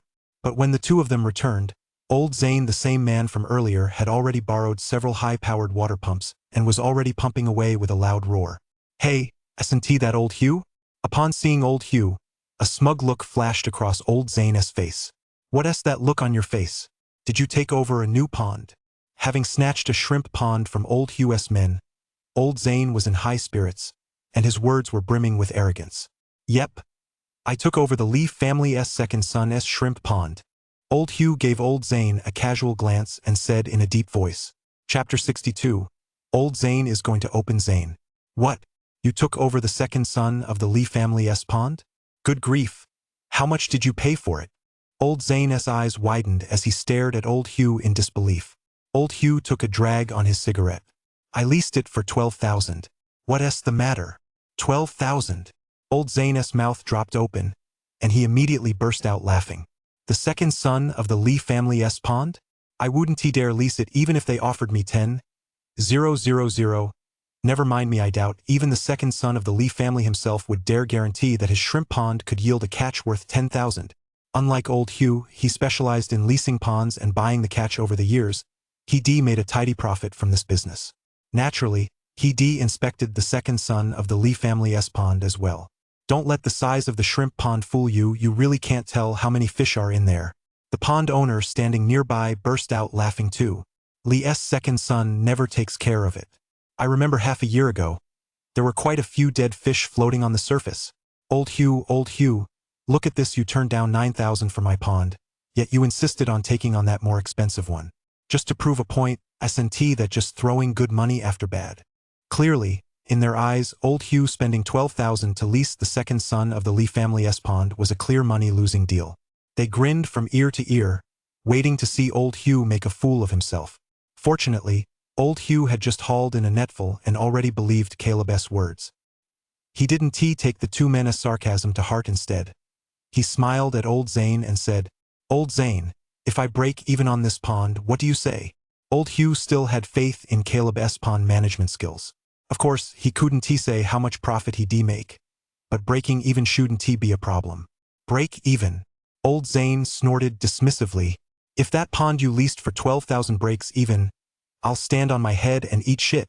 All right then, I'll be waiting." Old Hugh smiled, paid no further attention to the two men, and drove off toward Leah's second son's shrimp pond. That's just how gambling works. Until they've cleaned out a shrimp pond, everyone thinks they're the ultimate experts. But the water holds infinite possibilities. Until the results are in, nothing anyone says matters. Old Hugh knew full well that only by draining Leah's second son's pond completely could he shut those two up. As for Caleb, he was just passing through and couldn't be bothered to get involved in their dispute. He was only thinking about seizing the opportunity to get his hands on the gear sigil he'd been longing for. Shrimp Pond was indeed quite large. Caleb and old Hugh had managed to get their hands on several high-powered water pumps, which they ran simultaneously, and a massive amount of water began to drain out of Shrimp Pond. But even so, it would likely take until nightfall to drain the pond completely. Seeing that the preparations were nearly complete and feeling bored, Caleb hopped on his electric scooter and headed back home to rest. He figured he could always call for help once the draining was finished that evening. Ding! Just as he arrived home, several messages suddenly popped up on WeChat. One was from the Eat, Drink, and Be Merry group chat, which had a total of 4 members. Besides him, there were Luna, Sierra, and Sierra's cousin Hank. The message was from Sierra, who had tagged him, "Caleb, we've made it home safely." As soon as that message appeared, Hank started complaining, accusing the 3 of them of leaving him out of the fun. Seeing this, Caleb smiled helplessly, replied with an okay emoji, and tagged Hank. "I'm helping out with a pond cleanup tonight. Want to join us?" Hank, "Sorry, I've got a fishing trip planned tonight, so I'm busy. Let us do it another time." With that, he went silent. He really enjoyed fishing, but a pond cleanup was such hard work Hank, wasn't about to do a single bit of it. Caleb smiled as he left the group chat, only to see that Sierra and Luna had each sent him a message. Sierra, "Caleb, your sister-in-law's shredded squid is really delicious. I can sell products through my little yellow bike account. Why don't you ask your sister-in-law later to see if we can team up?" Sell shredded squid? At the thought, Caleb's eyes lit up. He'd almost forgotten Sierra wasn't just a skilled angler, but also a major influencer with a large following. If they could get listed in the shopping cart on Sierra's TikTok account, it would be a nice source of income for his older brother and sister-in-law's family. However, something like this not only requires a business license but also involves food safety and hygiene issues. It would have to be reviewed and approved by the Market Supervision Bureau. Blinking, Caleb replied, "Okay, I'll talk it over with my sister-in-law later." His sister-in-law Lena works at a kelp factory and only makes about 4,000 yuan a month. If these squid strips really take off, it would be way better than working at the factory. Caleb opened Luna's WeChat again, only to see Luna write, "Caleb, thanks for having me. I had a great time. I'm really sorry the barnacle incident caused you trouble. If anything comes up in the future, be sure to let me know." Caleb smiled helplessly and replied, "We're friends, it's no big deal." Luna replied immediately, "Also, be honest, I had a few drinks last night. Did I really not do anything?" Caleb? Luna, it's okay. I've got a meeting to go to. Talk to you later." Caleb? Shaking his head in resignation, Caleb opened TikTok and started mindlessly scrolling through short videos. As he scrolled, he came across Sierra's TikTok account. He gave it a little red heart, followed her, and swiped to the next video. Before he knew it, Caleb had fallen fast asleep on his bed. It wasn't until a little after 9 p.m. that he was woken up by a call from old Hugh. He immediately rounded up his older brother David, along with Finn and Sean. The group slipped on their rubber boots, grabbed their gear, and headed toward Lijiawan. In fact, to boost efficiency, Caleb even brought along the upgraded version of Zane's TrawlNet from home. Woof, woof, woof. There was a minor hiccup as they were leaving. Seeing that Caleb was about to leave again, Xiaohei, the guard dog, insisted on tagging along. Since Li Jiawan wasn't that far from their village of Hongshu, Caleb had no choice but to let Xiao Hei trot along behind them. What? You want to sell your sister-in-law's shredded squid? That stuff's fine for eating yourself, but can you really sell it? On the way, Caleb shared Sierra's idea with his older brother, which left David stunned. How will we know unless we try? Caleb said with a smile. Getting a business license is a breeze these days. As for food safety and hygiene, we'll just ask the Market Supervision Bureau later and follow their requirements. It shouldn't be a problem. Go back and ask your sister-in-law first if she's willing. There's no harm in giving it a shot. All right, I'll go back and talk to her about it. David scratched his head, thinking to himself that his younger brother was truly a college student. He always had so many ways to make money. Just a few days ago, he'd come up with a barnacle business, and now, in the blink of an eye, he was already thinking of making money from shredded squid. But would that stuff actually make any money? While he was pondering this, the four of them rode their motorcycles to Li Jiawan. As they passed the shrimp pond that old Zane had leased, they saw that the water had been almost completely drained. Many of the fish hiding inside were leaping out of the water, as if carp were leaping over the dragon gate. Old Zane, accompanied by a few young, strong men, was enthusiastically calling everyone together for a pond clear-out. Old Zane, who'd been bragging all day, seemed to be getting serious about it. Chapter 63, Old Zane is in a panic. By now, it had grown completely dark, and though the moon in the sky wasn't full, it shone exceptionally bright. Old Zane, who was busy organizing the pond clear-out and sorting through the catch, looked up and spotted Caleb passing by. He had a vague recollection of this young man. Earlier that day, old Hugh had sought Caleb's advice, and it was only because of that old Zane had finally acquired the shrimp pond. In fact, he actually owed Caleb a debt of gratitude. Watching Caleb walk over with a group of people, old Zane couldn't help but chuckle. Hey, so you're here to help old Hugh with the pond clear out. Let me give you some advice. Settle up with old Hugh before you start work, so you don't end up digging the hole, making him lose money, and then renege on the payment later. Ha ha ha. Seeing so many fish leap out once the water in the pond clear out had been drained gave him a huge confidence boost, and his words were dripping with smugness. Caleb, riding his motorcycle, merely chuckled lightly, not even bothering to respond to the man, and immediately led the group onward. But Little Black, who was following close behind, heard those words and couldn't help but stop, panting heavily. He blinked, then quietly ran up behind old Zane and lifted his hind leg. Whoosh! A stream of dog urine splashed onto old Zane's galoshes. By the time old Zane realized he'd been peed on, Little Black was already chasing after Caleb at top speed, a sea bream clenched in his mouth. Holy shit! Whose disgusting dog is this? Peeing all over me? If I ever catch you again, I'll slaughter you and stew you up for dog meat. A sea breeze blew, carrying the pungent smell of urine straight up his nose, and old Zane seethed with rage. But he'd just spent 9,000 yuan to lease the pond. If he didn't keep a close eye on things himself, wouldn't his money be wasted? Angry as he was, old Zane had no choice but to channel all his pent-up rage into his work. Let us give it our all, everyone. I'll buy you all a round of drinks once we're done. Old Zane called out to the crew as he hurriedly organized the catch. Got it. The crew responded in unison and continued hauling in the fish. However, after hauling in a large catch with one dragnet and loading it onto the truck, when they went to make a second pass with the net, they suddenly noticed that the catch was rapidly declining. Old Zane, this catch looks a bit light. In the darkness, someone began to voice their doubts. Look over there don't seem to be many fish jumping around in that area. Another person shone his headlamp toward the waters not far ahead, voicing his concern. That's normal. Old Zane waved his hand dismissively and said casually, There's definitely plenty of fish here. I guess they got tired from all that splashing around earlier and are now hiding deep in the water. Don't worry, we'll search every inch of it and clean the place out. I'm sure we'll find them. With that, he led the group, dragging the large net, deeper into Shrimp Pond. The night was pitch black, and the villagers who had come to help were all watching their feet. No one noticed the distinct look of panic that flashed across old Zane's face at that moment. Based on his years of experience with this pond, logically speaking, even after the second or third cast, the catch shouldn't be this meager. But given the current situation, something was definitely off. Impossible. The catch from this shrimp pond is definitely not just this little bit. Old Zane reassured himself inwardly, gritted his teeth, and continued leading the group in their fishing efforts. After all, the money had already been spent, and the people had all been hired. If they didn't bring in a massive catch, all the money he spent earlier would go down the drain. Don't overthink it, just get to work. Meanwhile, Caleb, along with his crew, also arrived at the Lee family's second son's shrimp pond. When they got there, they found that old Hugh had already called in 3 helpers, one of whom was his wife, and the other 2 were villagers from Nanpan village. Come on over, Caleb. You guys, come quick, there's a huge catch.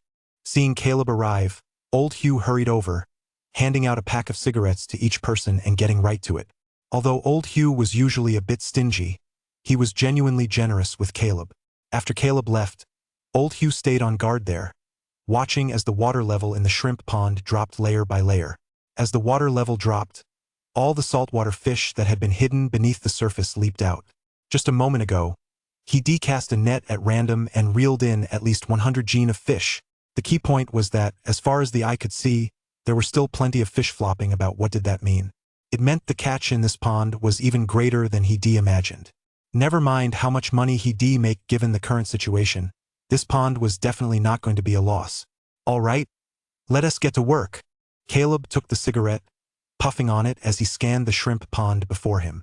When he spotted the gear sigil symbol hidden among the cash sigils once more, his heart finally settled. Fin Sean, you guys hold the net and head east. Big brother, you come with me, head west. Old Hugh, you guys handle the middle of the net. Old Hugh had originally wanted to use his own net, but seeing that the dragnet Caleb had brought out seemed better, he followed Caleb's instructions. Together, the group pulled the net, beginning to comb through the vast shrimp pond, section by section. Bank deposit 20 yuan. Bank deposit 36 yuan. Bank deposit 87 yuan. And as Caleb touched the fish marked with glowing symbols, his bank account began to fill up like crazy. That feeling of money pouring in was truly exhilarating.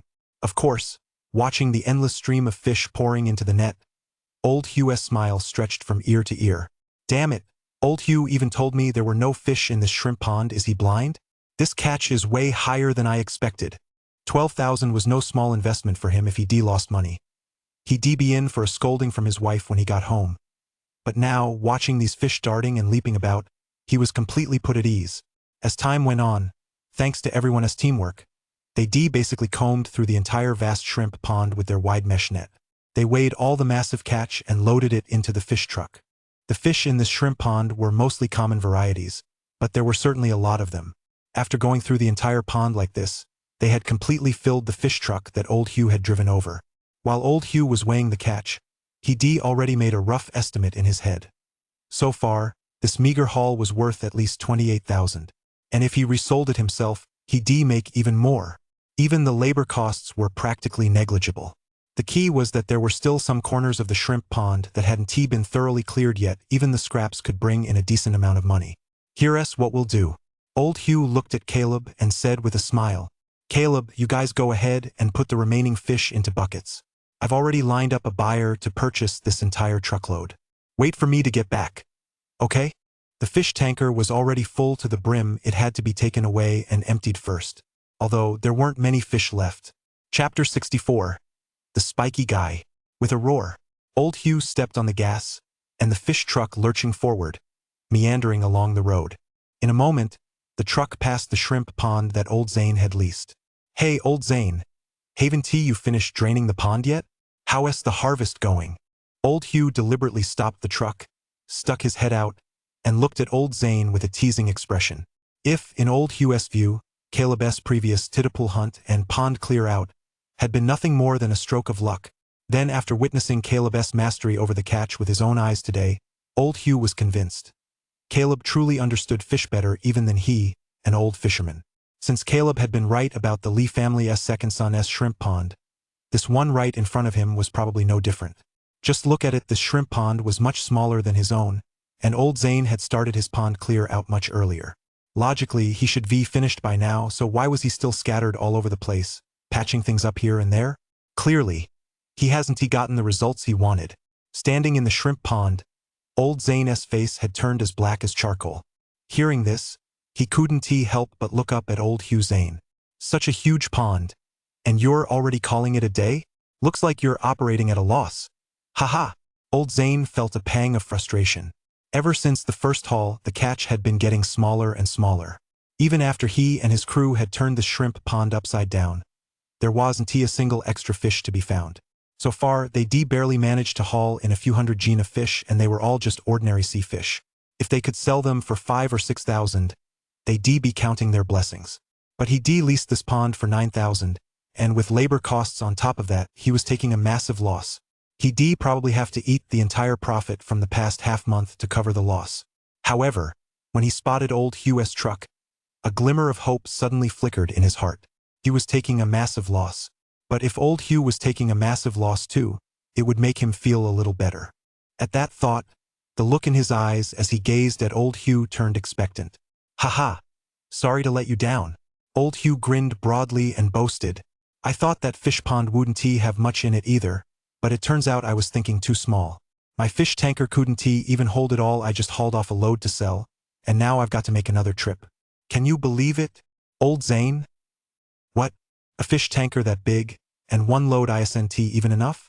Just how much fish must old Leah's second son's shrimp pond have yielded?" No, old Hugh must be bragging. A load of fish like that would sell for at least 20,000. How could that be possible? "You lost, so you lost. Why are you bragging?" Old Zane snorted derisively and retorted, "If bragging were taxable, I'd be the richest man in the world by now." Old Hugh chuckled, looking at old Zane as if he were an idiot. "What's the point of bragging? What's true can't be false, and what's false can't be true. If you don't believe me, just come over and see for yourself." Old Zane? Damn, the way old Hugh was talking, he sounded so confident, as if he really had that much of a catch. Could it be that old Hugh really had an insane catch? No way. The second son of the Lee family's shrimp pond, even at best, the catch is only worth a few thousand. Fine. I'll take a look, but I'm not buying it. Fuming with frustration, old Zane couldn't take it anymore. He set down the bucket he was holding and waded through the mud, step by step, toward the shore. Since he made a bet with old Zane earlier that day, old Hugh wasn't in such a hurry now. He nonchalantly got out of the truck, hopped into the back bed, opened one of the lids, and said to old Zane as he approached, "Take a look, we can't even fit all this catch in here, and there isn't enough oxygen to go around. I've got to get this delivered fast, or dead fish won't be worth a thing." Old Zane. Wow, what was he looking at? Why were there nothing but fish heads inside?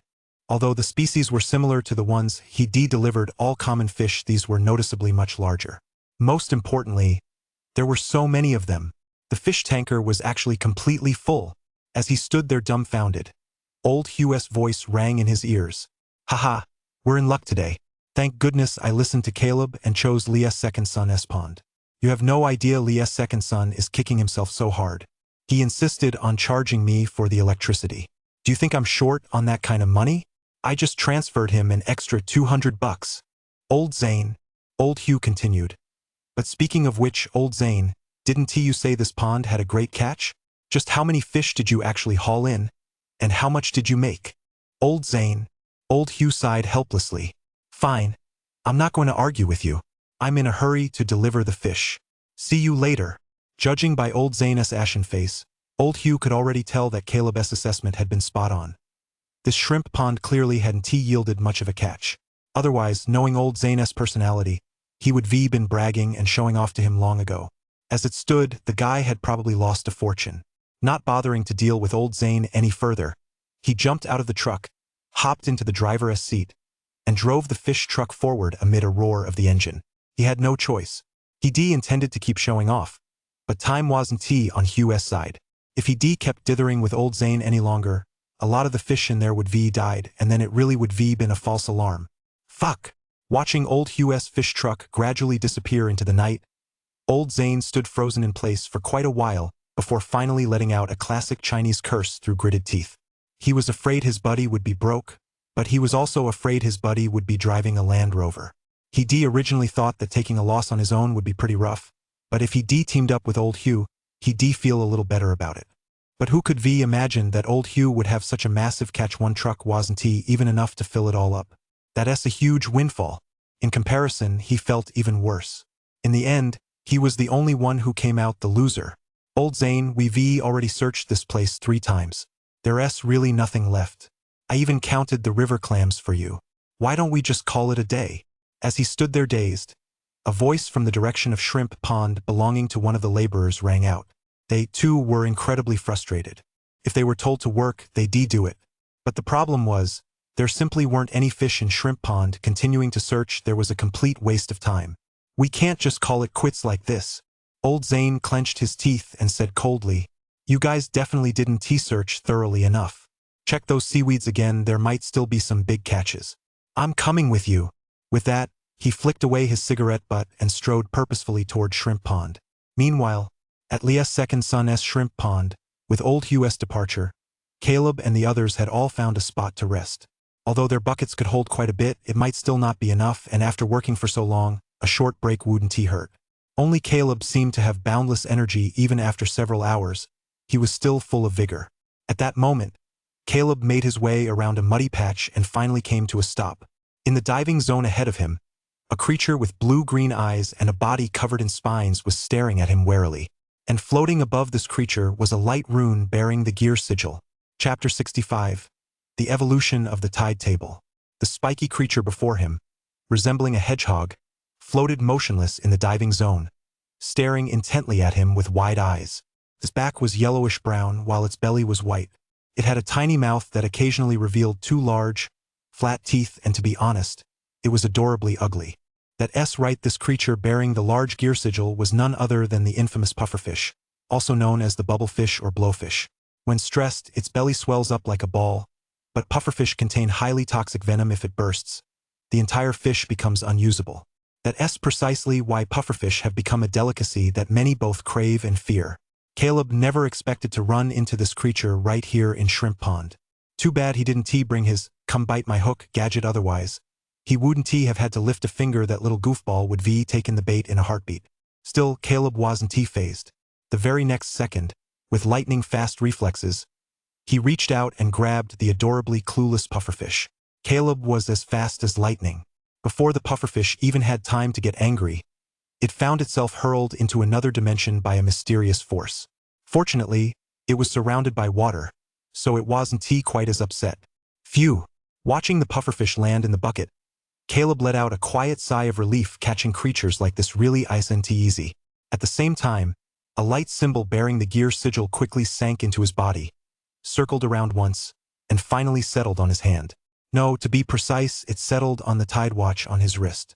Because ocean tides vary daily, with high and low tides occurring at different times, Caleb always wore his tide watch to help him plan his daily activities.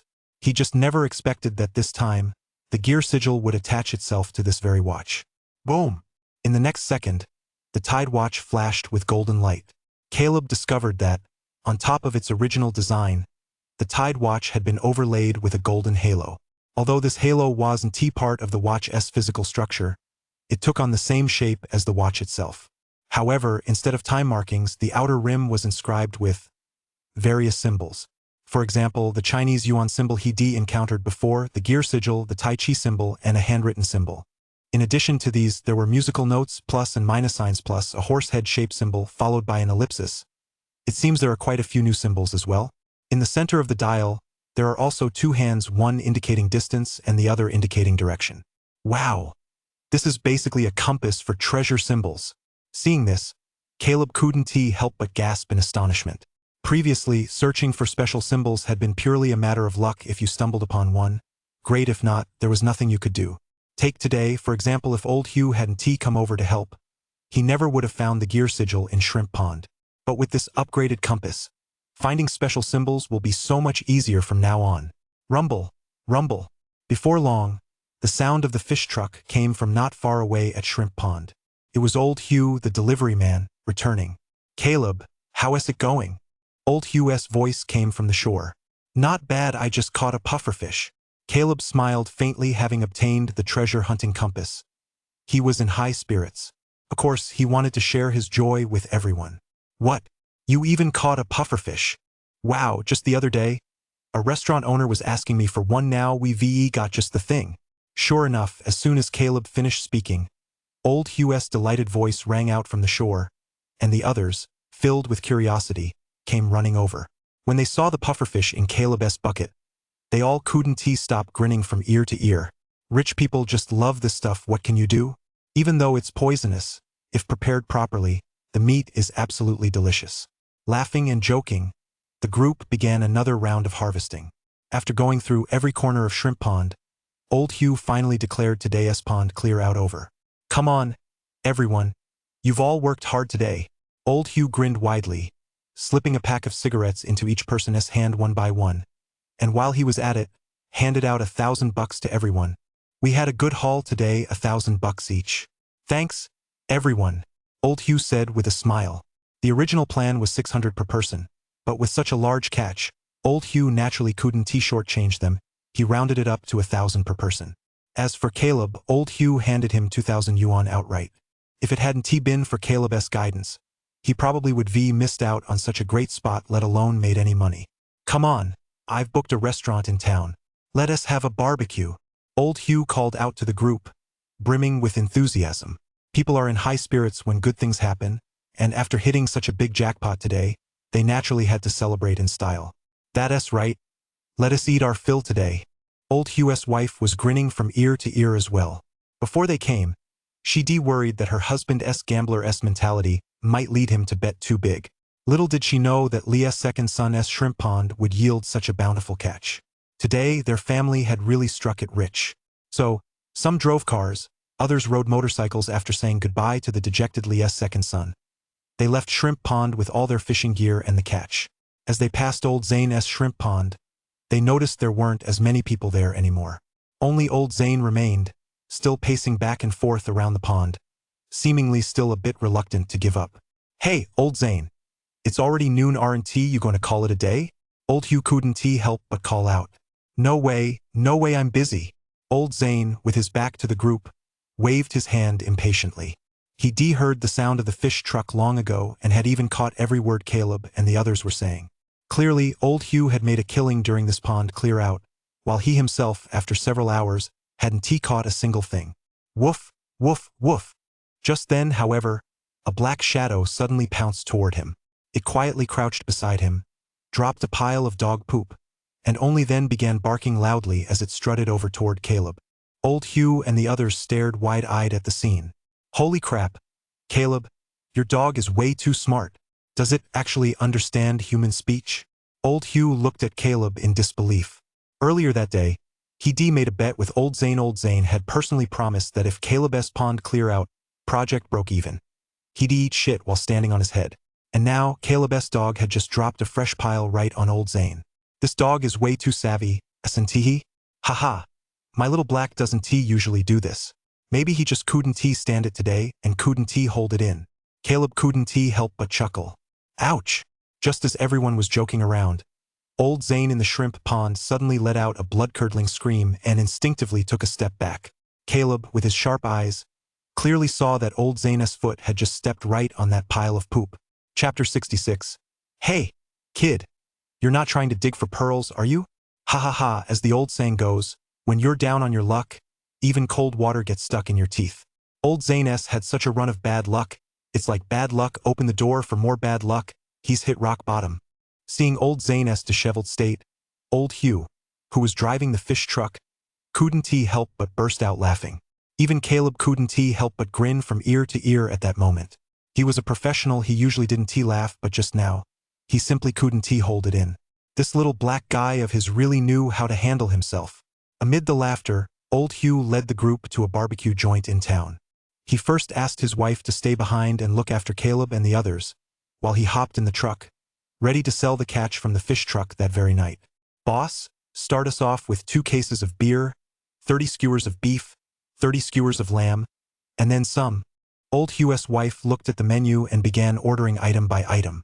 She was in a great mood after today's pond clear out yielded such a bountiful catch, and since Caleb and the others had worked hard for her family, she naturally wanted to treat them well. 1 charcoal grilled oyster per person. Let us add some stir-fried snails too. Old Hugh's wife ordered a whole bunch of dishes, then handed the menu to Caleb and the others, letting them order whatever they liked. Although Old Hugh and his wife were treating them, Caleb and the others didn't want to be too pushy. After each ordering 1 or 2 dishes, they handed the menu to the grill shop's server. Even though it was already midnight, The nightlife in this coastal town seemed to be just getting started. It wasn't too far from the Nanpan village pier, and many fishermen, whether unloading cargo at the pier or busy with their work, would come here to eat after finishing their shifts. Before long, the place became incredibly lively. The ingredients at the barbecue restaurant were also very fresh, all beef and lamb slaughtered on the spot. At the entrance, there was a large stack of fish tanks, all filled with seafood transported from the harbor. The barbecue shop had already skewered the other ingredients and placed them directly on the grill to start cooking. As for the oysters and conch, diners had to pick them out themselves. These oysters are big, I'll take these. And these too. Old Hugh's wife held a small mesh bag as she picked them out one by one. Caleb, sitting on a stool and originally with nothing to do, suddenly noticed that the tide table in his hand was emitting a golden glow. Ha! Caleb furrowed his brow slightly, only to see that the two hands on the golden dial suddenly began to move. In the blink of an eye, the hands came to a sudden halt, but the directions and distances they indicated were completely different from before. One of the hands pointed toward the cash sigil. As if with a pop, the light spread out, and next to the cash sigil, the number 18,000 yuan suddenly flashed into view. And the distance indicated by the pointer was only 3 meters? As for the direction the other pointer was pointing, it was actually toward those fish tanks holding ingredients not far away. Seeing this, Caleb was completely baffled. No way, this is just a barbecue restaurant. Sure, some of the ingredients in those fish tanks are expensive, but they're worth no more than a few hundred yuan at most. How could they possibly be worth 18,000 yuan? What's going on? Caleb furrowed his brow, stood up, and walked straight over to the ingredient selection area. As he looked closely, he noticed that inside the fish tank displaying conch, there was a particularly large phoenix conch with a huge cash sigil clearly floating above it. Next to it, the value was displayed as 18,000. Clearly, it was this phoenix conch. Caleb, what else would you like to eat? Order whatever you want, we're treating you today. Just then, old Hugh's wife, who had just picked out a sizable emperor conch, saw Caleb approaching and called out warmly. Over the past few days, she naturally heard quite a bit about Caleb from her husband. Besides, if it weren't for Caleb helping old Hugh watch the pond today, the couple wouldn't have had such a bountiful catch. This young man right in front of her had a bright future. Since they were bound to be in touch from now on, she naturally wanted to be generous. No thanks. Caleb waved his hand and pointed at the phoenix conch. I think this phoenix conch has a nice shell. I'd like to buy it to display at home. Hey, you're right, that shell really is beautiful. Following the direction of Caleb's finger, old Hugh's wife also noticed the phoenix conch and couldn't help but nod to herself. There were plenty of seashells and the like along the coast. Many people enjoyed collecting them, and some factories even bought them specifically to make handicrafts. It was actually quite profitable. Old Hugh's wife thought to herself, Caleb really did go to college into this kind of refined art. Unlike us rough and tumble folks who spend every day worrying about the basics of life, we never understand something like this. Still, since Caleb liked it, why not give it to him? After all, while these phoenix conch and emperor conch seem expensive to out-of-town tourists, they're actually quite affordable for locals. Boss, wrap up this phoenix conch for us. Old Hugh's wife immediately called out to the barbecue shop owner. No, sis-in-law, I'm just keeping this for myself. I'll pay for it. Don't worry, I'll make sure to eat my fill here today. Caleb laughed heartily and hurried the owner to weigh and pack them up. Before old Hugh's wife could even pay, he had already transferred the money for the phoenix conch directly to the owner. In total, it was only 100 yuan, no big deal. Seeing this, old Hugh's wife couldn't help but nod approvingly to herself. She thought to herself that her husband had good judgment. This Caleb was truly beyond reproach in both character and conduct. Heh, young man, you aren't trying to dig a pearl out of there, are you? However, just then, a sarcastic voice suddenly rang out from a table not far away. The two turned to look and saw a shirtless middle-aged man with his arm around a young woman. He was eating barbecue while giving Caleb a teasing look. As soon as those words were spoken, everyone's eyes turned to Caleb. When they saw the phoenix conch in Caleb's plastic bag, they all burst out laughing. Ha, young man, you don't really think every phoenix conch produces a pearl, do you? That's harder than me winning $1 million. Last month, customs here seized a queen phoenix conch that yielded a pearl worth over 3 million. I bet this kid saw that news story. But as you said, that was a queen phoenix conch, an endangered species. The ones at this barbecue joint are just ordinary phoenix conchs. Caleb, Come to think of it, that was exactly what he'd been thinking. A single conch, no matter how deliciously the owner stir-fried the meat inside, couldn't possibly be worth 18,000. As for a work of art, this conch might be pretty, but it certainly wasn't worth that much. The only possibility was that there was a pearl inside. Young man, you need to keep your feet on the ground and not get carried away. If there were a pearl inside, do you think I'd still be running this barbecue stand? Just then, the owner, who was grilling not far away, turned and smiled at Caleb. Chapter 67. The conch pearl emerges, stunning the crowd. The barbecue shop owner's smile was kind and didn't carry much sarcasm. As a villager who lived by the sea for years, he naturally fantasized about many ways to strike it rich when he was young. For example, opening conch shells and prying open clams. If he could find even a single pearl inside, he could make a tidy sum. But over the years, he opened so many conch shells and clams, he lost count of how many knives he gone through and hadn't found a single pearl. Gradually, the barbecue shop owner gave up on those fantasies. Rather than pinning his hopes on such a pipe dream, it was more practical to sell a few more skewers. In his view, Caleb had specifically bought this conch shell clearly with the intention of finding a pearl. The barbecue shop owner thought this, and the diners sitting around him eating barbecue naturally shared the same thoughts. Someone couldn't help but tease. "Hey, kid, why don't you pry it open right now and let us all take a look?" Exactly. The meat inside the conch could even be a side dish. Haha, I'll tell you this.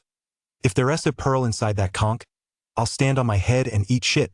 It was already bustling at the entrance of the barbecue shop, and with everyone chiming in, Caleb instantly became the center of attention.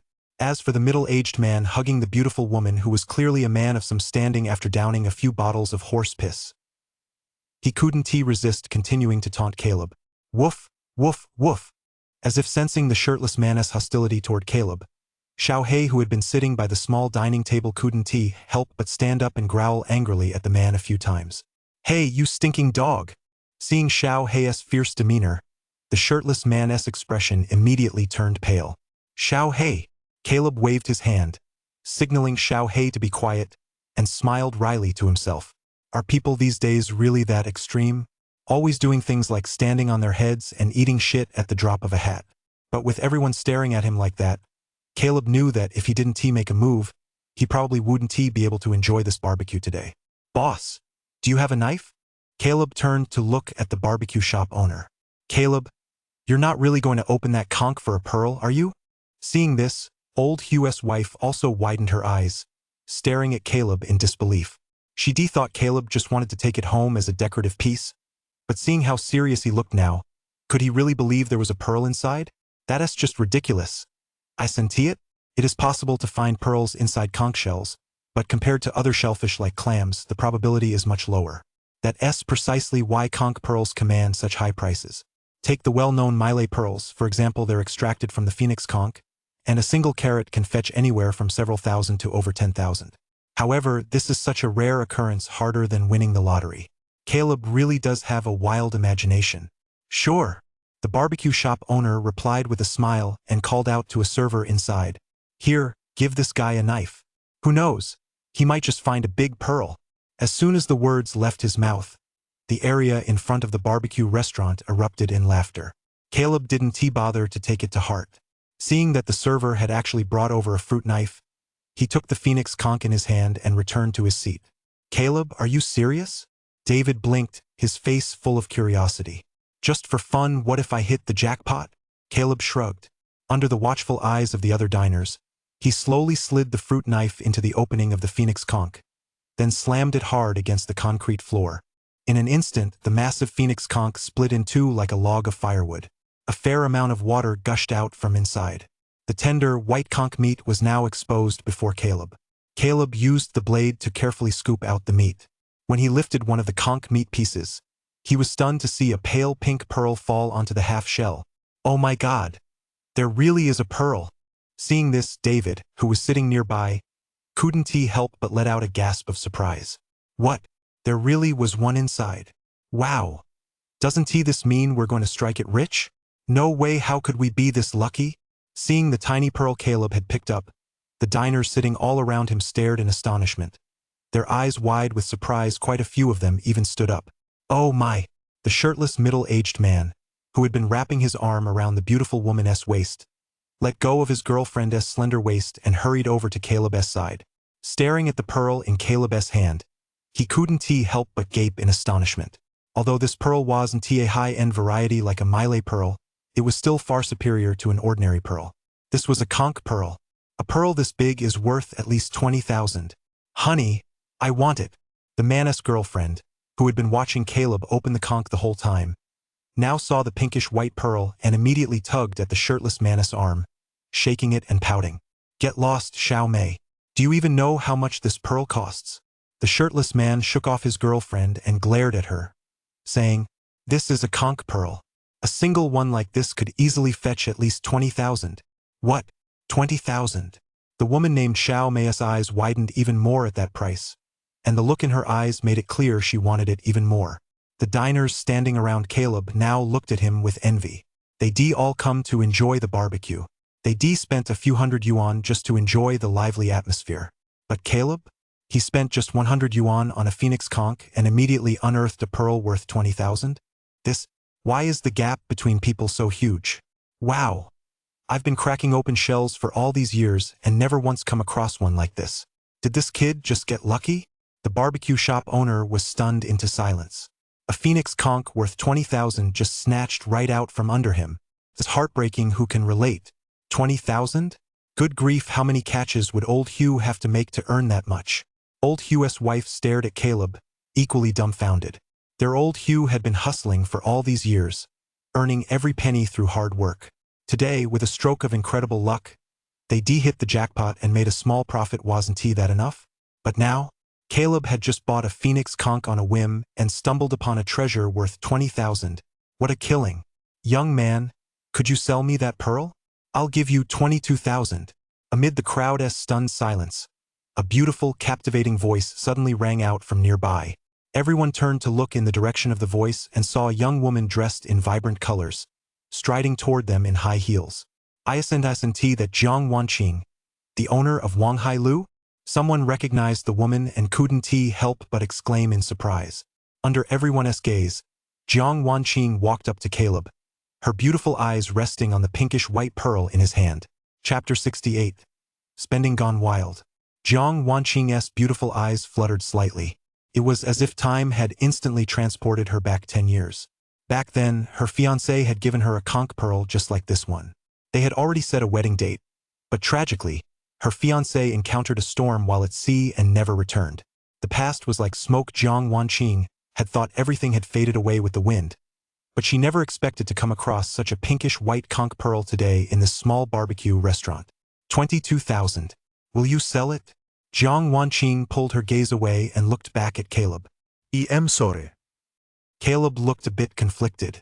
He originally planned to give this little pearl to Luna as a token of his gratitude. After all, she lent him over 200,000 and been a huge help. Anyway, the 18,000 from the pearl had already been deposited into his bank account, so to him, a conch pearl was no different from an ordinary pearl. But before Caleb could finish speaking, Jiang Wanqing interjected. 30,000. I really like this pearl. Well, all right, 30,000 it is. Caleb nodded and immediately pulled out his phone to add the beautiful shop owner on WeChat. You've got to be flexible in life. He repay Luna's favor later. This conch pearl was originally worth only 18,000. Now that he sold it for 30,000, he made an extra 48,000. The balance in his bank account was now almost enough to pay Luna back. Besides, from the look in Jiang Wanqing's eyes full of stories, Caleb could tell she truly wanted his pearl. In the blink of an eye, right in front of everyone, Jiang Wanqing transferred 30,000 to Caleb and, in the process, took the pinkish-white conch pearl from his hand. Amid the stunned stares of the crowd, Jiang Wanqing walked out of the barbecue restaurant in her high heels. Wow, that pearl is worth 20,000 at most, and Boss Jiang actually paid 30,000 for it. That's what a rich woman is like. What's a fortune to us is just pocket change to her. No wonder she is the owner of Wanghai Lu. As Jiang Wanqing walked away, gasps of astonishment immediately filled the spacious barbecue restaurant. Instantly, the looks the crowd cast at Caleb turned to a mix of envy, jealousy, and resentment. Not only did he manage to extract a pearl from a phoenix conch while enjoying a barbecue which was impressive enough, but he actually sold it for 30,000 in the blink of an eye. Who wouldn't he be green with envy? The most frustrated person of all was the barbecue shop owner. Just a moment ago, he'd given Caleb a long lecture about how one should keep both feet on the ground and all that. He'd been digging for clams and conch for so many years without finding a single pearl, and now just when the conch containing the pearl was almost in his hands, Caleb had snatched it right out from under him. 30,000. That's enough to keep his barbecue stand running for over a month. It really was a massive loss.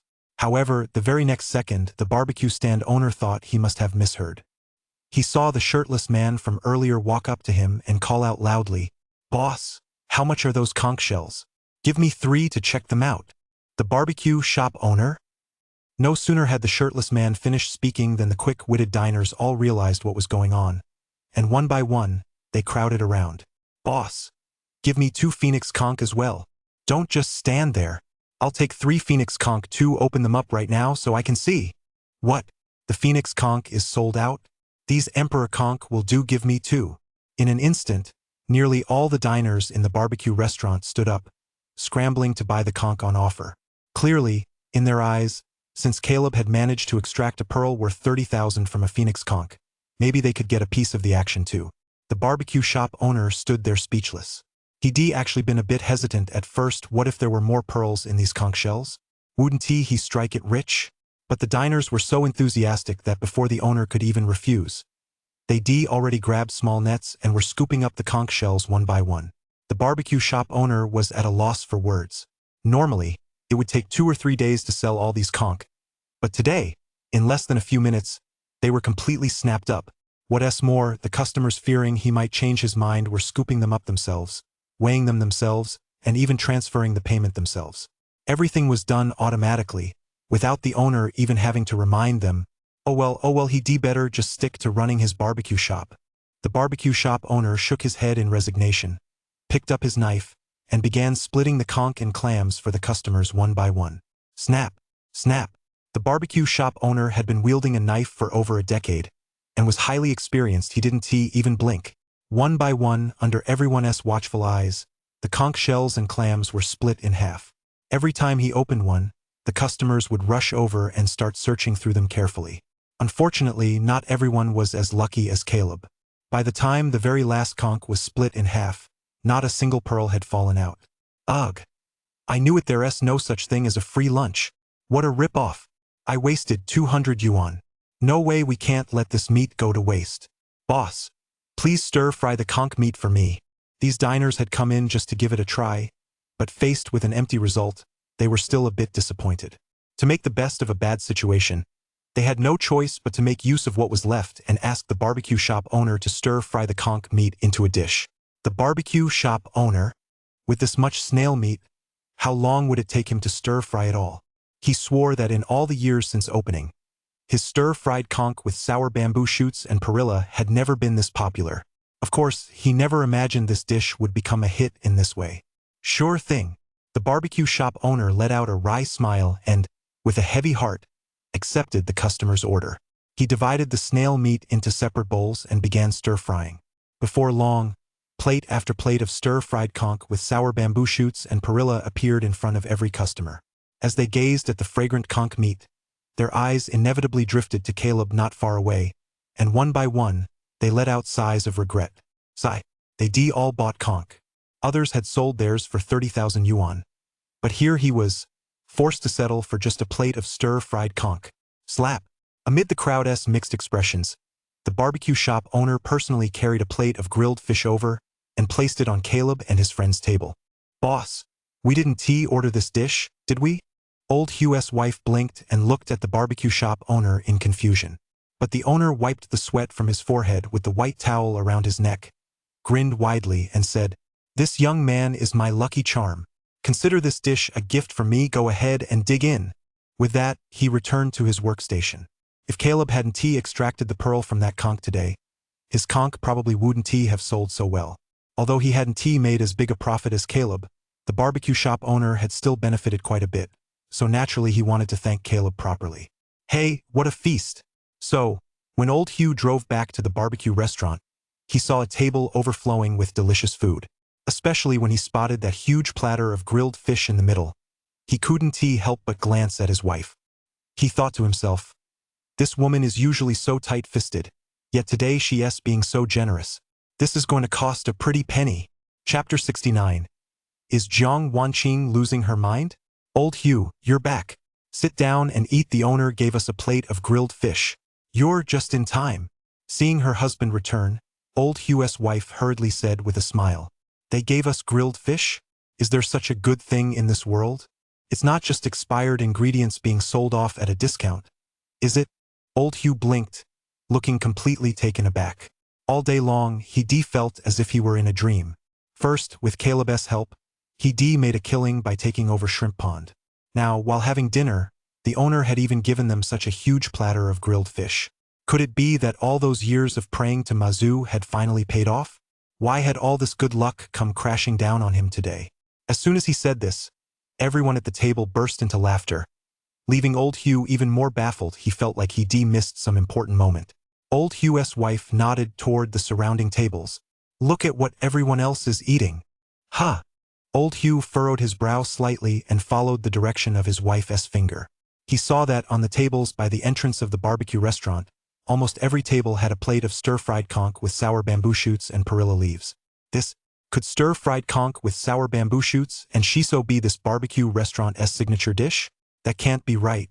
He'd been here many times before, and for people who lived by the sea like them, hardly anyone ever ordered this dish. What's going on here? Old Hugh, Caleb just bought a phoenix conch. Guess what happened? Seeing her husband's bewildered expression, old Hugh's wife smiled to herself.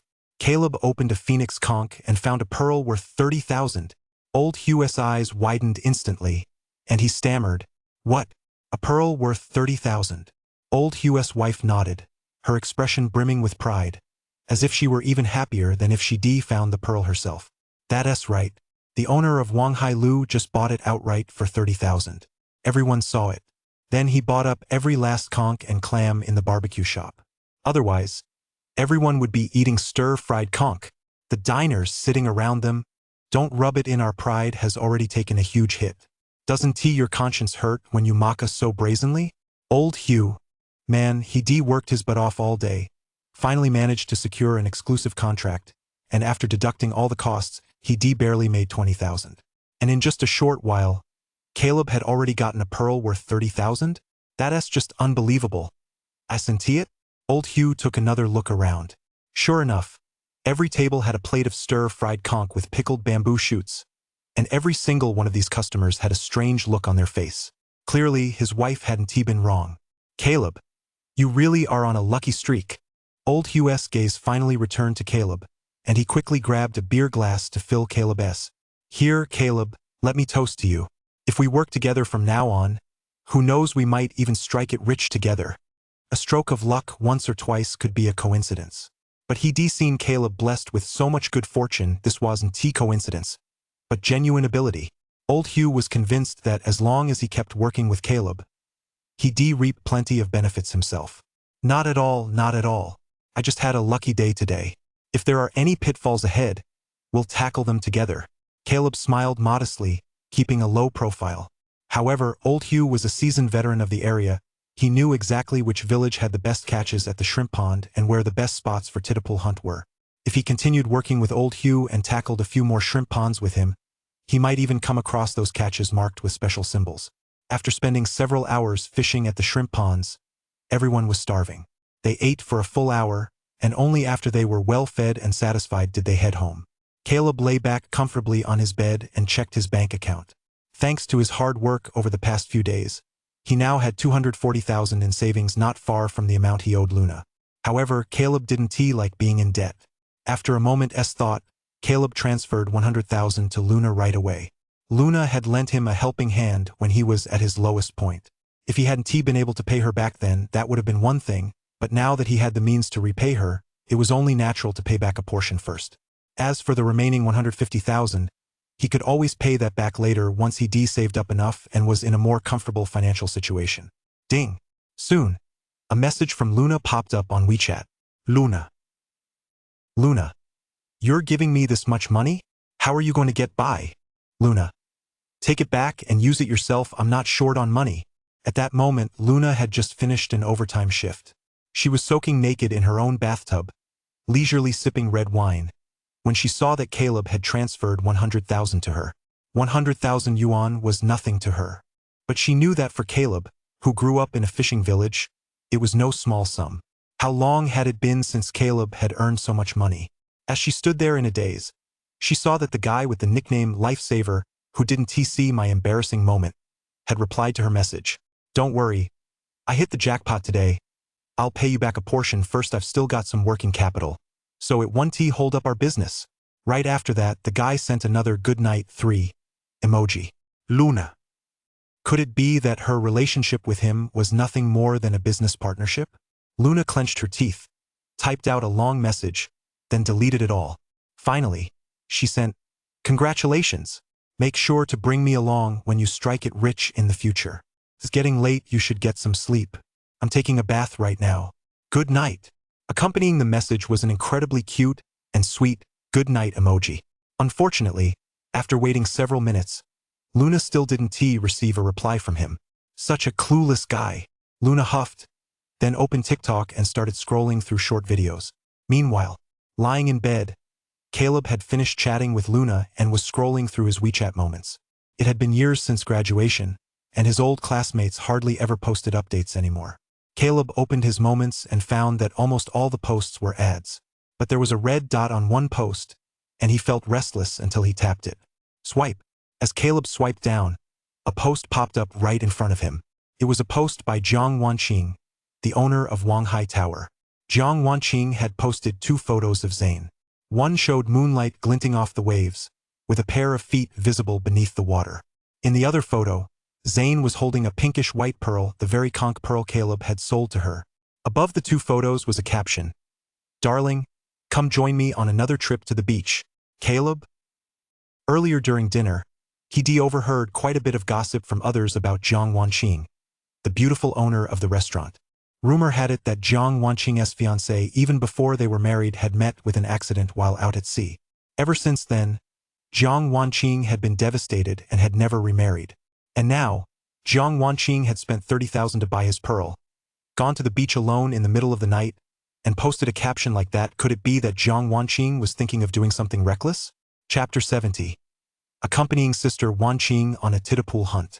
Caleb furrowed his brow and opened the photo of Zane that Jiang Wanqing had posted, zooming in on it. Upon closely examining the rocks in the photo, he quickly recognized the location. Jiang Wanqing must be near the mangrove forest at the border between Mangrove Village and Nanpan Village, a spot he noticed during his last titapool hunt there. With that thought, Caleb didn't hesitate. He jumped out of bed, hopped on his motorcycle, and sped straight toward the mangrove forest. When he arrived in the vicinity, sure enough, he spotted a white BMW parked on the outer road. It was the very car Jiang Wanqing had been driving when they gone for barbecue. Caleb stopped his motorcycle and hurried toward the water's edge. Scanning the area, he quickly spotted a lovely figure strolling leisurely back and forth in the shallow water. She was carrying a bucket in one hand and holding a pair of titapool tongs in the other, occasionally bending down as if searching for something carefully. Wow! I thought this woman had lost her mind and was trying to jump into the sea in the middle of the night, but it turns out she's just here alone for a titapool hunt. Caleb shook his head in exasperation and silently breathed a sigh of relief. As expected, the worst thing is letting your imagination run wild. On his way here, Caleb's mind had run wild with countless scenarios. He even imagined having to perform CPR, but he never expected Jiang Wanqing to be on a titapool hunt. "Are you, Caleb?" Just as Caleb was about to turn and leave, Jiang Wanqing's voice suddenly rang out from a short distance away. He looked up to see the beautiful owner, Jiang Wanqing, gazing at him with a puzzled expression in her lovely eyes. Jiang Wanqing was wearing a black dress. The bright moonlight cascaded down, casting a flawless, pure white halo over her figure, giving her an otherworldly aura. Caleb was momentarily taken aback, then quickly waved and greeted her with a smile. "What a coincidence! I came out here to get some fresh air, and here you are, Boss Jiang." As he spoke, Caleb took off his shoes and walked barefoot toward Jiang Wanqing. Since he was already here, it didn't seem right to leave abruptly. He might as well be bold and take the initiative. I came over for the titapool hunt. Look, I caught quite a few crabs." Jiang Wanqing seemed to be in a very good mood. She even took the initiative to pick up the bucket and show Caleb her catch from the day. Earlier at the barbecue restaurant, she bought that conch shell bead from Caleb, and for some reason, Jiang Wanqing suddenly felt like taking a stroll by the beach. She'd been feeling a bit down earlier, but after catching a few crabs, her mood had improved considerably. She was usually too busy running her business to have any real friends, so when she ran into Caleb again, she felt it was quite a coincidence and began chatting with him openly. 2 hermit crabs and a rock crab, not bad, Ms. Jiang. Caleb glanced into the bucket and couldn't help but give her a thumbs up. Suddenly, a dark shadow suddenly flashed through the water, sending ripples across the surface. Caleb's eyes narrowed. Without a moment's hesitation, he bent down and reached out with his right hand, grabbing fiercely at the figure in the water. The next second, when his hand emerged from the water, it was clutching a wriggling sea eel. That was quick. Seeing this, Jiang Wanqing's eyes widened slightly in surprise, and the look she gave Caleb took on a hint of something unusual. Caleb, I didn't expect you to be so skilled at catching fish. Do you go tidal hunting often? Eels aren't easy to catch even if you manage to grab one. An amateur can easily let it slip away. From Caleb's technique, Jiang Wanqing could tell that this guy was quite the expert at catching fish. Yeah, I've been making a living from tidal hunting lately. Caleb shrugged and casually tossed the sea eel into Jiang Wanqing's bucket. Ms. Jiang, this is on the house. Huh? Isn't that a bit much? Jiang Wanqing looked at Caleb with a hint of surprise. Do you realize this sea eel is worth at least 300 yuan? Jiang Wanqing ran a restaurant, and sea eels were prized for their delicious meat, especially as a powerful tonic for men, so they were in high demand. The market price ranged from 150 to 200 yuan per jin. The eel in front of her weighed at least 1 jin. Caleb was just a villager from the neighborhood. Was he really just going to give it to her like that?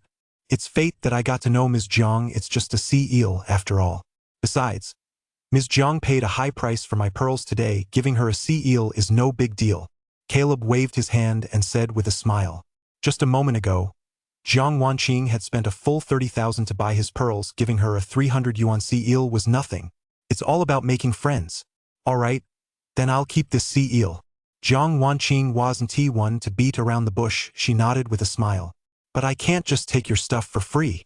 Jiang Wanqing looked at Caleb and said, I heard you mention earlier that you often sell your catch at tidal hunt.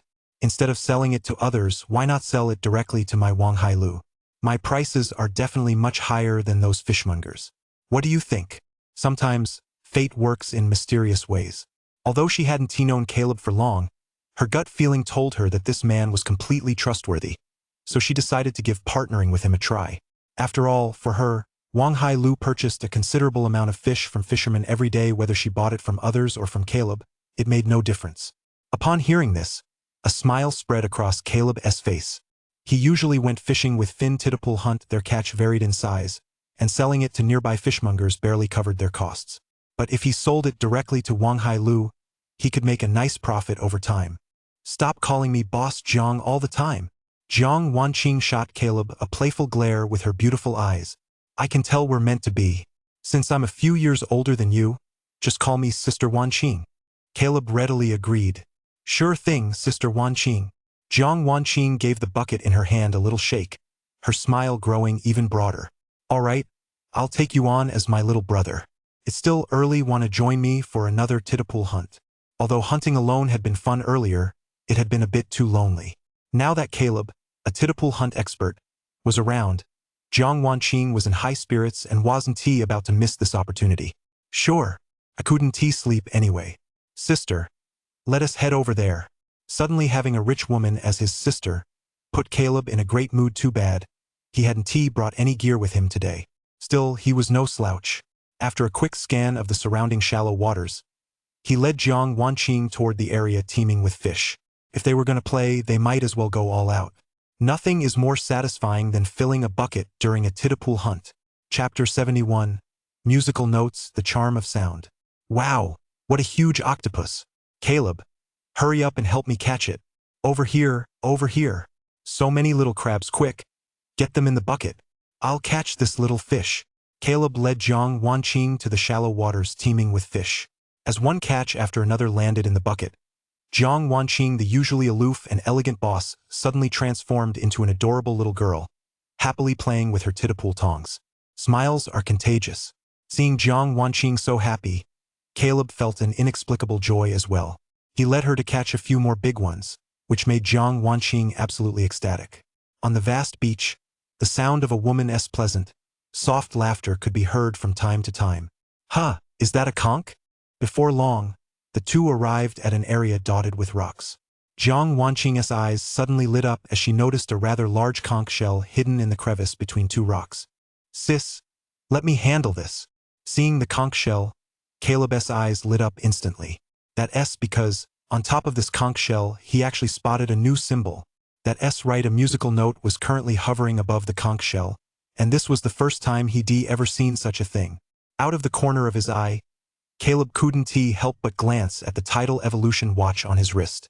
Sure enough, the pointer on the watch's dial was pointing directly at the musical note. Earlier, he'd been so caught up in playing with Jiang Wanqing that he'd nearly missed out on 100 million. Pop! As Caleb bent down and moved one of the stones aside, the conch shell appeared in his hand. At the same time, the musical note symbol hovering above the conch shell transformed into a streak of light, sank into Caleb's body, circled his meridians once, and finally came to rest between his lips and teeth. A musical note? What's the point of that? Caleb blinked, a bit taken aback. In his past life, he was completely tone-deaf and had often been teased by his ex-girlfriend. Judging by his memories of that life, he didn't seem to have much of a musical bone in his body either. Unfortunately, there wasn't a single clue in his mind. As he stood there dazed, he heard Jiang Wanqing mutter disappointedly from beside him, "Kunshels costa 101 parjin." "Too bad this one has no meat, it's a dead conch." Only then did Caleb snap back to reality. He noticed that Jiang Wanqing had already taken the conch from his hand. It was completely empty inside. Clearly a conch that had been dead for who knows how long. However, perhaps because it had struck a rock, a small notch had been worn into the tip of the conch shell, effectively turning it into a natural musical instrument. "Sis, don't throw it away. Everything has its value just by existing." Seeing that Jiang Wanqing was about to toss the conch shell at David, Caleb hurriedly stopped her. He blinked, took the conch shell from Jiang Wanqing's hand, placed it to his lips, and began to blow gently. As his breath flowed through it, a series of beautiful notes leapt from the conch shell. "That sounds so beautiful." Standing nearby, Jiang Wanqing's puzzled, beautiful eyes couldn't help but light up. Immediately, she said nothing more but stood quietly in place, listening intently to the melody Caleb had composed just for her. Although the conch's sound carried a faint hint of melancholy, Caleb's playing added a touch of melodiousness to it. Especially under the moonlight, performing such a melody added an extra touch of romance. For a moment, Jiang Wanqing found herself completely captivated by the music. Splash, splash. However, the sounds coming from the sea quickly shattered this wonderful atmosphere. Jiang Wanqing and Caleb's attention immediately turned toward the water. There, in the water that had been completely empty just moments ago, a large number of fish had suddenly appeared out of nowhere. Stone crabs, flower crabs, and three-eyed crabs one after another, they scuttled about frantically. As if that weren't enough, in the shallow waters, numerous mudflat fish swam over in schools, and many sea shrimp, wiggling their antennae, moved back and forth through the water. Even the starfish swayed back and forth with the ripples, as if moving to a mesmerizing rhythm. With so many diverse creatures, it seemed as though the whole scene had suddenly come alive, dancing in the water. "Oh my gosh, they're so cute!" Jiang Wanqing let out a gasp of surprise, exclaiming, "How cute," over and over, while her titipool tongs were hard at work, eagerly picking them up one by one. In fact, as she picked them up, she kept urging Caleb, "Caleb, hurry up and help me." "Got it, sis." Caleb smiled helplessly. He already knew in his heart that these dancing crabs and shrimp were almost certainly drawn to his musical note. It had to be said, the skill granted by this musical note was quite elegant. Whistling a tune not only helped relieve stress but also attracted so many sea creatures. It was way cooler than those tools he'd used before. Caleb hadn't brought any gear, so he had no choice but to bend down and help Jiang Wanqing pick them up. In the pitch-black night, with the sea breeze carrying the moonlight, the siblings crouched by the shore and, with great seriousness, spent a full 20 minutes gathering the catch before finally filling the bucket with all the fish from that area. The bucket Jiang Wanqing had brought was a bit small. She'd originally just come over to have some fun. She never would have imagined that, with Caleb by her side, she'd end up filling an entire bucket today. "Caleb, you really are a lucky charm." Jiang Wanqing gave Caleb a thumbs up, her face beaming with joy. Through their conversation earlier, she just learned that much of the fish that had been snapped up in town recently had actually been caught by Caleb. Today's Titapool hunt had truly shown her just how lucky Caleb was. Well then, Caleb, I'll be waiting for your delivery tomorrow. The two strolled along the beach for a while longer. But seeing that it was getting late and they were feeling a bit tired, Jiang Wanqing and Caleb decided to wrap up today's Titapool hunt. As they parted ways, Jiang Wanqing rolled down her window, poked her head out of the BMW, and smiled at Caleb, reminding him not to forget to deliver the catch tomorrow. She was curious to see what kind of catch Caleb, who always managed to find a treasure trove during their Titapool hunts, would bring her tomorrow. No problem, sis. See you tomorrow. Drive safely. Caleb waved at Jiang Wanqing, and only after her BMW had disappeared into the night did he ride his motorcycle back home. Although there had been a mix-up late at night, no one got hurt, and he even opened up a new sales channel, so Caleb considered it a very fruitful day. Bro, wake up. You've got to help me pull in the trap nets today. Sean is out at sea, and I can't haul them in all by myself. Early the next morning, Caleb was woken from a dream of raking in gold coins by Finn's voice. Ever since Caleb took over delivering barnacles to the city, the job of hauling in the traps had been handed over to Finn. That said, Huang Jiaxiang had been at home with nothing to do these past few days and had been helping out quite a bit. Now that Sean was out at sea fishing, even though there were only 5 traps, it was really tough for just one person to haul all that catch ashore. Chapter 72. Upgrading Fishing Gear. Got it, Caleb called out in response, then did a somersault and sat bolt upright in bed. After a quick breakfast, he headed toward the beach with Finn. After saying goodbye to them last night, Huang Jiaxiang had only slept for a few hours before heading out to sea with the boat before dawn. However, even though Huang Jiaxiang was out fishing, he left his original small boat with Finn. Caleb and Finn boarded this small boat and, before long, arrived at the small reef where they had previously set their fish traps. My goodness, bro. We've had a massive catch every single day for a whole week now. When Finn casually pulled up one of the traps and saw the fish leaping about inside, he couldn't help but exclaim in surprise. For fishermen on the shore, a bumper catch once or twice isn't unusual, but coming home with a full catch every single time for a whole week in a row, that's truly extraordinary. What's more, in addition to the 5 traps Caleb had set, he followed Sean's example and tried setting 2 more traps nearby. When he pulled them up, he found they were also filled with plenty of fish. It was truly baffling. When luck strikes, nothing can stop it. Finn, looks like this year is our year to strike it rich, brothers. Don't just stand there, get to work. Caleb patted Finn on the shoulder with a smile, thinking to himself, this is just the beginning. With these traps, which the fish seem to love, it wouldn't just be a week, even if we set them for a whole year. They'd be overflowing every single day. However, Caleb noticed something. The most abundant catch in the trap wasn't any other fish, it was nothing but sea eels. Little did they know that these past few days, the presence of these 5 special traps had been driving the nearby fish absolutely crazy. Fish of all kinds were scrambling to squeeze inside, but unfortunately, some were too big and got blocked outside the trap, forced to turn away in frustration. As for the relatively smaller fish, getting inside required not only strength but also speed. It was a real scramble. After a fierce competition where only the fittest made it into the trap, only the conger eels remained. The reason was simple. Although conger eels are long, they're very slender, allowing them to slip easily into the trap. Furthermore, sea eels are incredibly ferocious to prevent other fish from entering the trap. They didn't hesitate to open their gaping jaws and attack. Before long, Caleb's trap had, without him even realizing it, become their very own private prison. Even Caleb had to admire this spirit of self-sacrifice, this relentless, door-to-door delivery. Together, Caleb and Finn quickly emptied the catch from several traps into a bucket. Caleb's 5 traps yielded almost exclusively eels, while the other ordinary traps produced quite a few shrimp, crabs, and other catches. Pop! As Caleb was gathering the eels, he suddenly spotted a golden plus symbol floating in the air. With a light touch from Caleb, the golden plus sank into his body. Add a plus to fishing gear. For any fishing gear bearing a gear sigil, you may choose to increase the daily catch limit by 1. Seeing the prompt appear in his mind, Caleb was momentarily taken aback. Then his expression lit up with joy. This +1 skill is amazing. Doesn't that mean fishing gear he obtained earlier, like the lucky Titapool tongs, can now be duplicated every day? Not to mention anything else. But if the number of these trap nets right in front of him keeps increasing, The amount of catch Caleb gets each day will be quite substantial. At this thought, Caleb became completely excited. While Finn, standing beside him, was still marveling at the work they'd done, Caleb suppressed his inner excitement, sorted all the fish from the trap into buckets, and then returned the empty trap to the sea.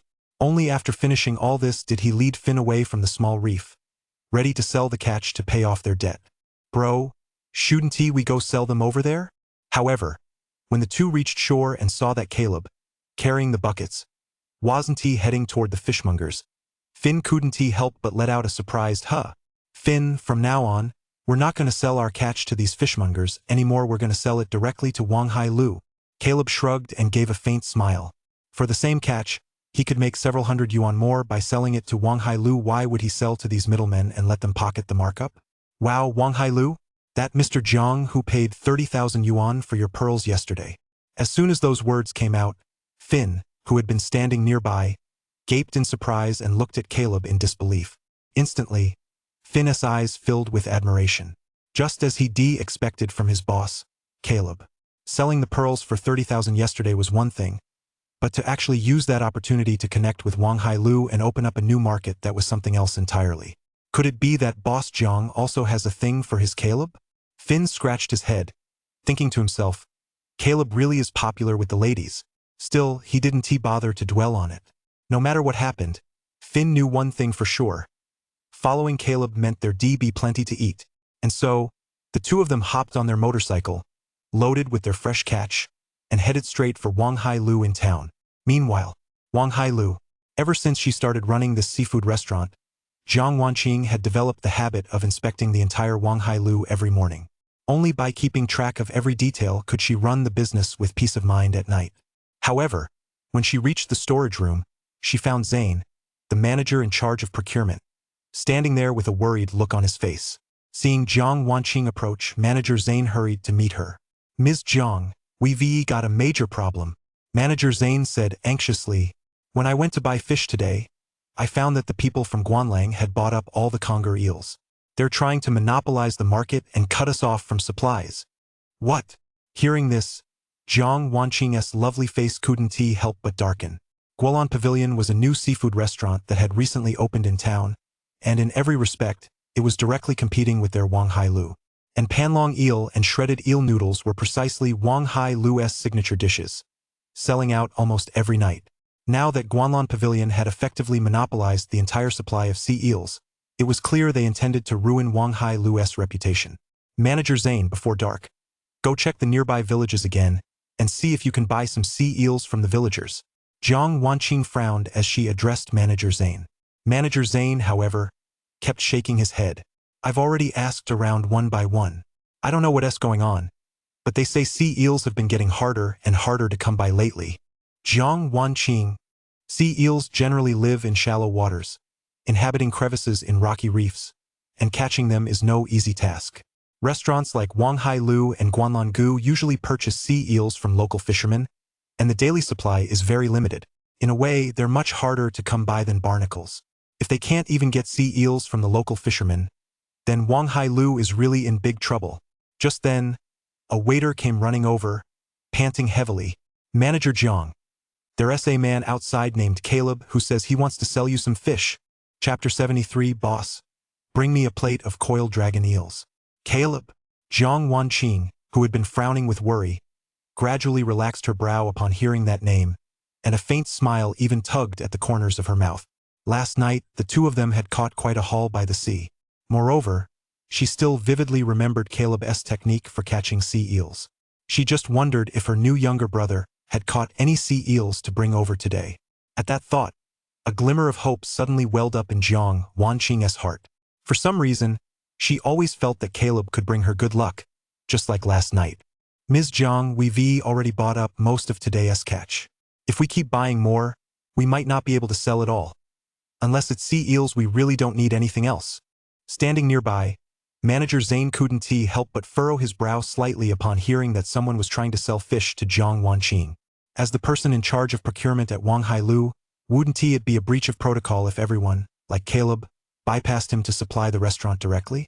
"Don't worry. Let us go see what he's got first." Zhang Wanqing cast a casual glance at Manager Zane, then led 2 staff members toward the back door of Wang Hai Lu. Wang Hai Lu had 2 entrances.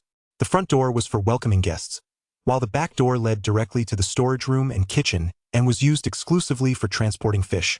Over the years, the air there had become permeated with the pungent smell of fish.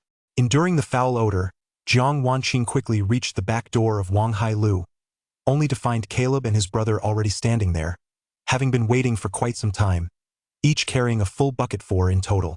Sister Wanqing, we caught quite a few sea eels in the traps today. Take a look at their quality. At that moment, Caleb spotted Jiang Wanqing and, along with Finn, hurriedly carried their entire catch over to her. Sea eels? This many? When Jiang Wanqing saw that Caleb had brought a whole bucket full of sea eels, her cherry-red lips parted in surprise, and her beautiful eyes filled with astonishment and delight. Today, the sea eels on the market had been almost completely snapped up by Guanlan Pavilion, and she'd been worrying about what to do for dinner, never expecting Caleb to bring her such a huge surprise. Sea eels are expensive, and this large bucketful was more than enough to meet Wang Hai Tower's needs for tonight. Caleb, oh Caleb, you're truly a godsend for your big sister. If it weren't for all the people watching, Jiang Wanqing would have loved to give Caleb a big hug. I did end up getting a bit too much by accident. Sister Wanqing, if you think it's too much, take as much as you want, I'll sell the rest locally. Hearing Jiang Wanqing's words, Caleb thought he'd gotten too much, and that she wouldn't be able to eat it all. After all, sea eels aren't cheap, not something just anyone can afford. Seafood is all about freshness, so it's understandable if people can't buy that many. Sibling relationships are one thing, business is another, they need to be kept separate. With something this good, how could I possibly think it's too much? Seeing Caleb's misunderstanding, Jiang Wanqing quickly replied with a smile. At our Wang Hai Lu, sea eels are exactly what we need most. I'll take as many as you have. I'll take all of these 230 per gene. What do you think of that price? Sea eels typically sell for 150 to 200 per gene on the market, but since Caleb had done her such a huge favor today, Jiang Wanqing raised the price straight to 230 per gene. 230. Manager Zane, standing nearby, couldn't help but look slightly taken aback, his gaze shifting back and forth between Jiang Wanqing and Caleb. Although Caleb had provided such a large quantity of sea eels, and it was understandable to raise the price slightly to maintain a long-term partnership, 230 per gene was a bit too high, wasn't it? Just what was Caleb's relationship with Jiang Wanqing? Anyway, he kept calling her sister. Why had he never seen her before? Still, with so many sea eels now in stock, their Wang Hai Lu wouldn't have to worry about running out of sea eels to sell tonight. All right, I'll do whatever you say, sis. Caleb grinned and pointed to the other catches. Sis, take a look at these. I'll take them all. Jiang Wanqing waved her hand, cutting Caleb off before he could finish. I'll take all these catches. Caleb, you've really been a huge help to me today. With that, she had Manager Zane call someone over to weigh and process the payment on the spot. They caught a total of 50 gene of conger eels. At 230 per gene, that came to 11,500 yuan. Add in the catch from the other buckets, and after crunching the numbers, Caleb had actually made 15,000 yuan in one go. If you know how to harvest these traps right, it's just as profitable as a pond clear out. What made Caleb and Finn even happier was that Jiang Wanqing continued, Caleb, from now on, no matter how many conger eels you have, Wang Hai Lu will buy them all at this price. All right, sis, see you tomorrow. Caleb waved to Jiang Wanqing. Then, with Finn beaming from ear to ear, they hopped on their motorcycle and headed toward Mangrove Village.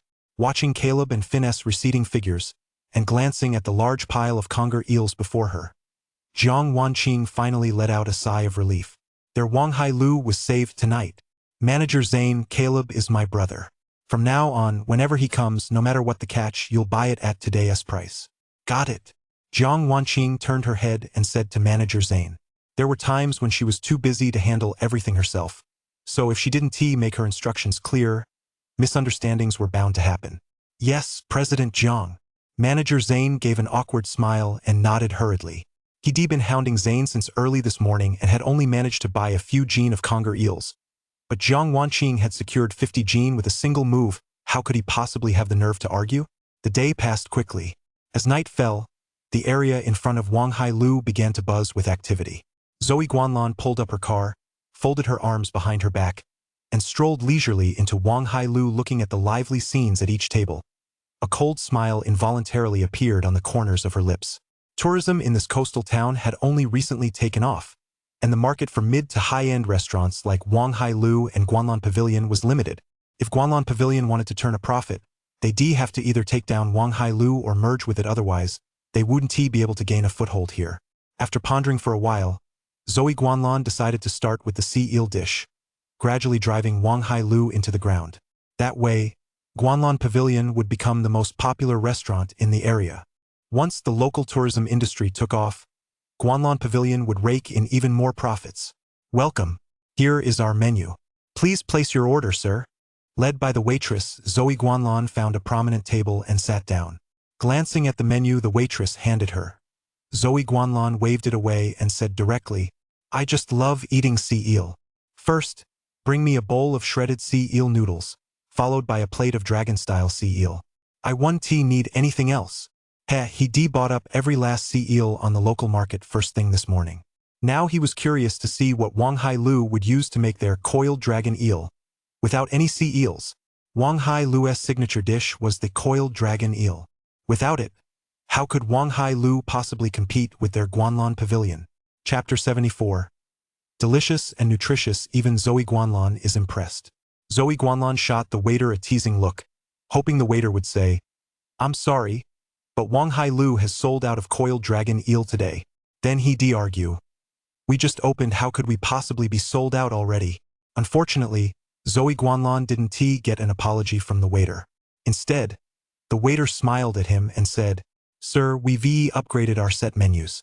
The coiled dragon eel now comes in a basic version and an upgraded version. Which one would you like? Basic version and upgraded version? What does that mean?" Zoe Guanlan furrowed his brow slightly, suddenly sensing that something was amiss. The server explained with a smile, "The standard version is our original signature dish. As for the upgraded version, we use premium sea eels weighing 1 gene each. They offer a superior taste and even better results." Zoe Guanlan asked, "How much is the standard version, and how much is the upgraded version?" The server replied, "Here, the standard version is currently 666, and the upgraded version is 999. What do you think, sir?" Zoe Guanlan snorted derisively. He thought Wang Hightower was up to some new trick, but it turned out to be nothing more than a tiered pricing system based on the sea eel's weight. In his view, this was nothing more than a smokescreen concocted on the spot by that woman Jiang Wanqing to cover up Wang Hailu's shortage of stock. The basic version was probably just a bunch of second-rate little eels weighing 2 or 3 liang, with mediocre texture, while the upgraded version jumped all the way to 999, naturally deterring many potential buyers. That way, not many people would realize that Wang Hailu didn't actually have much in the way of sea eels left. Zoe Guanlan blinked, a teasing glint in her eyes. "Well then, I'd love to try the premium version. Bring me a plate of the coiling dragon eel." "Certainly, sir. Please wait a moment." The waiter nodded and turned to head toward the kitchen. Taking advantage of the moment, Zoe Guanlan looked around again and noticed that many tables indeed didn't have dragon-patterned eel on their menus. Although some tables had shredded eel noodles, not many people seemed to be eating them, a sight that further confirmed his suspicions. "Wang Hailu is out of eel today. Sir, here are the shredded eel noodles you ordered. Enjoy your meal." Just then, a server carrying a bowl of noodles with shredded eel approached a table next to Zoe Guanlan. Upon closer inspection, Zoe Guanlan couldn't help but furrow his brow slightly, for he noticed that the bowl on the neighboring table contained a generous portion of shredded eel. Under his watchful gaze, the customer picked up his chopsticks, gave the noodles a quick stir, and began to eat.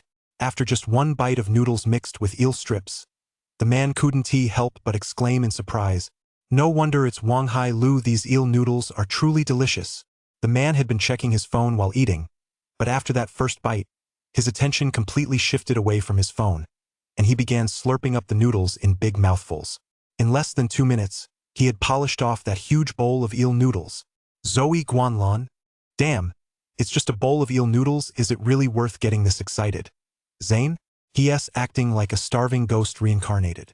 Zoe Guanlan's throat twitched slightly, and he couldn't help but swallow hard. Seeing the customer next to him eating with such relish had actually made him a little hungry. "Sir, your eel noodles are ready." Just then, the server returned, walking over with a bowl of noodles. Eel noodles aren't difficult to make, and they're served quickly. It was ready in the blink of an eye. All right. Zoe Guanlan pulled his gaze away and finally took a good look at the bowl of eel noodles in front of him. To his surprise, he discovered that the portion of shredded eel in his bowl hadn't noticeably decreased. In fact, it was even a bit more than what he served at Guanlan Pavilion. This hadn't manager Chen from the procurement department told him that they bought up every last sea eel on the market? How come the portion of sea eel here at Wanghai Tower was still this generous? As he stood there in a daze, a mouth-watering aroma wafted into his nostrils. Zoe Guanlan couldn't help but swallow hard, momentarily forgetting the dirty thoughts in his head. He picked up his chopsticks and began eating heartily. As it turned out, once he took that first bite, there was no stopping him. In fact, Zoe Guanlan's eating manners were even more impressive than those of the customer before him. In just 1 minute, he had polished off the entire large bowl of shredded sea eel noodles. Delicious. It's absolutely delicious. Not only was the meat plump and full of flavor, but most importantly, once it reached his stomach, his whole body was filled with warmth and strength, a sensation he'd never experienced before. Today was Zoe Guanlan's first visit to Wanghai Lu, and he never imagined that a simple bowl of shredded eel noodles could be made to taste this good at Wanghai Lu. No wonder his own restaurant, despite being open for so long, hadn't been able to attract much foot traffic. It turns out Wanghai Lu's culinary skills are truly exceptional. For a moment, Zoe Guanlan even considered offering a hefty sum to poach Wanghai Lu's chef. A little while later, the waiter brought over the upgraded coiling dragon eel dish he ordered earlier. Zoe Guanlan glanced at the plate and couldn't help but pause in surprise. There, on the large platter, were 3 sea eels coiled into 3 circular patterns, resembling dragons. As a restaurant owner, she could tell at a glance that the 3 sea eels on the plate were indeed top-grade specimens, each weighing over 1 jin. 3 jin of sea eel would fetch no more than 600 or 700 yuan at the market, but with Wanghai Lu's presentation, they were selling for 999 yuan. What a huge profit. But something didn't add up. Wanghai Lu was supposed to be out of sea eels, so how come they not only had shredded eel noodles, but could even fully supply whole sea eels weighing over 1 jin? What on earth is going on? Could it be that she arrived too early? At that moment, Zoe Guanlan's mind was filled with question marks. She even suspected that her own purchasing manager had deceived her. But as the rising steam began to waft up, Zoe Guanlan couldn't be bothered to think about all these confusing matters anymore. She picked up her chopsticks and began to eat.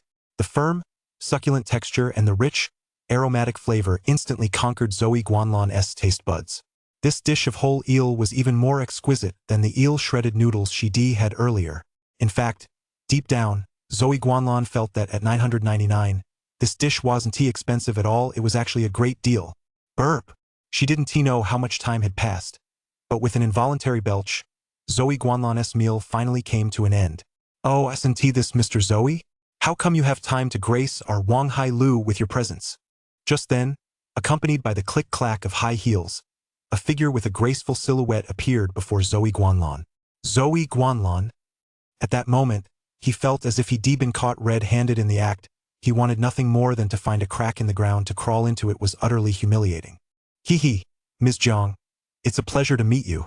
Zoe Guanlan wiped his mouth with a napkin and forced a calm expression as he looked at Zhang Wanqing.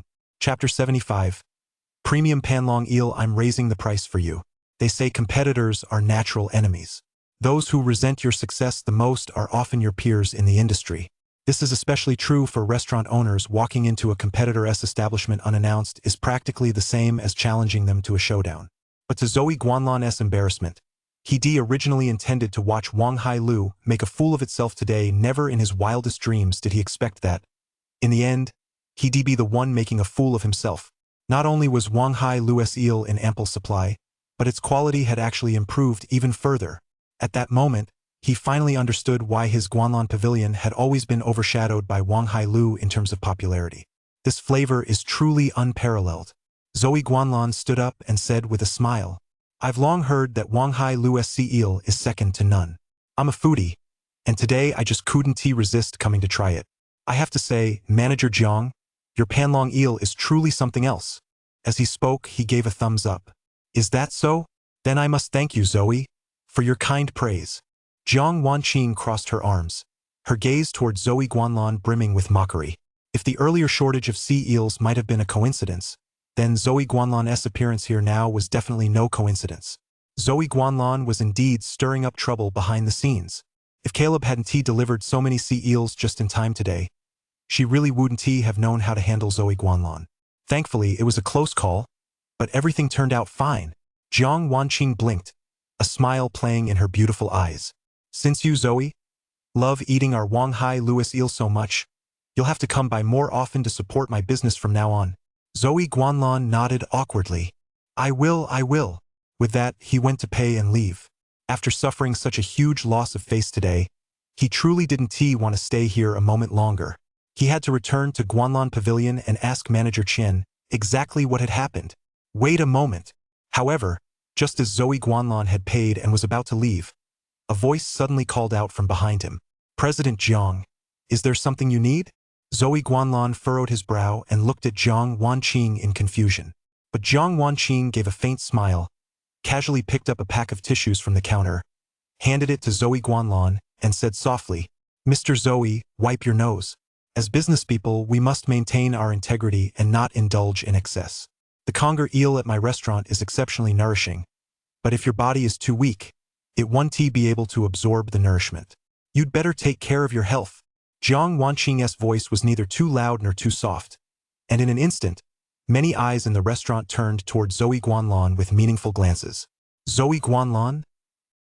He couldn't help but touch his nose with his hand, only to find his fingers covered in fresh blood. He'd been so preoccupied with thoughts of the sea eel that he hadn't even noticed the blood gushing from his nose. Seeing the blood on his finger now, Zoe Guanlan felt utterly humiliated. It was embarrassing enough that his plan had failed. To get a nosebleed just from eating eel at someone else's restaurant, it was an absolute disgrace. Zoe Guanlan quickly snatched the pack of tissues from Jiang Wanqing's hand. While wiping away the blood, he strode out of the restaurant as if fleeing. In the distance, she could faintly hear the customers' mocking laughter. That's hilarious, getting a nosebleed just from eating eel? This person must have been to too many massage parlors and is running on empty. Haha, Zoe, the boss of Guanlan Pavilion, actually came to Wanghai Tower to eat eel. Looks like the sea eel here is really delicious. Waiter, bring me a plate too. Holy crap, does it really work that well? Then I've got to try it. Boss, give me a coiling dragon eel. Hearing these voices, Zoe Guanlan nearly tumbled down the steps. Damn it, he'd gone from trying to steal a chicken to losing a whole grain of rice. Not only had he failed to see Wanghai Lu make a fool of itself, but he ended up giving them free publicity. What a total loss. Chen, just you wait, I'll make you pay. Zoe Guanlan was seething with rage and wanted to call Manager Chen right away to give him a piece of her mind. But at that moment, she suddenly felt restless and agitated, with a ball of fiery heat building up below her lower abdomen. Huff! Zoe Guanlan let out a long sigh. After a moment's hesitation, he turned and walked into a massage parlor nearby. He'd eaten a bit too much eel, and now he was seething with anger. He needed to cool off.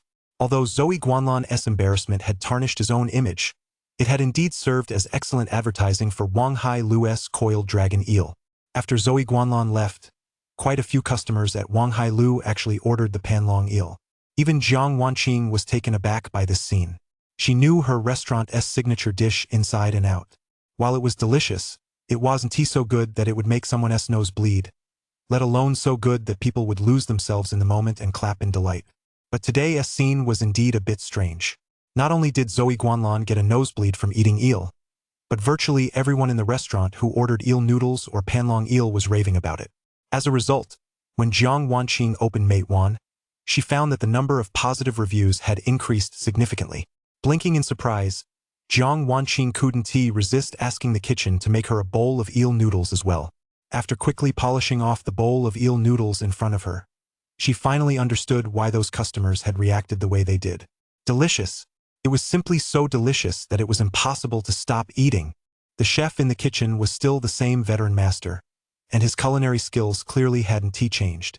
And there was obviously only one reason the eel noodles tasted this good. The batch Caleb had supplied was of a quality far superior to the previous one. Even the small eels weighing just 1 or 2 liang were this delicious, not to mention the 1 jin panlong eels. Little brother, are you asleep yet? Jiang Wanqing took a deep breath, then immediately called Caleb. At that moment, Caleb was lying in bed, idly scrolling through short videos. After returning from Wanghai Tower, he delivered the barnacles the villagers had collected to the city. After all that running around, it was already late by the time he got home. Taking advantage of his free time, Caleb used the add plus sign to fishing gear feature to successfully add a ground trap. Just past midnight, he didn't hesitate to add another one. Now he had 7 ground traps. Not only could he harvest from the original small reef, but he could also try setting traps in other areas. Caleb just didn't expect that, at this hour, Jiang Wanqing would still call him. "Sis, what's up?" Caleb asked casually. "Nothing much." Jiang Wanqing pursed her lips and said with a smile, "The sea eels you gave me have been very well received by customers. I tried them myself, they're much better than the ones we used to have. Also, do you happen to know the CEO of Guanlan Pavilion?" Jiang Wanqing wasn't usually one to talk much, but today's experience had been so nerve-wracking that, once she started talking to Caleb, she went on and on, rattling off the whole story from start to finish. That big of an impact? Caleb listened, completely dumbfounded.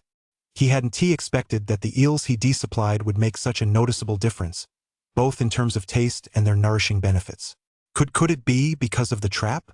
Caleb rubbed his chin, his gaze falling on the extra, "Everyone loves it" trap that had just appeared. "All right, I won't bother you any longer." After all that, Jiang Wanqing was in high spirits as she said to Caleb, "Keep supplying me tomorrow. I've decided to raise your price by 30 yuan on top of the original rate. Don't forget to deliver it." She originally planned to raise the price by 20 yuan, but 205 didn't sound quite right, so she simply bumped it up to 260 for Caleb.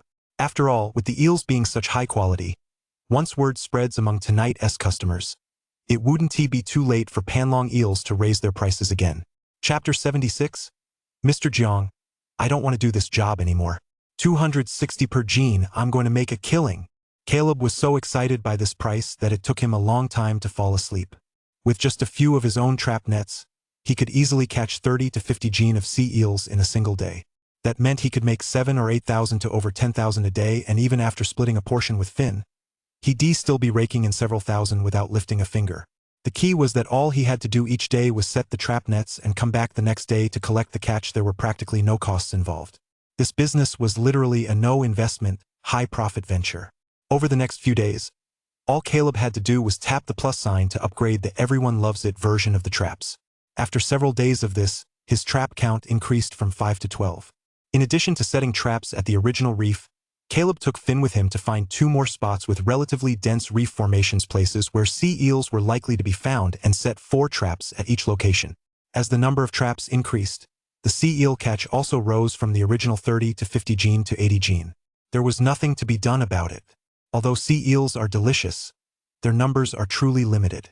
Even though Caleb now had so many traps, there simply weren't any more sea eels in the vicinity, so this was as good as it got. Even so, Jiang Wanqing was more than happy to take whatever sea eels Caleb had to offer. Everything was settled on the spot at the previously agreed upon price of 260 per gene. After all, through her observations over the past few days, Jiang Wanqing had discovered that the sea eels Caleb supplied were of exceptionally high quality, with most weighing 1 gene each. Even though she had taken advantage of the National Day Golden Week to raise the price of the upgraded Panlong eel from 999 to 1,299, customers still came in a steady stream. There were even quite a few repeat customers who, as soon as they walked in, specifically asked for the signature dish. Whenever these diners encountered other customers who had also come to eat the Panlong eel, even if they were complete strangers, they would exchange a knowing smile, the kind only men understand. Only men who have tasted this Panlong eel know just how remarkable its effects are. Let us put it this way. If a man eats it, a woman can't handle it. If a woman eats it, a man can't handle it. If both a man and a woman eat it, well, that's a disaster. Their bed won't be able to handle it. As a successful man, who could resist such temptation? In contrast, Guanlan Pavilion, not far from Wanghai Tower, wasn't nearly as popular. "Manager Chen, are you just sitting around doing nothing?" Zoe Guanlan summoned Manager Chen, who was in charge of procurement, and unleashed a torrent of abuse on him right off the bat. "I told you to go all out and buy top-quality sea eels, but all you've brought back is this junk. Each one weighs just 2 or 3 liang. How am I supposed to sell them at a decent price?" Zoe Guanlan had hoped to capitalize on the National Day holiday to attract a surge of customers. Seeing that Wang Hai Lu had raised its prices, she followed suit with a small price hike. Unfortunately, plans don't always go as expected. Even though both restaurants served panlong eels, tourists were enjoying their meals at Wang Hai Lu, while at Guanlan Pavilion, they were leaving cursing under their breath. In just 3 short days, Zoe Guanlan discovered that his restaurant's Matewan Diemping page had been flooded with over 100 negative reviews, all of them uniformly negative. Even when he had his attractive customer service staff call each guest individually, the customers refused to delete their negative reviews. In fact, the panlong eel at Guanlan Pavilion isn't bad in terms of taste, and the results are decent enough. There hadn't been such strong negative feedback before. The reason for all these bad reviews now was entirely because the coiling dragon eel at Wang Hai Lu tasted and worked so much better. Many people came specifically for it, only to find Wang Hai Lu packed to the brim. By the time they got in line, the eel was already sold out, so they had no choice but to settle for the similar quality Guanlan Pavilion. Comparisons are the enemy. After tasting Wang Hai Lu's panlong eel, trying Guanlang's is like comparing heaven and earth, especially since the prices at both places are roughly the same. How could they not leave a bad review to vent their anger? Zoe was seething with frustration, and she could only take it out on Manager Chen. Manager Chen looked aggrieved. General Manager Zoe, I'd love to source 1 gene sea eels too. I've already raised the price to 220. But the heaviest sea eels the fishermen can catch are only 5 liang, most are just 2 or 3 liang. There's nothing I can do about it. Zoe Guanlan? Manager Chen blinked and continued. Manager Zoe, could it be that our panlong eel doesn't taste as good not because of the quality of our eels, but because our cooking skills aren't as good as Wang Hai Lu's? Zoe Guanlan? This guy really dares to speak the truth. Ever since tasting Wang Hai Lu's coiled dragon eel, he'd come back and had the chefs make several adjustments. Yet they'd never been able to replicate that flavor. Most crucially, in one particular aspect, their results were indeed inferior to Wang Hai Lu's. She couldn't help but feel a pang of surprise and suspicion. Could it be that Wang Hai Lu's coiled dragon eel contained some secret Chinese herbal ingredient? That chef at Wang Hai Lu, if I'm not mistaken, is from your hometown, right? Blinking, Zoe Guanlan looked at Manager Chen and said coldly, if you can poach that chef for us before National Day is over, not only will I forgive your poor performance, but I'll even give you a 10% raise. A chef is the heart of a restaurant. If she could poach Wang Hai Lu's chef, would Zoe Guanlan really have to worry about attracting customers or making money? All right, I'll give it a try. Manager Chen's face lit up at the offer, and his mind began to race with plans.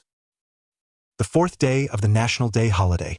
Early in the morning, Caleb and Finn went through all the fish traps they'd set out, gathered a large bucket of eels, and made their way to the back entrance of Wang Hai Lu. Caleb had originally planned to take his niece, Nora, into town for some fun during the National Day holiday. But when he thought about how holiday tourism was basically just a sea of people, and with Wang Hai Lu being swamped with work, Caleb had no choice but to scrap that plan. Sister Wan Qing, today's entire catch is right here. Go ahead and count it. Caleb grinned broadly at Jiang Wanqing, who had come out personally to greet him. I trust your goods, sis. Without even glancing at the catch in the bucket, Jiang Wanqing immediately instructed Manager Zane to weigh it and settle the payment, her beautiful eyes fixed intently on Caleb. Caleb, you've worked hard these past few days. Once the National Day holiday is over, I'll treat you to a meal. Thanks to Caleb's help these past few days, she had not only successfully thwarted the plot at Guanlan Pavilion, but also taken advantage of the National Day holiday to successfully build a reputation for Wang Hai Lu's coiling dragon eel. Once this busy period was over, no matter what, she had to properly reward this lucky little brother of hers. Ms. Jiang. However, just then, a voice suddenly came from behind her. Ms. Jiang, I'm sorry, but I'd like to take 2 days off. Lu Yuliang, the head chef at Wang Hai Lu, was dressed in casual clothes and rubbing his large belly as he solemnly handed in his resignation to Jiang Wanqing. Jiang Wanqing? Manager Zane? Caleb? Chapter 77. Caleb steps in as a last-minute replacement. Jiang Wanqing furrowed her delicate brows and looked at Lu Yuliang in confusion. Chef Lu, has something happened at home? Lu Yuliang scratched his head and gave an awkward smile. Nothing much. It's just that my body has been feeling a bit worn out lately. I'd like to take some time off and get a checkup at the hospital while I'm at it. Jiang Wanqing looked straight at Lu Yuliang. Geef Lu, I am truly sorry.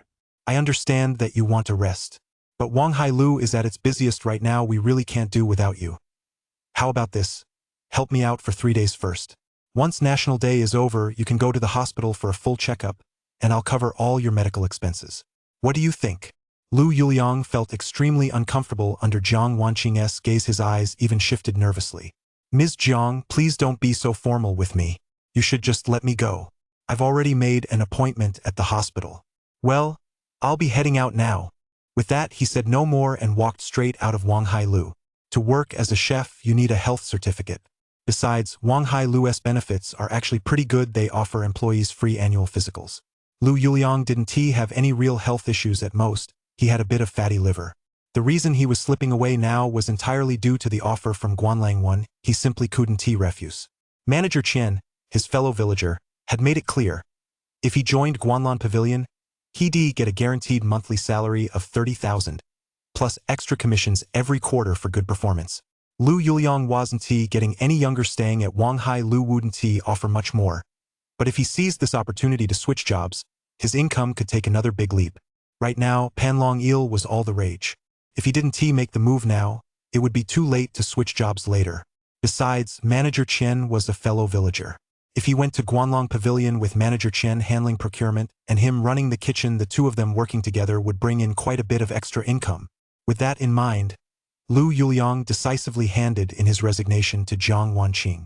He walked briskly away from Wang Hailu, turned a corner, and glanced back, seeing that Jiang Wanqing hadn't followed him. Lu Yuliang quietly breathed a sigh of relief and headed straight for Guanlan Pavilion, which wasn't far away. He was at Guanlan Pavilion specifically to showcase his signature dish, coiled dragon eel. Today, he had to really show off his skills to win over the owner of Guanlan Pavilion and secure his position as the restaurant's head chef. Back at Wang Hailu, watching Lu Yuliang leave, Manager Zhane couldn't help but look anxiously at Jiang Wanqing. President Jiang, our coiled dragon eel dish relies entirely on Chef Lu's expertise. People come here specifically for that dish. Now that Chef Lu has left, what are we going to do? You're asking me? Who am I supposed to ask? Jiang Wanqing crossed her arms, her brow furrowed with frustration. She had a nagging feeling that something wasn't quite right, but she couldn't quite put her finger on it. Lu Yuliang had been with Wang Hailu for 3 years now, and she didn't think she'd ever treated him unfairly. But now, right in the middle of the National Day holiday, the busiest time of the year, Lu Yuliang was walking out on them. Wasn't he just throwing money out the window? Besides, at a time like this, every restaurant was packed to the brim, and chefs were swamped with work. Where on earth was she supposed to find a head chef to fill in? Sister Wanqing, how about this? I'm not too bad in the kitchen. I'll cover for you for 3 days. You can use that time to find a proper head chef, and once you've found one, I'll step aside. How does that sound? Caleb shrugged and smiled helplessly. He was a soft-hearted guy. Seeing Sister Wanqing's Wang Hailu in trouble, he couldn't help but step in to help. Besides, he and Jiang Wanqing were business partners now. If Wang Hailu ran into trouble, he wouldn't be able to sell his sea eels at such a high price either. Little brother, don't be silly. Jiang Wanqing glanced at Caleb and smiled wryly. I know you mean well, but Wang Hailu's customers are very picky. Panlong eels are so expensive they won't be easily fobbed off. She was already being very tactful.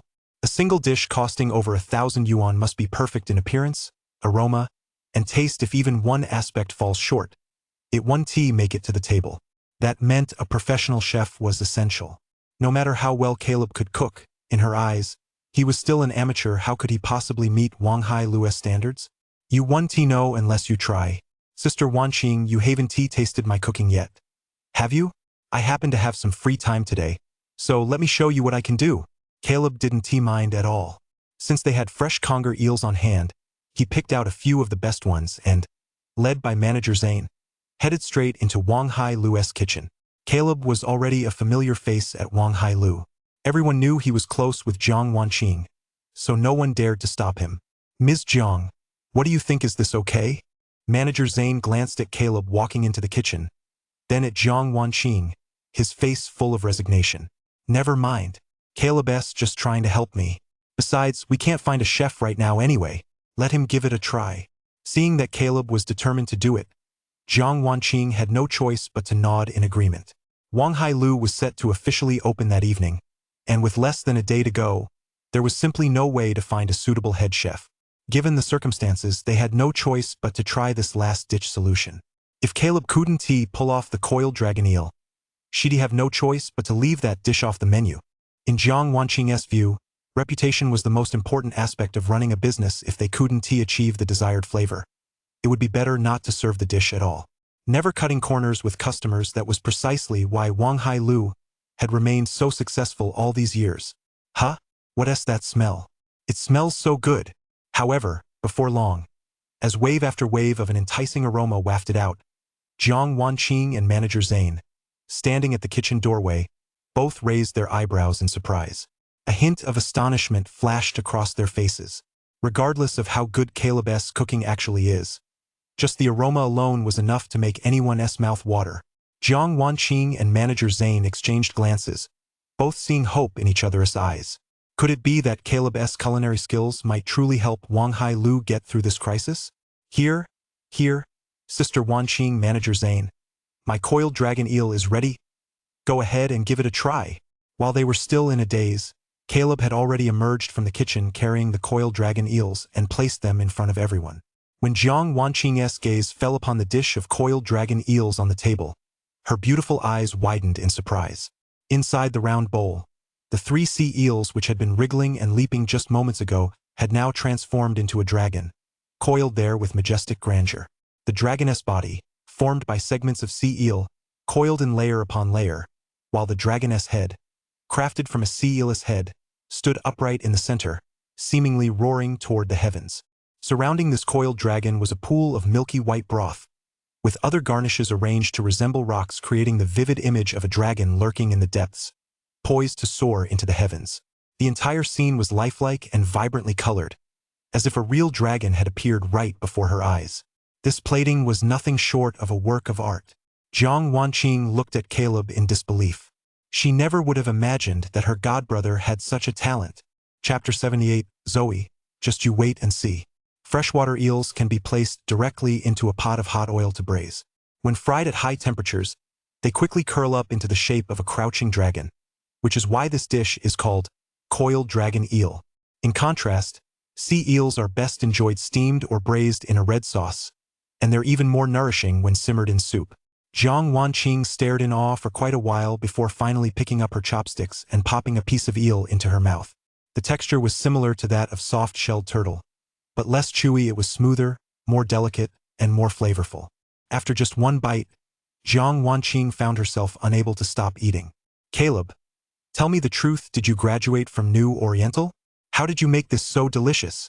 Jiang Wanqing devoured several mouthfuls in quick succession before finally looking at Caleb, her beautiful eyes brimming with disbelief. As for manager Zane, who was standing nearby, he couldn't wait for Jiang Wanqing to finish. He immediately picked up his chopsticks and began eating heartily, nodding repeatedly and lavishing praise as he went. This flavor is absolutely incredible. It's way better than what Master Lu makes. Seeing the two of them staring at Caleb in amazement, Finn, who was standing nearby, wore a look of pride on his face. Of course, my brother Caleb's cooking is even more delicious than a professional chef's. Caleb shrugged and said modestly, well, not really. To be honest, I'm a total foodie myself. I like to experiment with recipes whenever I have free time, and the more I cook, the better I get. Self-taught and incredibly talented. Hearing this, Jiang Wanqing's eyes lit up, and she gave him a thumbs up in admiration. Jiang Wanqing said, Caleb, I think your cooking skills are more than good enough to make you the head chef at my Wang Hailu. Why don't you become my business partner? Jiang Wanqing could tell that this younger brother she'd taken under her wing was full of talent and had no shortage of ways to make money. But whether it was checking the crab traps or the titapule hunt, those jobs were, after all, rather unstable. If he could partner with her to run a restaurant, the Wang Hailu might just take things to the next level. Not really. Caleb spread his hands. Doing it occasionally is fun, doing it every day is just a grind. I'm the kind of person who's used to taking it easy. If you make me spend every day in the kitchen surrounded by grease and smoke, I just can't handle it. I'll cover for you for 3 days, but after that, sis, you'd better find a chef right away. As for this dish with the dragon eel, if you think it's good, I can teach him how to make it.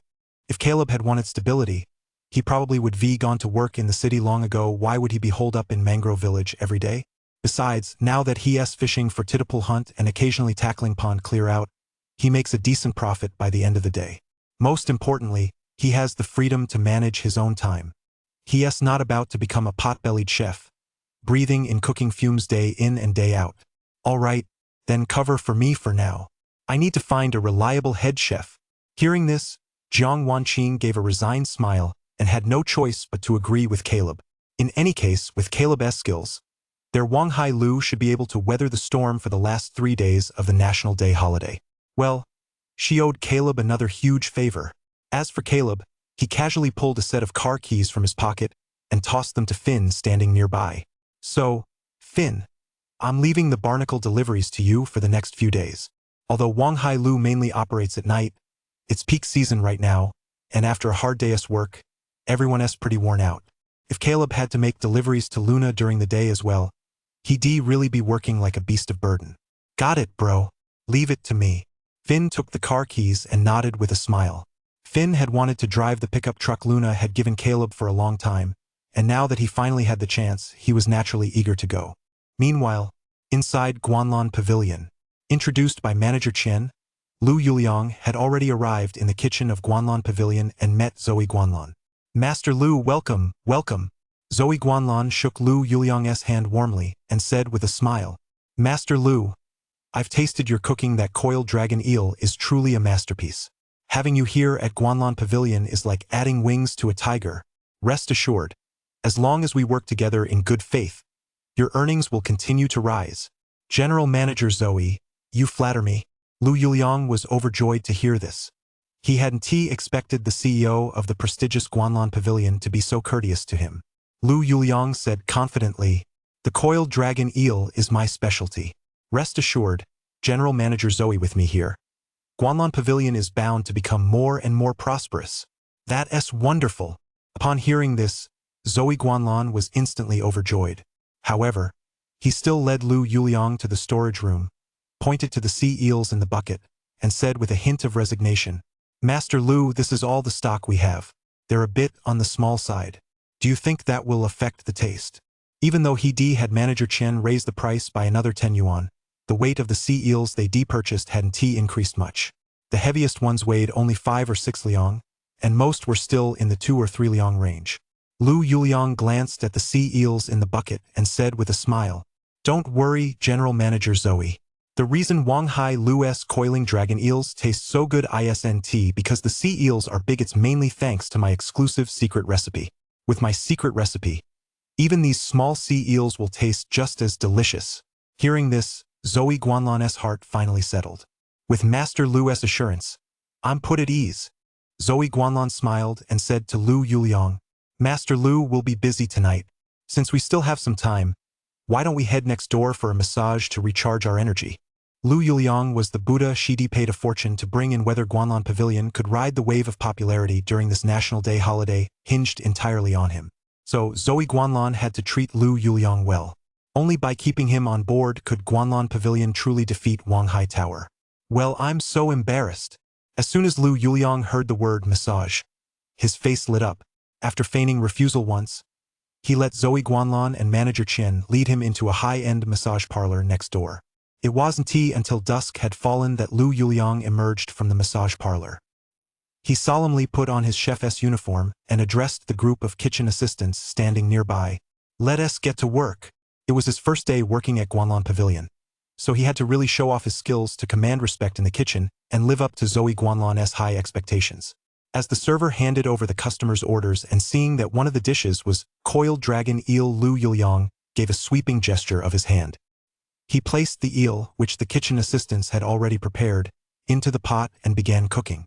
Under his skilled hands, a plate of steamed coiled dragon eel with black bean sauce soon appeared at the serving window between the kitchen and the dining room. I'll handle this. The server had intended to come over and carry the plate, but Zoe Guanlan, who had been sitting nearby, beat him to it. She personally carried the plate of panlong eel toward the customer who had ordered it.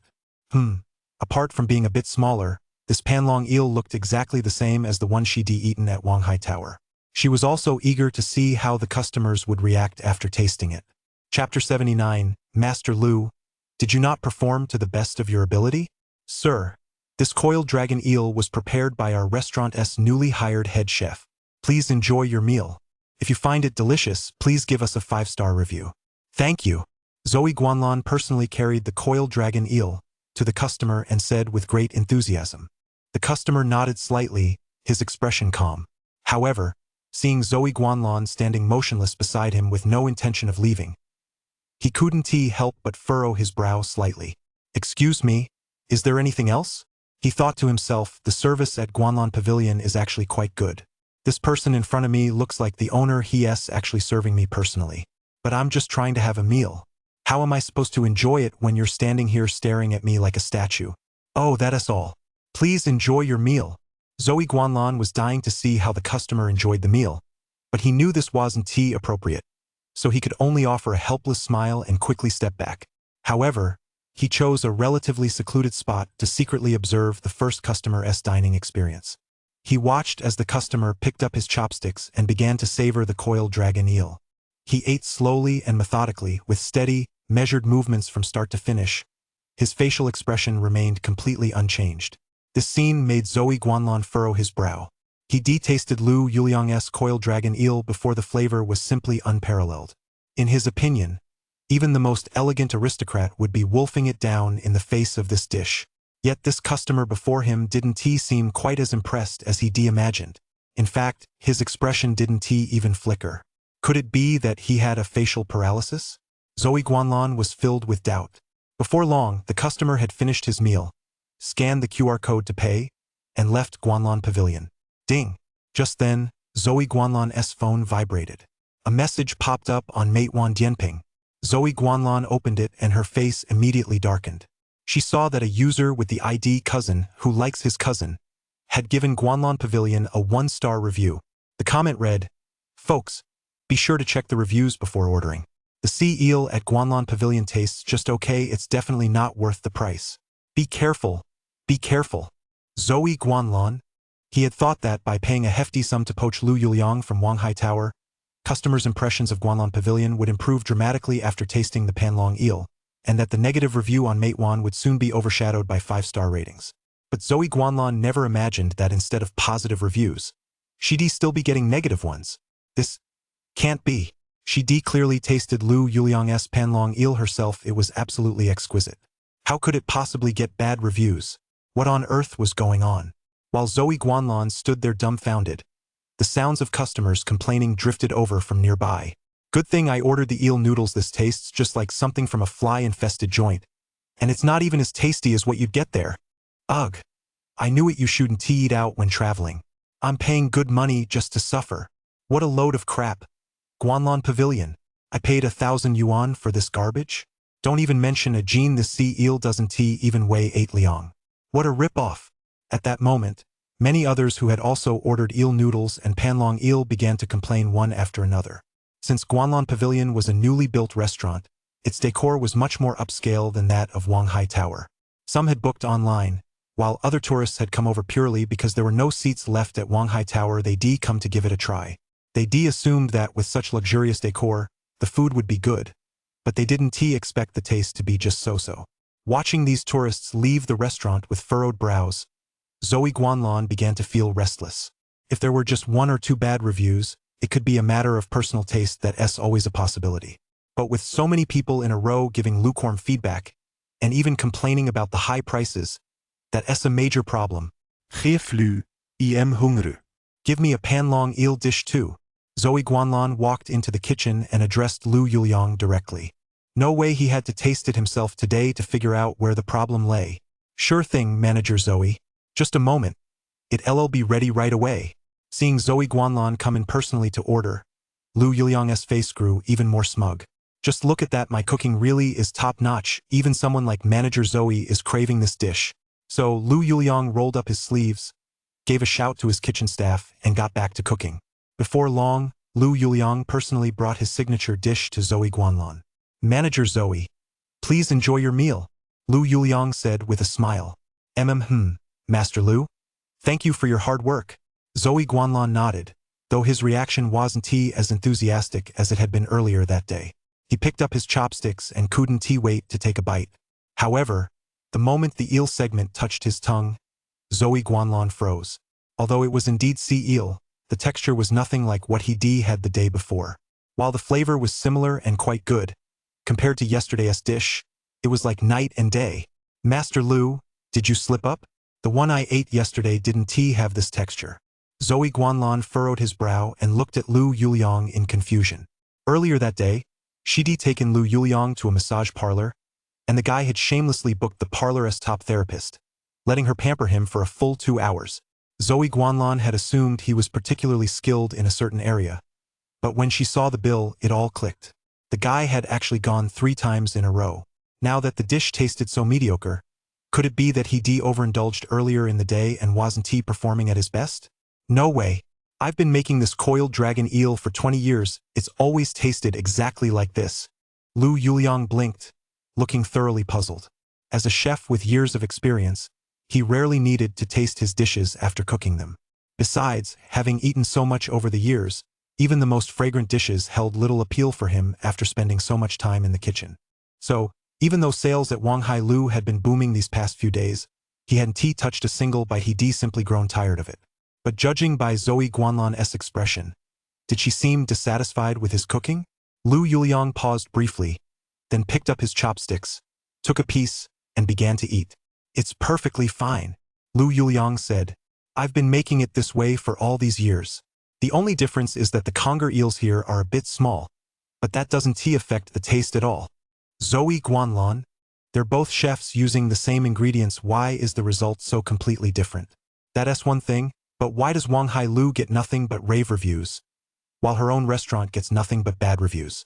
Little did she know that while this dragon eel was Lu Yuliang's signature dish and tasted decent enough, Wanghai Lu's previous prices had been more affordable, which is why it had garnered so many positive reviews. Recently, however, thanks to the switch to Caleb's special sea eels, the texture and flavor have naturally taken a leap forward, resulting in even more positive reviews. But over at Guanlon Pavilion, with no noticeable change in taste, charging such exorbitant prices would be one thing, but they're still using small sea eels. It'd be a miracle if they got any good reviews. Zoe Guanlon refused to believe it. Frowning, he opened Matewan and searched for Wanghai Lu to see how it was faring now that Lu Yuliang was no longer there. However, when he opened the comments section, he was completely stunned. Chapter 80. A feast for the senses. Wanghai Lu is a hit. Cousin who adores his cousin. Wanghai Lu's coiled dragon eel is so delicious. I couldn't resist right after eating it. Luckily, I had my girlfriend with me, so I dragged her straight to a hotel. Definitely a 5-star review. Cowherd waiting for the Weaver girl. The coiled dragon eel is truly one of a kind. You have to try it to believe it. After dinner, I went back and worked for an hour. The clients all praised my skills. Definitely a 5-star review. If anyone wants a male therapist to come to your place, DM me for the details. Good Samaritan of targeted poverty alleviation. I highly recommend Wanghai Lu. I happened to be here on a business trip, and the food was amazing. Enough said. Guys, I'm off to help fight poverty in a bit. Zoe Guanlon? Reading through the comments below Wanghai Lu, Zoe Guanlon felt a chill run down his spine. What kind of nonsense are these comments? All those 5-star reviews were downright jarring. He furrowed his brow and randomly tapped on one of Zane's photos. His brow furrowed even deeper when he realized that the coiled dragon eel in the picture looked completely different from the one he'd eaten yesterday.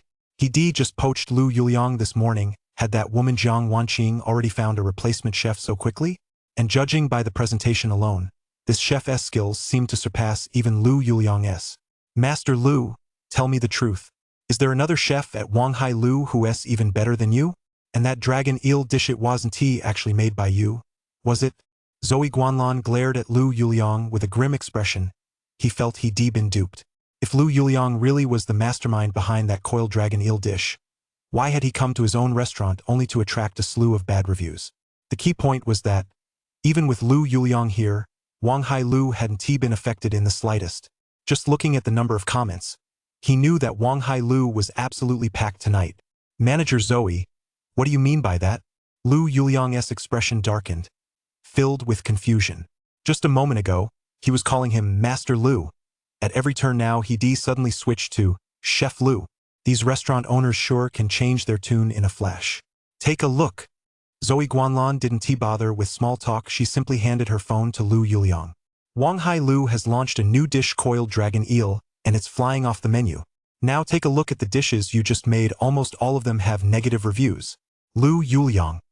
He compared the reviews of the two restaurants over and over again, and it was true. Most importantly, even as a chef with many years of experience, he had to admit that the new dish launched by Wang Hai Lu was presented with a truly artistic flair. But he'd been at Wang Hai Lu for 3 years, how come he'd never seen anyone like this there before? What on earth was going on? Manager Zoe, is it possible that someone is deliberately leaving us bad reviews? Lu Yuliang blinked and glanced at Zoe Guanlan with a guilty expression. He couldn't figure out where things had gone wrong either. Zoe Guanlan. He'd eaten the panlong eel at Wang Hai Lu before. It was in a completely different league from today's dish. These negative reviews weren't posted on purpose at all, rather, Lu Yuliang's cooking was simply subpar. Lu Yuliang, tell me the truth.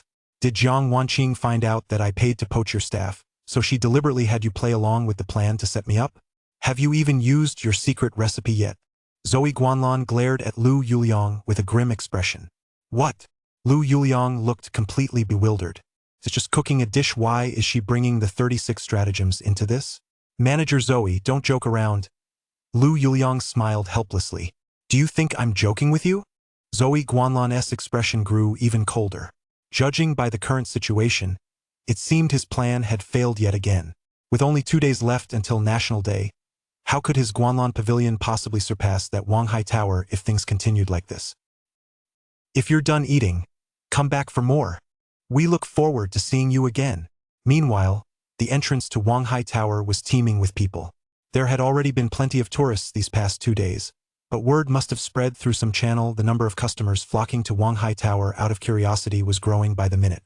Watching such a bustling scene, Jiang Wanqing, the owner, found her smile verging on a forced one.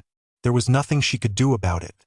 Ever since Caleb's new dish, coiled dragon eel, was served today, it had drawn gasps of amazement from many customers, with reviews even more glowing than those for Lu Yuliang's previous creation. Jiang Wanqing could only imagine that when Wang Hai Lu opened tomorrow, the number of customers would likely be even greater than today's. Caleb really was her lucky charm. Caleb, thank you so much for your hard work. Thank you so much. Amid the din, Caleb's busy shift was finally over. There was nothing left to do even if he wanted to, as all the sea eels had sold out. Caleb took off his apron, feeling completely numb all over. Thankfully, he'd only agreed to cover Jiang Wanqing's shift for 3 days. If he kept working like this, Caleb, would truly become a workhorse. Sister Wanqing, you'd better hurry up and hire someone, Caleb said, looking at Jiang Wanqing. I'm working on it. I'm working on it. Jiang Wanqing patted his shoulders and gave him a radiant smile. I've already reached out to some of my friends. I should hear back within the next couple of days. As she spoke, she couldn't help but let out a sigh. Caleb's cooking was simply too good.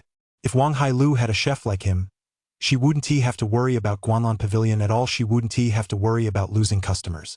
Unfortunately, since Caleb had made it clear he was only filling in temporarily, she had no choice but to find a new chef to take over as soon as possible. Otherwise, Wang Hai Lu would still be unable to operate normally in the future. Ms. Jiang. However, just as Jiang Wanqing was about to see Caleb off, a figure suddenly flashed past in the dim light and appeared before the two of them. It was none other than Lu Yuliang, who had resigned that very morning. He was now looking at Jiang Wanqing, panting slightly with a fawning smile on his face. Ms. Jiang, I went to the hospital for a checkup, and there's nothing wrong with me. It's so busy during the National Day holiday. How about I come back to work tomorrow? What do you think? Oh, isn't he this Chef Lu? Jiang Wanqing was slightly taken aback, but once she recognized Lu Yuliang, a hint of teasing flashed across her pretty face. Chef Lu, which hospital did you go to? How did you get the results so fast? If you're not feeling well, just take a couple more days off. After all, health is the foundation of everything. If something were to happen to you, it would be considered a work-related injury, and I couldn't take responsibility for that. Jiang Wanqing shook her head, flatly rejecting Lu Yuliang's request. When Lu Yuliang left earlier that day, she sensed something was off. After giving it some thought and having someone look into it, she finally realized that Lu Yuliang hadn't gone to the hospital for a checkup or to rest at all. He'd been lured away by Zoe Guanlan and poached by Guanlan Pavilion. Why would Jiang Wanqing want to take in such a turncoat? Please don't, Ms. Jiang. Hearing this, Lu Yuliang immediately panicked. Ms. Jiang, I'm in top shape, no problems at all. I can handle it. Chapter 81. Instagram check-in with ulterior motives. Thud. Lu Yuliang dropped to his knees right in front of Caleb and Jiang Wanqing, his face full of pleading. Ms. Jiang, I was wrong. I shouldn't have left Wanghai Lu during its busiest time. Please, give me another chance. Lu Yuliang had originally planned to jump ship to Guanlan Pavilion at the height of Wanghai Lu's popularity, hoping to take his life to the next level. But who could have imagined that after just one day at Guanlan Pavilion, he'd be kicked out by Zoe Guanlan. Since it was his first day on probation, even though he'd worked all night, he didn't even get paid. It was as if he'd worked for Zoe Guanlan for a whole day for nothing. That alone would have been bad enough, but in this area, Wanghai Lu offered the best benefits. If Jiang Wanqing didn't take him back, he had no idea where else he could find such a great job. Too late. Jiang Wanqing crossed her arms, looking down at Lu Yuliang with an exceptionally flat tone. Water flows downhill, people strive for higher ground. Lu Yuliang, I understand that you want a higher salary. If you want to leave Wanghai Lu, I won't force you to stay. But you should have told me in advance instead of coming up with a lame excuse about going to the hospital and just walking out on the job. Jiang Wanqing shook her head. You come and go as you please. But Wanghai Lu isn't a shelter, and it's certainly isn't a welfare home. With that, not wanting to argue with Lu Yuliang any further, she turned to Manager Zane and said, Manager Zane, take him to the finance department and process his salary for this month. Sure thing, Ms. Jiang. Manager Zane nodded eagerly in agreement, his gaze toward Lu Yuliang brimming with contempt. You walked out when Wanghai Lu needed you most, and now that you've been kicked out of Guanlan Pavilion, you want to come back to Wanghai Lu? Does the world work that way where you get to have it all your way? In his view, someone like Lu Yuliang, who was so fickle, deserved nothing less than the fate he'd met. Watching Lu Yuliang plummet from the clouds into the mud in a single day, Caleb shook his head in resignation. However, there was no trace of sympathy on his face. After exchanging a few brief words with Jiang Wanqing, he hopped on his motorcycle and headed toward Mangrove Village. Everyone has their own destiny. One must learn to respect the fate of others. Everyone should pay the price for their own choices. Back home, after a quick shower, Caleb lay down on his bed and opened his phone, only to discover a string of messages from Luna. Luna. Caleb, you said you're working as a head chef at a restaurant? Are you planning to switch careers and become a chef? Luna. Your cooking skills are truly unmatched. Have you thought about opening a restaurant in Tianan City? I could invest. Reading Luna's messages, Caleb smiled wryly. After a moment's thought, he replied, Nope. A friend's restaurant ran into some trouble, so I'm filling in temporarily. I'll be done in a couple of days. After working all night at Wanghai Lu, he was utterly exhausted. As soon as he finished typing, his eyelids grew heavy, and he immediately set down his phone and fell into a deep sleep. The next day, Caleb got up early, called Finn, and the two of them took a small boat out to the nearby islets and reefs to retrieve the trap nets they'd set the day before, one by one. As expected, today's trap nets were also filled exclusively with 1 sea eels. Each one wriggling with life, they were incredibly fresh. Hello, Chef Cao. Good morning, Chef Chow. When Caleb arrived at Wanghai Lu carrying a large bucket of eels, everyone inside from Manager Zane down to the ordinary kitchen helpers immediately smiled and came forward to greet him, addressing him as Chef Chow one after another. These were all long-time employees of Wanghai Lu. Although the coiled dragon eel had always been the restaurant's signature dish, in all their years on the job, they'd never seen it draw such a huge crowd as it did last night. What they never expected was that when they went home after work yesterday and scrolled through Douyin, they discovered quite a few netizens raving about Wanghai Lu's coiled dragon eel, and every single comment under each video was nothing but praise. In fact, quite a few netizens had already made plans in the comments section to come to Wanghai Lu and check it out. Wanghai Lu had gone viral. With business booming at Wanghai Lu, their wages and commissions would go up as well, so naturally, they were all exceptionally polite to Caleb. They were practically on their knees before him. Everyone, let us give it our all. If we do a good job, General Manager Jiang will give you bonuses. Caleb smiled helplessly, gave the staff a pep talk, and then got to work in the kitchen. Night fell once again on this coastal town, and as Wanghai Lu opened its doors, tourists poured in. Waiter, Give me a bowl of sea eel noodles. Panlong eel just give me the basic version. We'll have the deluxe panlong eel everyone. Let us treat ourselves today. In an instant, the vast Wanghai Lu was packed to the brim and buzzing with excitement. Even the owner, Jiang Wanqing, had no choice but to slip into a waitress's uniform and come down to serve the guests herself. There was simply no way around it, there were too many tourists, and the Wanghai Lu staff just weren't enough to handle the crowd. Just then, a group of beautiful women dressed in daring, sexy outfits and holding selfie sticks filed in, surrounded by their entourage. As soon as they entered the main hall, they began snapping photos of every corner of Wanghai Lu with their phones, muttering to themselves as they filmed. Clearly, these were local social media influencers who heard about Wanghai Lu's sudden popularity and had come specifically to ride the wave of attention. Welcome, welcome. Please come on in, ladies. Seeing these influencers, Jiang Wanqing grew even more enthusiastic in her demeanor. These days, restaurants had shifted to a business model centered on influencer check-ins. The more influencers who came to check in, the more popular the restaurant was considered. Now that even these live streamers were coming to check in, Wanghai Lu was truly a hit.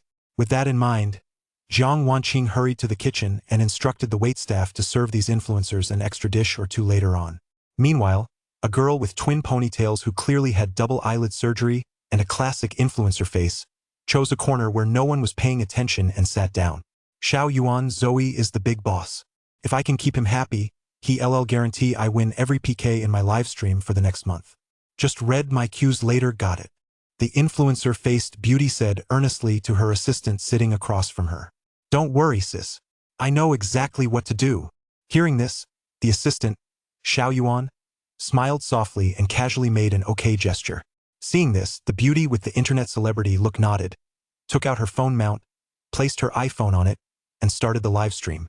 Good evening, everyone. Welcome to Fairy Sauce's live stream. Right now, I'm at Wanghai Lu, the liveliest restaurant in Tiannan City. I've heard their panlong eel is exceptionally delicious. I'll be sure to try some for you all in a bit.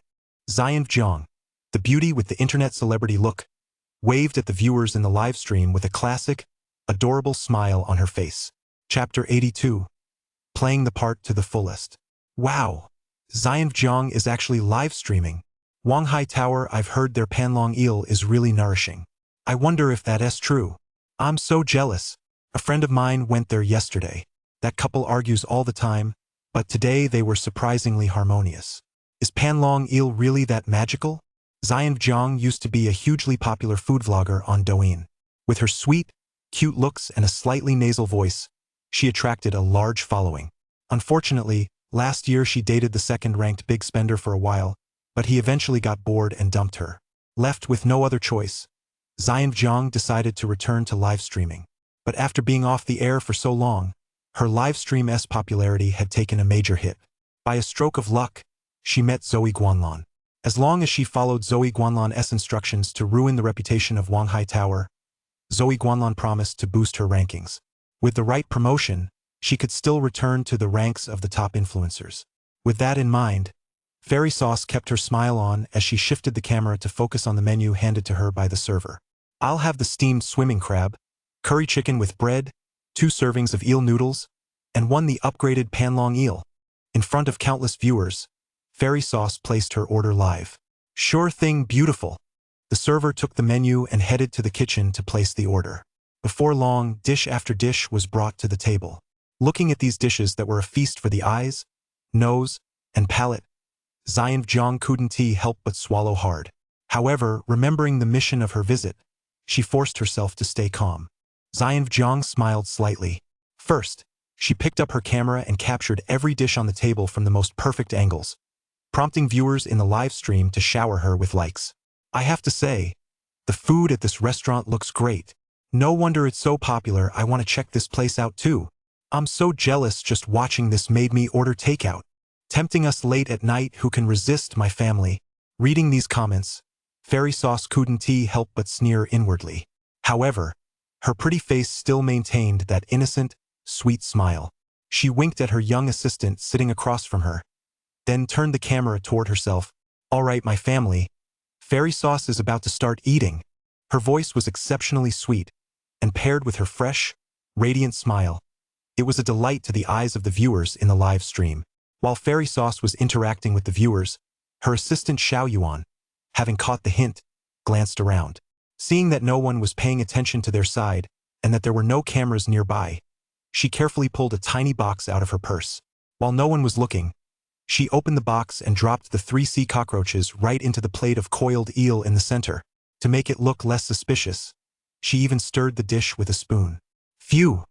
After finishing all this, Assistant Xiao Yuan finally breathed a quiet sigh of relief and gave a thumbs up to Xian Zhang across the table. Xian Zhang, having received the cue, didn't rush to touch the coiled eel dish. She kept her expression neutral, casually picking up a piece of curry chicken with her chopsticks and placing it on her own plate. You have to play the part all the way through. They only just started eating. If she discovered a cockroach in Wang Hai Lu's food right away, the performance would be way too obvious. Only when she was halfway through her meal and suddenly discovered a sea cockroach in the pan-fried eel would the effect be maximized. Of course, there was one more thing. Zoe Guanlan's tip hadn't arrived yet, so she wasn't in any hurry to put on a show. On camera, Fairy Chan was gently and elegantly savoring the delicacies on the table. Every time she tasted a dish, she turned to the camera and give her review. Her plump, rosy lips, paired with her lilting voice, had viewers in the live stream salivating. However, seeing Fairy Chan eating other dishes but still not touching the much-hyped panlong eel, the viewers in the live stream were getting really anxious. Fairy Chan, just take a bite of that panlong eel already. I heard it's great for women's beauty and skincare. Exactly. We came here specifically for the panlong eel. What are you waiting for?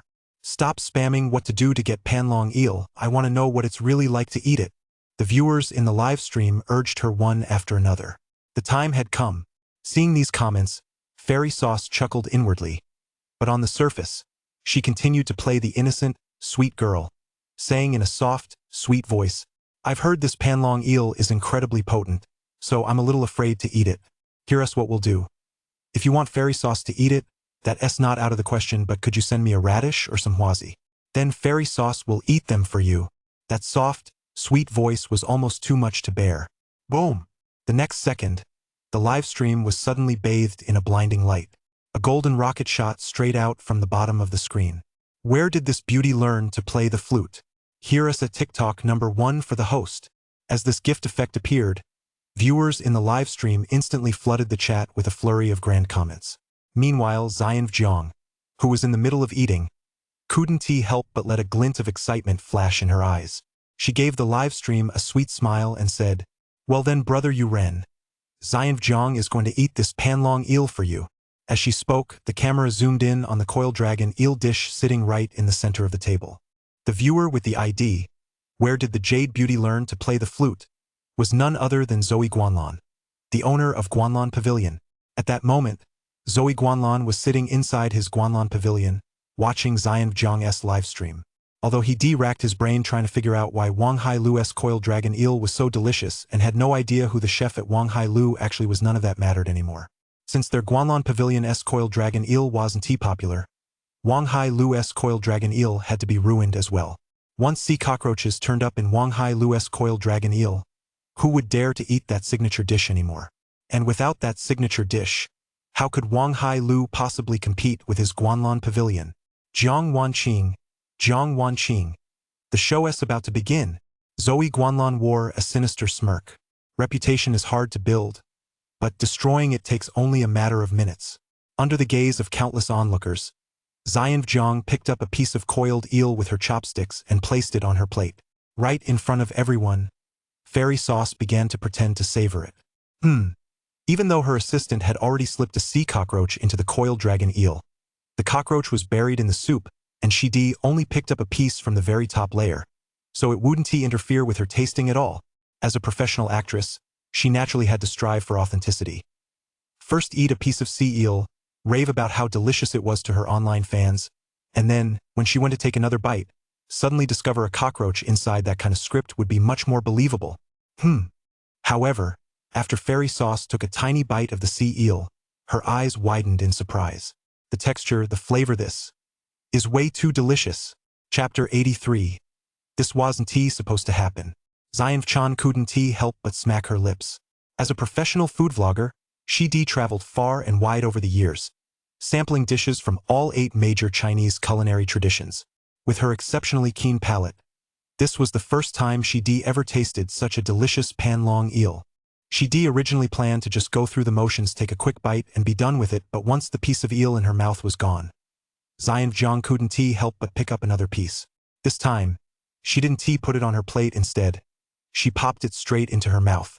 The meat was tender and smooth, and the broth had blended perfectly with the eel, awakening her taste buds so completely that she couldn't help but swallow it in one gulp. Delicious, it was simply too delicious. At that moment, Jiang was completely immersed in the deliciousness of the panlong eel, eating to her heart's content, having long since forgotten her deal with Zoe Guanlan. Wow! Can you believe it? Jiang, that chatterbox, has actually gone quiet. I've been watching Jiang's food streams for a year now, and this is the first time I've seen her eat without saying a word. Looks like it's really that good. Wow! Just watching this is making my mouth water. As for the viewers in the live stream, every single one who joined was undoubtedly a foodie. Watching Fairy Chan, who had been chattering non-stop just moments ago, now sit in complete silence. She finished one piece of eel and picked up another. Her little mouth, glistening with a bit of sauce, chewed steadily, moving rhythmically with each bite, making the viewers in the live stream swallow hard. Even through the screen, they could tell that Wang Hai Lu's panlong eel was truly delicious.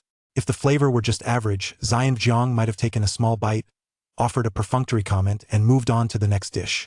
If it tasted good, she'd take a couple more bites and share plenty of feedback. But now, she's eating in complete silence, one piece after another, her mouth never stopping. What does this tell us? It means the rumors about Wang Hai Lu's coiled dragon eel are true. It's so delicious it makes you forget to speak. Zoe Guanlan, who was also watching the live stream, couldn't help but nod to herself as she saw Jiang's expression of pure delight. She thought to herself, no wonder she is a professional food vlogger with every gesture and that look of pure enjoyment. Anyone watching would think the coiled dragon eel is delicious. However, Zoe Guanlan wasn't the least bit flustered at that moment. Long before they arrived, Jiang had shared the script with him. According to the script, Jiang would first rave about how delicious the panlong eel was to whet everyone's appetite. Then, under everyone's eager gaze, she would discover a cockroach inside the dish. The stark contrast would have a massive impact. Now that Jiang had completed the first step, the plot twist was about to unfold. Once a cockroach was discovered inside the panlong eel, his plan would be executed to perfection. With this in mind, Zoe Guanlan couldn't help but send another Douyin #1 gift worth 1,000 yuan to show his appreciation for Jiang's acting skills. At the same time, he was reminding Jiang that it was time to move on to the next part of the act. However, Fairy Sauce, completely captivated by the delicious panlong eel and unable to tear herself away, was too busy savoring the meal to even glance at the live stream, let alone notice the gift Zoe Guanlan had sent. Xiao Yuan, the assistant sitting across from Fairy Sauce, also had the live stream open. Upon seeing someone send a gift, she hurriedly thanked the sender aloud. But she was feeling a bit anxious. She had just dropped 3 sea cockroaches into the soup. According to the original plan, Jiang was supposed to discover the sea cockroaches when she took a bite of meat and then sipped the soup, but plans don't always go as expected. She suddenly realized that ever since Fairy Chan had eaten a piece of eel, she hadn't said a single word or even glanced at her once. Instead, she'd been eating one bite after another. Eating the meat was one thing, but now this girl was actually picking up a spoon to drink the soup. Hey, there are cockroaches in there that I just put in. Fairy Chan, aren't you taking this a bit too far? As she watched Fairy Chan continue to drink the soup and eat the meat, just when the assistant was at her wit's end, she spotted the TikTok video Zoe Guanlan had posted and couldn't help but thank her out loud. She wanted to use this opportunity to remind Fairy Chan that there was a cockroach in the panlong eel. However, Fairy Chan was completely oblivious to her assistant's hints, as if she'd long forgotten why she was even there. At that moment, her eyes were fixed solely on the coiled eel.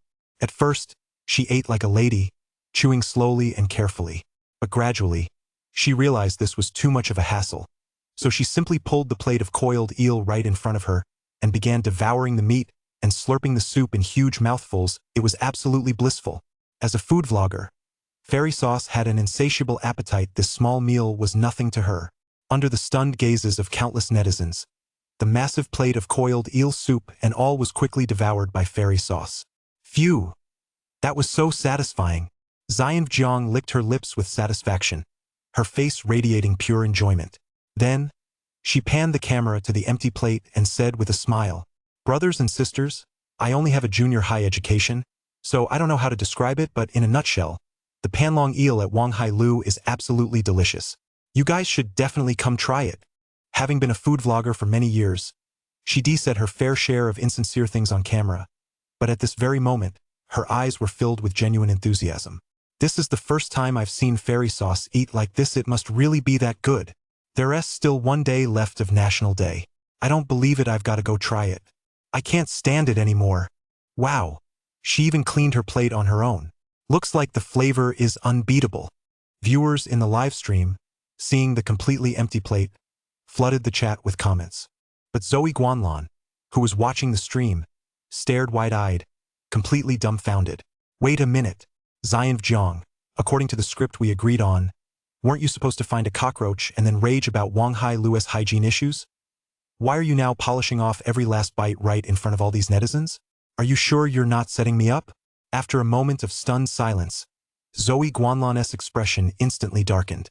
Fairy sauce is a major influencer. Even though her popularity isn't what it used to be, her influence is still far beyond that of the average person. With her promoting Wanghai Lu like this on livestream, the place become even more popular? Damn it, I spent 2,000 yuan so that you, fairy sauce, would expose Wanghai Lu's appalling hygiene. Now you're streaming this? What the hell is going on? Smash! The more Zoe Guanlan watched, the angrier she got. In a fit of rage, she smashed the phone in her hand to smithereens. "Sis you. Meanwhile, inside Wanghai Lu, Xiao Yuan, the assistant sitting across from Fairy Sauce, stared at her in disbelief, her eyes wide. She opened and closed her mouth repeatedly, but couldn't find the words to say. Those sea cockroaches weren't props, they were live cockroaches she placed there herself. Oh my god! What had she just witnessed? Xian Jiang had actually eaten all 3 cockroaches. Chapter 84. "Caleb, do you want shrimp pond or not?" Xian Jiang licked her lips, looking as if she wanted more. She suddenly felt that all those years she spent as a food vlogger had been for nothing. If she could eat such delicacies every day from now on, that would be true happiness. Blinking, she finally noticed her young assistant sitting across from her. She saw Assistant Xiao Yuan staring at her with wide eyes, as if she'd never seen anything like this before.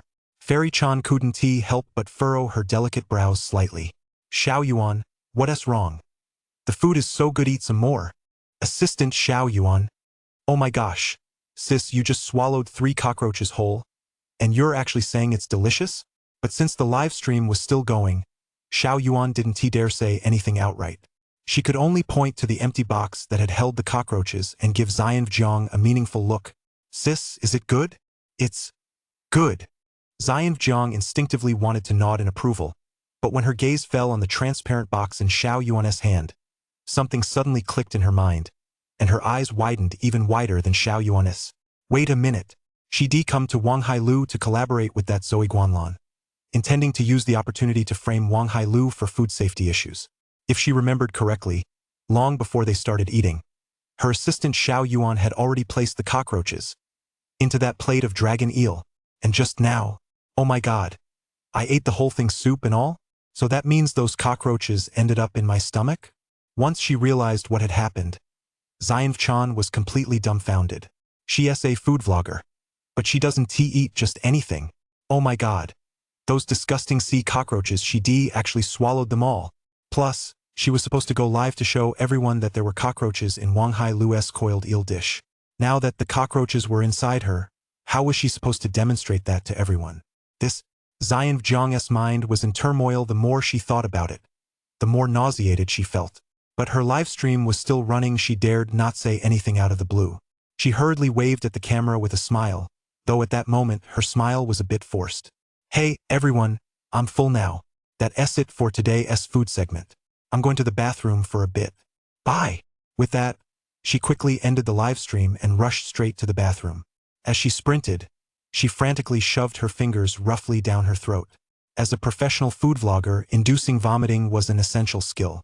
She'd only just swallowed them if she acted fast enough, She could vomit those 3 cockroaches right back up. Ugh!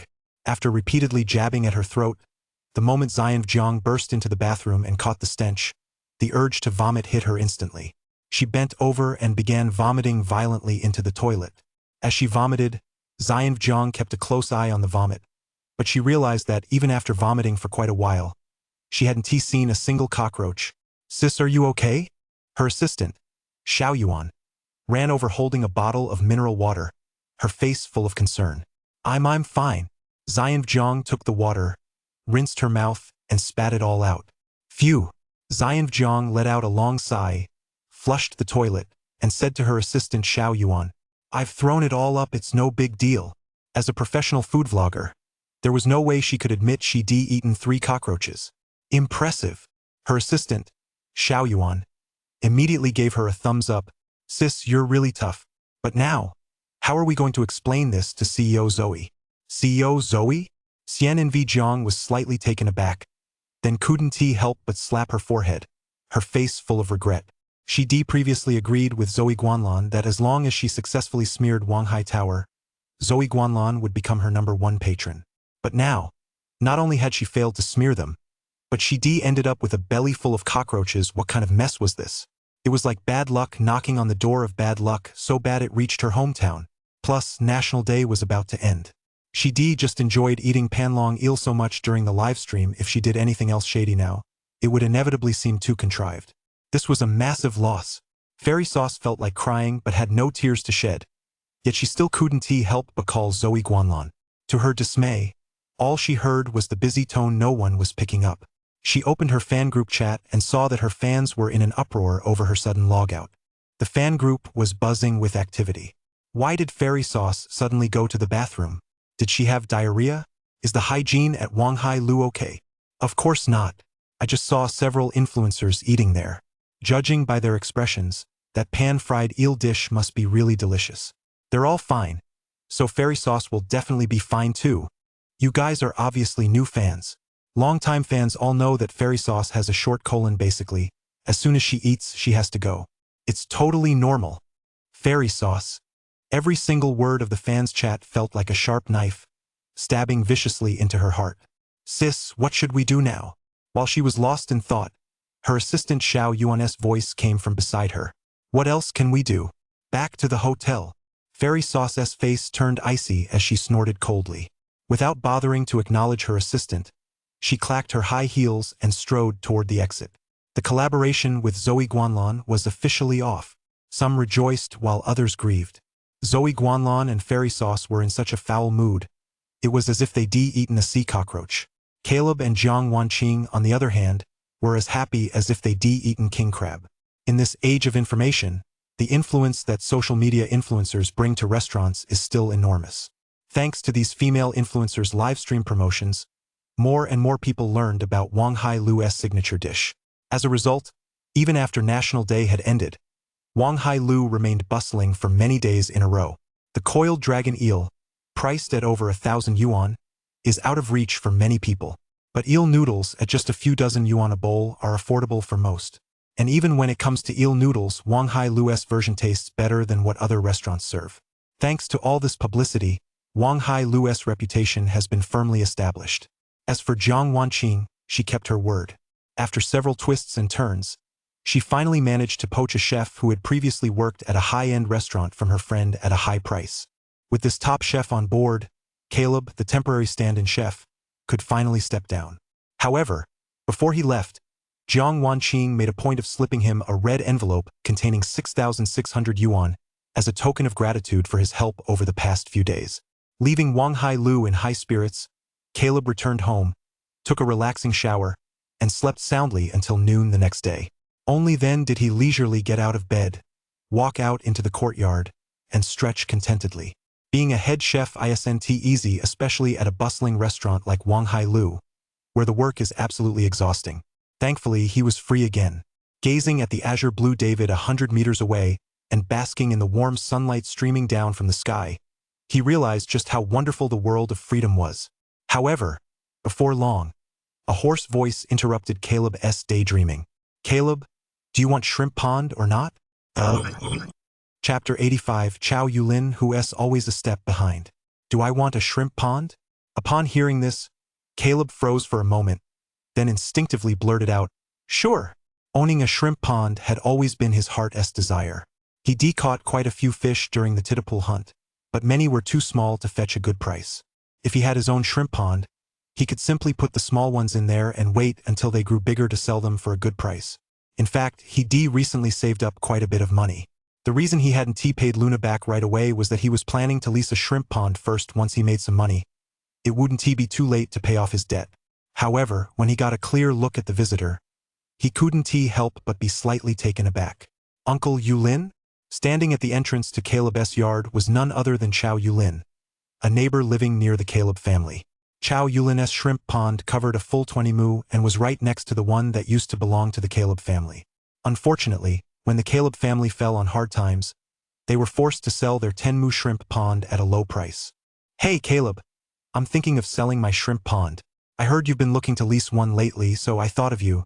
We're old neighbors, 200,000 for a 10-year lease. What do you say?"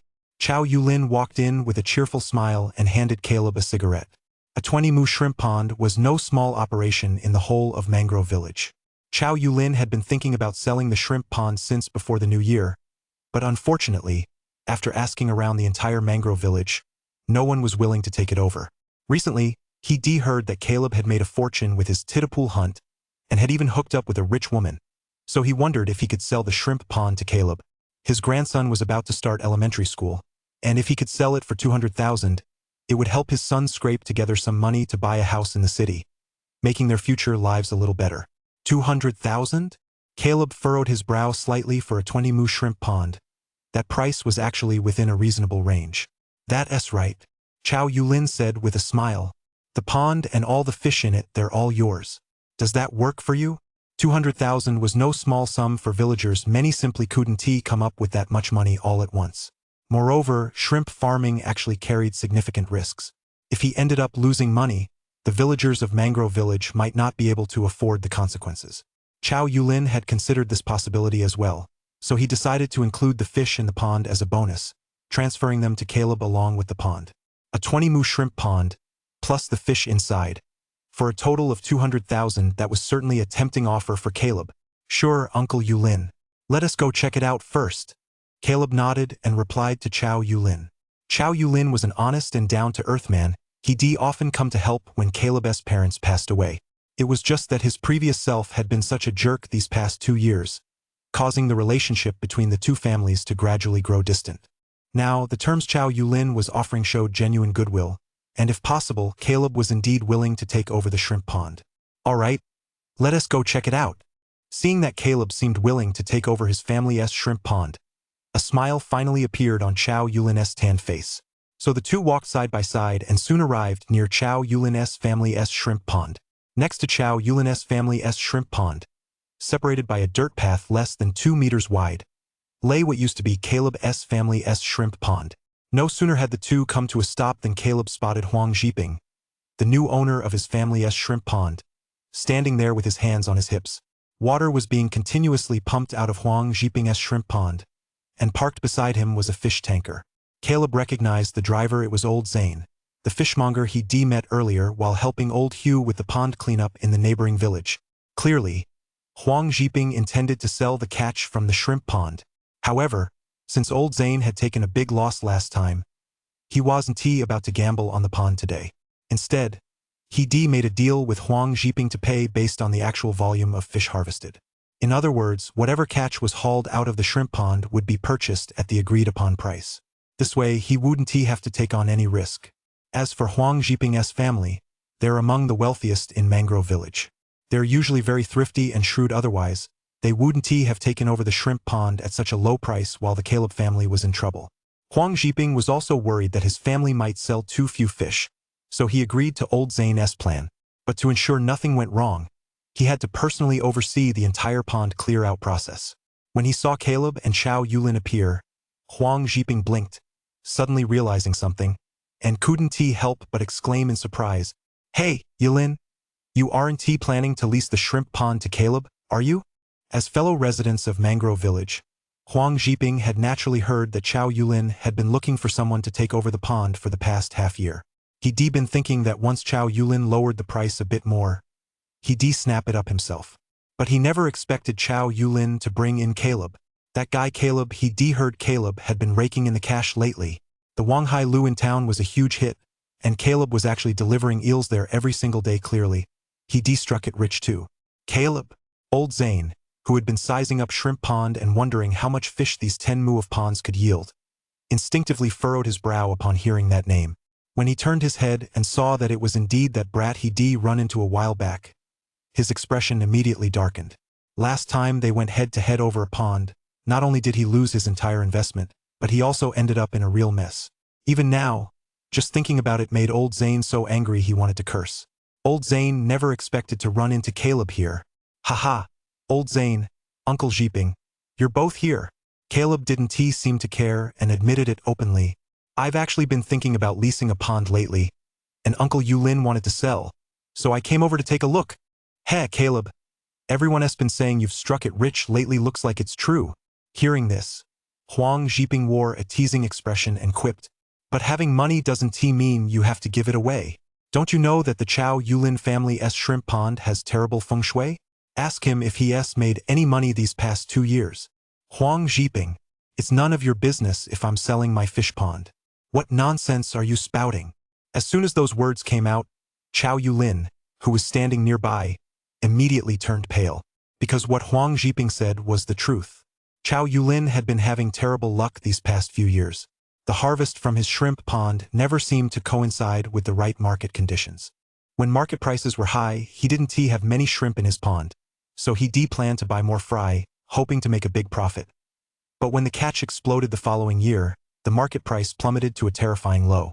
After a year of hard work raising shrimp, he suddenly realized that after deducting costs, he hadn't made a single mao. In fact, he lost quite a bit of money. And just when he decided to give up and reduce his fry stocking, the market price for shrimp shot back up again. Chapter 86. Casting a net to see what happens. Ever since he took over this shrimp pond, Chao Yulin has basically never caught a break. The only chance he had to strike it rich was last year. He finally waited for prices to skyrocket, but because the shrimp pond hadn't been properly tended, a huge number of fish died. After a year of hard work, it was basically all for nothing. Whenever he thought back on these frustrating experiences, it broke Chao Yulin's heart. Out of sight, out of mind, Chao Yulin steeled himself and decided to sell this 20 mu shrimp pond. In fact, fishermen like Chao Yulin, or, more broadly, farmers involved in agricultural byproducts and aquaculture almost invariably face similar situations. The agricultural byproducts and aquaculture sectors suffer from significant market lag. When market prices skyrocket and farmers see a profit opportunity, they expand production. But once production expands and supply exceeds demand, market prices are bound to plummet the following year, greatly increasing the risk of farmers losing money. This has absolutely nothing to do with feng shui. Seeing Chao Yulin's grim expression, Huang Zhiping smiled even more smugly. He looked at Caleb and said with a grin, "Caleb, I advise you to think this through carefully. His family's shrimp pond basically runs at a loss every year. They can't raise any fish worth speaking of." "That's not necessarily true," Caleb shrugged, his gaze sweeping over the Chao Yulin family's shrimp pond. Although he admitted that there really wasn't much valuable catch in the Chao Yulin family's 20 mu of shrimp pond, what he was after wasn't the catch anyway. Besides, while most of the catch from the shrimp pond was worthless, as soon as it fell into his hands, its value would double. All things considered, it wasn't a bad deal at all. Besides, during his scan just now, he spotted a Japanese meager floating there with a handwritten symbol next to it. For that symbol alone, Caleb was taking over this shrimp pond. With that in mind, Caleb turned to Chao Yulin and said with a smile, "Uncle Yulin, I'll take this shrimp pond." "Huh? Really?" Hearing this, Chao Yulin's face immediately lit up with joy. Villagers always look for good omens when doing things. Earlier, that foul-mouthed Zane Huang Zhiping had been going on and on about how his own shrimp pond had bad feng shui, and Chao Yulin had been worried Caleb wouldn't want to take it on. Now, seeing that Caleb still wanted to lease it, he secretly breathed a sigh of relief. However, Huang Zhiping, standing not far away, spoke up again. "Caleb, you'd better think this through. In my shrimp pond, you can catch over a dozen fish with just one cast of the net. But if you cast a net in Yulin's shrimp pond and catch even one fish, I'll call it a win for you. Huang Zhiping. Upon hearing this, Chao Yulin flew into a rage. Our deal is none of your damn business. However, Huang Zhiping ignored him and instead looked at Caleb mockingly, saying in a sarcastic tone, "Look at that, even fish buyers cast a net to test the waters before signing a pond lease. You're taking on a lease for such a huge shrimp pond without even casting a net? You really are a fool with money to burn." Huang Zhiping had long wanted to lease Chao Yulin's shrimp pond, but because the price was too high, he'd been biding his time, hoping that once Chao Yulin got impatient, he could snatch up the deal for a bargain. But he never imagined that Caleb would suddenly show up out of nowhere. If he let Caleb lease the shrimp pond, his plan to expand into Zane would go down the drain. He'd been keeping a close eye on the Chao Yulin family's shrimp pond every day. There was practically no catch, so at that moment, he couldn't resist using a bit of reverse psychology to deliberately provoke Caleb. If Caleb couldn't catch any fish, he might just give up on leasing the pond. If that happened, Huang Zhiping would be the only one in the entire mangrove village who could afford to lease it. However, when he said that, it didn't provoke Caleb. Instead, old Zane, the fishmonger standing nearby, immediately scowled. Last time he went to Nanpan village to buy fish, hadn't he cast a net, too? But what was the result? He caught quite a few fish while casting the net, but after emptying the pond, he realized there weren't many fish in that shrimp pond at all. Huang Zhiping's words were like a knife to his heart. Cast a net? Why not give it a try? Caleb rubbed his chin, glancing at Chao Yulin, who was standing close to Zane, and then at Huang Zhiping, who was smirking across from him. After a moment's thought, he said, "Uncle Yulin, how about this? I'll cast a net at random. If I catch even one fish, I'll buy out this shrimp pond for 200,000. Cao Yulin ép lip toại. What if I catch nothing? Nothing, huh?" Caleb joked. "If I catch nothing, just give me a discount of 10,000 or so." Chao Yulin was taken aback for a moment, then gritted his teeth and nodded. "Deal. In business, it's a case of one willing to strike, the other willing to take the blow." The fact that Caleb was still willing to lease his fish pond despite Huang Zhiping's provocation deeply moved Chao Yulin. If the net didn't catch a single fish, giving the guy a 10,000 yuan discount wouldn't be such a big deal. As long as he could sell the catch, he'd still come out ahead. Seeing Chao Yulin nod, Caleb finally walked over to old Zane, the fishmonger, with a smile and said, "Old Zane, could I borrow your net for a bit?" Old Zane, if casting a net actually worked, would he really need to trade with Huang Zhiping based on the volume of fish sold today? Still, with so many people watching, he couldn't be stingy, so he could only nod with a scowl. "It's just a Zane net, go ahead." "All right." Caleb smiled and said thank you, then picked up the fishing net old Zane frequently used from his truck. Under the curious stares of the others, Caleb walked over to the edge of Chao Yulin's shrimp pond with the net and began scanning the area, assessing the fishing conditions. However, even after watching for quite a while, he showed no intention of casting the net. Scholars are good for nothing. He probably doesn't even know how to cast a net. If he manages to catch a single fish, I'll write my surname Huang backwards. Huang Zhiping crossed his arms, his face full of disdain. Old Zane, standing nearby, twitched the corner of his mouth slightly. He thought to himself, "You really shouldn't say things like that." Last time he bet he could eat shit while standing on his head. He ended up with a butt full of shit. It almost came true. Still, old Zane was curious too. It had been so long, so why hadn't Caleb cast the net yet? It wasn't that Caleb didn't know how to cast a net. He still had vivid memories of casting nets with his parents and older brother. And he'd even learned the snowflake overhead technique while following old Sue last time. The reason he wasn't in a hurry to cast was simply that he was waiting for that Japanese meager marked with a handwritten symbol to swim over here. As the Japanese meager drew closer and closer, Caleb adjusted the fishing net with both hands and smiled at the other three, saying, "Watch this." No sooner had the words left his mouth than Caleb's body and horse moved as one. The fishing net in his hands formed a wide circle and was cast into the shrimp pond before him. The net wasn't very large. As soon as it touched the water's surface and became saturated, it began to sink rapidly, soon disappearing from sight. Caleb stood where he was, waited 2 minutes, and then calmly began to haul in the net. Chapter 87. A Blind Exchange. Let us go check it out. Seeing that Caleb was about to haul in the net, Huang Zhiping, standing nearby, tugged old Zane over to join him, ready to laugh at Caleb's expense. If Caleb didn't catch any fish, The Chow Yulin family's shrimp pond would likely be unsellable, and then he'd be free to name any price he wanted. Old Zane's lips twitched slightly. His mind was still replaying the scene of his recent massive loss, but he followed along anyway.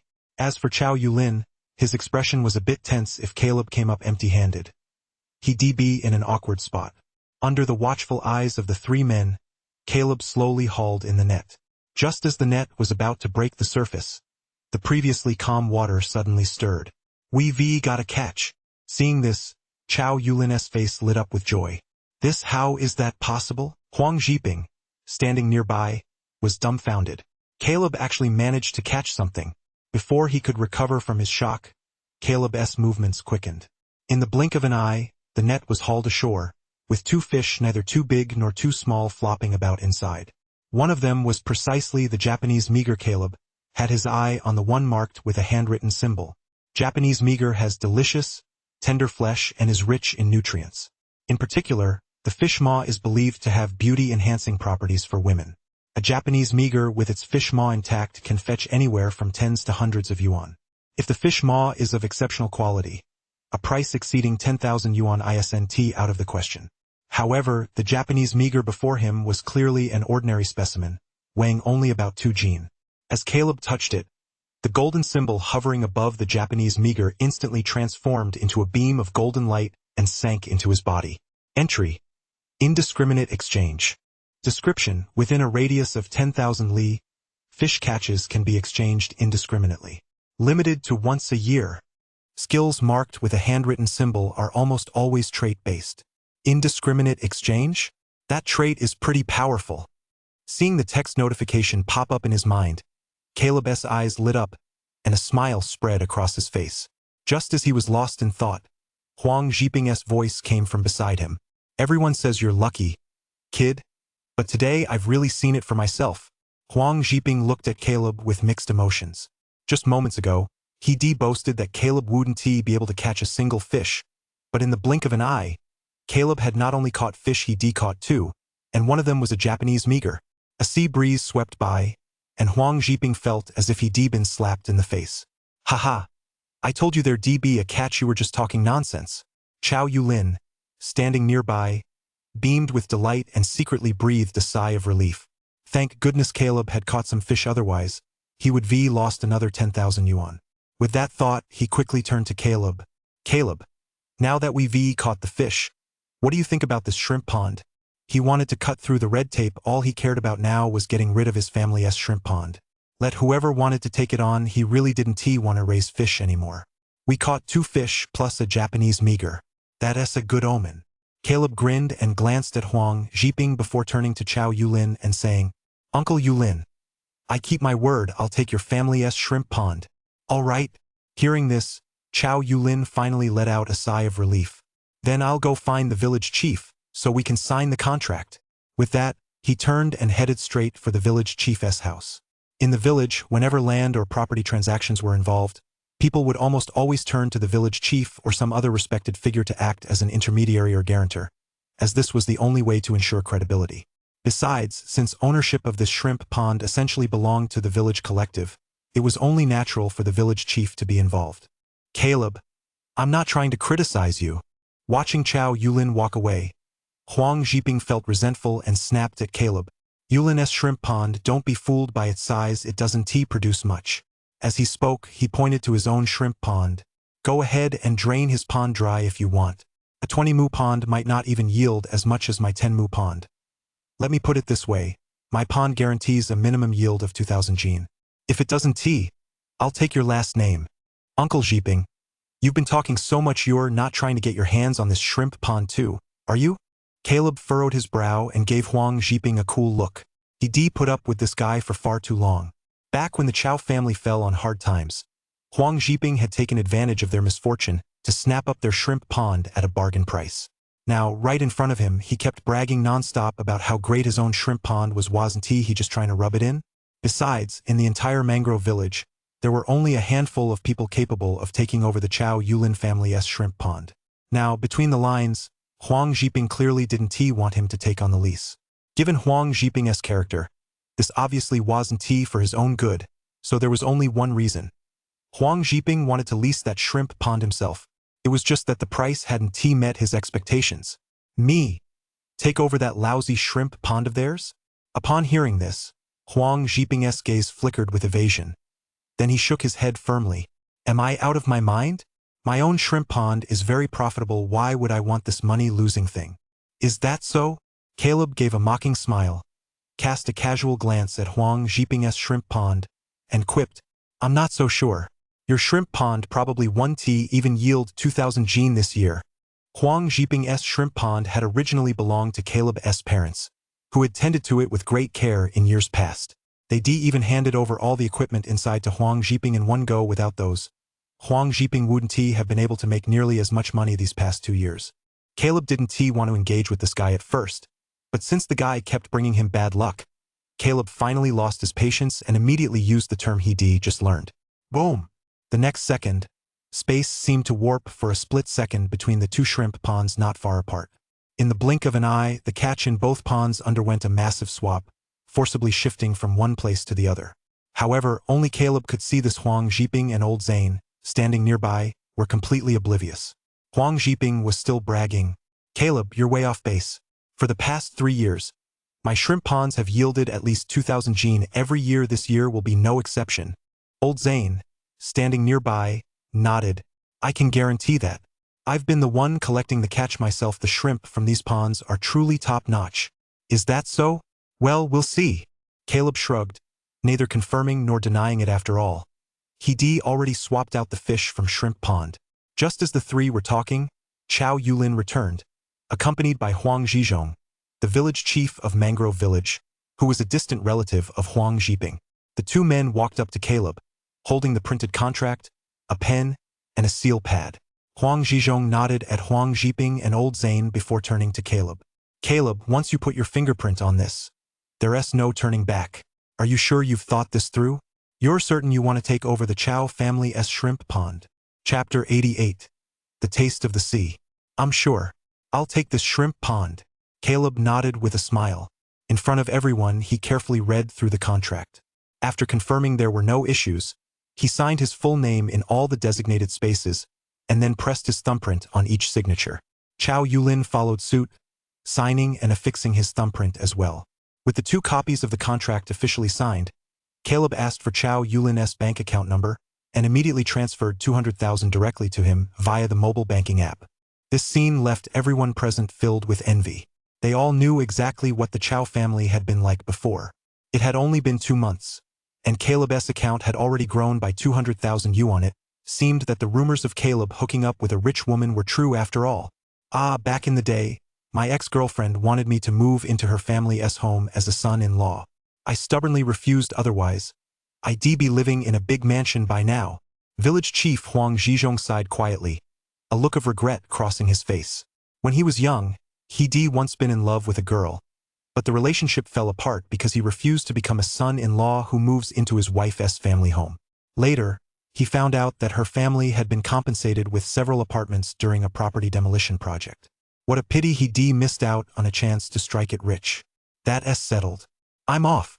Huang Zhizhong waved his hand, clasped his hands behind his back, and turned to leave Shrimp Pond. Well then, Caleb, from now on, Shrimp Pond belongs to you. We'll talk later. With 200,000 suddenly in his account and his family's Shrimp Pond finally sold, Chao Yulin was grinning from ear to ear.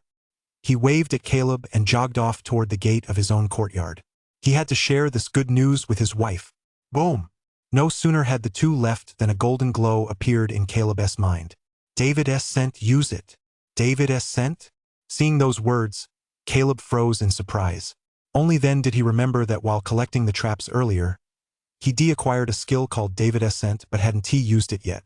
At the time, he'd even complained that the system's rewards were getting more and more ridiculous, but he never expected it to pop up at a moment like this. Use it. Caleb tapped confirm without hesitation. The next second, the golden glow flashed and vanished directly into his shrimp pond. Caleb couldn't help but look ahead. Although the surface of his 20-mu shrimp pond appeared normal, he could see numerous undercurrents swirling beneath the water.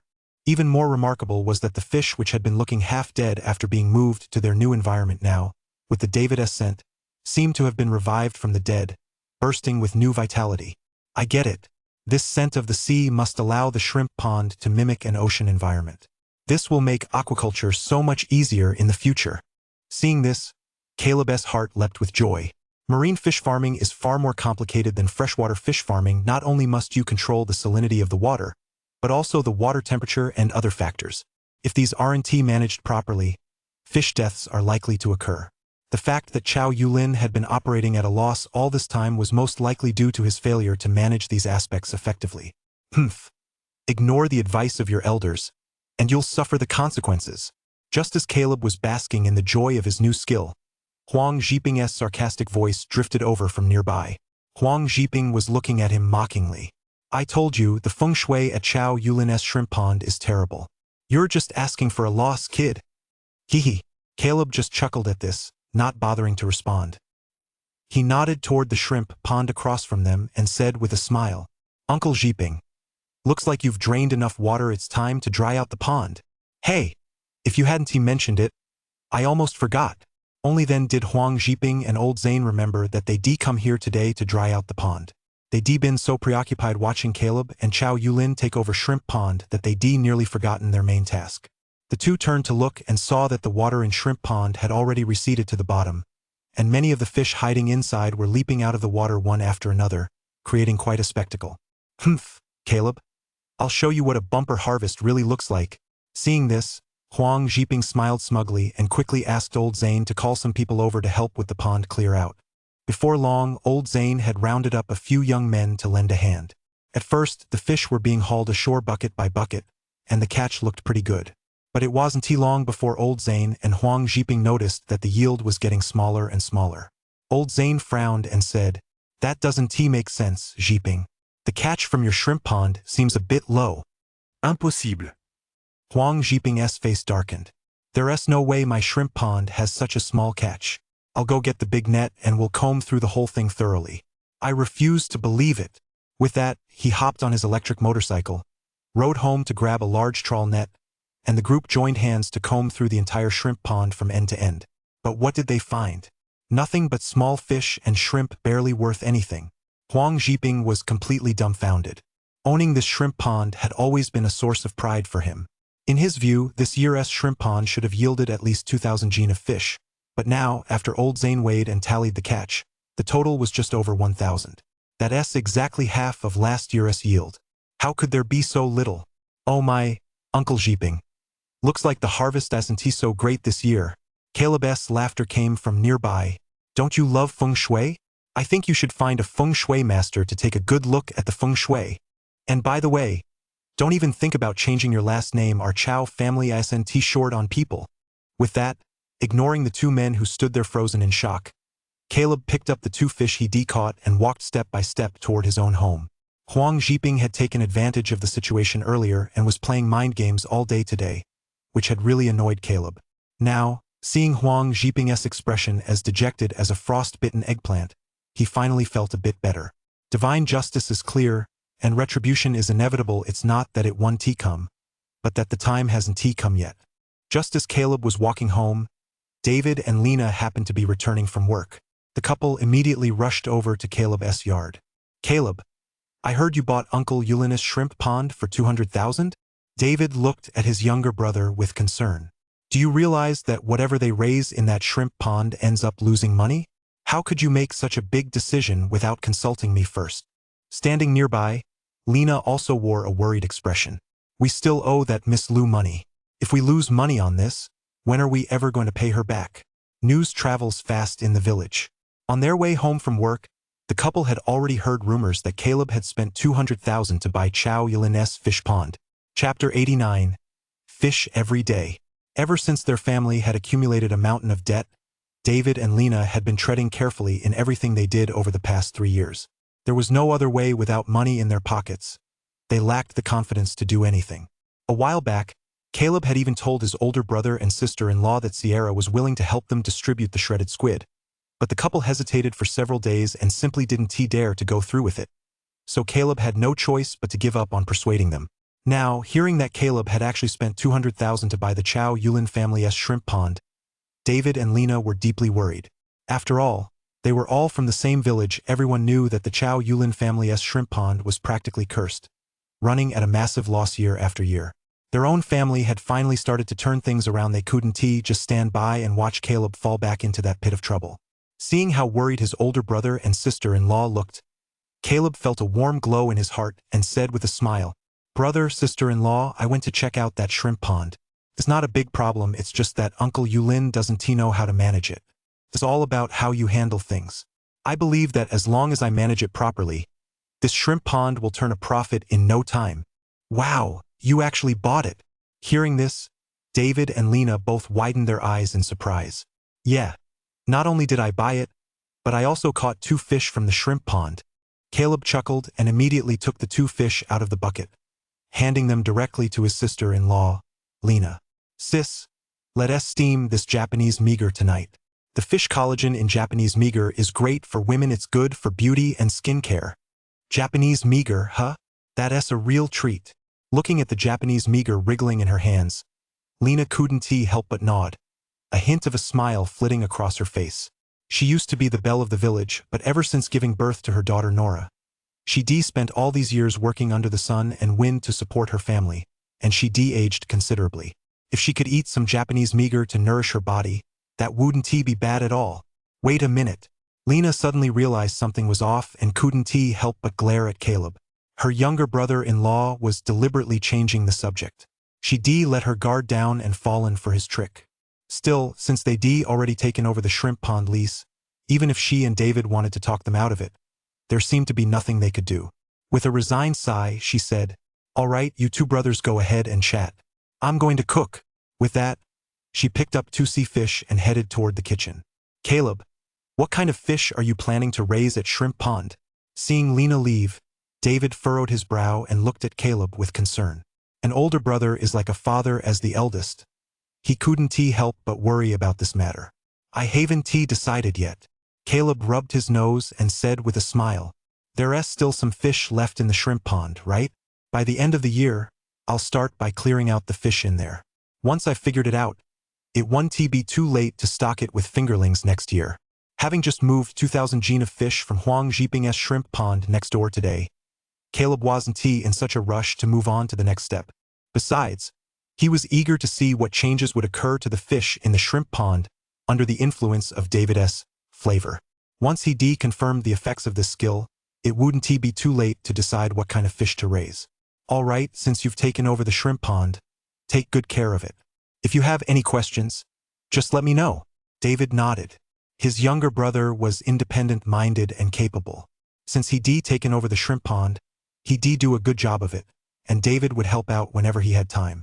Who knows, maybe the 2 brothers would really turn their lives around. "Dad, Uncle, dinner's ready." "Cool, mate." The 2 brothers chatted for a while longer, and before long, Nora came running over to call them to dinner. It had to be said, the Japanese meager really was delicious. Nora nodded repeatedly as she ate, exclaiming how good it was. Watching his little niece eat with such relish, Caleb couldn't help but smile. "Nora, our family has a shrimp pond again now. From now on, whatever fish you want to eat, I'll have your dad go catch it right from the shrimp pond. There's plenty of fish." Things hadn't been going so well for their family these past 3 years. Nora was already in 3rd grade but wasn't very tall. Now that their circumstances were improving, she really needed to get some extra nutrition. "Yay, yay. Doesn't that mean we'll get to eat fish every day from now on?" As soon as she heard that, Nora jumped up with joy.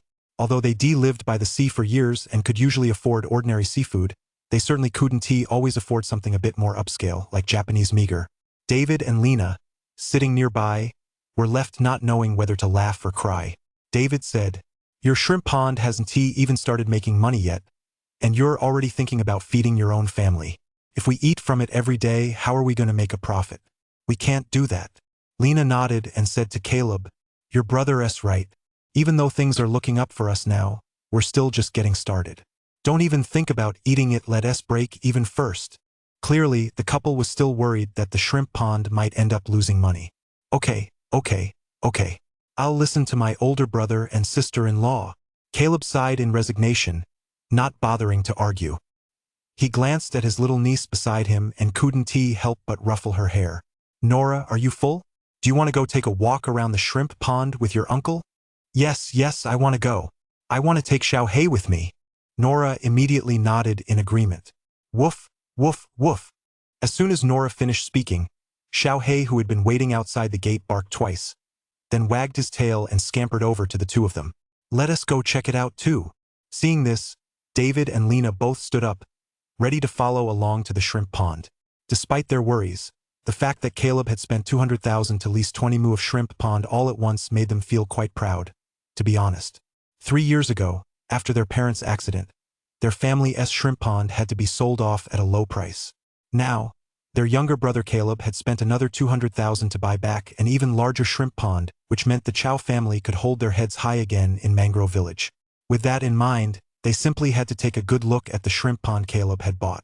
Meanwhile, over at the shrimp pond, old Zane had already driven off in his fish truck, loaded with the catch. But Huang Zhiping was still standing there. He just couldn't wrap his head around it. How could such a prime shrimp pond as his own have yielded only 1,000 jin of fish? It just didn't make any sense. Turning his head to look once more at the 20 mu of shrimp ponds that had just belonged to Caleb, Huang Zhiping grew even more furious. It was one thing that his own shrimp ponds hadn't yielded a bumper crop, but the fact that the shrimp ponds he'd been dreaming about and planning for a whole year had been snatched away by Caleb at the last minute, just thinking about it made Huang Zhiping feel a lump in his throat. Ha! You've made a little money and already forgotten your own name. The more Huang Zhiping thought about it, the angrier he got. He flung the cigarette, but he was holding onto the ground and strode purposefully toward the area where Caleb kept his shrimp pond equipment. Caleb, if I can't make money, you won't either. Chapter 90. Xiao Hei. Bite the bad guys until they're dead. Marine fish farming is even more complicated than freshwater fish farming. Every day, specialized equipment is needed to maintain water temperature and add sea salt to keep the shrimp pond environment stable.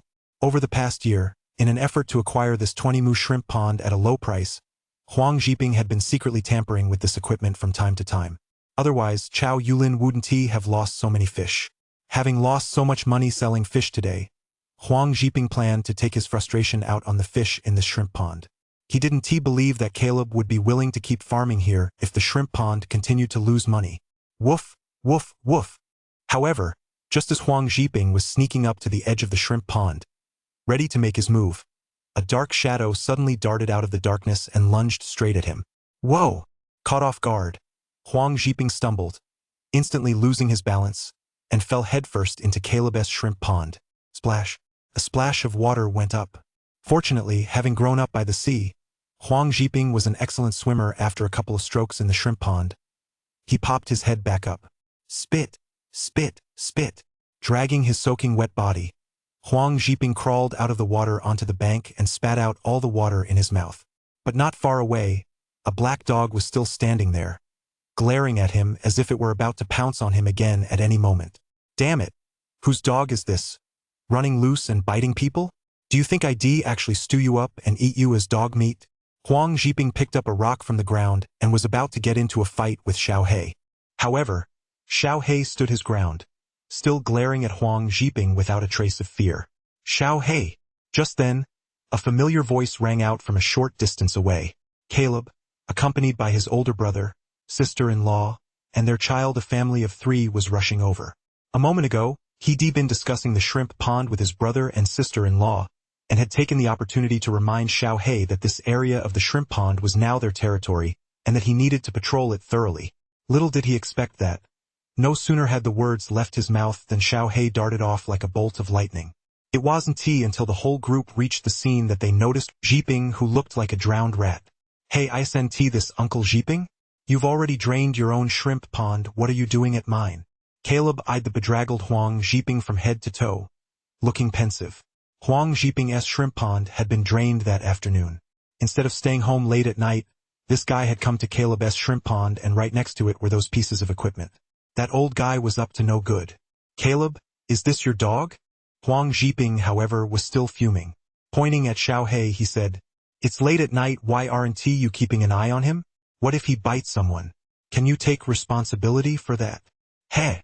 Just then, seeing Caleb approach, Xiao Hei wagged his tail and came right up to him, rubbing against his pant leg non-stop. Caleb petted Xiao Hei and smiled at Huang Zhiping. Uncle Zhiping, don't say that. My Xiao Hei is a good dog, he only bites bad guys. Huang Zhiping was furious. What do you mean by that? Caleb replied, Uncle Zhiping, you want to take a bath in your own shrimp pond. Yet you come to my shrimp pond to draw water, what is that all about? You! Huang Zhiping glared at him in fury. But then he suddenly remembered what he'd been trying to do just a moment ago, and couldn't he help but feel a pang of guilt. If your dog hadn't pounced on me just now, I wouldn't have fallen in. Seriously, can't I just come over late at night to enjoy the scenery? With that, he snorted coldly and, dragging his soaking wet body, trudged away in a disheveled state toward the gate of his own yard. But just then, a suggestive voice came from behind him. Xiao Hei, good job. This whole shrimp pond belongs to our family. From now on, if you spot anyone up to no good near our shrimp pond, just bite them as hard as you can, I'll back you up. The voice was deliberately raised by a few decibels, reaching Huang Zhiping's ears loud and clear. It was clearly meant for him. Watching Huang Zhiping's retreating figure, David and Lena exchanged puzzled glances. Caleb, what did Uncle Zhiping do to upset you? It seems like you two have some kind of conflict, David asked curiously. Since they were both at work during the day, they weren't entirely up to speed on what was happening over at Shrimp Pond. It's nothing. Caleb waved his hand dismissively and said casually, that old guy I haven't even bought Shrimp Pond yet, and he's already going on and on about how the feng shui is bad. SNT that just bringing me bad luck. Besides, big brother and sister-in-law, you saw it yourselves just now, the equipment is right here. What's he doing coming to our shrimp pond in the middle of the night? I seriously suspect that Uncle Yulin's previous losses might have been caused by this guy secretly tampering with things. Hearing this, David and Lena couldn't help but fall deep in thought. Although the Huang Zhiping family in Mangrove Village was very wealthy, their reputation wasn't exactly stellar. They'd been up to no good quite a bit in their younger days. Based on what they knew of Huang Zhiping, Caleb might just be right, this guy really might have been up to something. From now on, the three of us will take turns patrolling here every day. We can't let him slip through the cracks. David said in a stern voice, his face set. His younger brother Caleb had worked hard to secure the lease on the shrimp pond and hadn't even started making a profit yet. As his older brother, David naturally wouldn't allow anyone from Hugh's side to come and cause trouble. Right? Someone has to keep an eye on this shrimp pond. Lena, following her husband's lead, sided with Caleb as well. I want to come too. I want to join the patrol. No sooner had the couple finished speaking than Nora, standing nearby, raised her hand and clamored to join in. Count me in. I'll bring little Black along on patrol. The little girl was now in 3rd grade. She didn't quite understand adult matters, but her little mind was brimming with a sense of justice. As soon as she heard someone was going after Caleb's shrimp pond, she naturally wanted to come help. All right. My Nora is such a sweetheart. Caleb ruffled the little girl's hair affectionately, feeling an extraordinary warmth in his heart. With a family like this by his side, what more could he ask for? Once he made some money, he'd help his older brother and sister-in-law get rich too, so they could live a better life. The whole family walked around the shrimp pond. Along the way, David kept pointing at the pond and offering his relatively professional opinions. Caleb's attention, however, was focused on the fish inside the shrimp pond. He noticed that in just a short while, the fish in the shrimp pond seemed to have been completely transformed.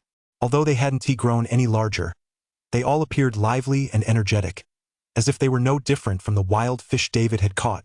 It seemed that this David's scent was working quite well. After chatting with his brother and sister-in-law for a while longer, the group went their separate ways back home. Caleb took a relaxing shower, and just as he lay down in bed, his WeChat notifications started pinging. He opened the app to find a message from Luna. Chapter 91. Luna in a new outfit. Caleb, you must bring the barnacle over yourself tomorrow. I have something important to tell you. Reading Luna's message, Caleb was slightly taken aback. Something important? What could Luna possibly have that is so important? Still, he promised Luna he'd deliver the barnacles to her in person. He'd been helping out at Wanghai throughout the National Day holiday, so he'd actually gone back on his word. Since he happened to have some free time lately, Caleb thought for a moment and replied with an okay emoji. Early the next morning, Caleb got up early, called Finn over, and together they rowed out to the nearby reefs to check each of the bottom traps one by one. Aside from the conger eels he'd set aside for Wanghai, Caleb didn't rush to sell the smaller fish, shrimp, and crabs caught in the traps.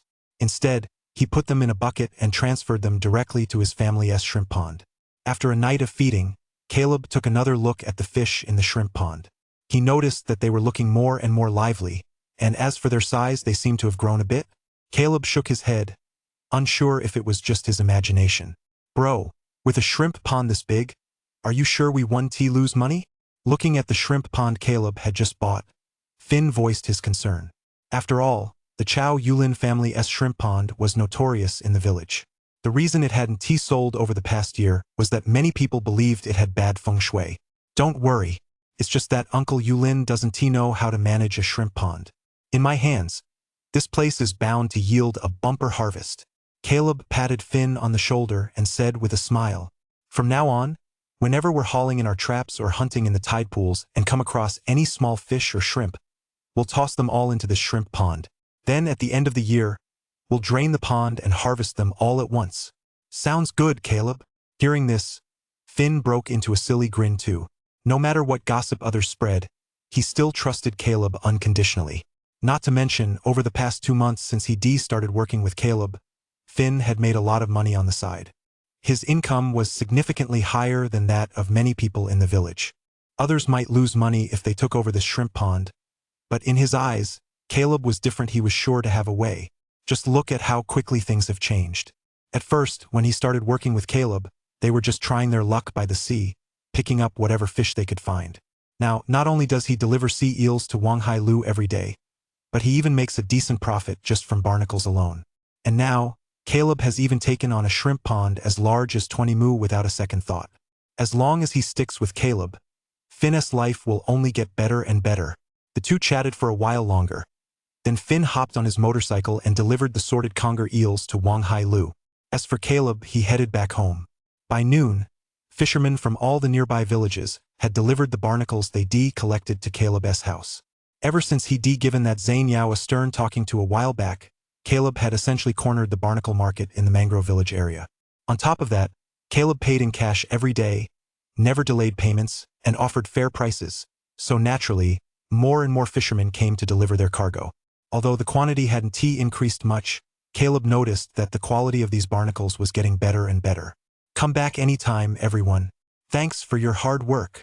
After seeing the fishermen off, Caleb closed the gate and drove his pickup truck straight to Lingnan Pharmaceutical Group, where Luna worked. Inside the office at Lingnan Pharmaceutical Group, uncharacteristically, Luna wasn't wearing her usual business attire. Instead, she was dressed in a casual pink dress, and at that moment, she was touching up her makeup in front of the mirror. Gorgeous! Looking at the lovely face in the mirror, Luna was captivated by her own beauty and couldn't help but give the mirror a quick peck. A ding sounded. Just then, her phone, sitting nearby, suddenly vibrated.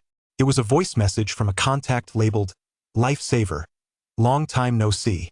President Lu, I'm here. Where are you?"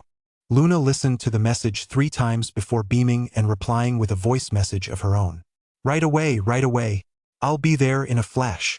With that, she set down her phone, stood up, and twirled around twice in front of the full-length mirror beside her.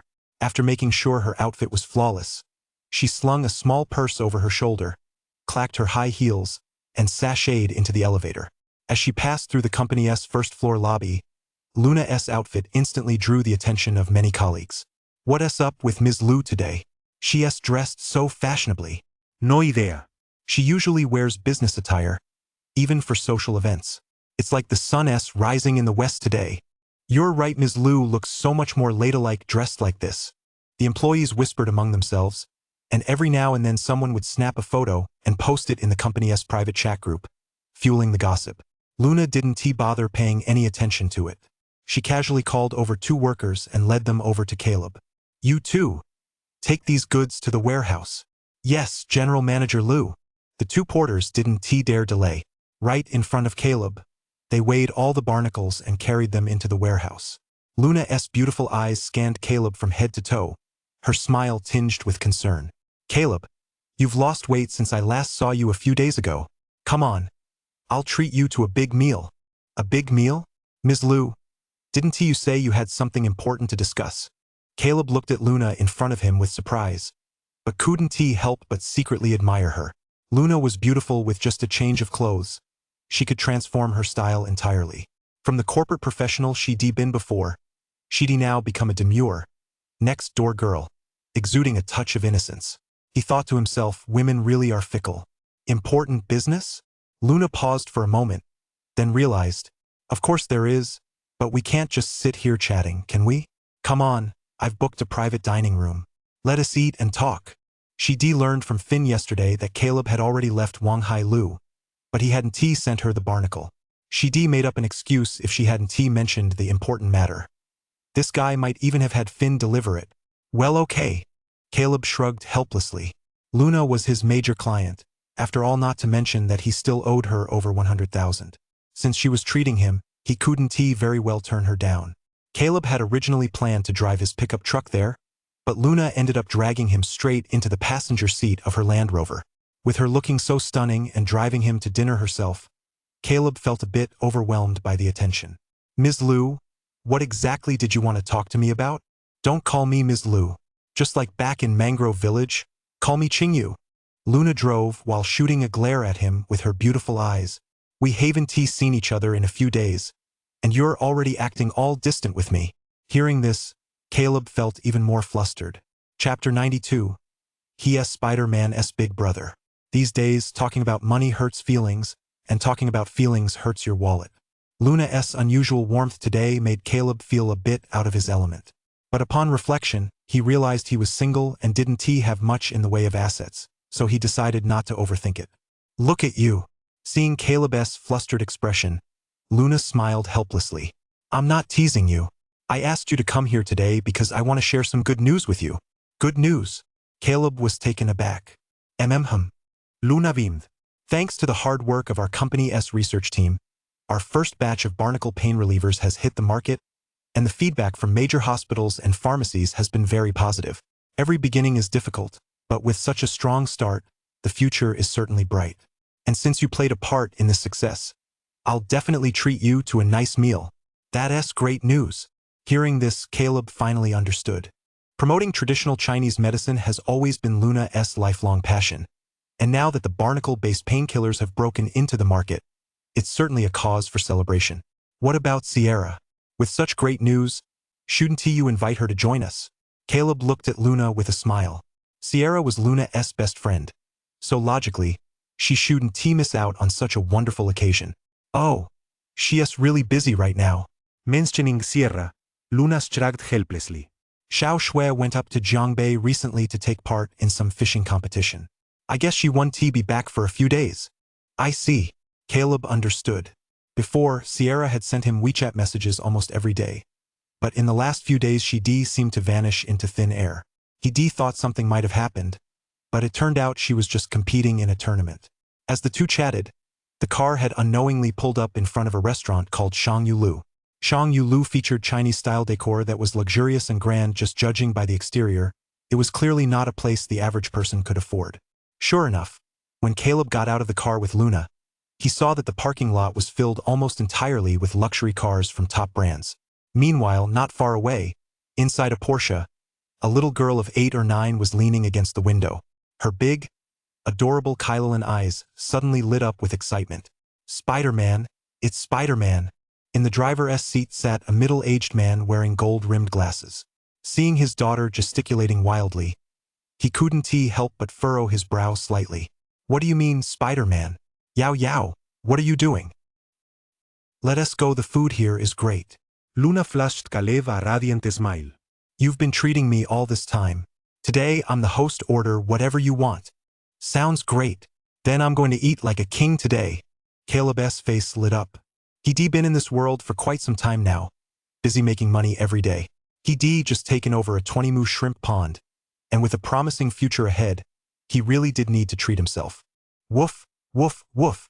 However, just as he was following Luna from the parking lot toward the restaurant entrance, a black pit bull suddenly leaped out of a luxury car and lunged menacingly at Luna. Ah! Seeing such a menacing-looking pit bull, Luna turned pale with fear and stumbled backward involuntarily. Suddenly, a strong, warm hand appeared around her waist. Before Luna could even react, she was pulled back to her feet. Immediately afterward, a dog's agonized howl rang out from mid-air. Luna looked in the direction of the sound and her jaw dropped. The vicious dog that had just lunged at her had been sent flying by a single punch from Caleb. The pit bull crashed heavily onto the open ground 2 meters away, howling in pain. It tried to struggle to its feet but couldn't steady itself, and could only lie there trembling all over. Clearly, Caleb's punch had been incredibly powerful, seriously injuring the pit bull. Oh no! Seeing this, Luna suddenly realized something was wrong. Anyone who came to the Yulu was either wealthy or influential. As the saying goes, you have to consider the owner when you hit a dog. Although Caleb had saved her, he was likely to have offended someone. A shrill, scathing shout suddenly rang out. "What are you doing? What are you doing? In broad daylight, why would you hurt my baby?" From the luxury car where the pit bull had been, a middle-aged, elegantly dressed lady stepped out, glaring coldly at the two of them. Faced with the middle-aged lady's accusations, Caleb didn't flinch. He looked at her and said, "Do you have a dog license? You're walking your dog without a leash in public. I strongly suspect you're keeping a dog illegally. Please show me your license, or this isn't over." "What dog license? You injured my baby and you still have the nerve to argue? I'm calling the police to have you arrested right now." The middle-aged lady was taken aback by Caleb's questioning. In her anger, she reached for her phone to call the police. Seeing this, Luna quickly stepped forward with a forced smile and said, "Sis, he was just trying to protect me from getting hurt. How about this? How much is your dog worth? I'll compensate you, okay?" Luna had finally managed to get Caleb out for a meal, and she never expected to run into something like this. She certainly didn't want a dog to ruin her dinner with Caleb. "What do you mean, how much is the dog? This is my baby. Yes, my son." The middle-aged woman glared at Luna, clearly not willing to let the matter drop. "Honey, what are you doing? Why aren't you going over there yet? The guests are almost all here." Just then, a man in a suit walked up from the parking lot entrance, frowning as he urged her on. Upon seeing him, the middle-aged woman immediately regarded him as her savior and hurried over. Honey, you've got to stand up for us. Someone hurt our baby. I think he is about to die. They must be severely punished." "What? By is doing?" Hearing this, the middle-aged man's expression turned cold, and he hurried over to join the woman.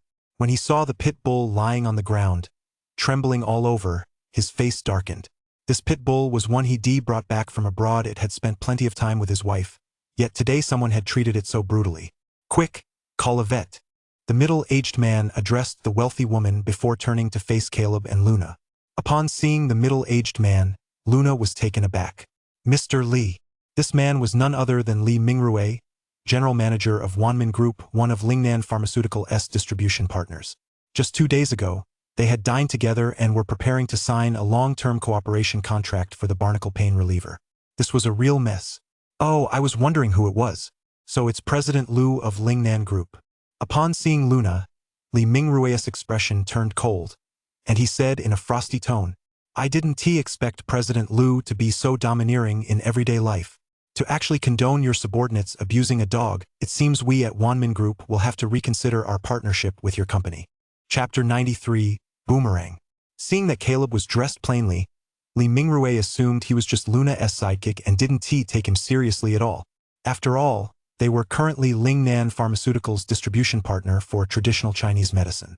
At a previous dinner, Luna and the CEO of Lingnan Pharmaceuticals had gone out of their way to flatter him, so he'd grown increasingly arrogant in Luna's presence. Luna's expression changed, and she hurriedly said, "President Li, this is all a misunderstanding. How about this? I'll cover all of your daughter Bei's medical expenses, and I'd like to apologize to you once again. You're a magnanimous man, Mr. Li, and I hope our partnership won't be affected by this incident. Promoting proprietary Chinese medicines is difficult enough as it is. If she lost Wanmin Group as a partner, Luna couldn't imagine what fate awaited the barnacle pain reliever. All their hard work over the past 2 months might go to waste." "Haha, Ms. Lu, you're quite mistaken." Li Mingrue shook his head and laughed coldly. "Do not neglect to do good because it is small, nor commit evil because it is small. As a professional in the pharmaceutical industry, maintaining integrity is the absolute minimum standard.